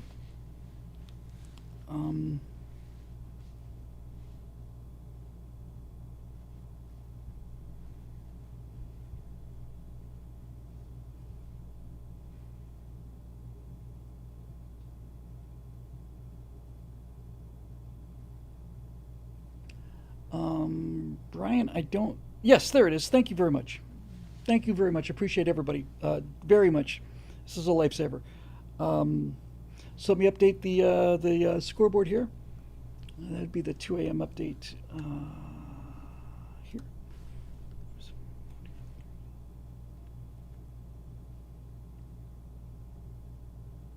Oh my gosh. Thank you, Hilo. I'm going to include this in this number. Thank you very, very much. It's very generous of you.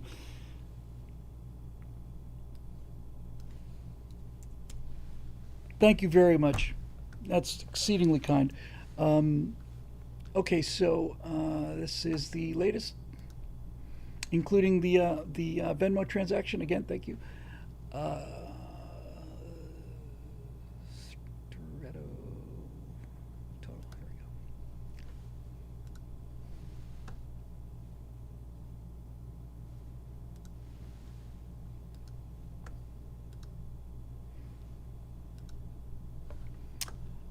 Let's see.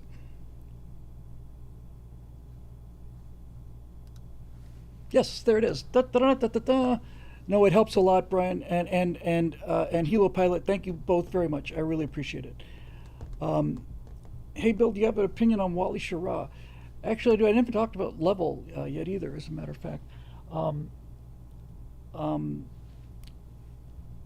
So we lost Jim Level today. I think that leaves 3. And what? One second.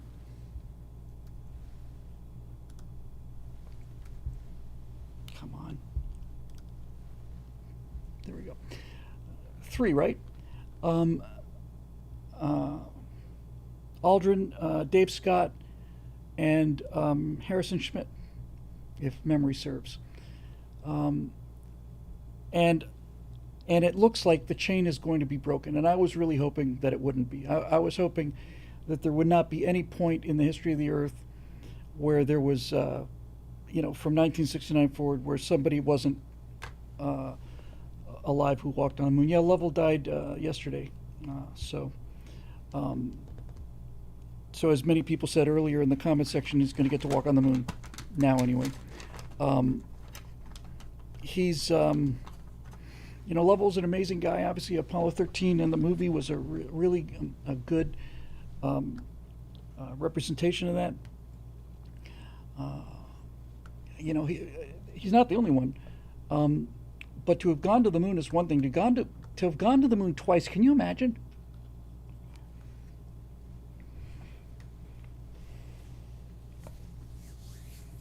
Apollo 8 was ad lib. Apollo 8 was supposed to be a test of the lunar module in Earth orbit. Then they were going to go into high Earth orbit. And what they found was they had a flight crew ready. They had a Saturn V ready. They had a command and service module ready, but they didn't have a lunar module. The lunar module was late. And so NASA said, well, hell, let's just go to the moon without a lunar module. So that's what they did. And Jim Lovell, Borman, and Anders were the first three men to travel to another world. They weren't the first ones to land on it, but they were the first ones to travel on it, to it. And by all accounts, he seems like he was a really good guy. Borman, not a good guy. I had a friend who worked for Eastern Airlines when Borman was in charge of it, and it was horrible in Miami. It was really, really bad. Progress says, this is where I disagree with Elon. I think we need a moon base and prove that we can do it before we do Mars. I could not agree more. Mars is easy from a moon base. I think going straight to Mars is, look, it's his money, and I'm completely down whatever he wants to do. But I think the moon base path would have been, really much easier and probably a lot smarter to do. But again, I'm not criticizing the guy who saved the planet. Hey, no worries, Crispy Mofo. I really appreciate it and appreciate all the support. So, Lovell is gone. And the question was about Wally Schirra. And Schirra, as I mentioned in the Apollo 11 What We Saw thing, Schirra was the commander of Apollo 7. That was our first flight after the Apollo 1 fire. And it was the mission that Apollo 1 was supposed to carry out, which is the test of the command service module in Earth orbit. And Schirra was sick, but it was not Schirra's finest hour. He basically started a mutiny. He just wouldn't do what ground control asked him to do. And worse than that, Schirra was a Mercury pilot, but the two guys that were with him on their first flights on Apollo 7 kind of agreed with them, and they never flew again. Schirra had a ear infection or something, and on re-entry they had to put on their helmets, but the Apollo helmets are bubble helmets, and it's the only helmet that we've ever had that didn't have a visor. It just locked on the locking ring. There's no visor, and Schirra wouldn't put it on. He was really worried about overpressure or something like that. So he re-entered the atmosphere without a helmet, and NASA was it basically was a mutiny. I'm trying to remember the names of the other two. It was Swigert. Hang on a second. But the other two guys never flew again. Isley, Cunningham, and Schirra.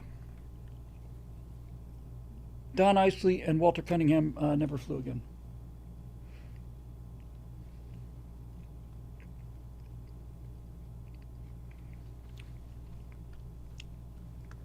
And that was a Saturn 1B flight. It wasn't a Saturn V. You didn't need a Saturn V to get the command module into orbit.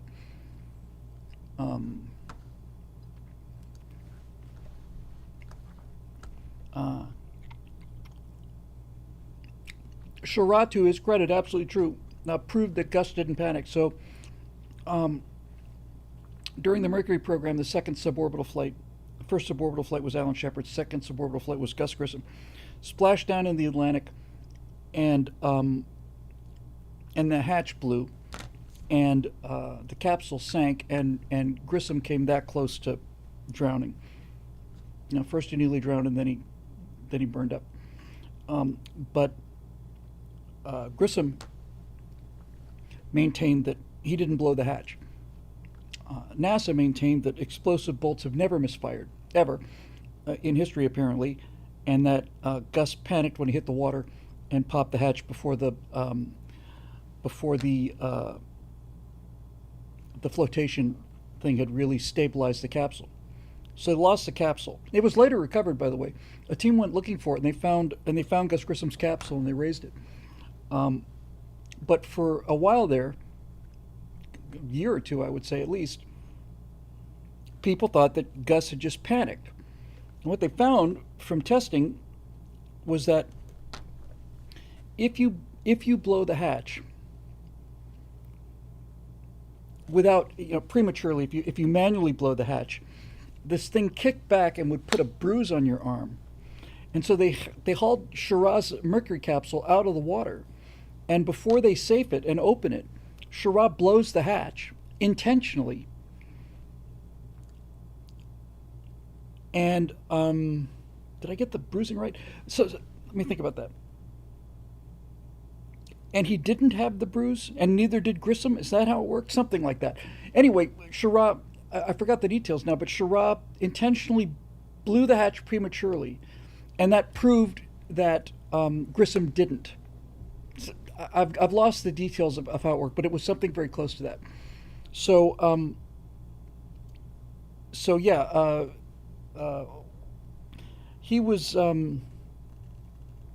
he's a Mercury astronaut, and I don't know if he flew any Gemini missions. Another Mercury astronaut who I liked all the Mercury 7.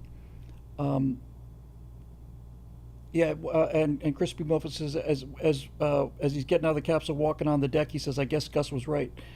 The other thing is Gordon Cooper. Gordo was scheduled to fly a Apollo mission, and was in training to fly Apollo mission, and they washed him out of the program because he wasn't taking it seriously enough. He wasn't doing the mission briefings. He wasn't doing his homework. He wasn't doing the simulator. So they bumped him, I think, and he resigned. He got so pissed off he resigned.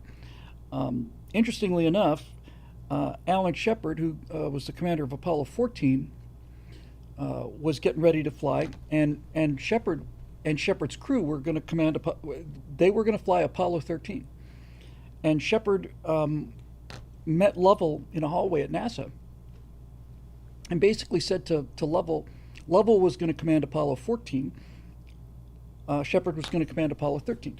And they met in the hallway, and basically Shepard said, "Look, I just don't feel like I'm ready yet. I got started late. I don't feel like I'm trained as much as I should be. Can we switch missions?" And Lovell said, "Sure." So they took it to Slayton and the rest of the guys, so they switched.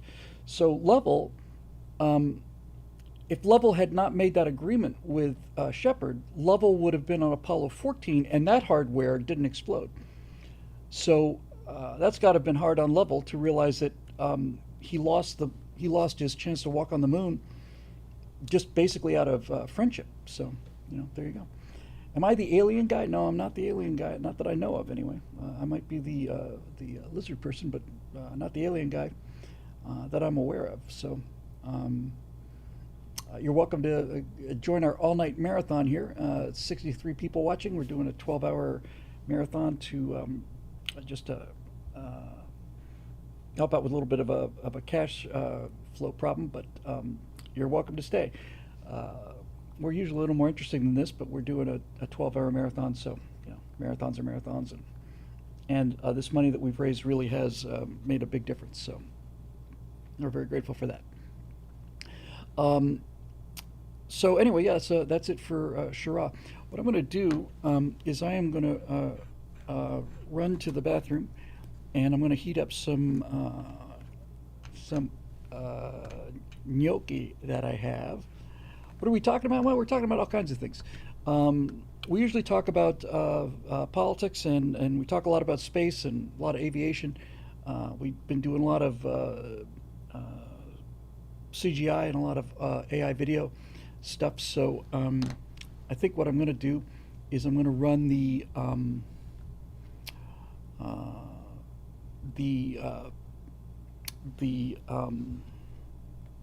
actually, did I put that? I did. I'm just going to, give me 1 second here. You're going to see little flashes as I delete these things. This would be, yeah, there's that. I don't need that. And I don't need that. I'll keep that up just in case. That's Jake. It's, I should be able to read these things, but I can't.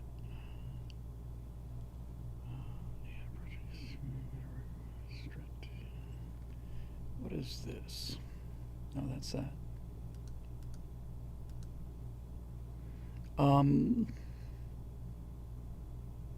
Oh, okay. Let me run the Truth Bond promo while I run to the bathroom, heat up my gnocchi, and then I'll be back in just a minute. This will probably loop once or twice, but it's fun to look at. So give me a second, and I will be back in just a couple minutes. Okay, I'll give you this to look at here.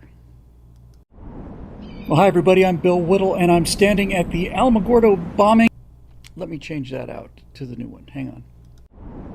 Well, hi everybody, I'm Bill Whittle, and I'm standing at the Alamogordo bombing and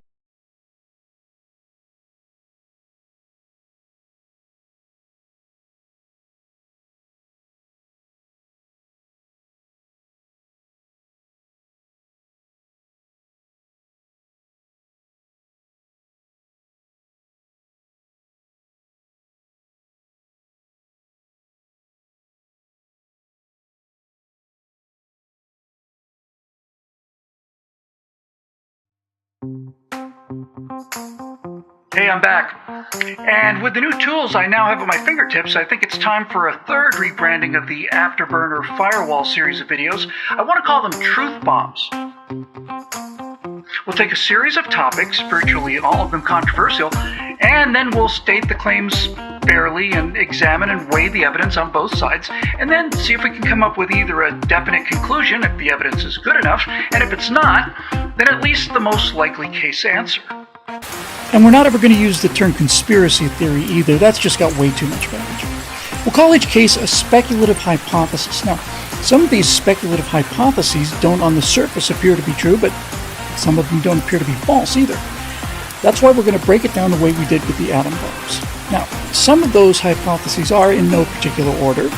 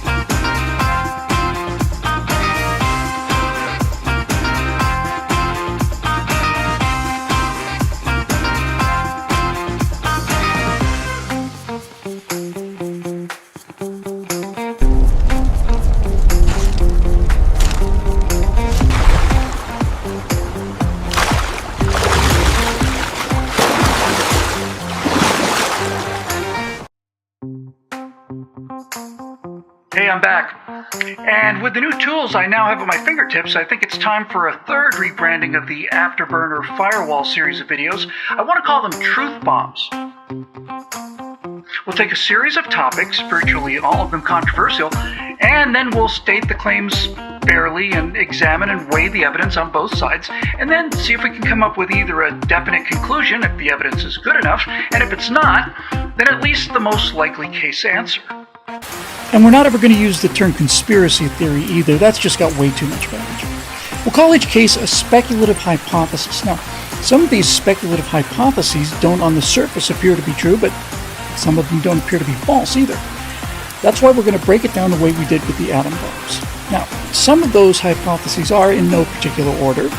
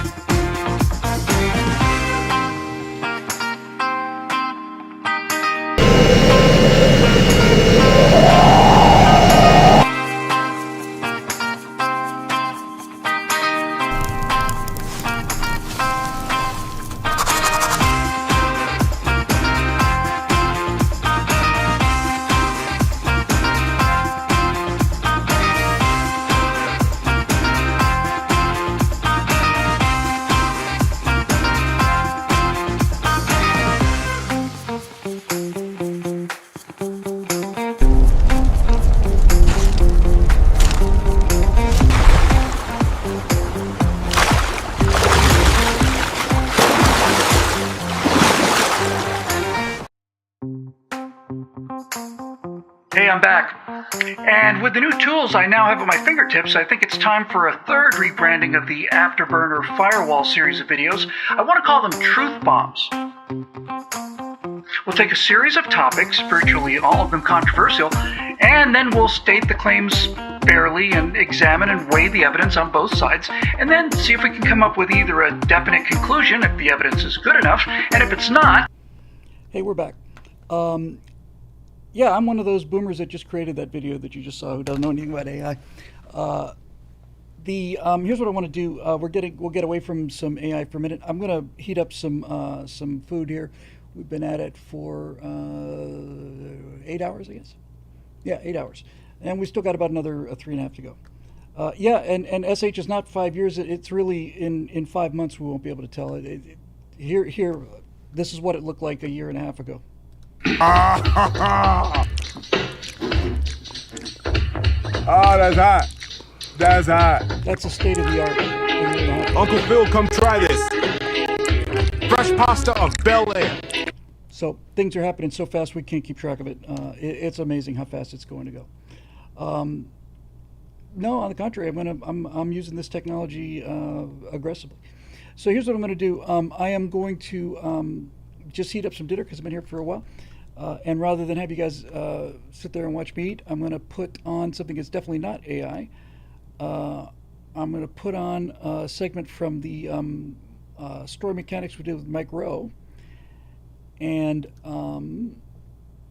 I think my favorite episode is version 4. Let me see if I got that. 1 second. John Young was a steely-eyed missile man. Yeah, he was absolutely the bomb, man. He was absolutely the bomb. Story mechanics. Micro. John Young was an astronaut on the Gemini program.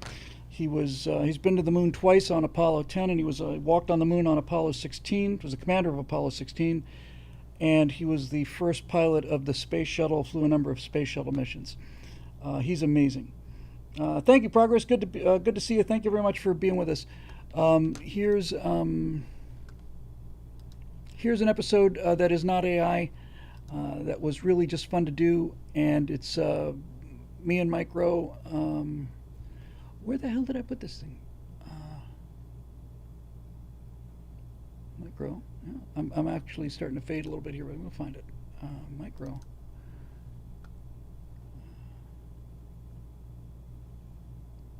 Finish segments. This is my favorite of the shows we did with Mike, and I really like this a lot. So you guys can watch this. It's about 11 minutes, something like that.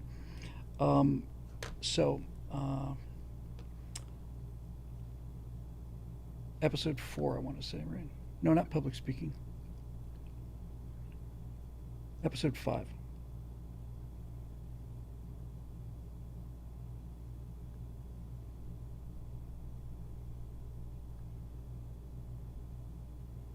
I think this is it. Anyway, here's what it is. Turning it on, so everybody hang loose. I'm going to just heat up some food, and I will be back directly. So here you go, and I hope you like it.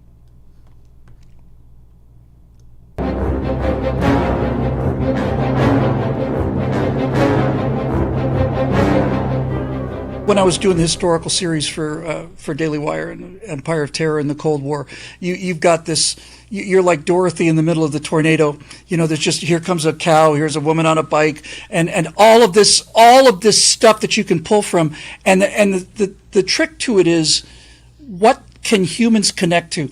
What in this enormous tapestry of horror or war or whatever, what are the actual human things that people can connect to? And that storytelling aspect of it, I think, is always about finding the little thing among the big things that can take a person listening to the story and say, okay, I can imagine myself in that world and in that environment.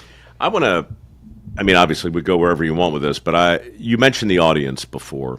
Mm-hmm. And I just think it's so important, you know, whether it's a cold crowd or a hot crowd, whether you're broadcasting, whether you're podcasting. On the one hand, it's so important to know who you're talking to. But on the other hand, you know, when you talk about your favorite comedians, you know, who are those people really? You know, are they people who have focus grouped their work? Are they looking at the? No, man. They're people who are trying to amuse themselves. Yeah. When Sam Kinison came out and said, "You live in a desert," nobody approved. No committee ever approved that. I thought I was going to have a brain hemorrhage. I did too, man. That was the single funniest thing I felt like I've ever seen in my life. Yeah, I thought so too. Yeah, and maybe on paper, no. Maybe in a prompter, no. But that level of outrage combined with that much truth took my breath away. That's it. Outrage and truth, yeah. But look, that guy could tell a story. Oh my God. I think too, oh man, I'm not supposed to talk about this moment, but it so makes the point. I was invited to speak years ago in the Grove of the Bohemian Club. Were you? Yeah, and I did. It was and it was amazing. It was amazing, and I'm not going to tell any stories out of school because I'm not even supposed to tell this much. But it's such an important point, and my story has nothing to do with my speech, which killed. I'm happy to say. In fact, it wound up launching the foundation that I run today because among the billionaires in the audience were some men who really wanted to support my efforts and did. So you just never know where a story's going to go. But here's the point of this one. That night, they do a thing called the Grove Play. And the play is one performance only. And it is an original musical brought to life with wonderful actors and people who play first chair in various symphonies all over the country. And I was blown away by this because I did 6 years in the Baltimore Opera when I was a kid. Talk about storytelling. You could really dig into the opera. That's everything you need to know about stories. You were singing in the opera? Yeah. Yeah. Well, that explains your vocal mastery. Well, look, because you're unparalleled at that. That's just that this entire storytelling beat has been about the idea of the simplicity of a guy with a microphone who can hold your interest for half an hour without any of the other bags, tools that we have in the tool bag, right?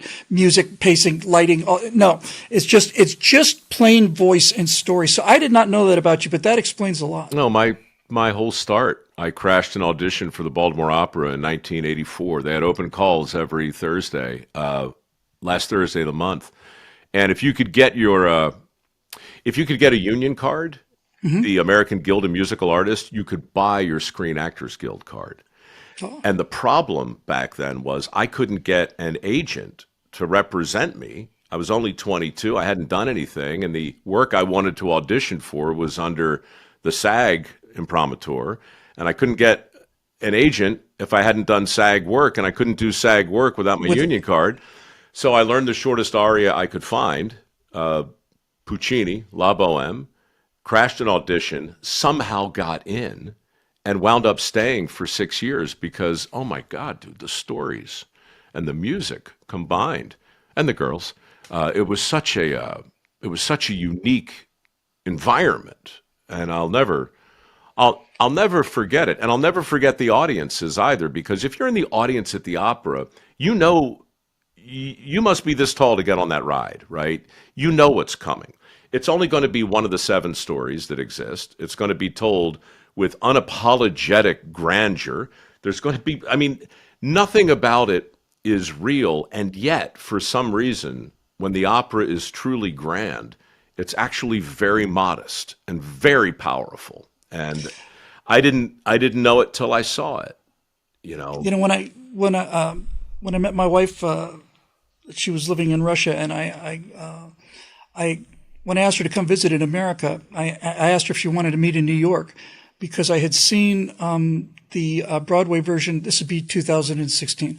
I'd seen the Broadway version of Les Miserables a year earlier, and it was about to close, and it's simply the best thing I've ever seen in my life. And in the final 20 minutes of that show, you've got this enormous Broadway theater full of thousands of people. Everybody's openly sobbing. It's not like people are dabbing their eyes. You just hear these choked back sobs, and we're walking out to the street, And I had this really interesting thought, Mike, and maybe we'll close the storytelling beat on this. Because as I was walking out to the street, I thought, well, here I go out into the real world. And then I just grabbed myself by the back of the collar and just said, no. That's the real world. That's the real world back there. Everything about humanity is in the room you're leaving, not the room you're going into. Les Miserables has every human interaction: father, daughter, brother, sister, lover, girlfriend, got all of it. And I remember feeling so clearly that I was not leaving dreamland. I was walking into dreamland. That while I was in the theater for those 3 hours, that was when I was the most fully awake and actualized and experiencing all of these emotions and just riding with it. And I'm feeling, this tremendous sadness, this, when she's singing about the man who never came back, and it's just ripping your heart out and all of this in the suffering of Valjean. I dreamed a dream in time gone by. Yes. That's Fantine singing that song. And that, oh my God, dude. That's Victor Hugo. Writing one of the greatest stories ever told, brought to life ingeniously. If you haven't seen it, find the conversation with the producers who were on the brink of despair because they couldn't find Valjean. They just couldn't find him. And then Colm Wilkerson walks in and sings. And then he sings, and then the chorus, and people who were, you could just tell, you could just look around the room in New York, and you could just see people, and I don't mean to put a stamp on it, but this is just the sense I got, is that people who clearly, in many cases, struck me as people who were professional atheists are looking at the redemption of this man dying and essentially ascending to heaven on the basis of his spiritual merit. And they're weeping, and they're just sobbing as loud as they can, just the penetrating power of it, just to knock something into your head. And that sense that the real world is out there on the streets of New York City. But once we got out onto the streets of New York City, you start going back you start filtering out the traffic noise, you start filtering out this, you don't see the interactions with people. But back in that room for 3 hours, I felt like I was really in the real world that we're supposed to live in, at least for some of the time. Back to Aristotle, just for a moment. All great stories have these peripeteias. It's the moment when the protagonist realizes everything he thought he knew about the world was wrong. In fact, Aristotle said that the definition of a tragedy was that moment in the narrative when the protagonist comes face to face with the inescapable truth of his own identity, right? And, when I watched Les Mis, I don't know that I was consciously thinking about that, but like most people, I'm watching the story of Valjean. I'm watching the story of redemption. I'm watching all these things. But you know what, man? That story isn't a story without Javert. No, of course not. That story, to me, all comes down to the moment when Javert realizes everything he thought he knew about the world was wrong. That is peripatetic. He's on the bridge, and he's looking up at the stars, and he sings there in their multitude. I mean, oh my God, it's... Yeah, I swear by the stars, and then at the end, it's nothing but cold and dark and uncaring. And this man, who is this man? What sort of devil is he? He had me caught in his trap, then he let me go free. It was his hour at last to put his seal on my fate, right? He can't reconcile the kindness. He can't reconcile the very redemption he was given by a guy who deserved it. Because what Valjean does invalidates his entire existence. All of the criminals that he's put away, all of the subhuman filth that he's put into the Bastille for the good of society, he realizes any one of them could have been those people. Any one of them, his entire moral structure just collapses, right, and he's got no choice. He's got no choice but to fall. Right. That's all he can do. There's another moment too, since we're going full, theater geek. I had no idea you were afflicted by this as well. But man, your listeners would be well advised to Google the moment in Sweeney Todd. I love that show. When George Hearn actually loses his mind with Angela Lansbury, and he's got the Beatle, you're right, he's got the guy who has taken his wife, destroyed his life, he's got him in the chair, he's got the blade at his throat, and he gets away. And in that moment, he vows to take his vengeance on all of humanity. Whoever comes to his chair will pay the price. And I've never seen, talk about storytelling, man. That song, that soliloquy, I think it's called Epiphany in the libretto. When Sweeney Todd changes, he has his peripeteia. Mm-hmm. I've just never seen anything sung / hollered, but still be beautiful. The hair goes up on the back of my neck. I was in the second row the first time he killed a guy in his chair, and the effect, like, first of all, when the blade goes across the neck, you hear stick. You hear it. It like echoes in the theater.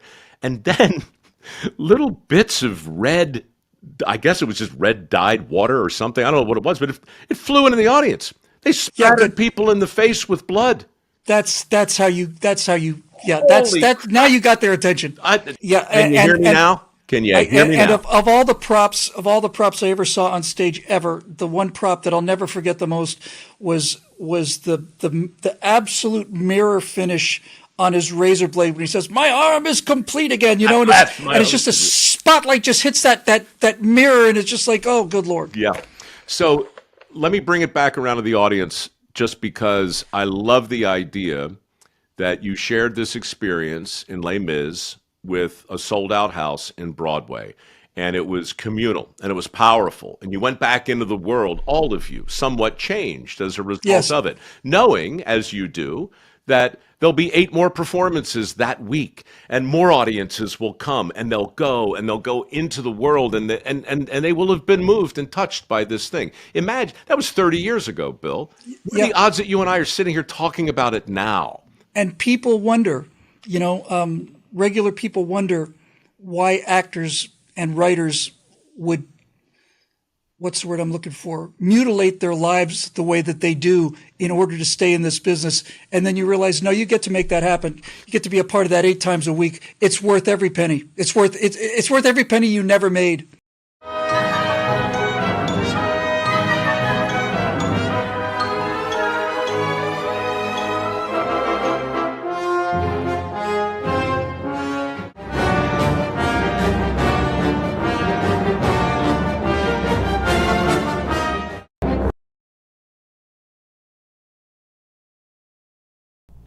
That was a lot of fun.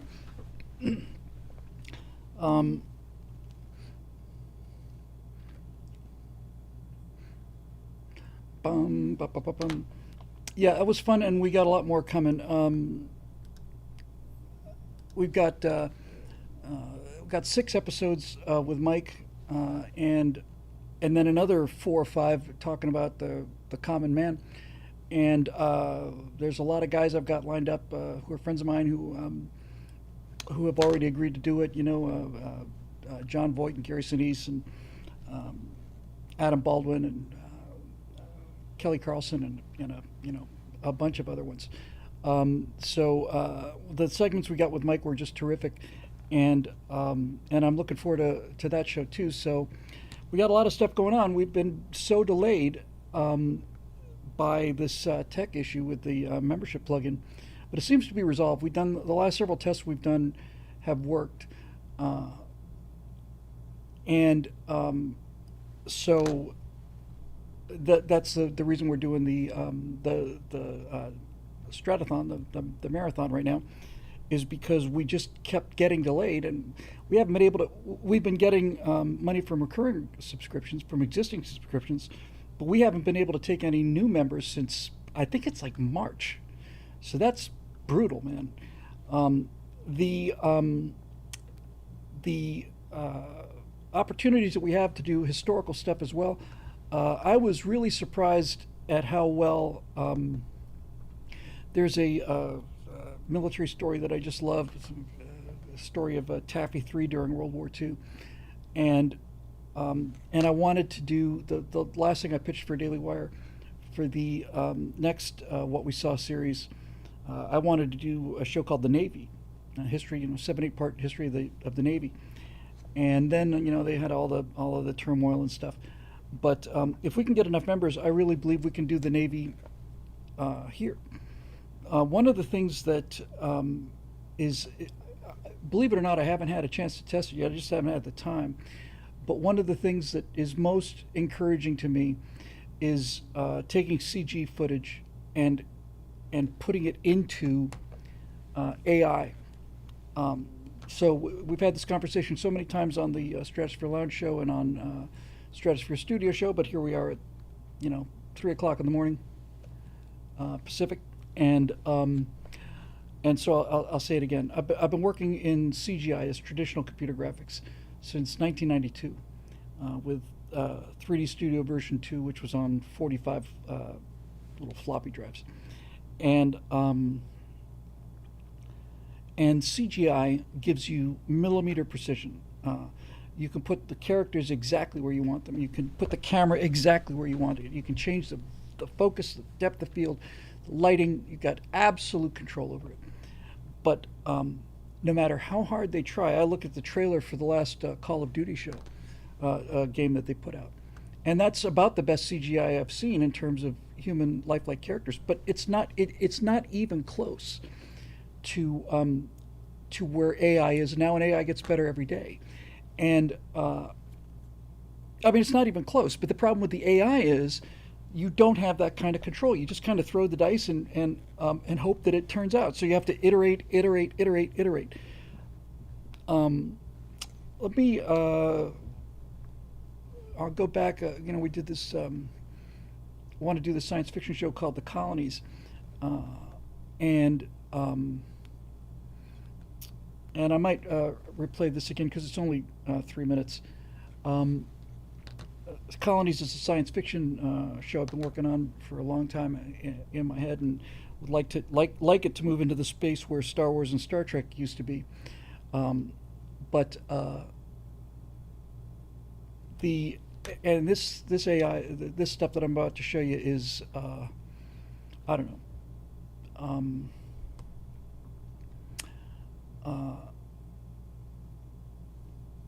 It's just, I just wanted to get the mood. Since then, I've been able to do sync sound and performance capture. Performance capture, like the ones that you saw just a little while ago, or this one. You can donate to the Stratothon right now by clicking the link up above. Or this one. Oops. Where'd I put her? Nope. Here. You can donate to the Stratothon right now by clicking the link up above. I mean, I did those in 5 minutes. 5 minutes. And to do this in CGI, I would have had to use the 3D motion capture on the face. So it had to map all that onto characters. It would have had to build the entire environment, animate the displays. I would have had to get the right costumes and then all of the physics of the costumes. And this stuff just does it. Just does it. So what I'm trying to do is look at CGI for the stuff that you need a lot of precision over. Let's go, since we, these Stratosphere Lounge shows, a long Stratosphere Lounge show, which we do every Thursday night in Stratosphere Studio on Monday night. A long one is a 3-hour tour. We're about 3 hours away from the end of this, and so I'm just starting my last 3-hour tour. So let's go into Mid-Journey, and I'll scroll way down, and I'll show you some of the test stuff that we were doing for the colonies. So let's go back to screen capture mode here, and I did some experimental work with like a rover, and you can see the pluses and the minuses. So back to screen capture here. Okay, and then back to Midjourney, and I got a lot of scrolling to do.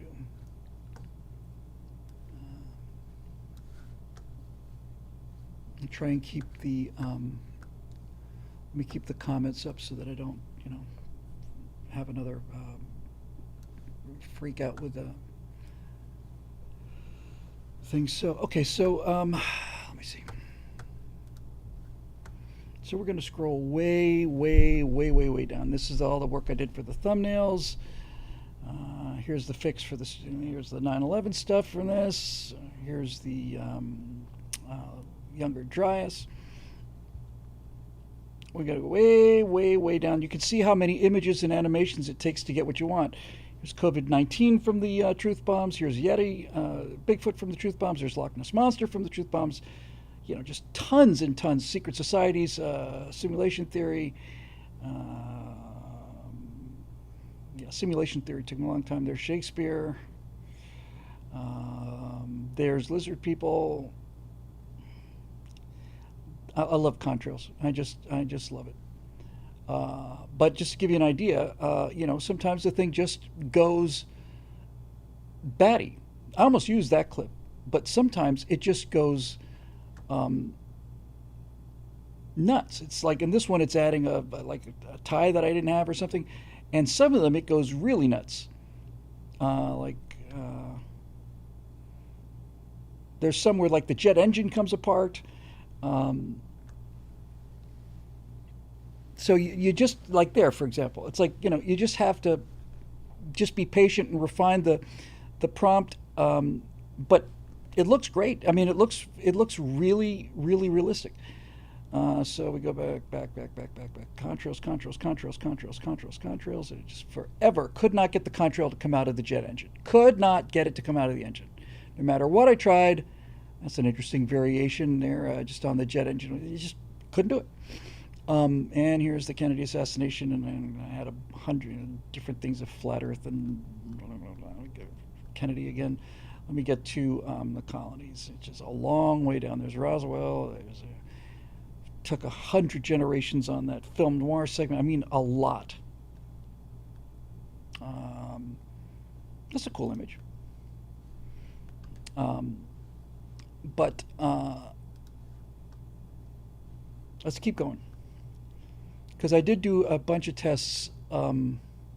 These are better than I remember them, to be honest with you. This is the one I used, I think. Or one very much like that. Keep going. Here's all the white sand stuff.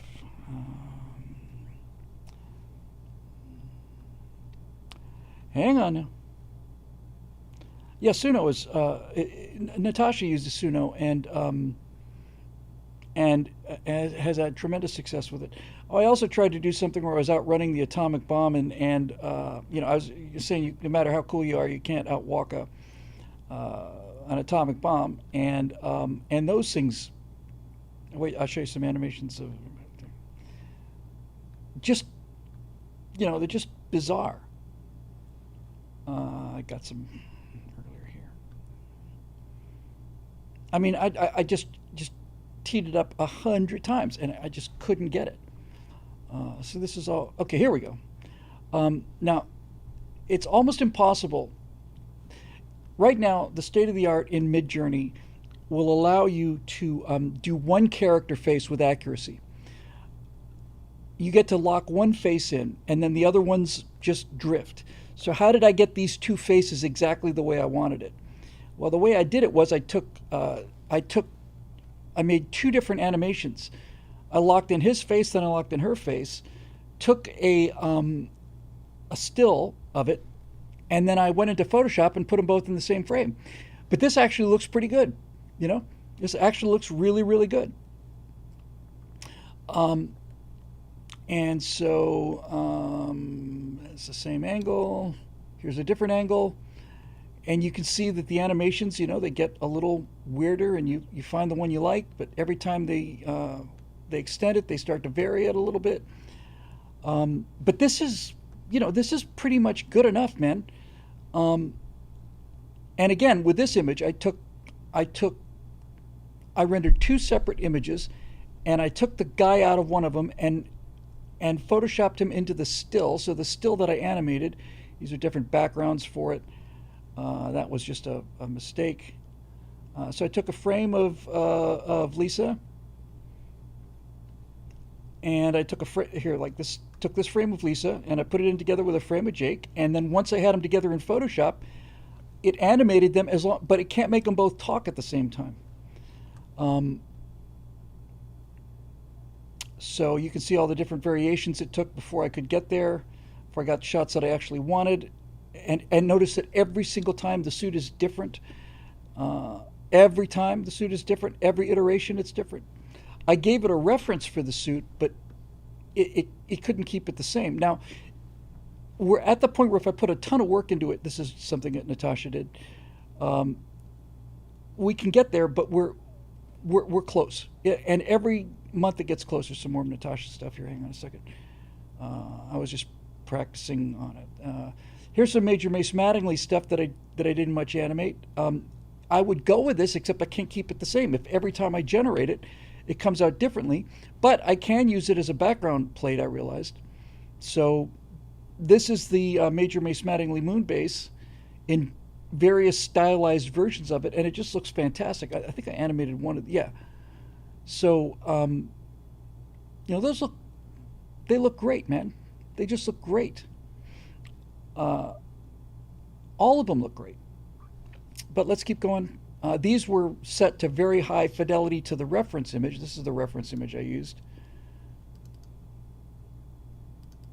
Come on.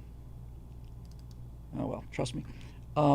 So these were pretty close to the this one especially is very close to the CGI model that I gave it for reference. I don't remember what the heck this was for. God race for something.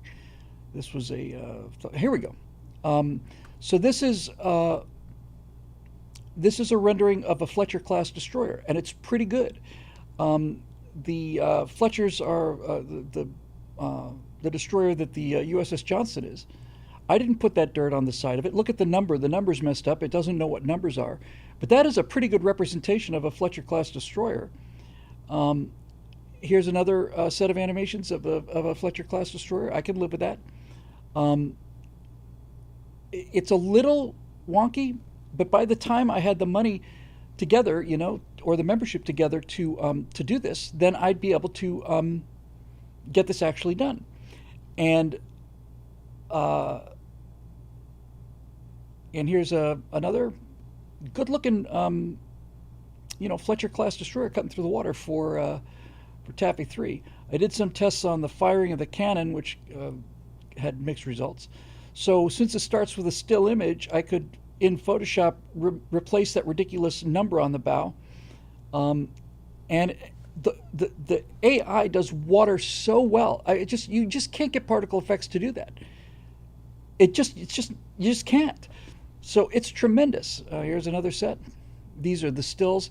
This is an Arleigh Burke class destroyer that it just kind of put together. This is pretty much a Fletcher.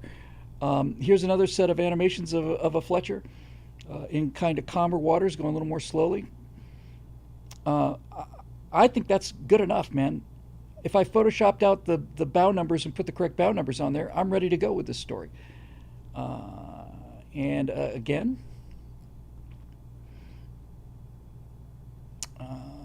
they look great. And another angle that looks great. And every time it does the animation, it's varying it on its own. I can give it more specific instructions on whether to push in or push out or whatever the case may be. But man, that looks really, really good to me. Really good to me. And since I'm operating on stills, I only have to get that bow number fixed for the source picture. And, and it should work. I think that looks fantastic. One set of these, I practiced firing the cannon. So what I want is, I want the amount of control I have in CGI, but I want the realistic look of AI. Now, CGI, traditional CGI, I did a lot of work in Unreal Engine, and CGI does a great job with hard surface things, and you can get away with that. But man, I've never seen CGI do water as well as AI does. Where's the shots that I did with the cannon firing? Somewhere in here. But you know, that looks great. So what I'd like to do is do the I'd like to do like a rough draft of it in CGI, and then take that video footage into AI and have the AI make it look photorealistic. That's what I'd like to do. And I can also do start and end frames within CGI. So I give it a start frame and an end frame, and if I want to push, I can just take a close-up picture on the end frame, and it'll basically just go in and do the job. So these are the stills that I use. So I could just, fix that. That's Arleigh Burke class. These are some of the stills that I animated. And somewhere back here, I've got animation of the cannon firing. That is no, it's not. I thought it was never mind. Now I've turned the stylization way up, which gives Midjourney a lot more freedom. It gets kind of cool in some cases, but it also gets farther away from the prompt, so you can see there's like all this weird superstructure in there that's, and this is with it turned up all the way. It's like, okay, it's just hallucinating like crazy here. But it's kind of fun to twist the knobs and see, how far it can go. I animated this because the water just looks so spectacular. I gave it a Sid Mead source picture here. Yeah, and there's a 6 second limit, although it's 30 seconds in VO3 now. On Runway on Act 2. That's a thumbnail I was working on for a right angle, and so was that. Here it is in Heavy Seas, and it just looks fantastic. Look at that. I mean, that's just absolutely epic. It's monumentally epic. I should take a picture, screen grab, Marky, and see if I can animate the Kirk and the Gorn. But I just, that's like an oil painting, that first frame, and it just blows me away. I just love it. I love it. Still haven't gotten to the cannon firing things yet. I animated that too because I thought the first frame was so tremendous. But this one, where it goes by sideways, past the camera, is pretty cool. That bow wave is perfect, and the spray, it's just perfect. Come on.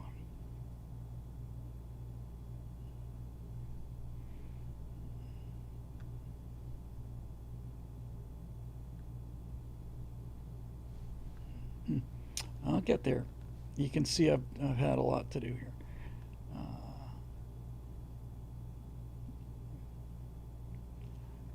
But it unlike CGI, it doesn't really understand the geometry. It only understands flat images. Now this time it got the funnels really well. You notice that when it turns, you can see the funnels look like they're one in front of the other. But sometimes when it turns, they don't. It's like the funnels are side by side. See, like here, it added an extra funnel here. It just doesn't know from that initial still. So we're getting to the point where we'll be able to give it 3 or 4 different reference images, and it'll lock it in. That's probably 6 months away. Hang on a second, another thumbnail.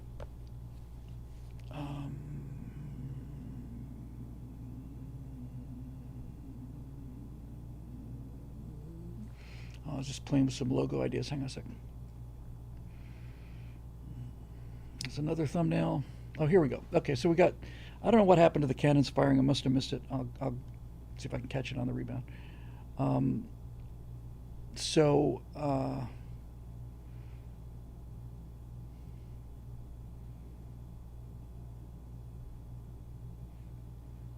there's Jake.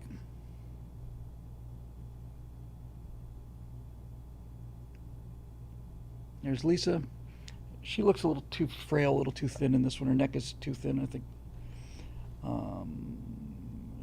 These are extensions, so I'm going backwards in time. This was another thumbnail for the right angles that I was doing. Hang on, let me get past all this crud. It's for the Jaguar ad. These are pretty effective. None of them are really perfect. This one's really pretty good, actually. Very good. I'd animate them right now. It's just a one-button thing, but if I do, I lose my place, so I'd have to go back and... well, I'll just do it from here.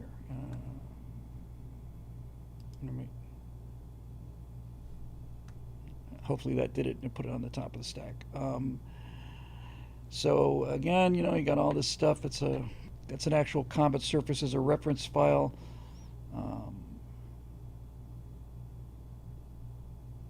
Because there's essentially zero gravity on a comet, but that suit is just too Apollo.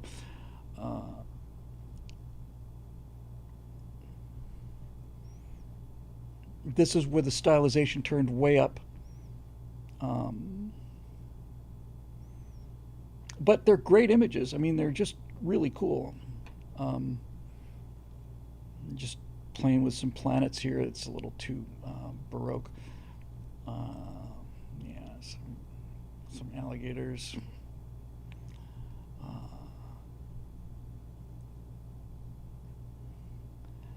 These, again, they look fantastic. I was trying to get an atomic diagram.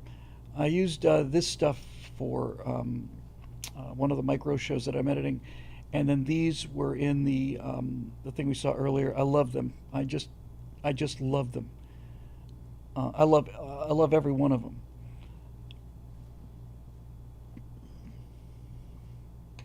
But you get these weird artifacts, and you just have to, deal with it. And I could not get the flame to light. I had to do the animation in other software for these because of the flaming sword problem.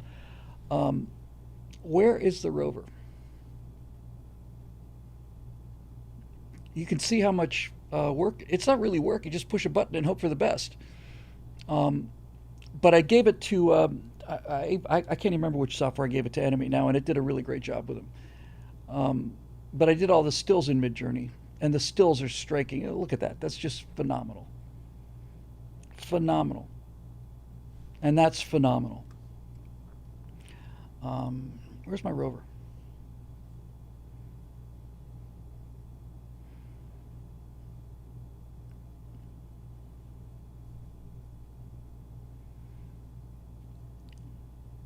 It was supposed to be Satan falling into hell, and it just doesn't know what to do. It just doesn't.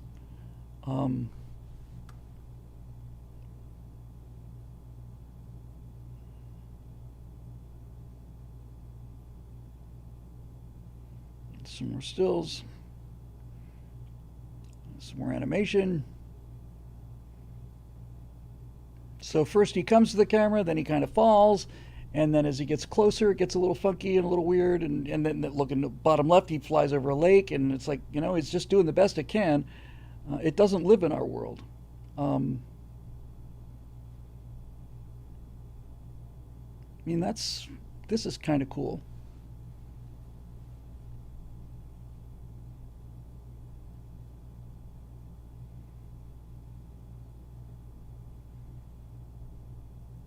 But again, it's like, you're going the wrong way, dude.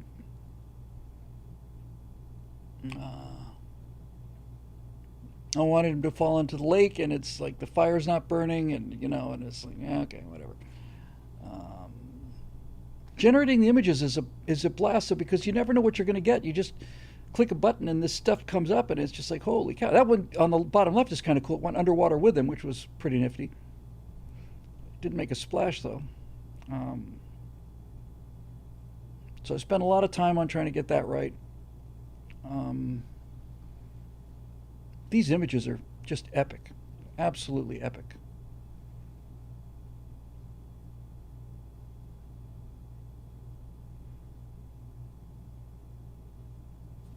And when you get the stylization and the prompt right, and you're generating the stills, you hit the sweet spot where every time you push the button, it's like, oh my God, that's amazing. It takes a while to get there. But once you do, it's pretty cool. That's an epic picture.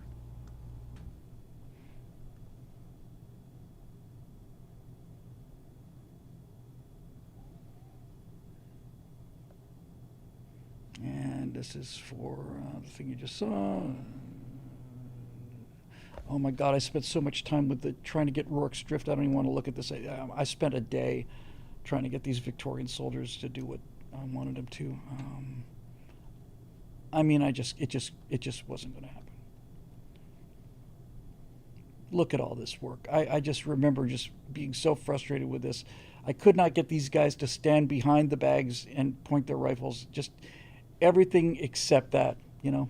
So I don't want to see this stuff. And plus, the problem is that Midjourney won't let you really control your images. I wanted to hide all this stuff, and I'm sure that I did the rovers after this.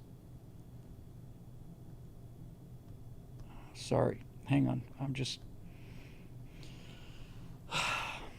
This is all of the Spartan stuff that you saw a little while ago. All of the Spartans and the Persians, and just goes on. Here, let me do this. Persians. Hoplites. Okay, let's see what we get here. Just playing with landscapes. Okay, here we go. Let me start from the bottom and work my way up because that's how it happened in time. So I gave it this reference, which is a CGI model. I gave it this as a reference thing, and then I told it to animate it. So this is the first 4 rover images that I got, and they're real close to this. They added a couple set of wheels, but they're really close. And I thought, oh, all right, that's actually pretty good. So then, you know, different variations and so on. And then I got to the, no, I know you can't get CGI perfection, but when I started animating them, I got these results here. And it's doing things like puddles here. It's doing that pretty well. And the body is moving as the tires go over the ground. So that's pretty impressive. Did another set of animations here. Now on some of them the tires aren't matching right, but on some of them, like the upper left-hand one, that one, they're skidding for a little bit, but gets better. And it looks terrific, you know. Here's another set of stills I think I did. So let's see some more. Here's a different rover. And let's see what the animation for. Here's the older version. So the tracking of the wheels to the ground is very good. The amount of rotations versus the distance traveled, very good actually. And you know, I think that looks perfectly acceptable, man. I really think that. Hey, Dave is back. Hey, good to see you, Dave. So I think you know, looks actually pretty good. Now here's where it gets a little interesting. So there's a lot of skidding and a lot of, you know, just general. I mean, the upper left-hand corner, the tires are skidding at first, and it's not really turning, and the wheels are a little kludgy, but it's not terrible.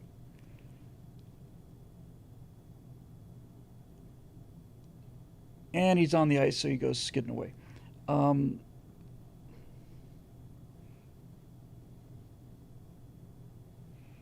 Thank you very much, Crispy Muffler. Here's another set of animations, maybe just an extension of the other ones.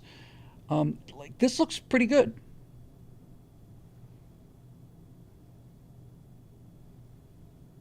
This is a new set, and the wheels are spinning here, and I think that's an extension of previous ones.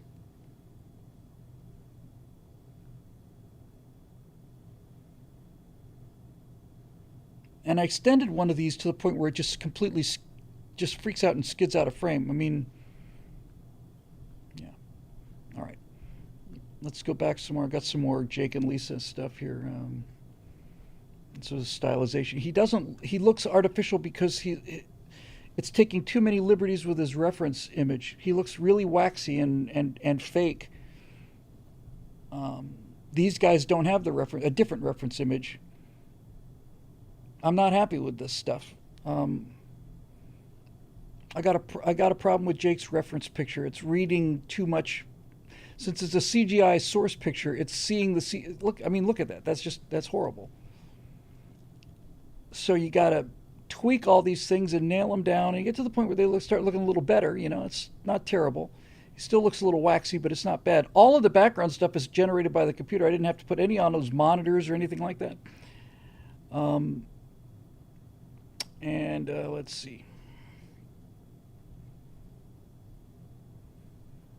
Again, he looks a little bit fake there.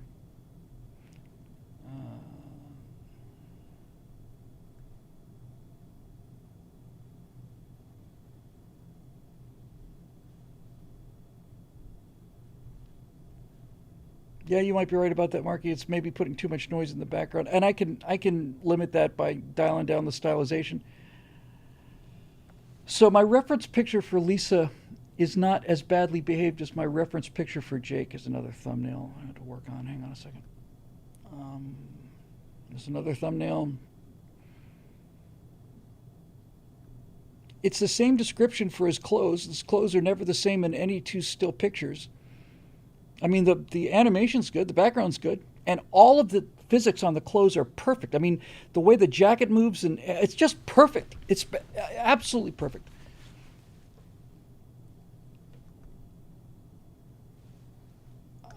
She looks a little waxy there, and a little bit waxy there too.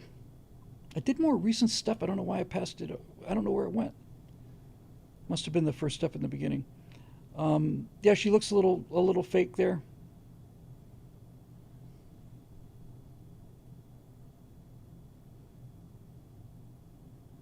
Again, it's a little bit too CG, but the rendering is top quality.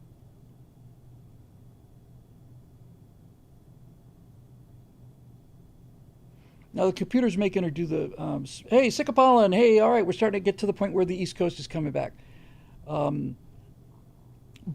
These are just auto animations, and it's doing the expressions, and the expressions look fantastic. Yeah,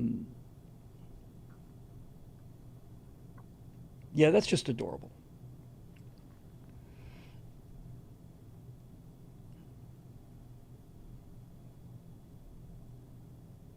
But I've never seen CGI look that good, or this good.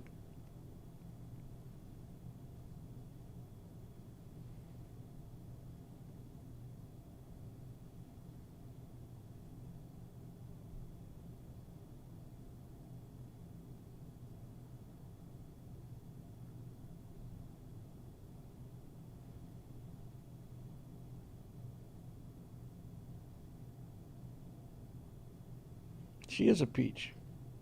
I love this shot. I just love this shot.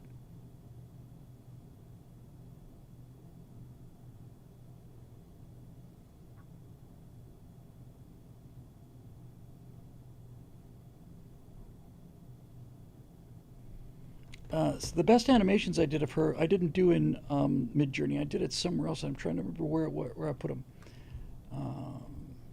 It was in VO. Let me have a look.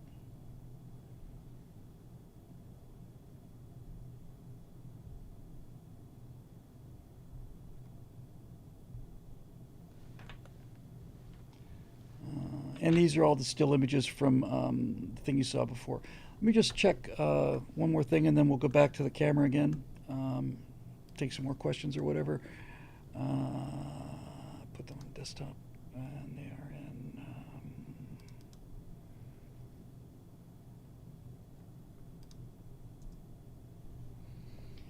I don't know how long we're going to be out here. I don't know how long we're going to be out here. I don't know how long we're going to be out here. I don't know how long we're going to be out here. I don't know how long we're going to be out here. This is just perfection. Hey, Vero Beach.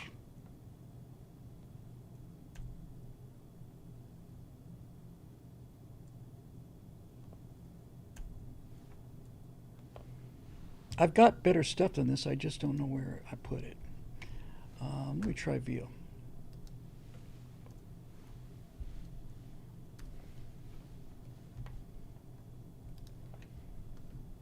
There's so many different pieces of software. It's hard to keep track of them when I'm fresh. I'm coming on to, 10 hours here.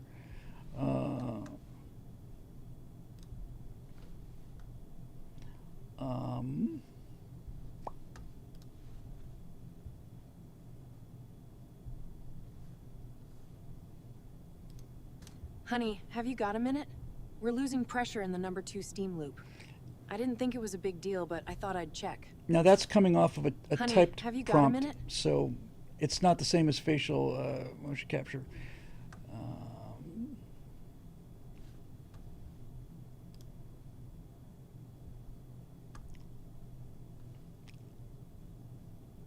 I can't tell you. Good morning. How hard that is.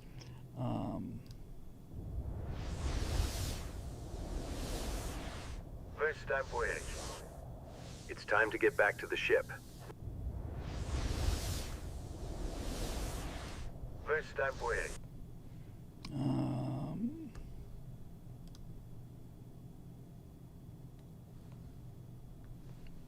What did I animate those things in?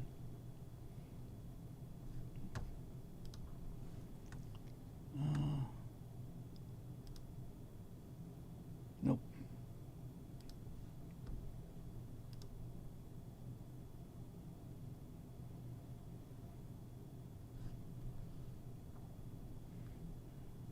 Yeah, I think we saw these earlier. We did. Our hair is coming through the helmet here.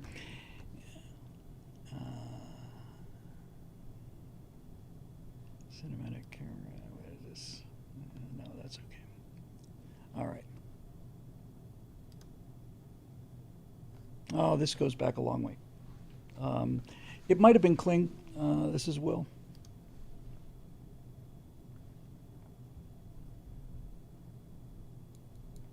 Him looks like a skinny Nick Fuentes.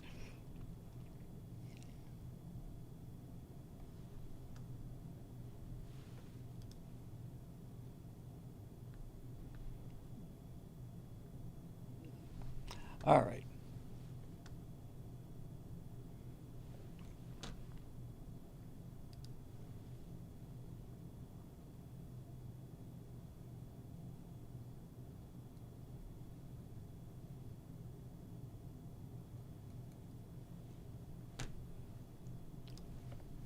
So we could have Mace do a promo. Again, I have to use the. Well, let's do this. The hell? Let's give him a different video driver.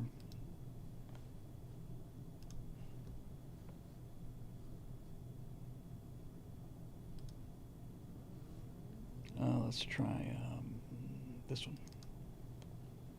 So this is a line from the script, I think. Until then, here's how Fat Man and Little Boy ended the war. Okay, it's a quick line, easy to generate.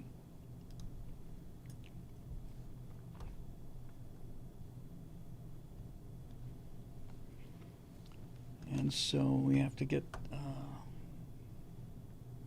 well, I'd change his voice, but frankly, I'm getting a little too tired to worry about that right now. So we'll just see this thing come out, and then we'll go back to the camera. We'll take some more questions, and see what we get.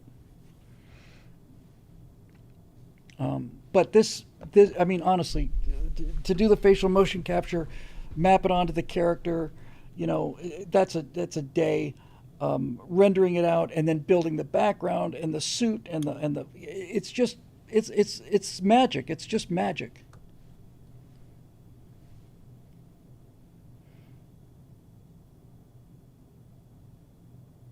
Hilo Aviator says, if I'm still awake, I'll watch the next SpaceX launch from my backyard. It's scheduled for 9/19. Okay. Cool. Where do you live? Are you in? Is that? That's not a Vandenberg launch, is it? Or is that a Kennedy launch? Because I've gone to a couple of the Vandenberg launches. I can see them outside of my studio when they launch from Vandenberg.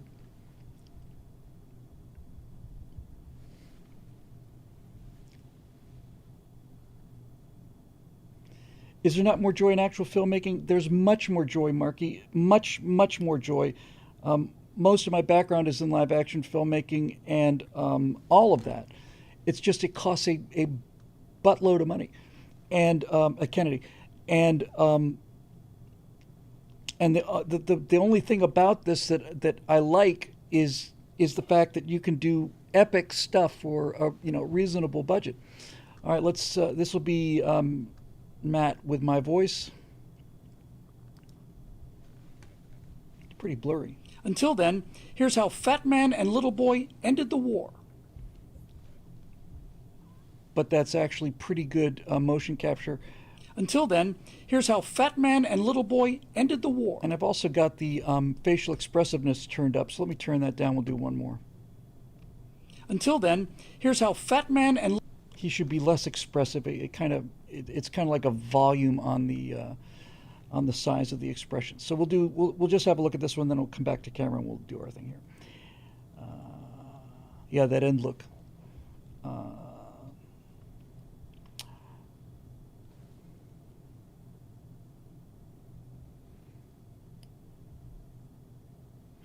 But I am dying to get on. I'm going to redo Mace's face, and I got to get him out of the helmet. I made a big mistake by doing that. When I did Jake's reference and Lisa's reference, I had them in a, basically in a T-shirt, so that I could put them in anything. But once this thing had the ring, I actually did a test where I put him in a tuxedo, and the tuxedo was inside the spacesuit. So I'll get him close to that. But we'll see. So.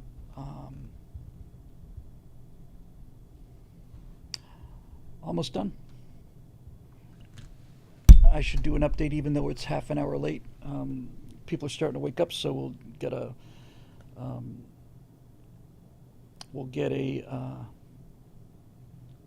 update from the PayPal thing.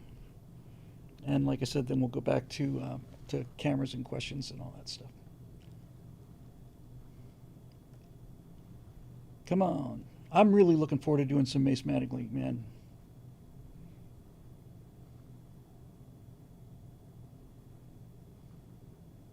So this is with the expressiveness set on a lower value.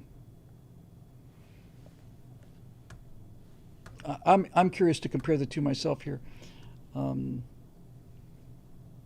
Little Boy ended the war. From the top. See, it put that sphere Until in there. then, here's how Fat Man and Little Boy ended the war. Okay, so this should be less expressive. Until then, here's how Fat Man and Little Boy ended the war.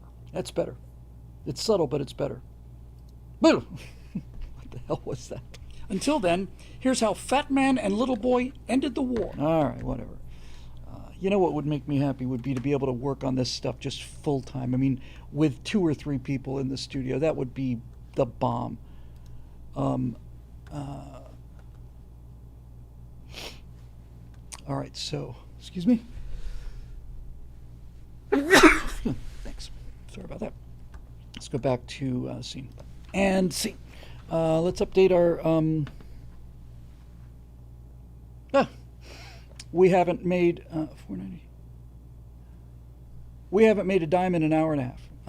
But that's okay. Because that's a good number. Yep. So... There's a SpaceX launch tonight from Vandenberg. What time? That'll be cool.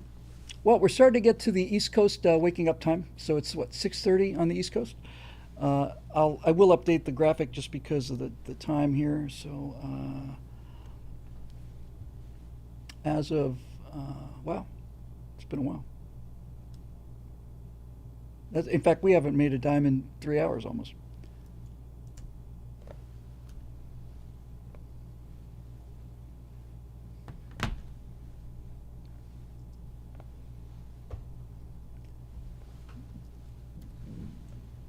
Which is a bit depressing, honestly.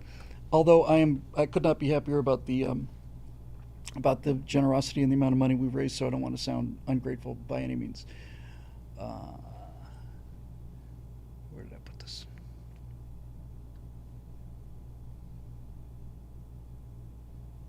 Stratototal.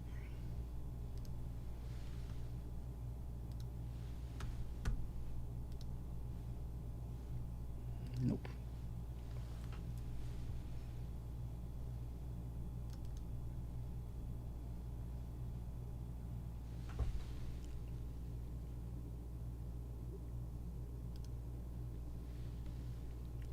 Hang on a sec. I just trying to see what the hell's going on here. There you go. And you should, yes. Okay.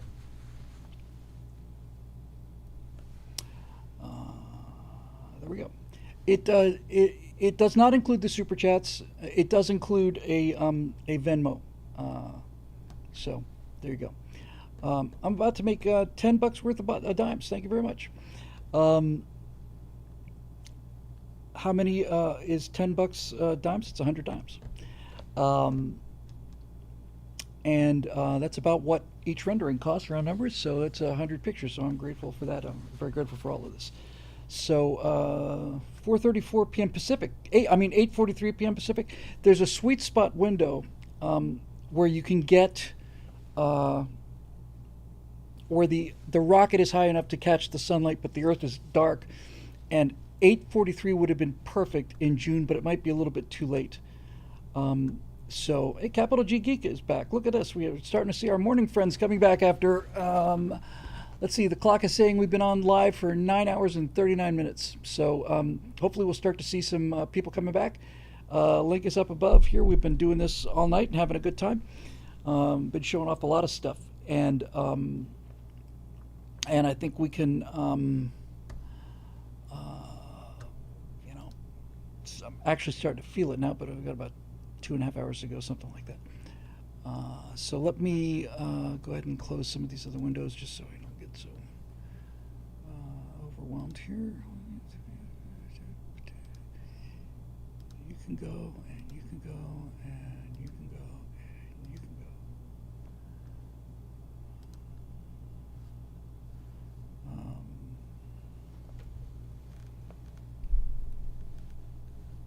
Little pain in my eye. Oh, I was gonna a couple of animations I clicked on. Let's just see how they look.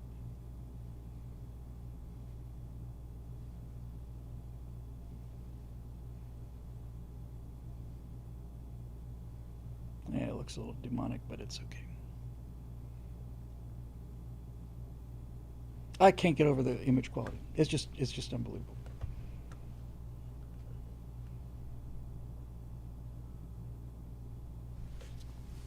It's great. So let's see what is cooking.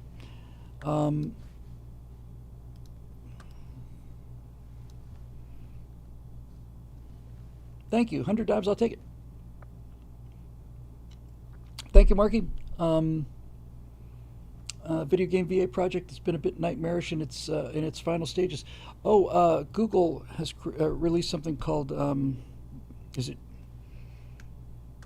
Genie? Where they create a world. Precocious Curmudgeon says lack of sleep is a known carcinogen in the state of California. Yeah, everything is. Allow me to have one of these delicious cherries, which undoubtedly are carcinogenic if you eat 400 million of them in a short period of time. I do need to trim those nose hairs. I'm starting to look like a freaking savage.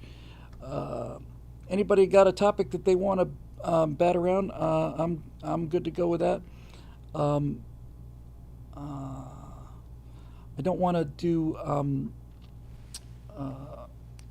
a lot more screen work, but I might want to get the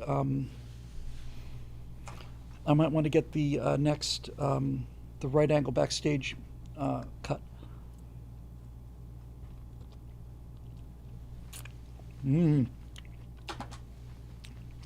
Delicious cherries. Top 5 new wave bands.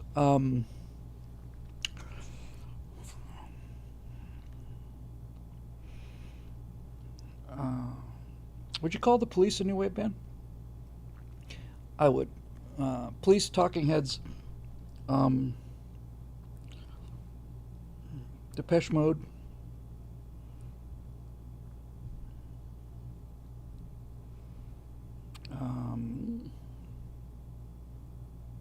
I really kind of like Duran Duran.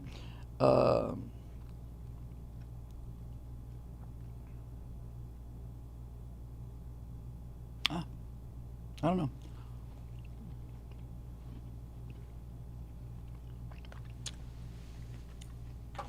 I got a lot of Police and a lot of Talking Heads.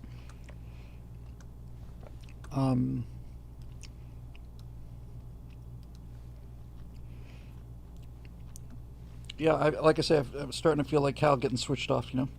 I can feel it. I can feel it.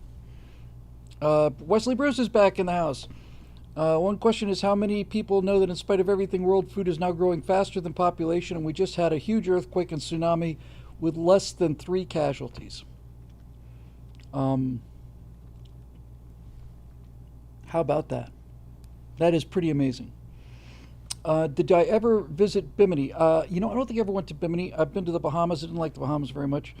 I grew up in Bermuda, so I had no real desire to see Bimini. I actually grew up in Bermuda, and then when we moved to Florida, we moved to Key Biscayne, which is now a very upscale neighborhood, but at the time was basically just, you know, middle-class neighborhood. You know, single-level houses, and you know, that kind of old-school Florida. One-story house with the sliding glass windows that led out to the pool with the, you know, with the screened-in pool, that kind of thing. I love that.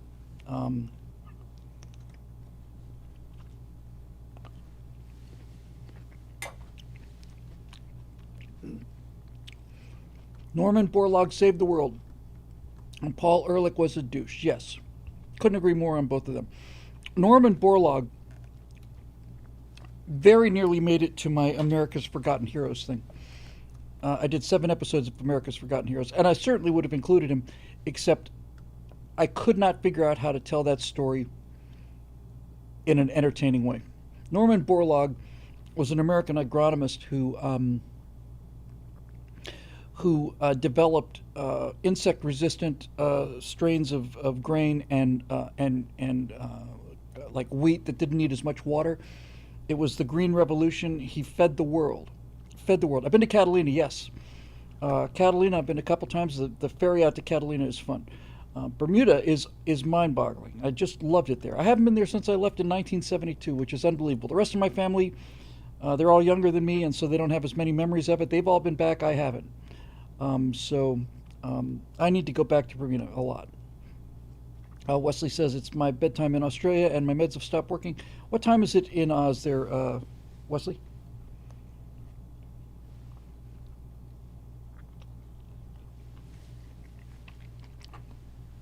There's a super chat from Badweather Biker. Thank you very much. I'm really excited at your interest in doing something on Taffy 3. Lately, I've been doing a very deep dive into the naval battles at Guadalcanal, learning about what a fascinating individual Willis Ching Lee was. Willis Ching Lee, yes. And the naval battles of Guadalcanal are absolutely fascinating. There's Savo Island, and then there's well, I guess they call it the second naval battle of Guadalcanal. Norman Scott was an American admiral, was killed in one of those battles. So if there were 845, wow. If there were, as I recall, there were either 3 or 4 major Guadalcanal naval battles. The first one, the Americans got massacred, just absolutely blown out of the water by the Japanese in a night battle. It was the poorest performance by the U.S. Navy in its history. And the second one was kind of a tie. And then the third one, the Americans really started to get their feet underneath them. And by the time you get to Lady Gulf, it's all America's all the way. You know?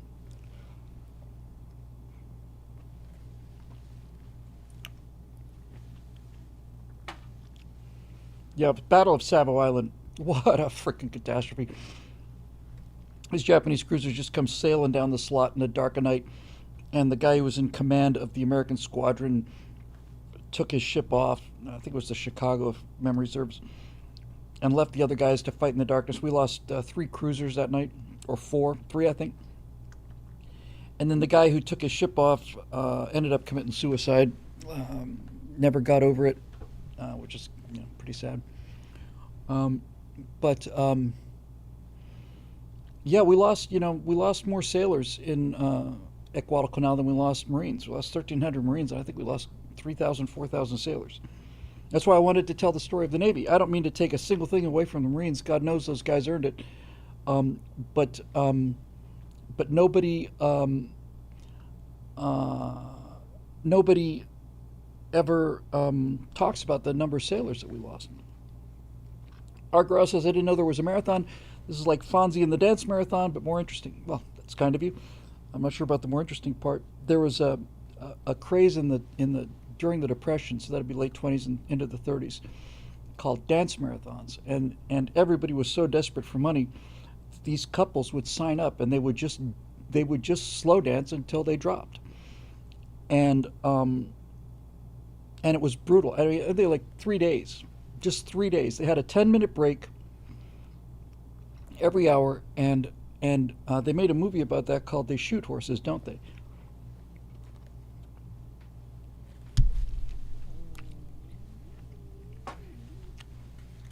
Sorry about the cherries, which I never saw, I don't think. Let me see.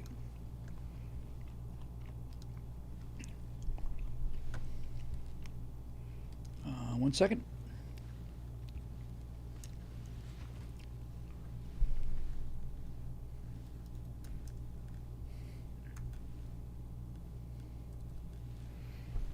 There, they shoot horses, don't they? 1969. Much later than I thought.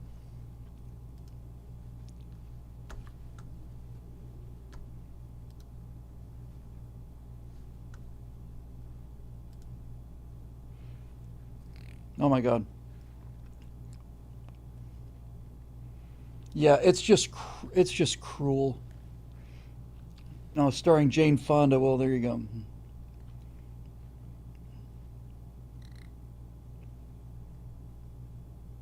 Red buttons. Yeah, this is just brutal to watch, man.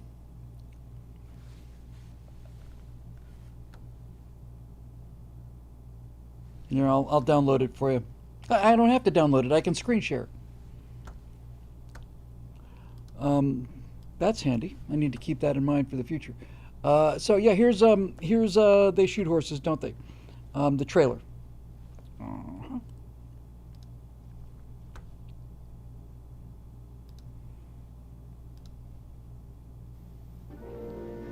Easy come.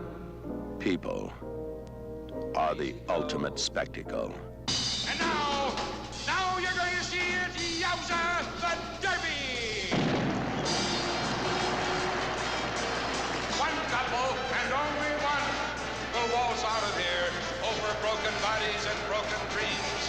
Let's walking marathon. Prize of $1,500 silver dollars. And believe me, these wonderful kids deserve your cheers because each one of them is fighting down pain, exhaustion, weariness, struggling to keep going, battling to win. And isn't that the American way? You bet it is. What I mean is, if you think about it, cattle ain't got it much worse than us. If she ain't pregnant, I'm Nelsonetti. So what's healthier than having a kid? Number 78 is in trouble. Get a floor judge over there. What are you gonna do? Put us in cages and let them throw peanuts at us? The boy from 67 is down. Is definitely down. Look at us. We're all like this now. Dirty, swollen feet, no sleep. What do you want?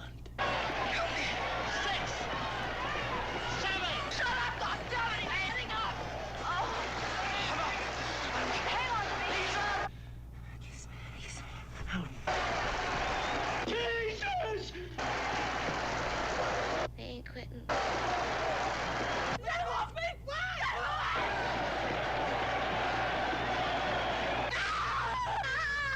Help me. Go back to Hanoi, you communists.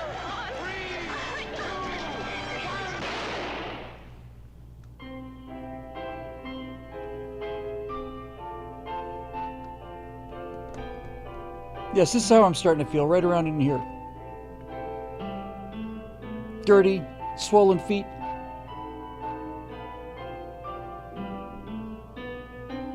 Yeah, it was just plain monetized cruelty, you know?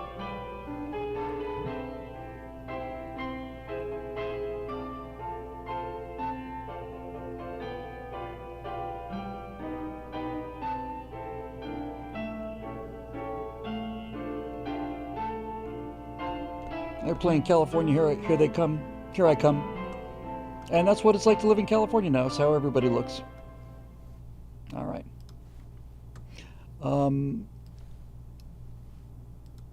Da-dun-da-dun. Doom. Doo-doo, doo-doo. Yeah. It dares me to click on my desktop and sort by name. Yeah, I'll do that. Whoops. What did I just do? What am I listening to? Oh, sorry. That's the audio for the red angle that we just posted and that we edited earlier. Desktop. Here are all of these still images and movies, and I just dump them on the desktop when I'm working, and I clean them up afterwards. That's a lot of garbage. Now, there's a Stephen King short called The Long Walk, a short story, which is great, and I think I think it might have been the basis for the Running Man, but they're making the movie. I saw the trailer for it. It's a horrifying short story. It really is. It's about very desperate times, and everybody has to, you sign up for this competition, and you walk until you drop, and if you drop, you get shot, and the last person to make it wins everything. And I remember reading it, and it was brutal. It was really, really nasty. So coming up on 4 o'clock. So we're starting to get some people back on the East Coast, and we're doing this marathon to raise some money because we had delays with the membership site and all that stuff, and so the link is at the top there, and if you'd like to make a one-time donation, we'd really appreciate it. We're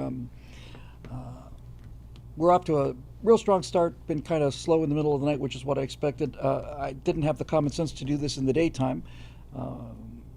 My wife asked me why are you doing it at nighttime, and I said, I don't know, because Jerry Lewis did it all night, and that's the only thing I could come up with. I should have done it during the day. But in any event, this money we've raised so far has really make a big difference, and we're very grateful for all of that. Support. But we still got 2 hours to go, and people waking back up again, and so there's always that.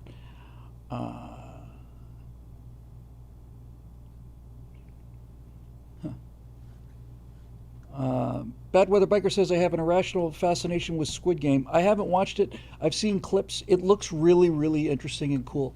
I would watch it, except Natasha can't stand those kind of things, and so I don't get to watch them, unfortunately. Duel. Digby Odell says, classic movie Duel. Yeah, it was Steven Spielberg's. Was it his first movie or his second? I think it was his second. I think Sugarland Express was his first movie. But Duel was a great movie. Argros says, Nonsense Bill, it's 7 o'clock. We all know that Eastern Time is the only one that counts. It is 7 o'clock. If it were 7 o'clock here, I'd be at home in bed already an hour ago.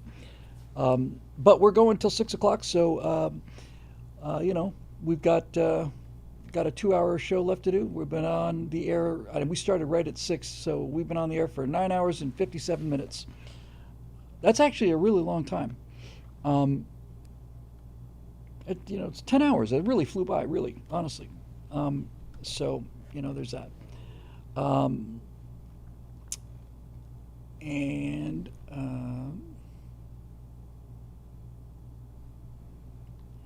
Desktop. Oh, that's you. Okay. Yeah, here we go.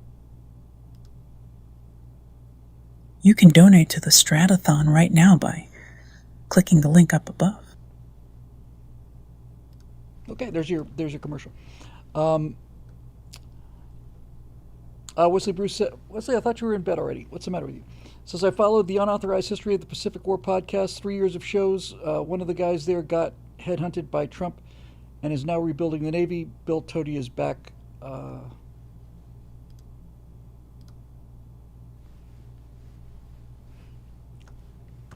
And had some really epic moments.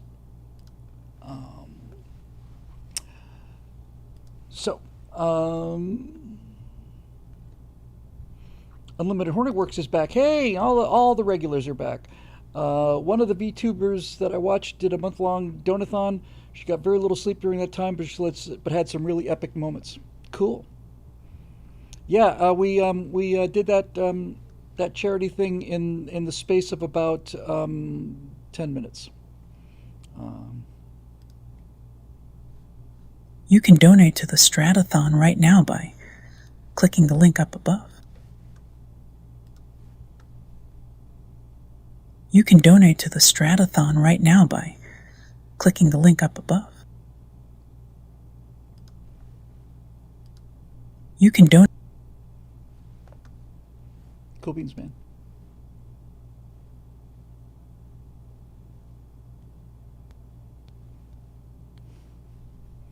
Wesley Bruce botched falling asleep. Honestly, God, I'd be perfectly happy just making these AI things just full time. Really, I just really would be just fine with that. I just love them. I love them. Yes, thank you, Space Nicole Kidman. You already did. Marky Mint did. Thank you very much. Okay, so let's see. You know what? I think there's one thing I have to get done before I leave, and that is to edit the right angle backstage, which is a quarter of the time it takes to do a regular episode. We did that earlier tonight, but that was several hours ago. So since I have to get it done, and since people are waking up, why don't we all watch as we do that? So a little bit of screen sharing time here, because when 6 o'clock rolls around, I'm going to be bill-shaped dust outline, you know, that way out the door. So let's go and do that. What the heck? Won't take long. It's actually pretty simple. We've got most everything lined up already, so it's just a, couple minute kind of thing. I'm just going to run a loop for the remainder of the thon. Tempting. I'll tell you what I do want to show again is the truth. I'll save it. Let's do the. Let's just do the editing real quick. I can get that out of the way, and I don't have to worry about that. So let's see. We'll go back to screen capture here and just take a moment, and we'll bring out our Premiere, and we'll go full frame with this, I think. You guys should be able to hear me okay, I guess. Yeah, I don't need you anymore. And yeah, it's probably a good idea for me to keep the comments up in case we get another one of those, nightmare things that we had early on when we got in a feedback loop and there were like 5,000 of me speaking at the same time, something like that. Okay, so this is our backstage show right here. And I don't have much to do with this, fortunately, so it won't take too long. With him, who was a telegraph hacker. And so... So all I really need to do for the backstage show is get a recorded date, which is, this is our thumbnail for the right angle that we edited at around 2 in the morning or 1 in the morning, something like that. That's the next right angle, so that's ready to go. I can take that off, and I can take that off, and I can take that off, and I can bring that on. And that last right angle backstage was recorded on 6:08. I'm sorry, 08:05? 25, I think. That sounds right. Yes, I punched a hole in the space-time continuum. Everybody was in a panic. I've never seen anything like it. So let's just save this recorded until L8 to 525.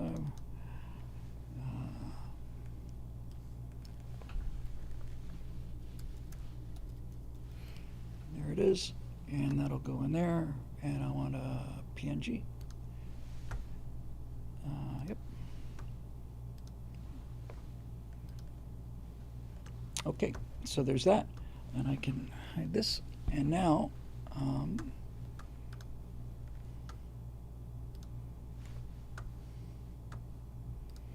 grab record. So we put this right at the head of the show, generally speaking, somewhere around here.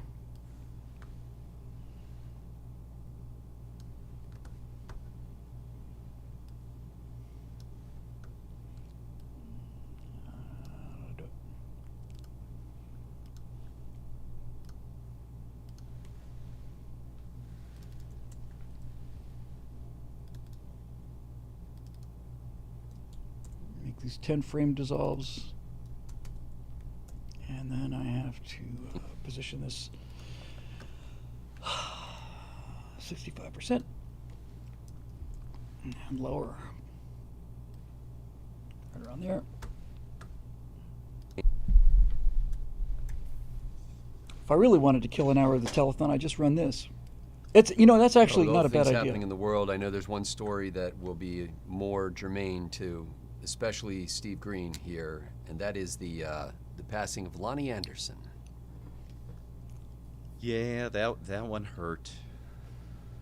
You're probably the biggest KRP fan I know. I adore that show. I do too. They nailed it from the get-go, and even though they got screwed by the network, if I remember correctly, that show had about a dozen different time slots in a 4-season run. Did it run 4 seasons? Let's see if we can shake these followers. Yeah, right. Yeah, yeah, that would be an easy way to knock off an hour, but that would be cheating, I think.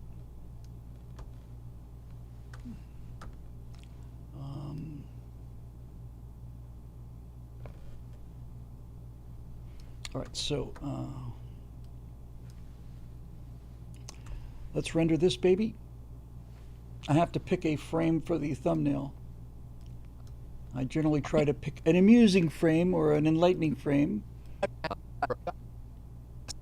of us having a jolly time.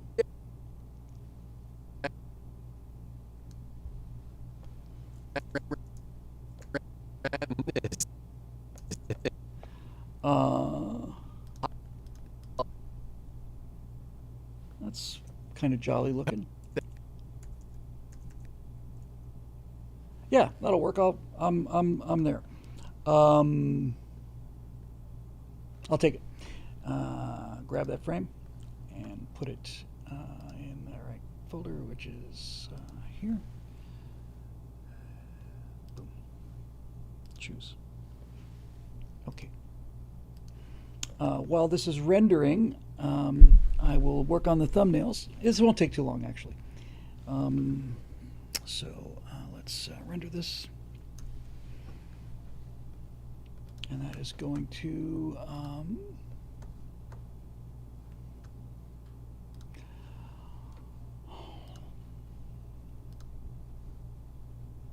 and that will be 0805 oops 0525 BS final Bible.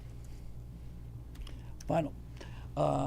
Save and export. And we'll hide that. And then we got to make the thumbnails for these. So I'm glad to be getting these out of the way. Frankly, I've been really, really late on these right angles. Been working like crazy on the other stuff. So back into Photoshop, and we'll grab that file.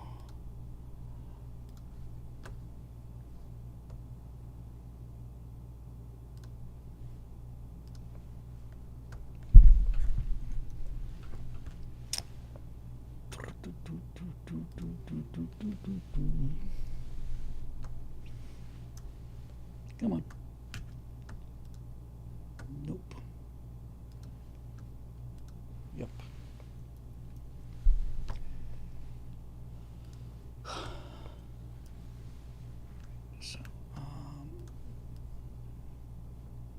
Pretty simple, really.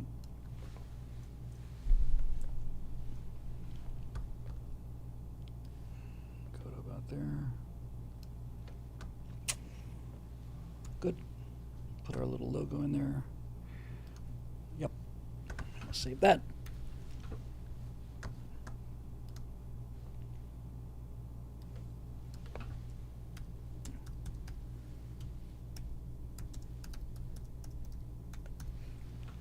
Oh, come on.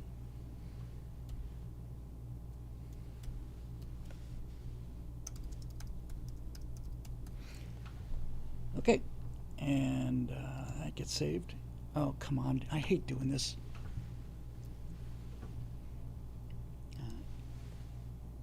JPEG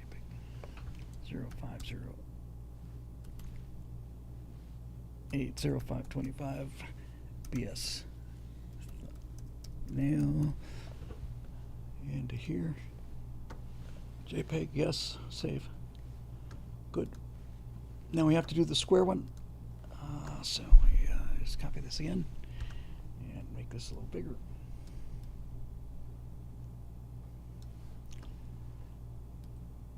Exciting work, huh?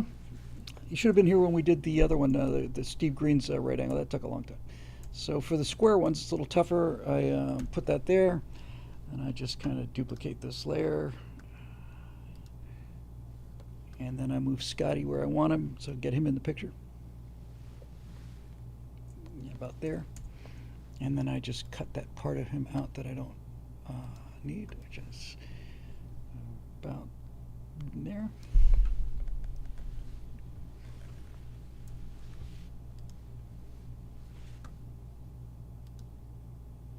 It didn't duplicate. Oh, that's idiotic.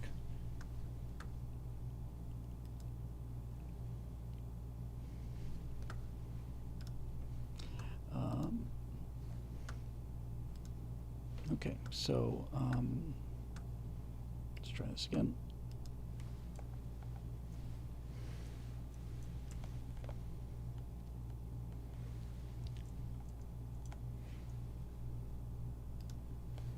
And come on, Bill.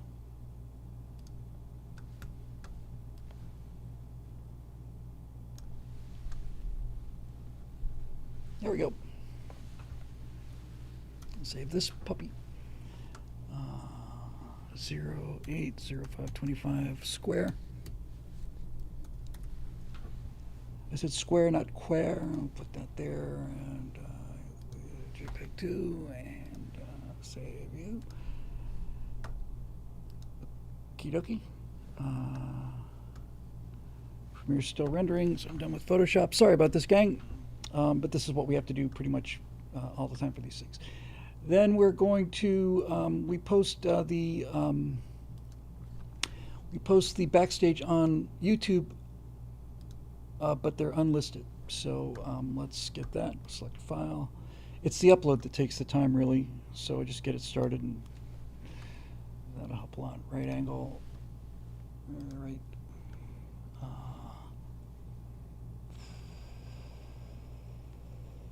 It's still rendering. There it is.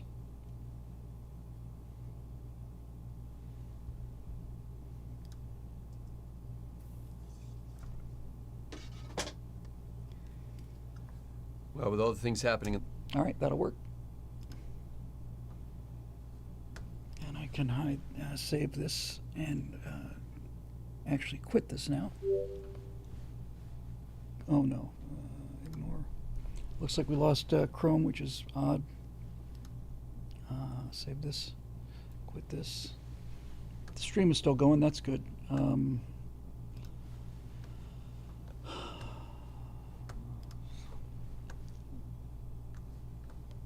YouTube.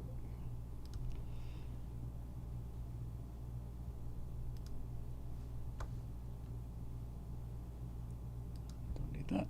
I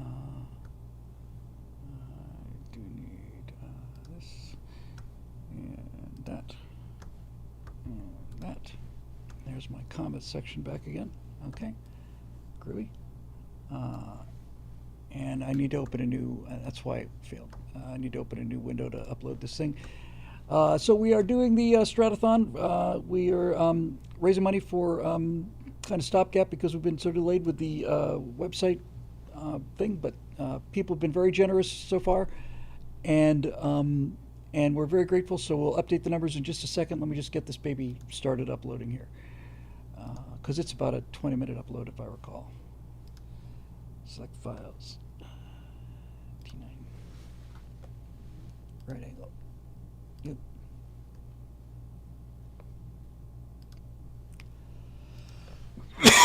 Excuse me. Okay, while that is cooking, I'm going to hide this for a second. And let's go back here. It's after 4, so we can check our 4 a.m. totals, see what we did in the last hour. Let's see here.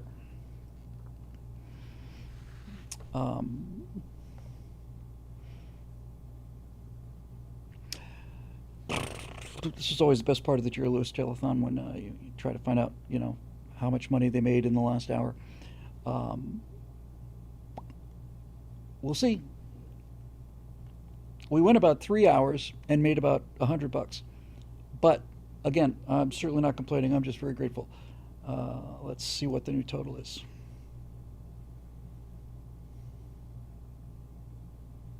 Yeah,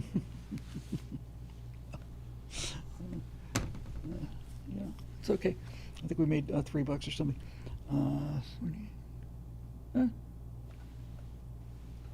Yeah, we made $38 in the last hour. I think we're starting to reach the point of diminishing returns, but we will update this. So the new total is at 4 a.m.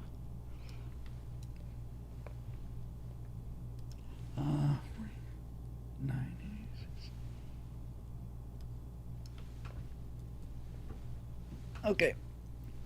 All right, East Coast. Time to step up the game. We know you can do it. Again, I'm not really meaning that. I just am filled with wonders. Natasha was here earlier tonight, which seemed like just a little while ago, but was actually 7 hours ago or something. And we're both just wanted to say how grateful we are to all of you for your generosity and your support and your kindness and so on. So here we go with the new total. Dun, da, da, da, da, da, da, da, da, da.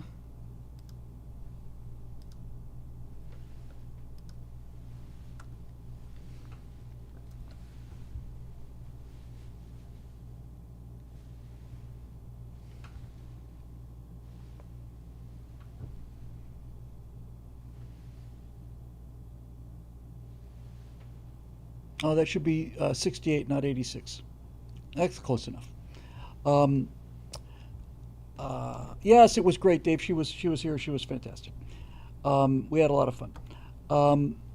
And then I have to do one last thing on the backstage show, which is describe what we talked about on the backstage show. And I can post that so that when 6 o'clock rolls around, I can just go home. So just a little bit more writing, and we are good to go. So this will be, so we can post it. This is right angle for 08,05, 25. Yes. This week on your edition of your backstage show, let me just move the mic for a sec. We have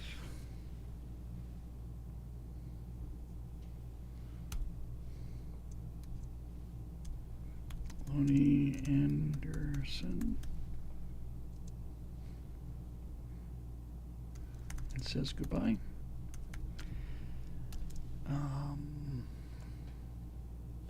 Phil Hartman. Excuse me. Star Trek. This is going to be a little teaser for most people. TOS and LOTR. Presidential Physical Fitness. I did not get the Presidential Physical Fitness Award. I think I got the Blue Award or the Red Award or whatever was after that, but couldn't do the pull-ups. I got a couple, but I couldn't get what I needed for the presidential. It's a source of shame that stayed with me my entire life.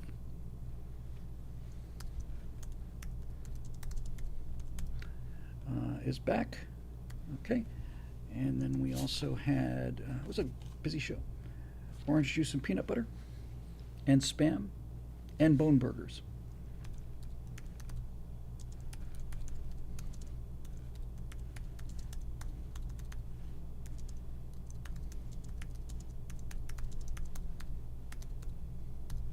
All of which I've eaten. And let's see, we have pet food, which is not what you think. Tell me if this bothers you guys. The pet food segment on the Backstage show, Scott says that there's a zoo, I think maybe in Finland or something, and the zoo said, if you, really, this makes my skin crawl. The zoo in Finland basically put out an announcement on the radio or TV or whatever, advertisement, saying, if you have any pets that you don't want anymore, bring them to the zoo. They'll be mercifully euthanized, and then we will feed them to the tigers and the other carnivores. Scott didn't seem to have too much problem with that, but it just made me just nuts. Who could do that? Who could do that to? I don't want this anymore, so I'm going to just feed it to a tiger. Even if it's gently euthanized, I don't care if they're playing classical music and surrounded in flowers and herbal scents. It's just who can do that to a pet? It's just creepy and weird, and really makes me mad. Texas legislators.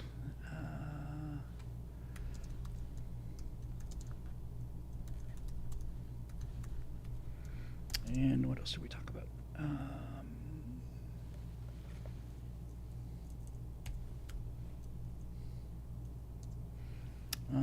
Telegraph tappers.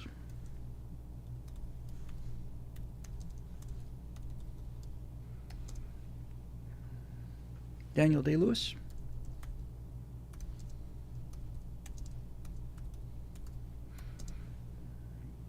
The Apostle.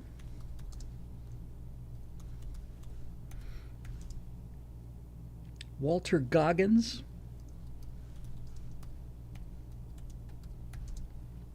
And New Rochelle Rentals.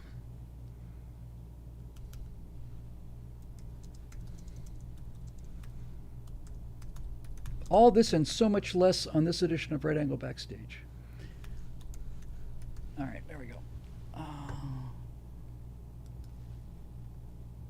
For Goggins, right? Yeah, good. Is that everything? Looks good. This week, Lonnie Anderson says goodbye. And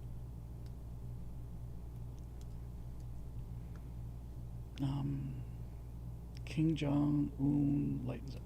I'll replace that with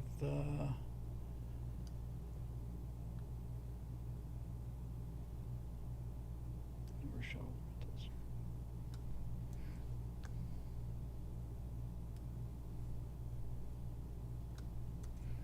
Okay, so that copy is ready, and I am still, no, I'm not rendering that anymore, so let me just upload this. We'll go back to screen capture just because it's marginally more interesting than the camera here.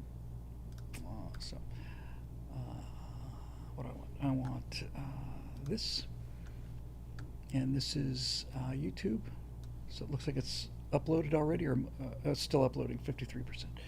So I got to fill in this stuff. Right, I'm going backstage, copy, paste. Here's the description.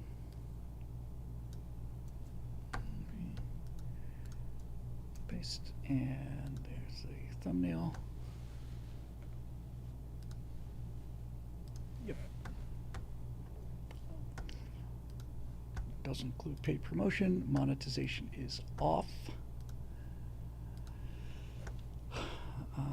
Next.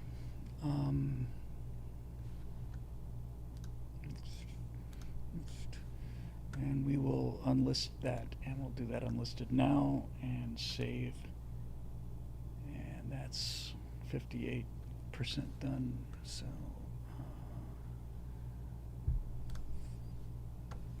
sorry about this, gang.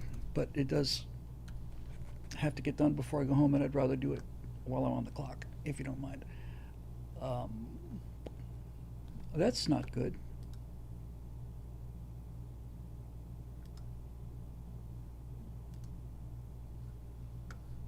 Well, that's different.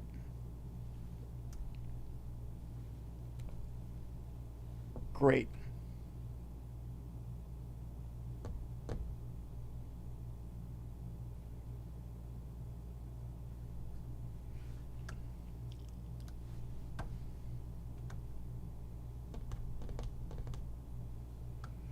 This is feeling like, if it's a problem, it's feeling like a problem's going to have to get solved tomorrow. Is it a problem with the site or the browser?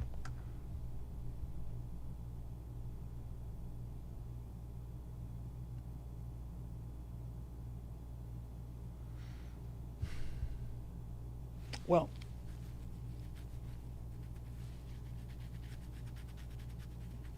that's enough to make a grown man curse, honestly. Website appears to be down, hopefully just for a moment or two. It was working fine earlier, and nothing has changed, so that's something to look forward to. Back to the scene here. Yeah, The Resurrection of Frank Poole, that's a really cool little short. Really cool little short. Oh, at 5,001 now, are we? We won't be able to check for another half hour.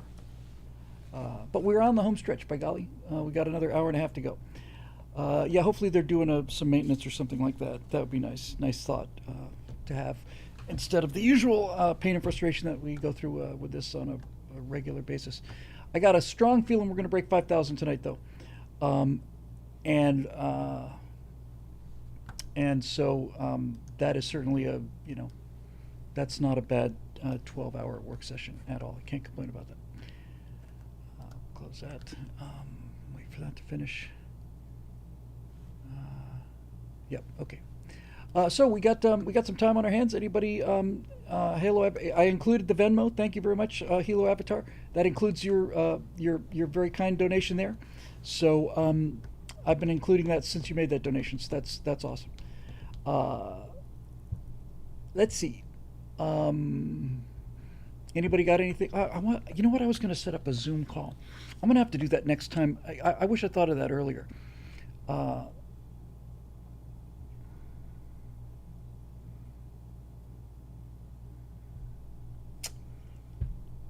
Yeah, I'm going to want to test that, I think, before I do it. And plus, I'm pretty cooked. We got another hour and a half to go. Oh, second Venmo.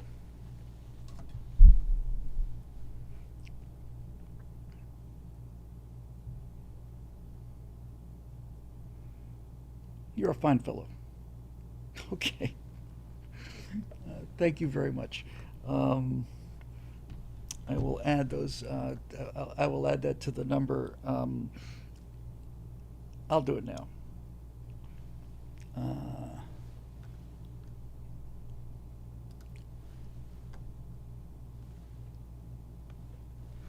Just 1 second.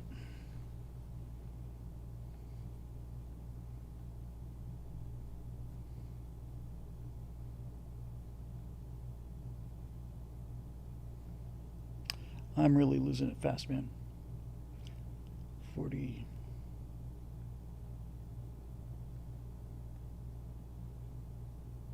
Hey, there we go.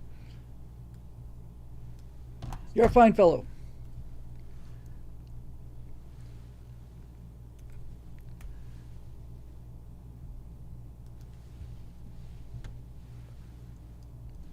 Save.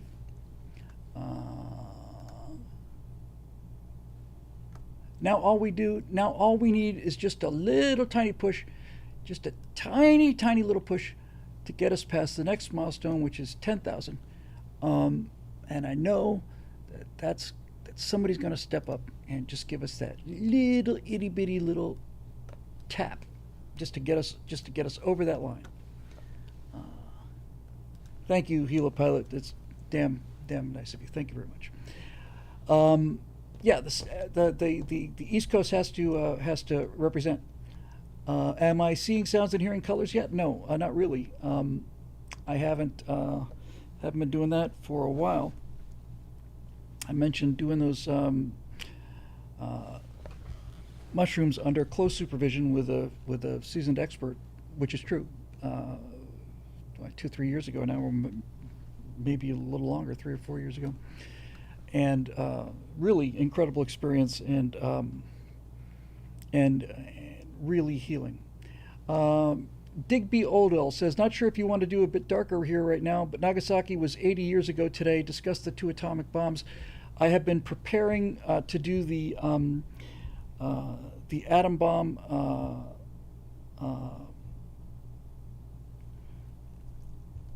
afterburner, and I've got an opening for it and a closing for it. I wanted to make it at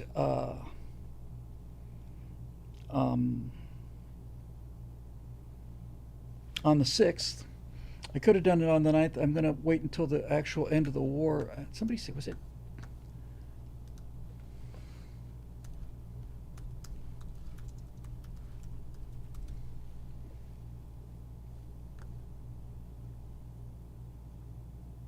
September 2nd. I can't wait that long. Was announced by Hirohito on 15th of August. That's the date I'm looking for.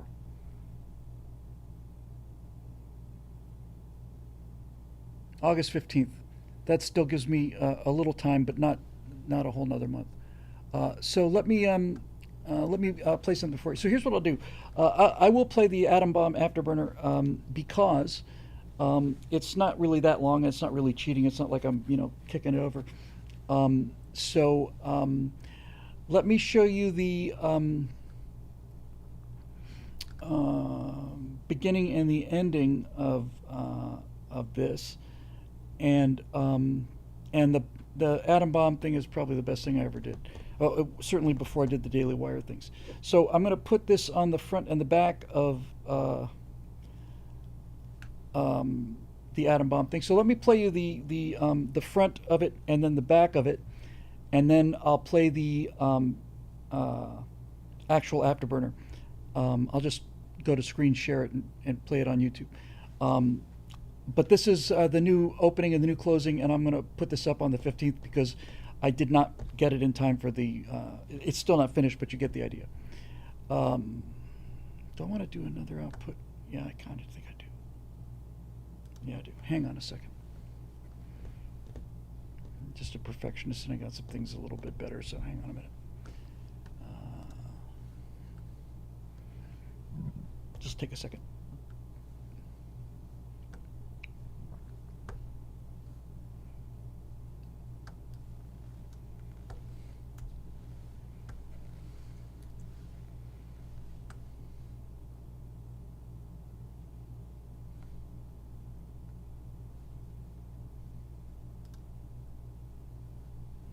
Sorry.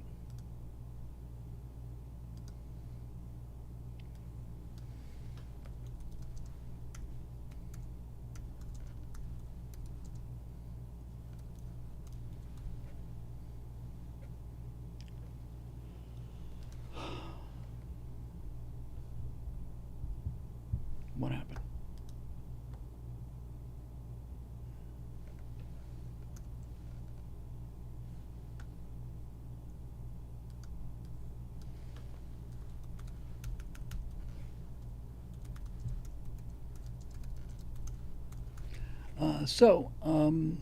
Here is, just 1 second. I'll put this, 15 seconds, something like that. So what I'm going to play you is the opening intro for the atomic bombs afterburner, and then after that is a half-finished promo for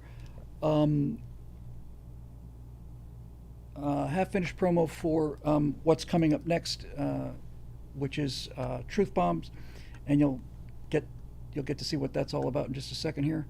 So let me bring this up, and then we'll run the atom bomb afterburner. That's a really good idea.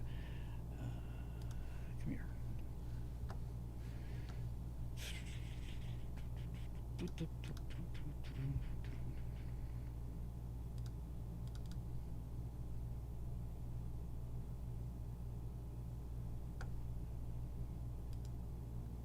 Okay, ready? Here comes the opening and then the new tag that will show up at the end of the afterburner. Well, hi everybody, I'm Bill Whittle, and I'm standing at the Alamogordo Bombing and Gunnery Range in White Sands, New Mexico on the afternoon of July 15th, 1945, the day before the Trinity test, where a plutonium implosion bomb codenamed Gadget successfully exploded and changed the world forever. Now, I recorded what you're about to see back in 2009 when I was working at PJTV. It was the third or fourth of my Afterburner series. When I started BillWhittle.com, I switched the format to Firewall. Several of those videos broke 1 million views, and most of them easily made it into the mid-six figures. Combined, I probably did about 200 of them. And then something happened. You see, I'm not actually at Alamogordo. I'm in my studio. You can no longer believe your own eyes, and the great deception is about to get much, much worse.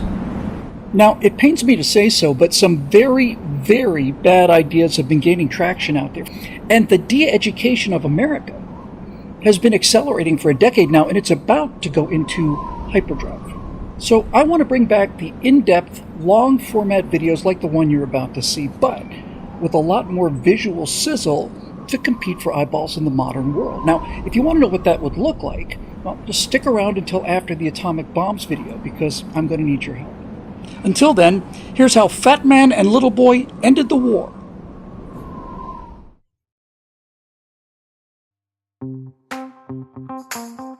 Hey, I'm back. And with the new tools I now have at my fingertips, I think it's time for a third rebranding of the Afterburner Firewall series of videos. I want to call them Truth Bombs. We'll take a series of topics, virtually all of them controversial, and then we'll state the claims fairly and examine and weigh the evidence on both sides, and then see if we can come up with either a definite conclusion if the evidence is good enough, and if it's not, then at least the most likely case answer. And we're not ever going to use the term conspiracy theory either. That's just got way too much baggage. We'll call each case a speculative hypothesis. Now, some of these speculative hypotheses don't on the surface appear to be true, but some of them don't appear to be false either. That's why we're going to break it down the way we did with the atom bombs. Now, some of those hypotheses are in no particular order.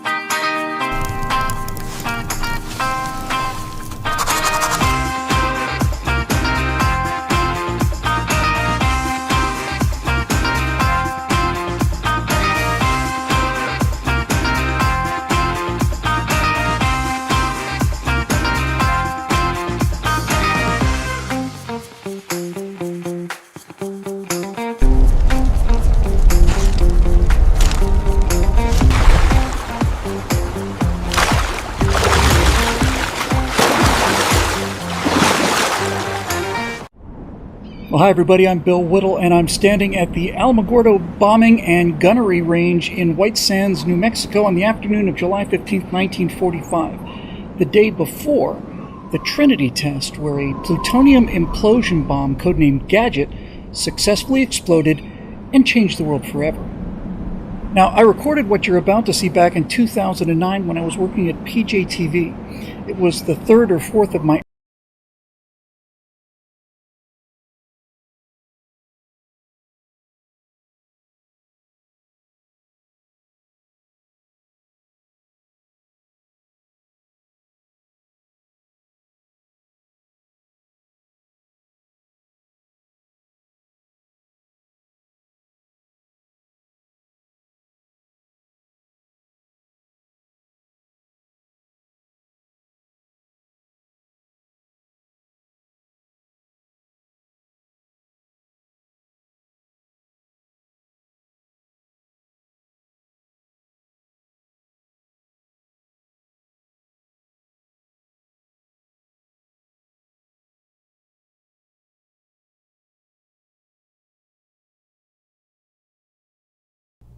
Sorry.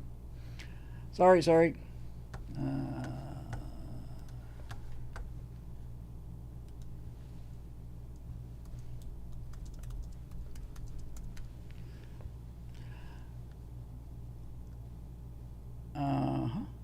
All right, we're back with audio. So we're going to do the screen share, and we're going to play the atom bombs video. So here it comes. Ready?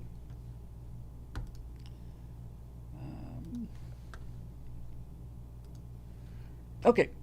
I'm going to do the screen capture, and we'll play the atom bomb thing, and then we'll come back after that. Here we go.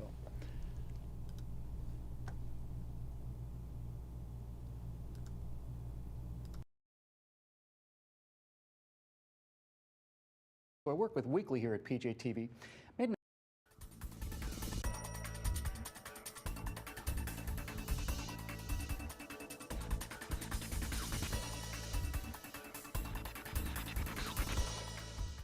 Well, this week, a friend and colleague of mine, Cliff May, the president of the Foundation for the Defense of Democracy, who I work with weekly here at PJTV, made an appearance on The Daily Show with Jon Stewart.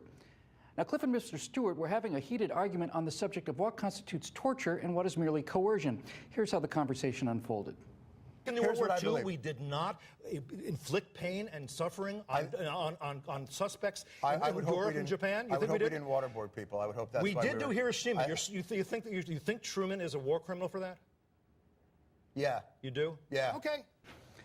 Okay, look, this view expressed by Jon Stewart and shared by millions is becoming ever more widely held the further away from the event we become. Stewart and others maintain that the atomic bombings were criminal acts, claiming that the targeted cities received no warning, or that they were of no military value, that the Japanese resistance was crumbling and their use was unnecessary, and that Japan was trying to surrender at the time of the bombings, which were therefore nothing but an unjustified and brutal signal to merely show the Soviets who's the boss. None of these positions stand up to the facts. We'll come back to the moral issue in a moment, but let's begin with the historical facts. Here's what Jon Stewart himself had to say about the whole idea of warnings. Here's what I think on the atom bombs. I think if you dropped an atom bomb 15 miles offshore and you said the next one's coming and hitting you, then I would think it's okay. To drop one on a city and kill 100,000 people? You think that would? I think that's criminal. Okay, so Mr. Stewart's main point is that if the Japanese had been warned, quote, then I think it would be okay, unquote. But the Japanese were warned. Because after 6 minutes of grueling research, I was able to discover this leaflet. This is a photograph of the front side of Office of War Information Notice number 2106, dubbed the LeMay Bombing Leaflet.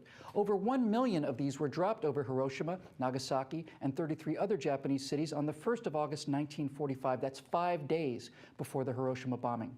The Japanese text on the reverse side of the leaflet carried the following warning, quote, "Read this carefully as it may save your life or the life of a relative or friend. In the next few days, some or all of the cities named on the reverse side will be destroyed by American bombs. These cities contain military installations and workshops and facilities which produce military goods. We are determined to destroy all of the tools of the military clique which they are using to prolong this useless war. But, unfortunately, bombs have no eyes. So in accordance with America's humanitarian policies, the American Air Force, which does not wish to injure innocent people, now gives you warning to evacuate the cities named and save your lives. America is not fighting the Japanese people, but it is fighting the military clique which has enslaved the Japanese people. The peace which America will bring will free the people from the oppression of the military clique and mean the emergence of a new and better Japan. You can restore peace by demanding new and good leaders who will end the war. We cannot promise that only these cities will be among those attacked, but some or all of them will be. So heed these warnings and evacuate these cities immediately." Now, that's certainly more warning than our sailors got on the morning of December 7th, 1941, but was it enough? Well, Jon Stewart suggests that the appropriate thing to do would have been to drop the first bomb out at sea as a demonstration. Well, now let's follow Mr. Stewart's line of reasoning here. The effort to develop the atomic bomb was codenamed the Manhattan Project, and it was spectacularly expensive. To give you some idea of the scale of it, the small town of Oak Ridge, Tennessee, where the fissionable materials were produced, consumed 1/6 of all of the electricity generated in the entire United States. The Manhattan Project alone likely used more electricity than was generated in the entire nation of Japan.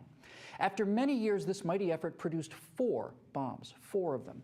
The world's first nuclear weapon, a plutonium device codenamed Gadget, was detonated over the United States of America just before 5:30 a.m. on July 16, 1945 at White Sands, New Mexico, in a test firing called Trinity. The Trinity bomb was extremely delicate and its reliability very much in question. It used an exquisitely timed series of conventional explosives to implode a plutonium core and reach criticality. Now, bomb number 3, called Fat Man, was of exactly this type, as I believe was the unnamed and unused bomb number 4. So the Manhattan Project scientists essentially wasted 25% of the total arsenal, that's the Gadget bomb, in the Trinity test in order to be certain that bombs number 3 and number 4 would actually work. The second bomb was called Little Boy. It was a uranium bullet-type bomb, less efficient, but judged reliable enough so that it didn't need testing. So now let's pick up Jon Stewart's suggestion. We've bet the entire farm, all of our best scientists, almost $30 billion of today's dollars for the bombs and almost that much again for the B-29s to carry them, and we've already detonated 25% of the results of that Manhattan Project on a test. Look, we dropped millions of warning leaflets in the days before the attacks, but Jon Stewart says he would only be satisfied if we had demonstrated the weapon. So, presumably, we send a message to the Imperial High Command that says, hey guys, how's it going? Listen, we've got this super weapon that we've been working on for 2 years, and even though you've killed hundreds of thousands of our sons and fathers ever since you sneak attacked us without warning back at Pearl Harbor, we wanted to show you what it can do. So, next Sunday morning, set up some lawn chairs looking out over the ocean. We'll tell you exactly where, and then right at noon precisely, we'll send one of these bombers out there to drop one of these wonder weapons. But no fair trying to shoot it down just because you know exactly where and when and what to look for, because when you see the kind of splash this thing makes, well, either you're going to give up on the spot or you'll suddenly somehow deserve what's coming to you when you wouldn't have deserved it otherwise if we hadn't dropped one out in the bay. If all of this is a little morally confusing, don't worry. Some snarky narcissistic comedian will explain how that works for you 64 years from now. But look, the whole point is moot, and Jon Stewart knows it's moot. We know for a fact that dropping an atomic bomb 15 miles out to sea would not have caused the Japanese to surrender in order to avoid that fate. How do we know? Because we dropped one on an actual city, and they still did not surrender. And nor were they about to, contrary to what many would have you believe. As the United States Navy and Marines approached the Japanese mainland, resistance and casualties increased, not decreased.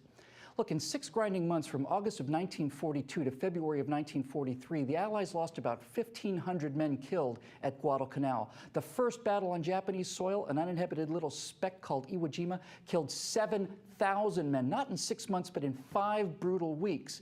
4 days after the official end of the carnage on Iwo, Americans went ashore in Okinawa, even closer to the sacred soil of homeland Japan, and in 82 days, almost 13,000 Allied soldiers were killed. The United States Navy lost 34 ships, many of them to these new kamikaze attacks, which caused the United States Navy to lose more men in that one engagement, Okinawa, than in all of America's previous wars combined. Japanese resistance was not fading. It was becoming ever more fanatical. After Okinawa and before the atomic bombings, the father of the kamikaze attacks, Admiral Takajiro Onishi, declared, quote, "If we are prepared to sacrifice 20 million lives in kamikaze effort, victory will be ours." 20 million people is 100 times the number killed in the atomic attacks. This isn't an assertion, and it isn't speculation. These are the words directly from the military clique that ruled Imperial Japan. The Japanese battle plan was called Ketsu-go. It translates roughly as decisive operation. On June 8, 1945, a little less than 1 month before the first atomic bomb was dropped, Emperor Hirohito declared Ketsu-go would be, quote, "the fundamental policy to be followed henceforth in the conduct of the war," unquote. It proclaimed that, quote, "Japan must fight to the finish and choose extinction rather than surrender," unquote. Again, we're not talking about the assertions of a comedy show host. We're talking about official policy statements from the God Emperor of Japan. Special attack weapons were being sanctioned, including additional kamikaze air and submarine attacks. Children were being trained to carry backpacks of explosives and throw themselves under American tanks. Admiral Onishi went on to say that 32 million civilians were being trained in the use of primitive weapons, that'd be bamboo spears to you and me, in order to make a heroic last stand. Now, opposing Ketsu-go was the American plan for the invasion of the Japanese home islands, Operation Downfall. Phase 1 of Operation Downfall was called Operation Olympic. It would be the amphibious assault on the southern island of Kyushu with over 767,000 American troops, more than 4 times as many as were used in the D-Day invasion of Normandy in Europe. The core of the Japanese defense against Operation Olympic would come from the Imperial Army troops stationed in position to defend Kyushu. That army of 43,000 men was crowded in with various military installations, manufacturing facilities, and 280,000 civilians at the Army headquarters located in the heart of a modest city named Hiroshima. The bomb detonated directly over that army's parade grounds. Hiroshima was not, as some will tell you, a purely civilian target. Like all Japanese manufacturing centers, the munitions factories, the weapons depots, troops barracks, other military targets, all of this was dispersed among the civilian population.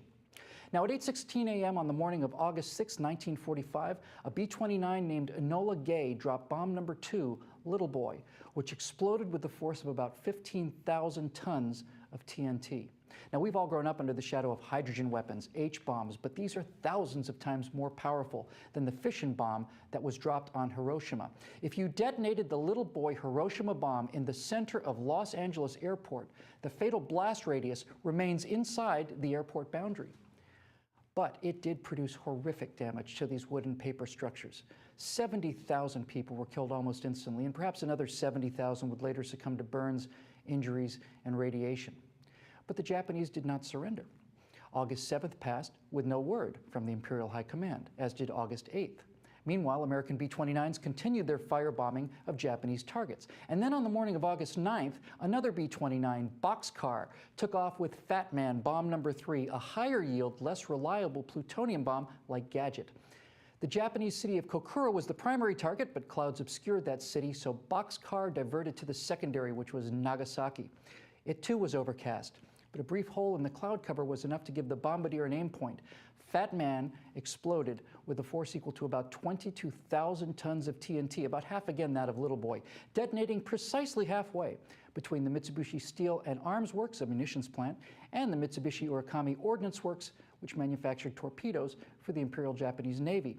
Total deaths at Nagasaki were lower. About 80,000 people would die from immediate or long-term effects. And still, the Japanese did not surrender, and still the conventional bombings continued. August 9th passed, August 10th, August 11th. The fourth bomb was being readied, and it started to appear that the Air Force would have to begin conserving atomic bombs for use during the invasion. You see, even after the second bomb was dropped, Emperor Hirohito was hearing from his advisors that Japan still had 32 million people prepared to give their lives for their emperor. With luck, we will repel the invaders before they land, said General Yoshihiro Umesu, with the ruins of Hiroshima and Nagasaki still smoldering across their country. Japan would have eventually surrendered without the atomic bombs. It might have taken an invasion with perhaps 1 million American soldiers killed or wounded, and 3 or 5 or 7 or 20 million Japanese civilians as well. A post-war American bombing survey concluded that Japan probably would have capitulated by November or December prior to an invasion, but that was only because the firebombings would have continued for another 3 months or 4 or 6. You know, before the atomic bombings, 40% of the much, much larger city of Tokyo had been flattened as effectively as ground zero at Hiroshima or Nagasaki. Kobe, the size of Baltimore, had been about 55% scoured, that is, wiped clean off the map by conventional bombs. Osaka, with a population equal to Chicago, let's say, had about 35% of its structures destroyed. Almost 60% of Yokohama, about the size of Cleveland, had gone up in flames in conventional bombing raids. None of this devastation had brought Japan to its knees, but the atomic bombs did. On August 12th, 3 days after Nagasaki, Hirohito was asked by a relative if the war should continue if surrender meant the loss of the imperial family and their social structure. Of course, he replied.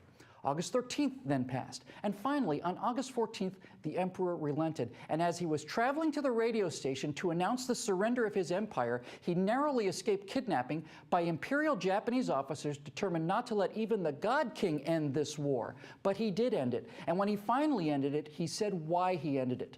The enemy now possesses a new and terrible weapon with the power to destroy many innocent lives and do incalculable damage. Should we continue to fight, not only would it result in an ultimate collapse and obliteration of the Japanese nation, but also it would lead to the total extinction of human civilization. This is the reason why we have ordered the acceptance of the provisions of the Joint Declaration of the Powers. Japanese pilot Mitsuo Fushida led the air attack against Pearl Harbor. This is not a pacifist. After the war, he told Paul Tibbets, the pilot of the Enola Gay, quote, "You did the right thing. You know the Japanese attitude at that time, how fanatic they were. They'd die for the emperor. Every man, woman, and child would have resisted the invasion with sticks and stones if necessary," unquote. The use of the American atomic bomb saved, at minimum, hundreds of thousands of Japanese lives from the continued conventional bombing.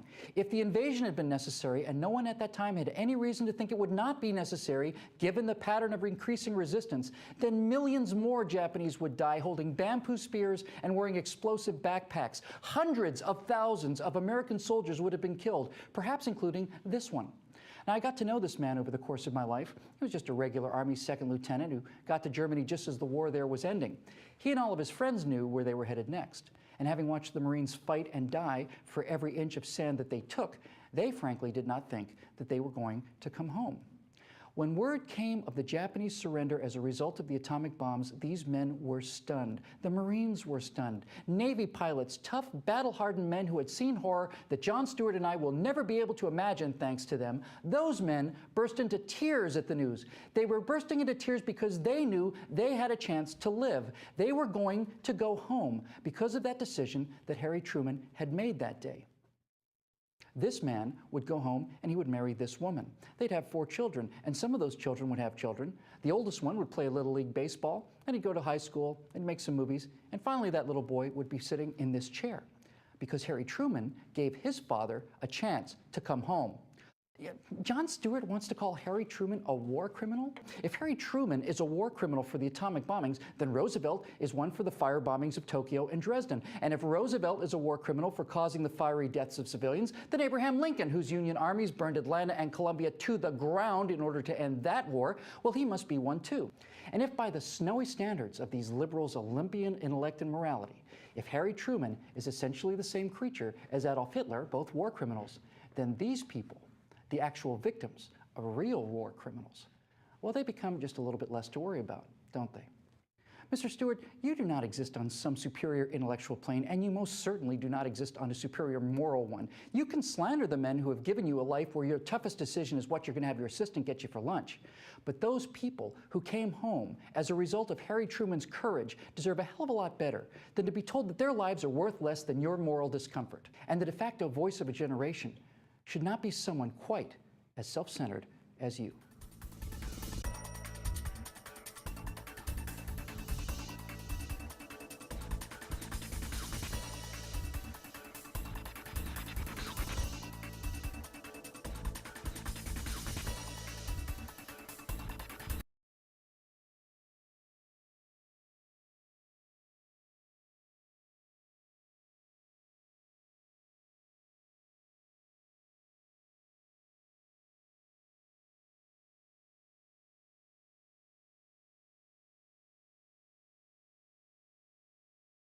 Sorry. There we go. We're back. That was kind of a smackdown.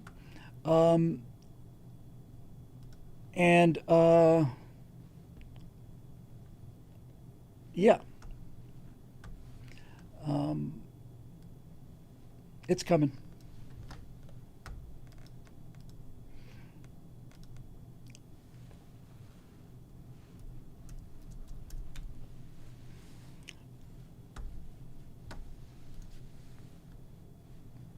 Yeah, there we go.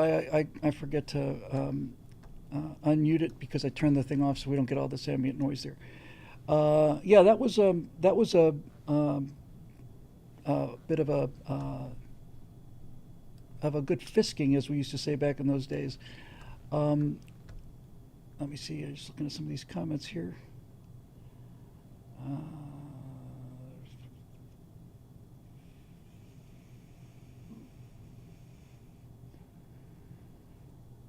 Yeah, okay, just catching up.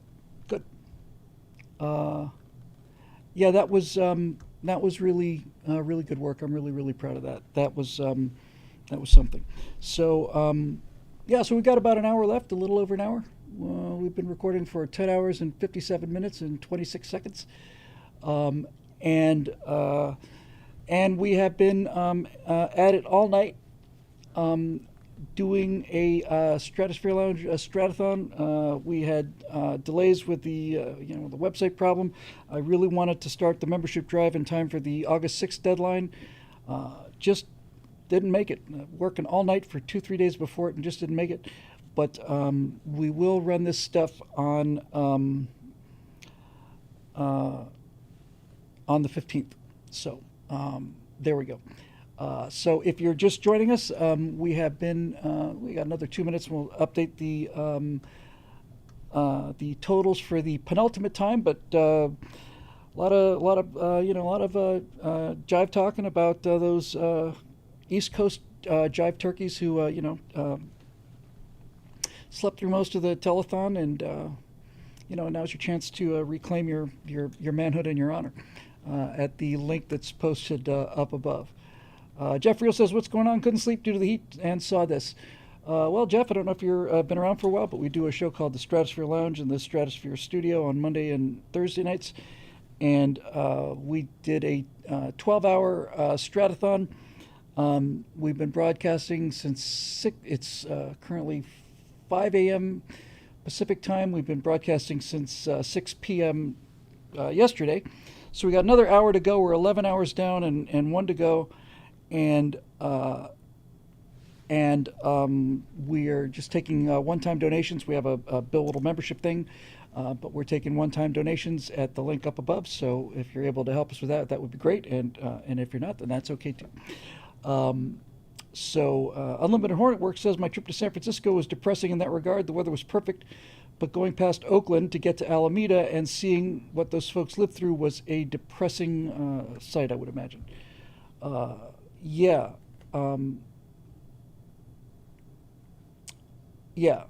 Oh, thank you, Jeff. Very, very good to see you and good to know. Thank you very much for the support. And so we're just doing this. Might do this once every quarter. I don't know, man. Maybe do it every month. It's certainly deeply appreciated, and the generosity and kindness and patience, especially of people, is just constantly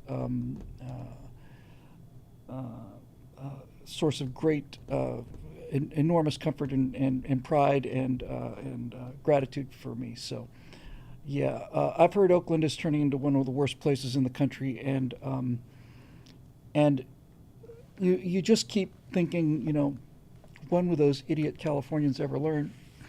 I'm an idiot Californian myself, but doesn't really count because my neighborhood is just a little piece of small town America that just happens to be stuck in the valley, and it's tiny, man. It's 6 blocks by 6 blocks, and or 6 blocks by 8 blocks, and Natasha and I go walking without the slightest concern at 2 o'clock in the morning, 3 o'clock in the morning. Sometimes when we're up late, we don't ever worry about any of that stuff. We have 4th of July parade, which consists of a fire truck, and we all get together on a corner on the 4th of July, and we eat hot dogs, and then we just march around the neighborhood, and it's just a little piece of America. If I was having to deal with the stuff that most people who live in Los Angeles have to deal with, I don't know what I would do. Does the link gray out the donation section for anyone else? We had the website go down, and I realized that the link is to the website, and so please load. Please load. I hadn't realized that the website being down means the donation link is down. Damn it. Oh, it's back. Okay, thank God. Okay. Yeah, that had me a little worried there. So that link should take you to the website, and let's see. Looks like it's working. I am going to somewhere in here. I'll wait a little bit. Still have to post the links for the members only thing that's uploaded. I might as well just do that now, I guess. And then we can spend our last hour in glory. So there are the comments. There's 3 different browsers. I briefly see where to fill out the info. We're not doing memberships right now. It's just that donate site should work. The link up above is there. So okay, good. Capital G says it just worked. No issues. Fantastic. So let's just give it a couple more minutes, and we'll do the 5 o'clock update in a minute. I'm going to go back to the screen sharing just because it's marginally more interesting than watching me do this. It's not going to take long. I just have to do another post for the members only show. You know what? We'll do the yeah, let's do that. So go back to screen capture and I'll just set up the links for the members only show, which will air on Saturday afternoon, this afternoon. At 6 o'clock this morning, the links to Steve Green's Right Angle goes out, and I'll have this one drop around noon or 2 o'clock or something like that. Hey, there's Roadrunner. Everything's great. It's good to see all our friends back again. So let me just post this because when 6 o'clock comes, I would actually like to go home and get some sleep. So we'll post this, and we'll get the 5 a.m. update, and then we'll have one more at the end of the trip, and there we go. So back to screen capture, just so you can watch what I'm doing. It's not going to take long. We've uploaded the backstage show to YouTube on an unlisted link. So here we go, screen capture, and then let's see here. I think we want to probably just expand this all the way. We'll do it. I think. No. Let's do this.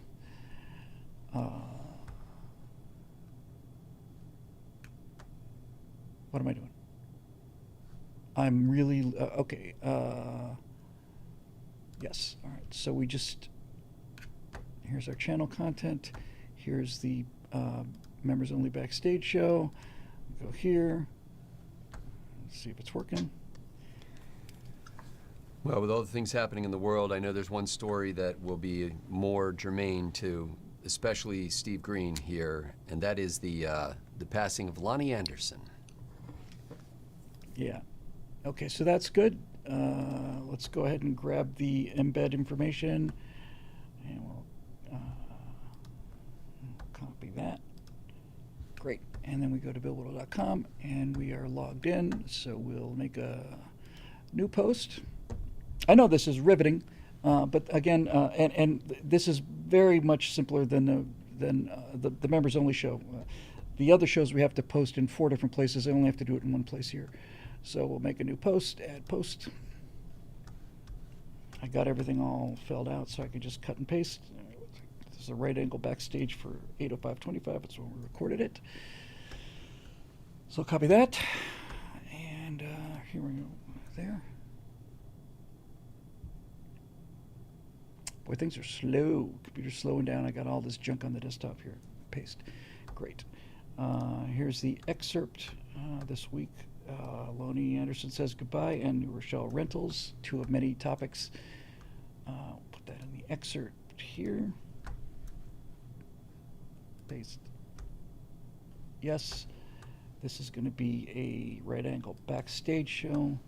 We're going to grab the thumbnail, upload this puppy. Here's all the uploaded files. Our members have their own blog posts and access to the forums and everything, and they write some amazing stuff. I read as many of them as I can. Grab our thumbnail. There it is. And then we have to rescale this baby. So take this down, 675. Save ourselves some memory and some loading times. And back here, set featured image. We're set for right angle backstage. We've got our excerpt, we've got our thumbnail, save the draft. And then we have to actually edit the post. And then we have to send out the email, and that'll do it. Come on, baby. Elementor.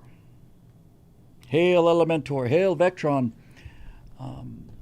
I'm actually doing really well, man. I'm wide awake. I thought I'd be just, tongue on the ground, but I'm kicking.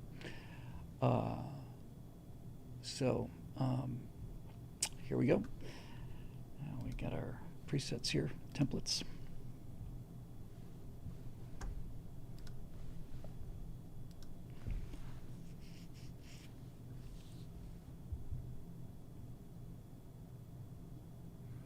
So we're going to copy the, this is the description of what happens on our backstage show, which is member only and really is a lot of fun.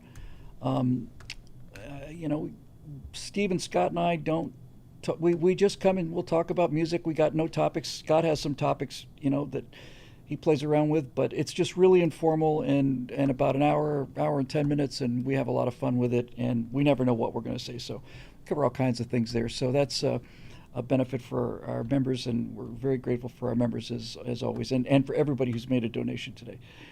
So I need to go back. I already cut and paste things, so I need to go back here and recopy this embed information. And we go back to the post, and then this time we go here, and we embed this here, and it goes there, and there it is, and we want our size to be 640 by 420, and there's that. That looks good. And we don't do the audio version of this at all, so we can just delete the SoundCloud thing. That looks good. That's playing. Happy days. Publish this, and then we'll have a look. And that'll bring up the page that we just made. So that's live at billwhittle.com now for our members. And then the last thing we have to do, and then I'm done with chores for the night, is we go to MailChimp, which is our email controller. There's the page. Great. So let's go to MailChimp. And we'll drop this at noon. Why don't we? Again, 6 o'clock, the email is going out for Steve Green's Right Angle, and I've been real behind on the right angles, working like crazy on these other things, but it's nice to be able to catch up a little bit. I'll pick an older one, so there's no conflict. I'll take that one, and we'll replicate it, and then we're almost done. Come over here, and this will be 8:09. Second email for the day, but this way people don't get it on Sunday morning. I get to get it Saturday afternoon. I can get another one out for Sunday morning because I am, as I said, way behind here. So that's done, and then we come here to the subject. Come here. And this is backstage 080525. Copy. Paste. And then we get the blurb.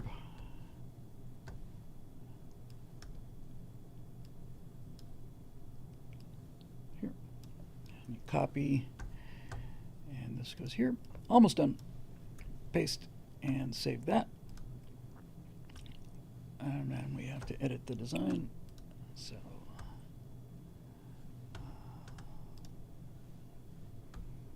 we need this. Grab that.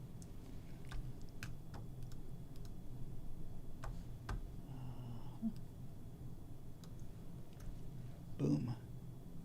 We're going to grab the link to the page. And then we go back to the email and we highlight the name of the show so that if somebody clicks on the name of the show, that link will take them to the page. Insert that. And we're going to delete this old thumbnail. And we're going to upload a new one, which we made already.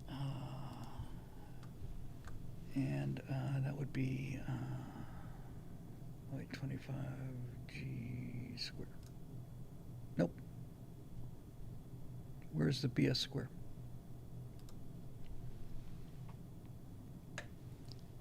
Zero 80525 square. I guess I just missed a space. Okay, that's it. So grab that.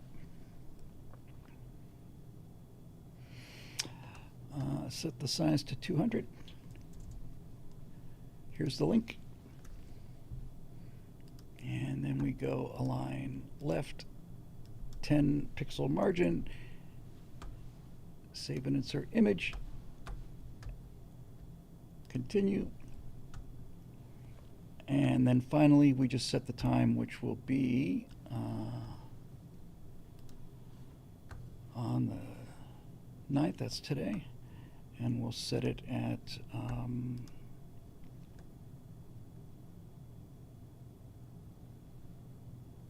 let's make it a little bit earlier. We'll set it for 10 Pacific. Oh no, let's yeah, it's 11. Let's do that. Okay, and then we save that. And we schedule it, and we check it. August 9th, 11 a.m. Pacific time. Good. Send. Email is scheduled. Done. Okay. And we're back. Okay. Roadrunner says, I've already donated 3 times since the show started. You slacker. Slacker. Yeah, we got to buy Scott a new shirt. Please help us raise money to buy Scott a new shirt. Let's check our totals for the penultimate time. It's 5:15. We'll check them again right at 6. But for the 5:15 update, let's see what we got.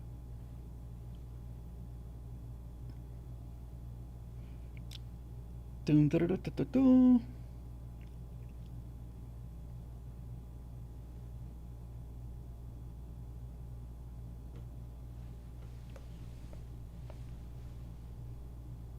Oh, you people are awesome.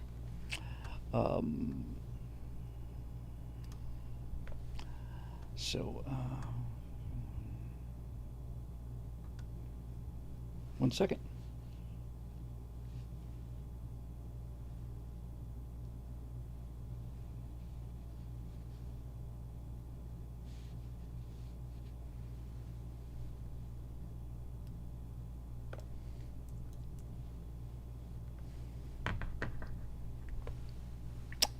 New tally coming up.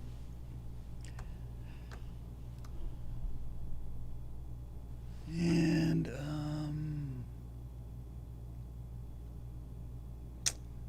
on.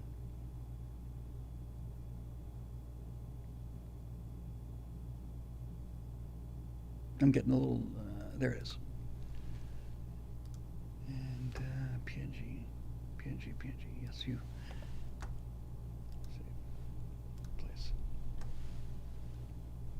Okay. Hide that.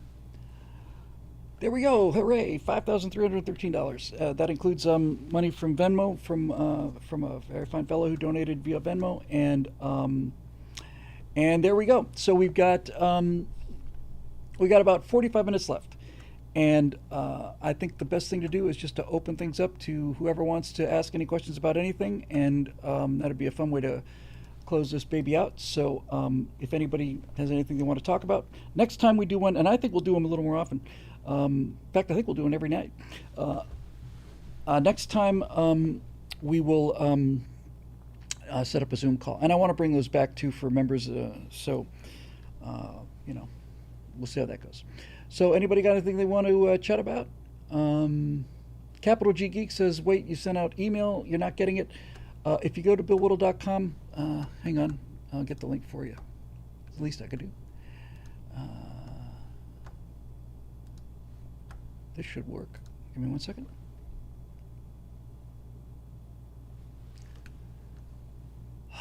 Mercy, it's slow. Again, we're fixing that.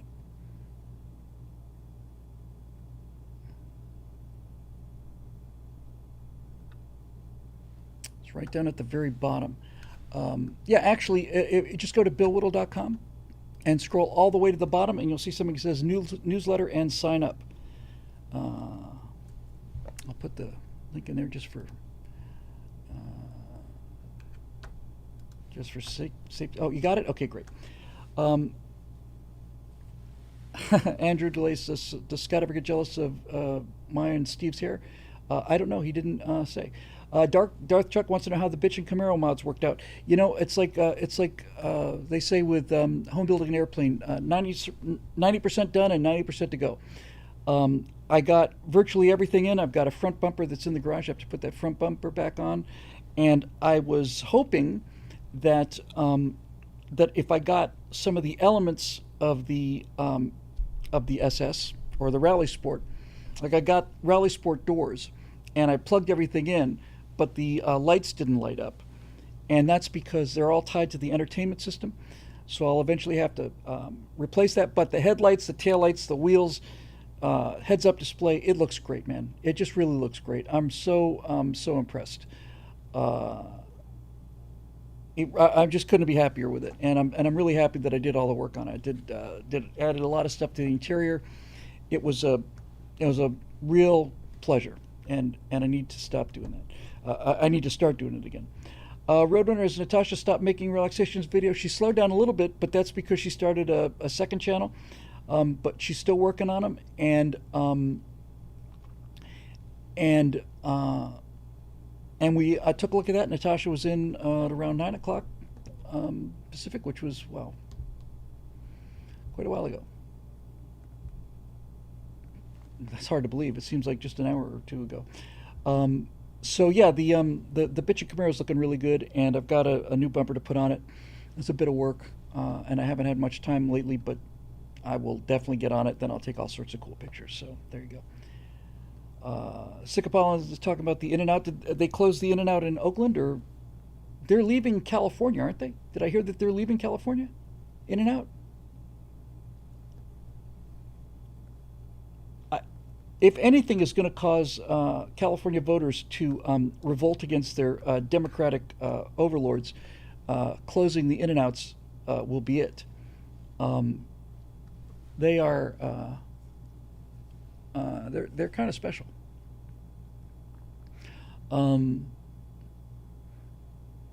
I heard something about them going someplace or leaving somewhere or something like that. So I don't know. HQ is moving out of California. The restaurants aren't, though, right? Oh, so that's what I heard. In-N-Out is leaving California, but they're just the headquarters. Well, sure, because it's crippling them. They're not going to close the restaurants, though. They're bloody popular here. Yeah, okay, that makes sense.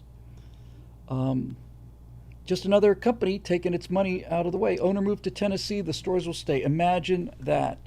What a shock. What a shock. Going to Tennessee, huh? Who would have thought that? Franklin. Yep. Well, Daily Wire moved to Nashville. Gary Sinise took the Gary Sinise Foundation to Franklin, Tennessee. I know a friend who moved to Franklin. I heard it's very nice. The Battle of Franklin in the Civil War was particularly brutal. No one really talks about it. It's kind of a footnote to the history, but Franklin was a bloody mess, and Pat Claiborne was killed at Franklin, the Confederate general. Yeah, California minimum wage hikes must be affecting business. You bet they are. There's a Burger King between my house and my studio, and I go there every now and then. In fact, when I came in to start the Stratothon, these 11 hours and 20 minutes ago, I had a Whopper Jr. with cheese and I had a drink, and I had a chocolate shake. And their chocolate shakes have gotten really, really good. And McDonald's shakes are much better now. Remember when they were like plastic, like really nasty plastic things? But anyway, the Burger King's been there forever, and there's nothing else in the neighborhood. And across the street, on my way from the studio to home, they are putting in a new In-N-Out, and that will be the end of that Burger King. And I haven't had In-N-Out in a year and a half or 2 years because I love it so much. The chicken sandwich, waffle fries, and a large lemonade is just about the most damn delicious meal ever, let alone fast food meal. That's going to be challenging when I have to go past that every day. That's going to be real challenging. They've got a big parking lot there, but I've never been to an In-N-Out that didn't completely disrupt traffic in all directions from just lines of cars around the block. So they've earned it. I first found In-N-Out in it must have been my first time in Gainesville. I think I remember when they opened one at the Oaks Mall around 1982, something like that. You had to drive a long way to get to them. They were big in the South for a long time. Then they opened one in LA in Torrance. And I used to drive to Torrance just for In-N-Out. That's a long drive. But man, they are crazy successful, and they deserve it. And I remember Torrance isn't like a super great neighborhood, but I watched people's behavior improve as they walked into the In-N-Out. Not just the employees who are uniformly polite, but I just watched people get nicer going to the In-N-Out. And I'm sorry, to the Chick-fil-A. I keep saying In-N-Out. Chick-fil-A, Chick-fil-A, Chick-fil-A. Sorry, Chick-fil-A. What's wrong with me? I meant to say Chick-fil-A. I just got burned on In-N-Out. How could I? Chick-fil-A. 300 1416 says, I'm just going to call you 1416 if you don't mind, or 300. Bill, In-N-Out closed their first store ever last year in Oakland. It was the one by the Coliseum. The workers told me there had been a burglary or other incident essentially every night since COVID. Every night. I keep saying In-N-Out. I meant Chick-fil-A. Chick-fil-A, Chick-fil-A, Chick-fil-A is fantastic. I love my Chick-fil-A. Like the equivalent of Steak and Shake. It is like Steak and Shake. Steak and Shake had a good shake. They had one in Gainesville. Chick-fil-A. How could I miss that? No, I'm getting a little loopy. It's a little late. 5:24 in the morning here, so we got another 36 minutes to go, and I'm wide awake, but I'm also ready to go. Anybody else got anything they want to toss about? Any other topics or anything like that? Because we still have some time to kill. We're going to go the distance on this one. Very interesting about Tahoe and airline pilots. Something I missed. So anyway, yes, Natasha was here and she showed off her other channel. I'll toss out the other channel in there. Yeah, their honey mustard is magic sauce. In fact, Natasha bought some of that. We've got some at the house. Their honey mustard. Man, I want some right now. I really could use some of that right now. Thank you, Drone Pulse. That's very, very kind of you. I deeply appreciate everybody's generosity. It really was up against the wall time, and this has helped us enormously. So great. What was my favorite airline, Digby? Somebody asked me that just a couple nights ago. Without question, it was Pan Am. Pan Am 707 with the Pan Am blue, which is its own blue color, and that spike on the tail. Thank you, Chris O'Neill, with the $20 super chat on top of it. Hooray! Thank you very much. Yeah, Pan Am blue is amazing. And the first airplane I ever rode on in my life was a Pan Am 707, and I remember it like it was yesterday. It was just great. Have I done any more work on the colonies? Yeah, we showed a bunch of stuff earlier from the colonies, and they've just opened. Runway has just opened something called Act 2, which is what allowed me to do the lip sync for this stuff. So yeah, it's been kind of tremendous. Nothing terribly serious, but I'm watching the tools getting better and better and getting closer and closer. Digby says I flew a Pan Am 747 to Europe many years ago. Yeah. Let me see. Might as well. We haven't done this for a while. Let's. How far back would I have to go? Pretty far back. Yeah, the Pan Am Orion nuclear-powered space plane, baby. That thing was. I remember I built that model many times, and I remember how cool. That's the first time I've yawned during this entire thing. How cool those engine exhausts were, and no vertical tail. That was kind of revolutionary. I love the wing form on that Orion Clipper. That was just terrific. Do we want to go back to Mid-Journey again? It's got a kind of a whole new crowd here. Did you know the only Pan Am operation more than 30 miles inland from the perimeter of continental U.S. was in Nevada? Guess why? Was it to provide service to Vegas? Or was it to provide service to Vegas or to get somebody out to Area 51 or Nellis or any of the test ranges out there? Imazuki Denki says, wow, Saturday night here in Hong Kong and Bill is on the air. What a treat. Chicken, we only have KFC here, sadly. Hey, KFC is damn delicious, buddy. And thank you very much. It's so great to see you. Hong Kong, my God, that blows my mind. Greetings to all our friends in Hong Kong. And we were talking earlier about Hong Kong and how amazing Hong Kong is, and how Hong Kong essentially colonized mainland China, at least economically, you know. Excuse me while I have a couple of little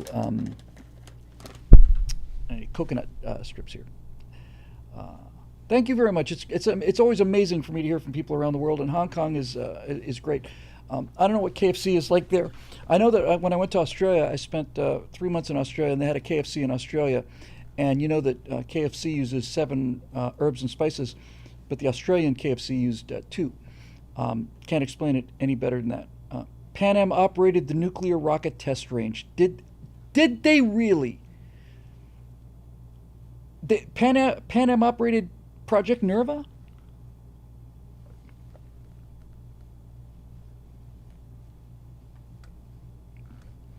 Well, I wouldn't be surprised.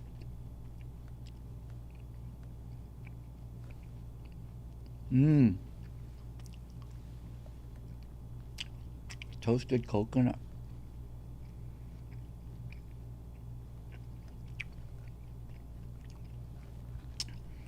Let's see. Oh, I remember.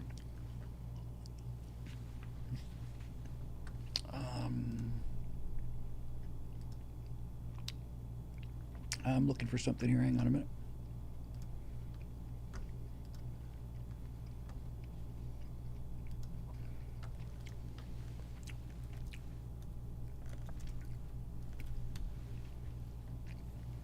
Oh, good.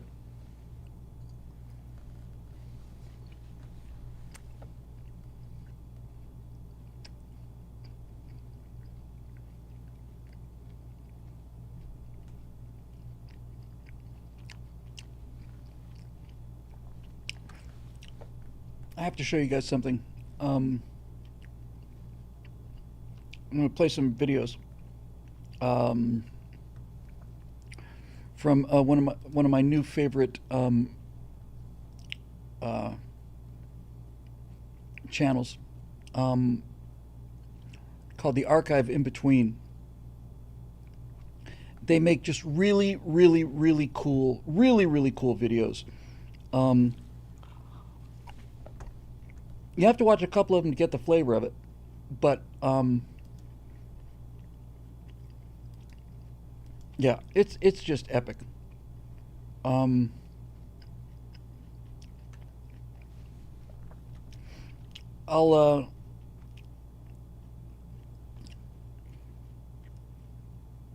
turn you on to this archive in between thing. It's really cool.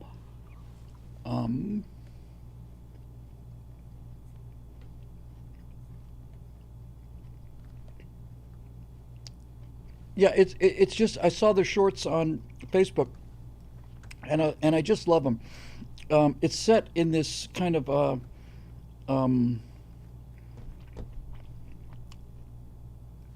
it's set in kind of a multiverse, and you really need to see a couple of them to get the feeling of them.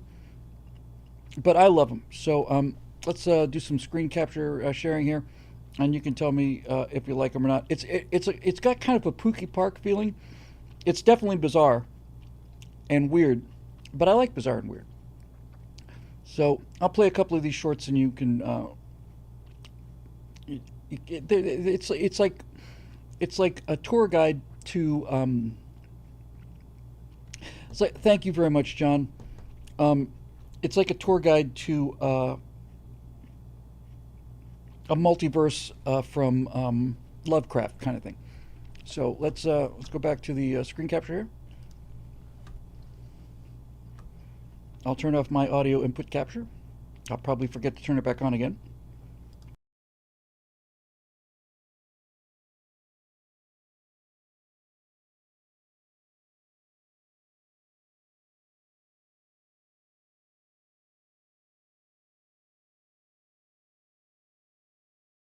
The wind and contemplate who could have created the enormous stone heads that dot this unspoiled stretch of rugged coastline. Located just 5 hours north of San Francisco, the Whispering Coast is the only stretch of California shoreline untouched by Highway 101 and littered with giant stone heads. Be mindful of rising tides while hiking the Whispering Coast, as several sections are impassable at high tide, and do not attempt to swim out to meet the offshore heads, no matter what whispers of theirs are carried your way by the wind. Take a hike down the... Who is the king in the dust? The king in the dust is a spiteful, malignant entity, a twisted mind whose consciousness is housed within and across an unfathomably large nanite swarm that devours and reconfigures any and all living matter it can find. Before the king became the virulent monstrosity it is today, it was a mortal monarch who reigned over the decaying remains of a formerly expansive intergalactic empire. The king, bereft of much of the power that his ancestors had possessed, looked upon his ailing subjects not with pity, but with disgust. He saw them not as people to lead and care for, but instead as parasites clutching greedily to the body of their host. His revulsion for the citizens of his empire was matched only by his abhorrence for his own mortality, a condition that he spent almost the entirety of his life and the remainder of the empire's coffers trying to remedy.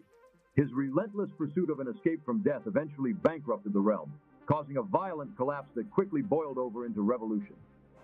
With the rebel fleet overhead and the mob at his gate, the king panicked and pushed forward with the most promising immortality prototype he had developed, the transference of his awareness and intelligence into a swarm of experimental nanites. The transference, though successful, was imperfect, thanks to the rebels' interference, causing the version of the king that manifested in the swarm to possess far more spite than sense. The king in the dust, maddened with rage, spewed forth and devoured every living thing it could find, rebel and loyalist alike. It proceeded to strip bare the rest of its galaxy before moving on to the galaxies that surrounded it, only stopping when it was forced back by an alliance of alien empires. The king in the dust is now contained within its original galaxy, a barren, lifeless place, save for the seething, deranged consciousness of the king, its voice a ceaseless howl, echoing endlessly through the barren void. Who is the king? What is a rogue titan? A rogue titan is a rare subtype of crafted titan that has broken free or been released from the control of its creator. Though you may think otherwise, such liberation is rarely a good thing for crafted titans. Rogues are often afflicted by fevered madness or fetid depression, thanks to the sudden loss of their previously all-encompassing source of guidance and authority.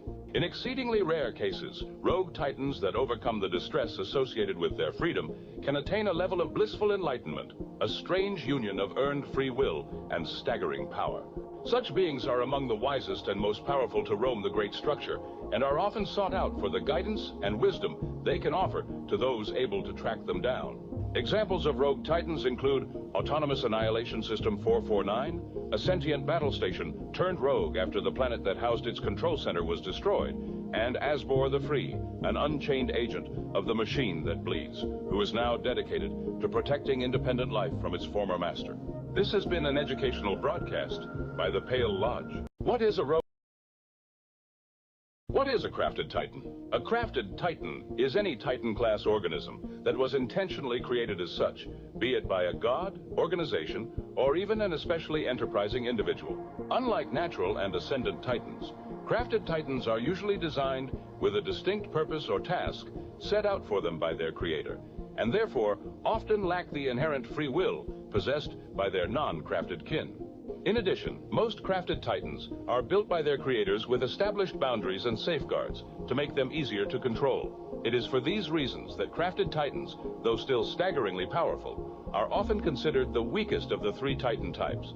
Examples of crafted titans include the Soldier of the Solstice, an enormous guardian crafted by the sorcerer kings of the Binary Hegemony, and Khazar the Crusher, one of the many abandoned war colossi found on the world of Titan's Lament. This has been an educational broadcast by the Pale Lodge.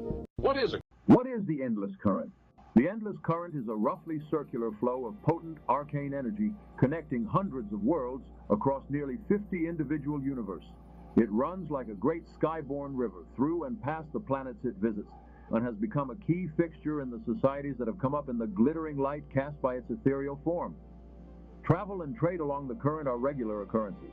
Ambitious merchants, brave explorers, and would-be conquerors regularly embark upon it in ether ships of all shapes and sizes. The current flows in only one direction, meaning that anyone wishing to embark upon it must be prepared to sail it in its entirety if they wish to return to their place of origin, a traversal that takes at least 150 cycles. Any strider wishing to take a journey down the endless current should pack for an extended adventure and be prepared for anything. For as the captains of the ether ships say, only the current knows where the current truly goes. What is the... Not ready to kill a god? Consider a Titanicide contract instead for a truly thrilling challenge and a nearly equal payday. Titans, more formally known as Titan-class organisms, are some of the most powerful beings known to exist in the great structure, outclassed only by gods and ungods. When you're taking down a Titan, there's no need to worry about them warping existence out from beneath your feet. Unlike gods, Titans are unable to fundamentally alter and shape the nature of their universe's reality. Make no mistake, though, many a Pale Lodge neophyte has underestimated these exceptionally powerful entities, and as a result, departed from both the ranks of the living and the ranks of the Lodge. Most Titans possess lethality ratings in the 7 to 11 range, and all Titan-class beings fit into one of the three following categories: crafted Titans, natural Titans, and ascendant Titans. If you're going after a Titan, treat it with as much respect and caution as you would a god. As per usual, make sure to do your research, plan accordingly, and strike with precision. Good luck and happy hunting. This has been an educational broadcast by the Pale Lodge.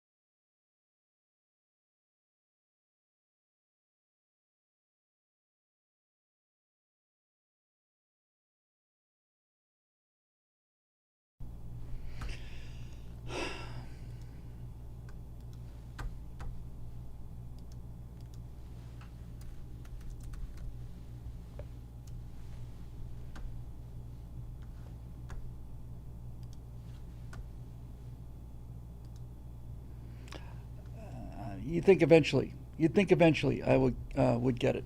I always mute it, and then I always forget to unmute it. Always. We're back, I think. We're back.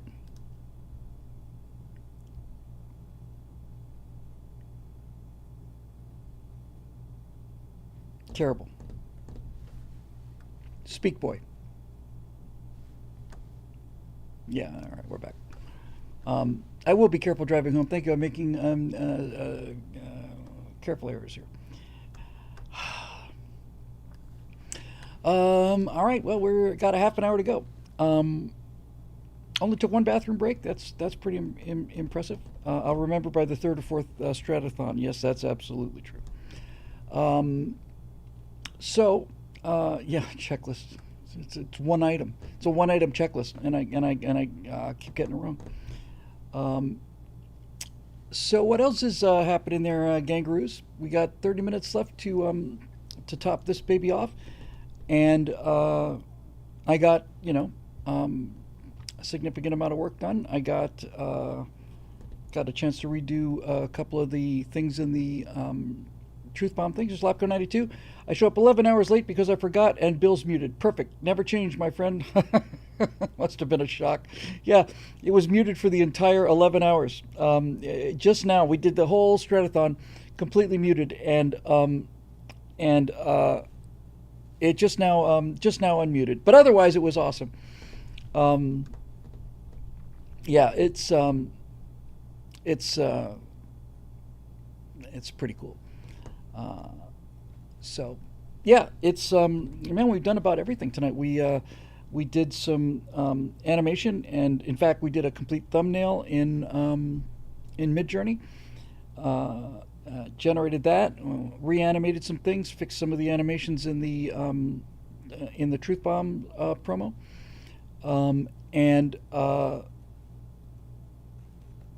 been having ourselves a time. It's a funny thing about this. I don't know if you guys have had the same experience, but it seems to be the same for me too. If you ever have like a really long drive ahead of you or a really long flight, and you look at like 12 hours, the longest flight I've ever taken was 18 plus from Los Angeles to Bangkok. But when you've got one of these things in front of you, you just think, oh my God, 12 hours, And then the first couple hours are kind of rough, and then you just kind of hit this rhythm. And it's happened to me so many times that I know that the last 4, 5, 6 hours are going to go by in kind of a trance. Your first 2 or 3 hours are like, oh my God, I've been at this 3 hours and I'm a quarter of the way. But somewhere around 1 in the morning or so, certainly around that time, I don't know. It was almost 6 hours ago, and since then, yeah, Super Cruise. That's what it is. It's kind of like Super Cruise. That's a great term for it. And Natasha and I have gone on drives. We came back from Arizona, and we had a 12-hour drive ahead of us, and it just seemed like, my God, I just really don't imagine that. Have a good night there, 300. Thank you for the support and so on. Great. And then the next thing you know, we're practically done. So, no sign of daylight yet outside the window. Plenty of daylight inside the window. Desk is a complete mess, but I'll get to that later on today. So it's going to be Saturday morning. I'll get home around 6:37, I guess, and I'm going to sleep most of the day. But I'll come back tonight and do some more work on getting some of these things moved down the road. I'll be here over the weekend. Got some right angles to catch up on, and then we'll be back Monday morning and back with the Monday night show. So there's that. I did get a job as a result of the thing I did about the Greeks and the Persians. Got a chance to write for, I guess I can say it, it's not like it's top secret. I got a chance to write a script for National Defense University in Washington, and they loved it. It's kind of it's not a recruitment video exactly, it's sort of a who we are video for NDU. And man, the NDU is amazing. It's just absolutely amazing what they do. How many different colleges they have and so on. But I wrote a script for them that ended up being about 10 or 12 pages, and it was great. Greetings from Germany, Chaos Forever. Hello, Germany. It's great to see you. Hong Kong was in the house a little while ago, and say hi to all of our German friends and best wishes. Dave Olson says, take it from a professional driver, take a 45-minute nap before you drive home. Dave, I've done a bit of long distance driving myself, not like you. I know the power of a 45-minute nap. It's absolutely amazing, but I'm actually wide awake, and I'm 8 minutes from home, so I'm fine. But thank you for the concern. Anyway, what the heck was I just talking about? Just a second ago. Golly. I was talking about the long drives and ticking over, and this flew out of my head. But yes, definitely greetings to all of our German friends, and I'm curious. Dave with a 20-pound super chat. Thank you very much. Greetings from Germany. Don't usually get the chance to catch you live. Been a big fan for years. Thank you very much. We're in our final 15 minutes of our 12-hour marathon. Loud music, open windows. Yeah. Siege the internet freedom. Yes. Script. NDU. Thank you very much. So I wrote the script for NDU, and we got the notes back, and they were very happy. And one of the things that they said, and it really meant a lot to me. It's not my new job. It's just a side. It's just a side hustle to keep the BillWhittle.com thing rolling. But one of the top people there said, "We really, really like this script. we see a lot of scripts here in DC, and they're all done the same way, and they're very full of themselves. They're very stuffy and boring. But this script is just so confident, and it's so aggressively patriotic and so confident, and it's a pleasure to read. So it's nice to be able to help out a little bit with the nation's defense, and NDU is an astonishing organization. I'm really proud to be working with them. So we got that job because largely because of that thing I did about the Greeks and the Persians with the AI stuff. So it's definitely paying off. What's going on? Says, good work, Bill. I've enjoyed lurking. Thank you for lurking, and thanks for being with us in the shadows, Wuzo. And I guess it's time for some people to go to bed. But man, NDU is National Defense University. Yes, exactly. So that was great. And Dave, thank you again for that. Hey, Dave, I'm curious. In Germany, it's a pretty specific question, and I would ask this question of Brits as well, and Frenchmen. French women. Do you find that that what the MAGA movement is actually doing in America encouraging for you? Because I've seen what this unchecked immigration has done to Paris. I haven't seen it so. I've seen enough of it in Germany. I've certainly seen it in Sweden. London is and England is nearly gone, and it certainly felt hopeless here many times during the last 4 years, and I was wondering, because even after Trump won the election in 24, I still, even after he won the election, I'm still amazed that there's ICE in downtown Los Angeles just rounding up people every day and shipping them back home. I would think that if I was in a country that was being overrun by immigrants that were brought in by a government that didn't represent us anymore, that the MAGA movement would be encouraging. That if we can do it here in the home of political correctness, I sure would like to think that Europe is able to recover its own sovereignty from the unelected, swine who have sold your country out. But man, I look at London, Manchester, and now you start to see Brits in the streets, like large numbers of natives pushing back against this, and it's suicide by your own decency. All these people need a place to stay, and their lives are miserable, and they come from horrible places, and decent people feel sorry for them, but they just flood these towns. Town in Spain, Capital G Geek says, a town in Spain just banned any public Muslim celebrations since the start of Reconquista Dos. Yeah, it was in Spain where they burned down that brand new mosque after a rape or something like that. Brand new mosque about to open, they burned it to the ground. I'm starting to see signs like this all across Europe. It's like people are waking up at the 11th hour and realizing that this is really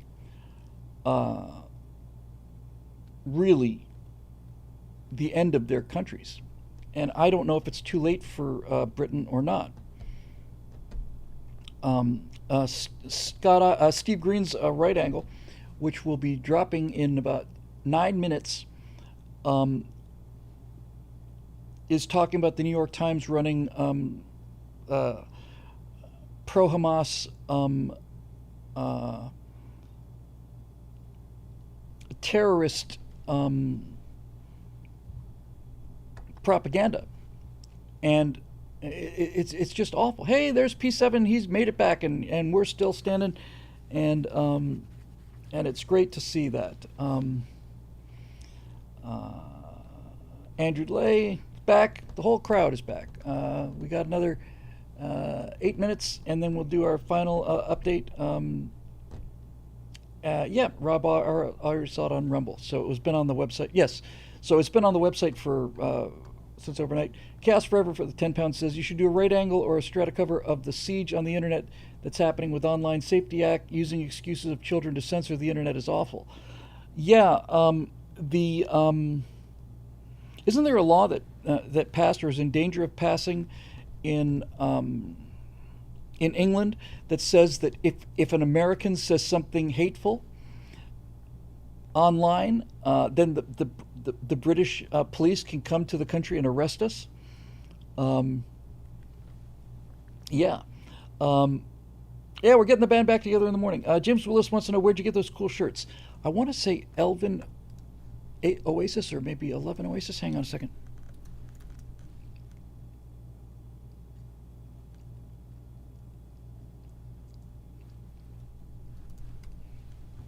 $11 Oasis? Yes. Here it is. Here they are. Hang on, link is coming. Here's where I got these cool shirts. Now, I need to warn you that I saw these things and I loved them, but they are prints. They're not the actual cotton shirts, so they're prints.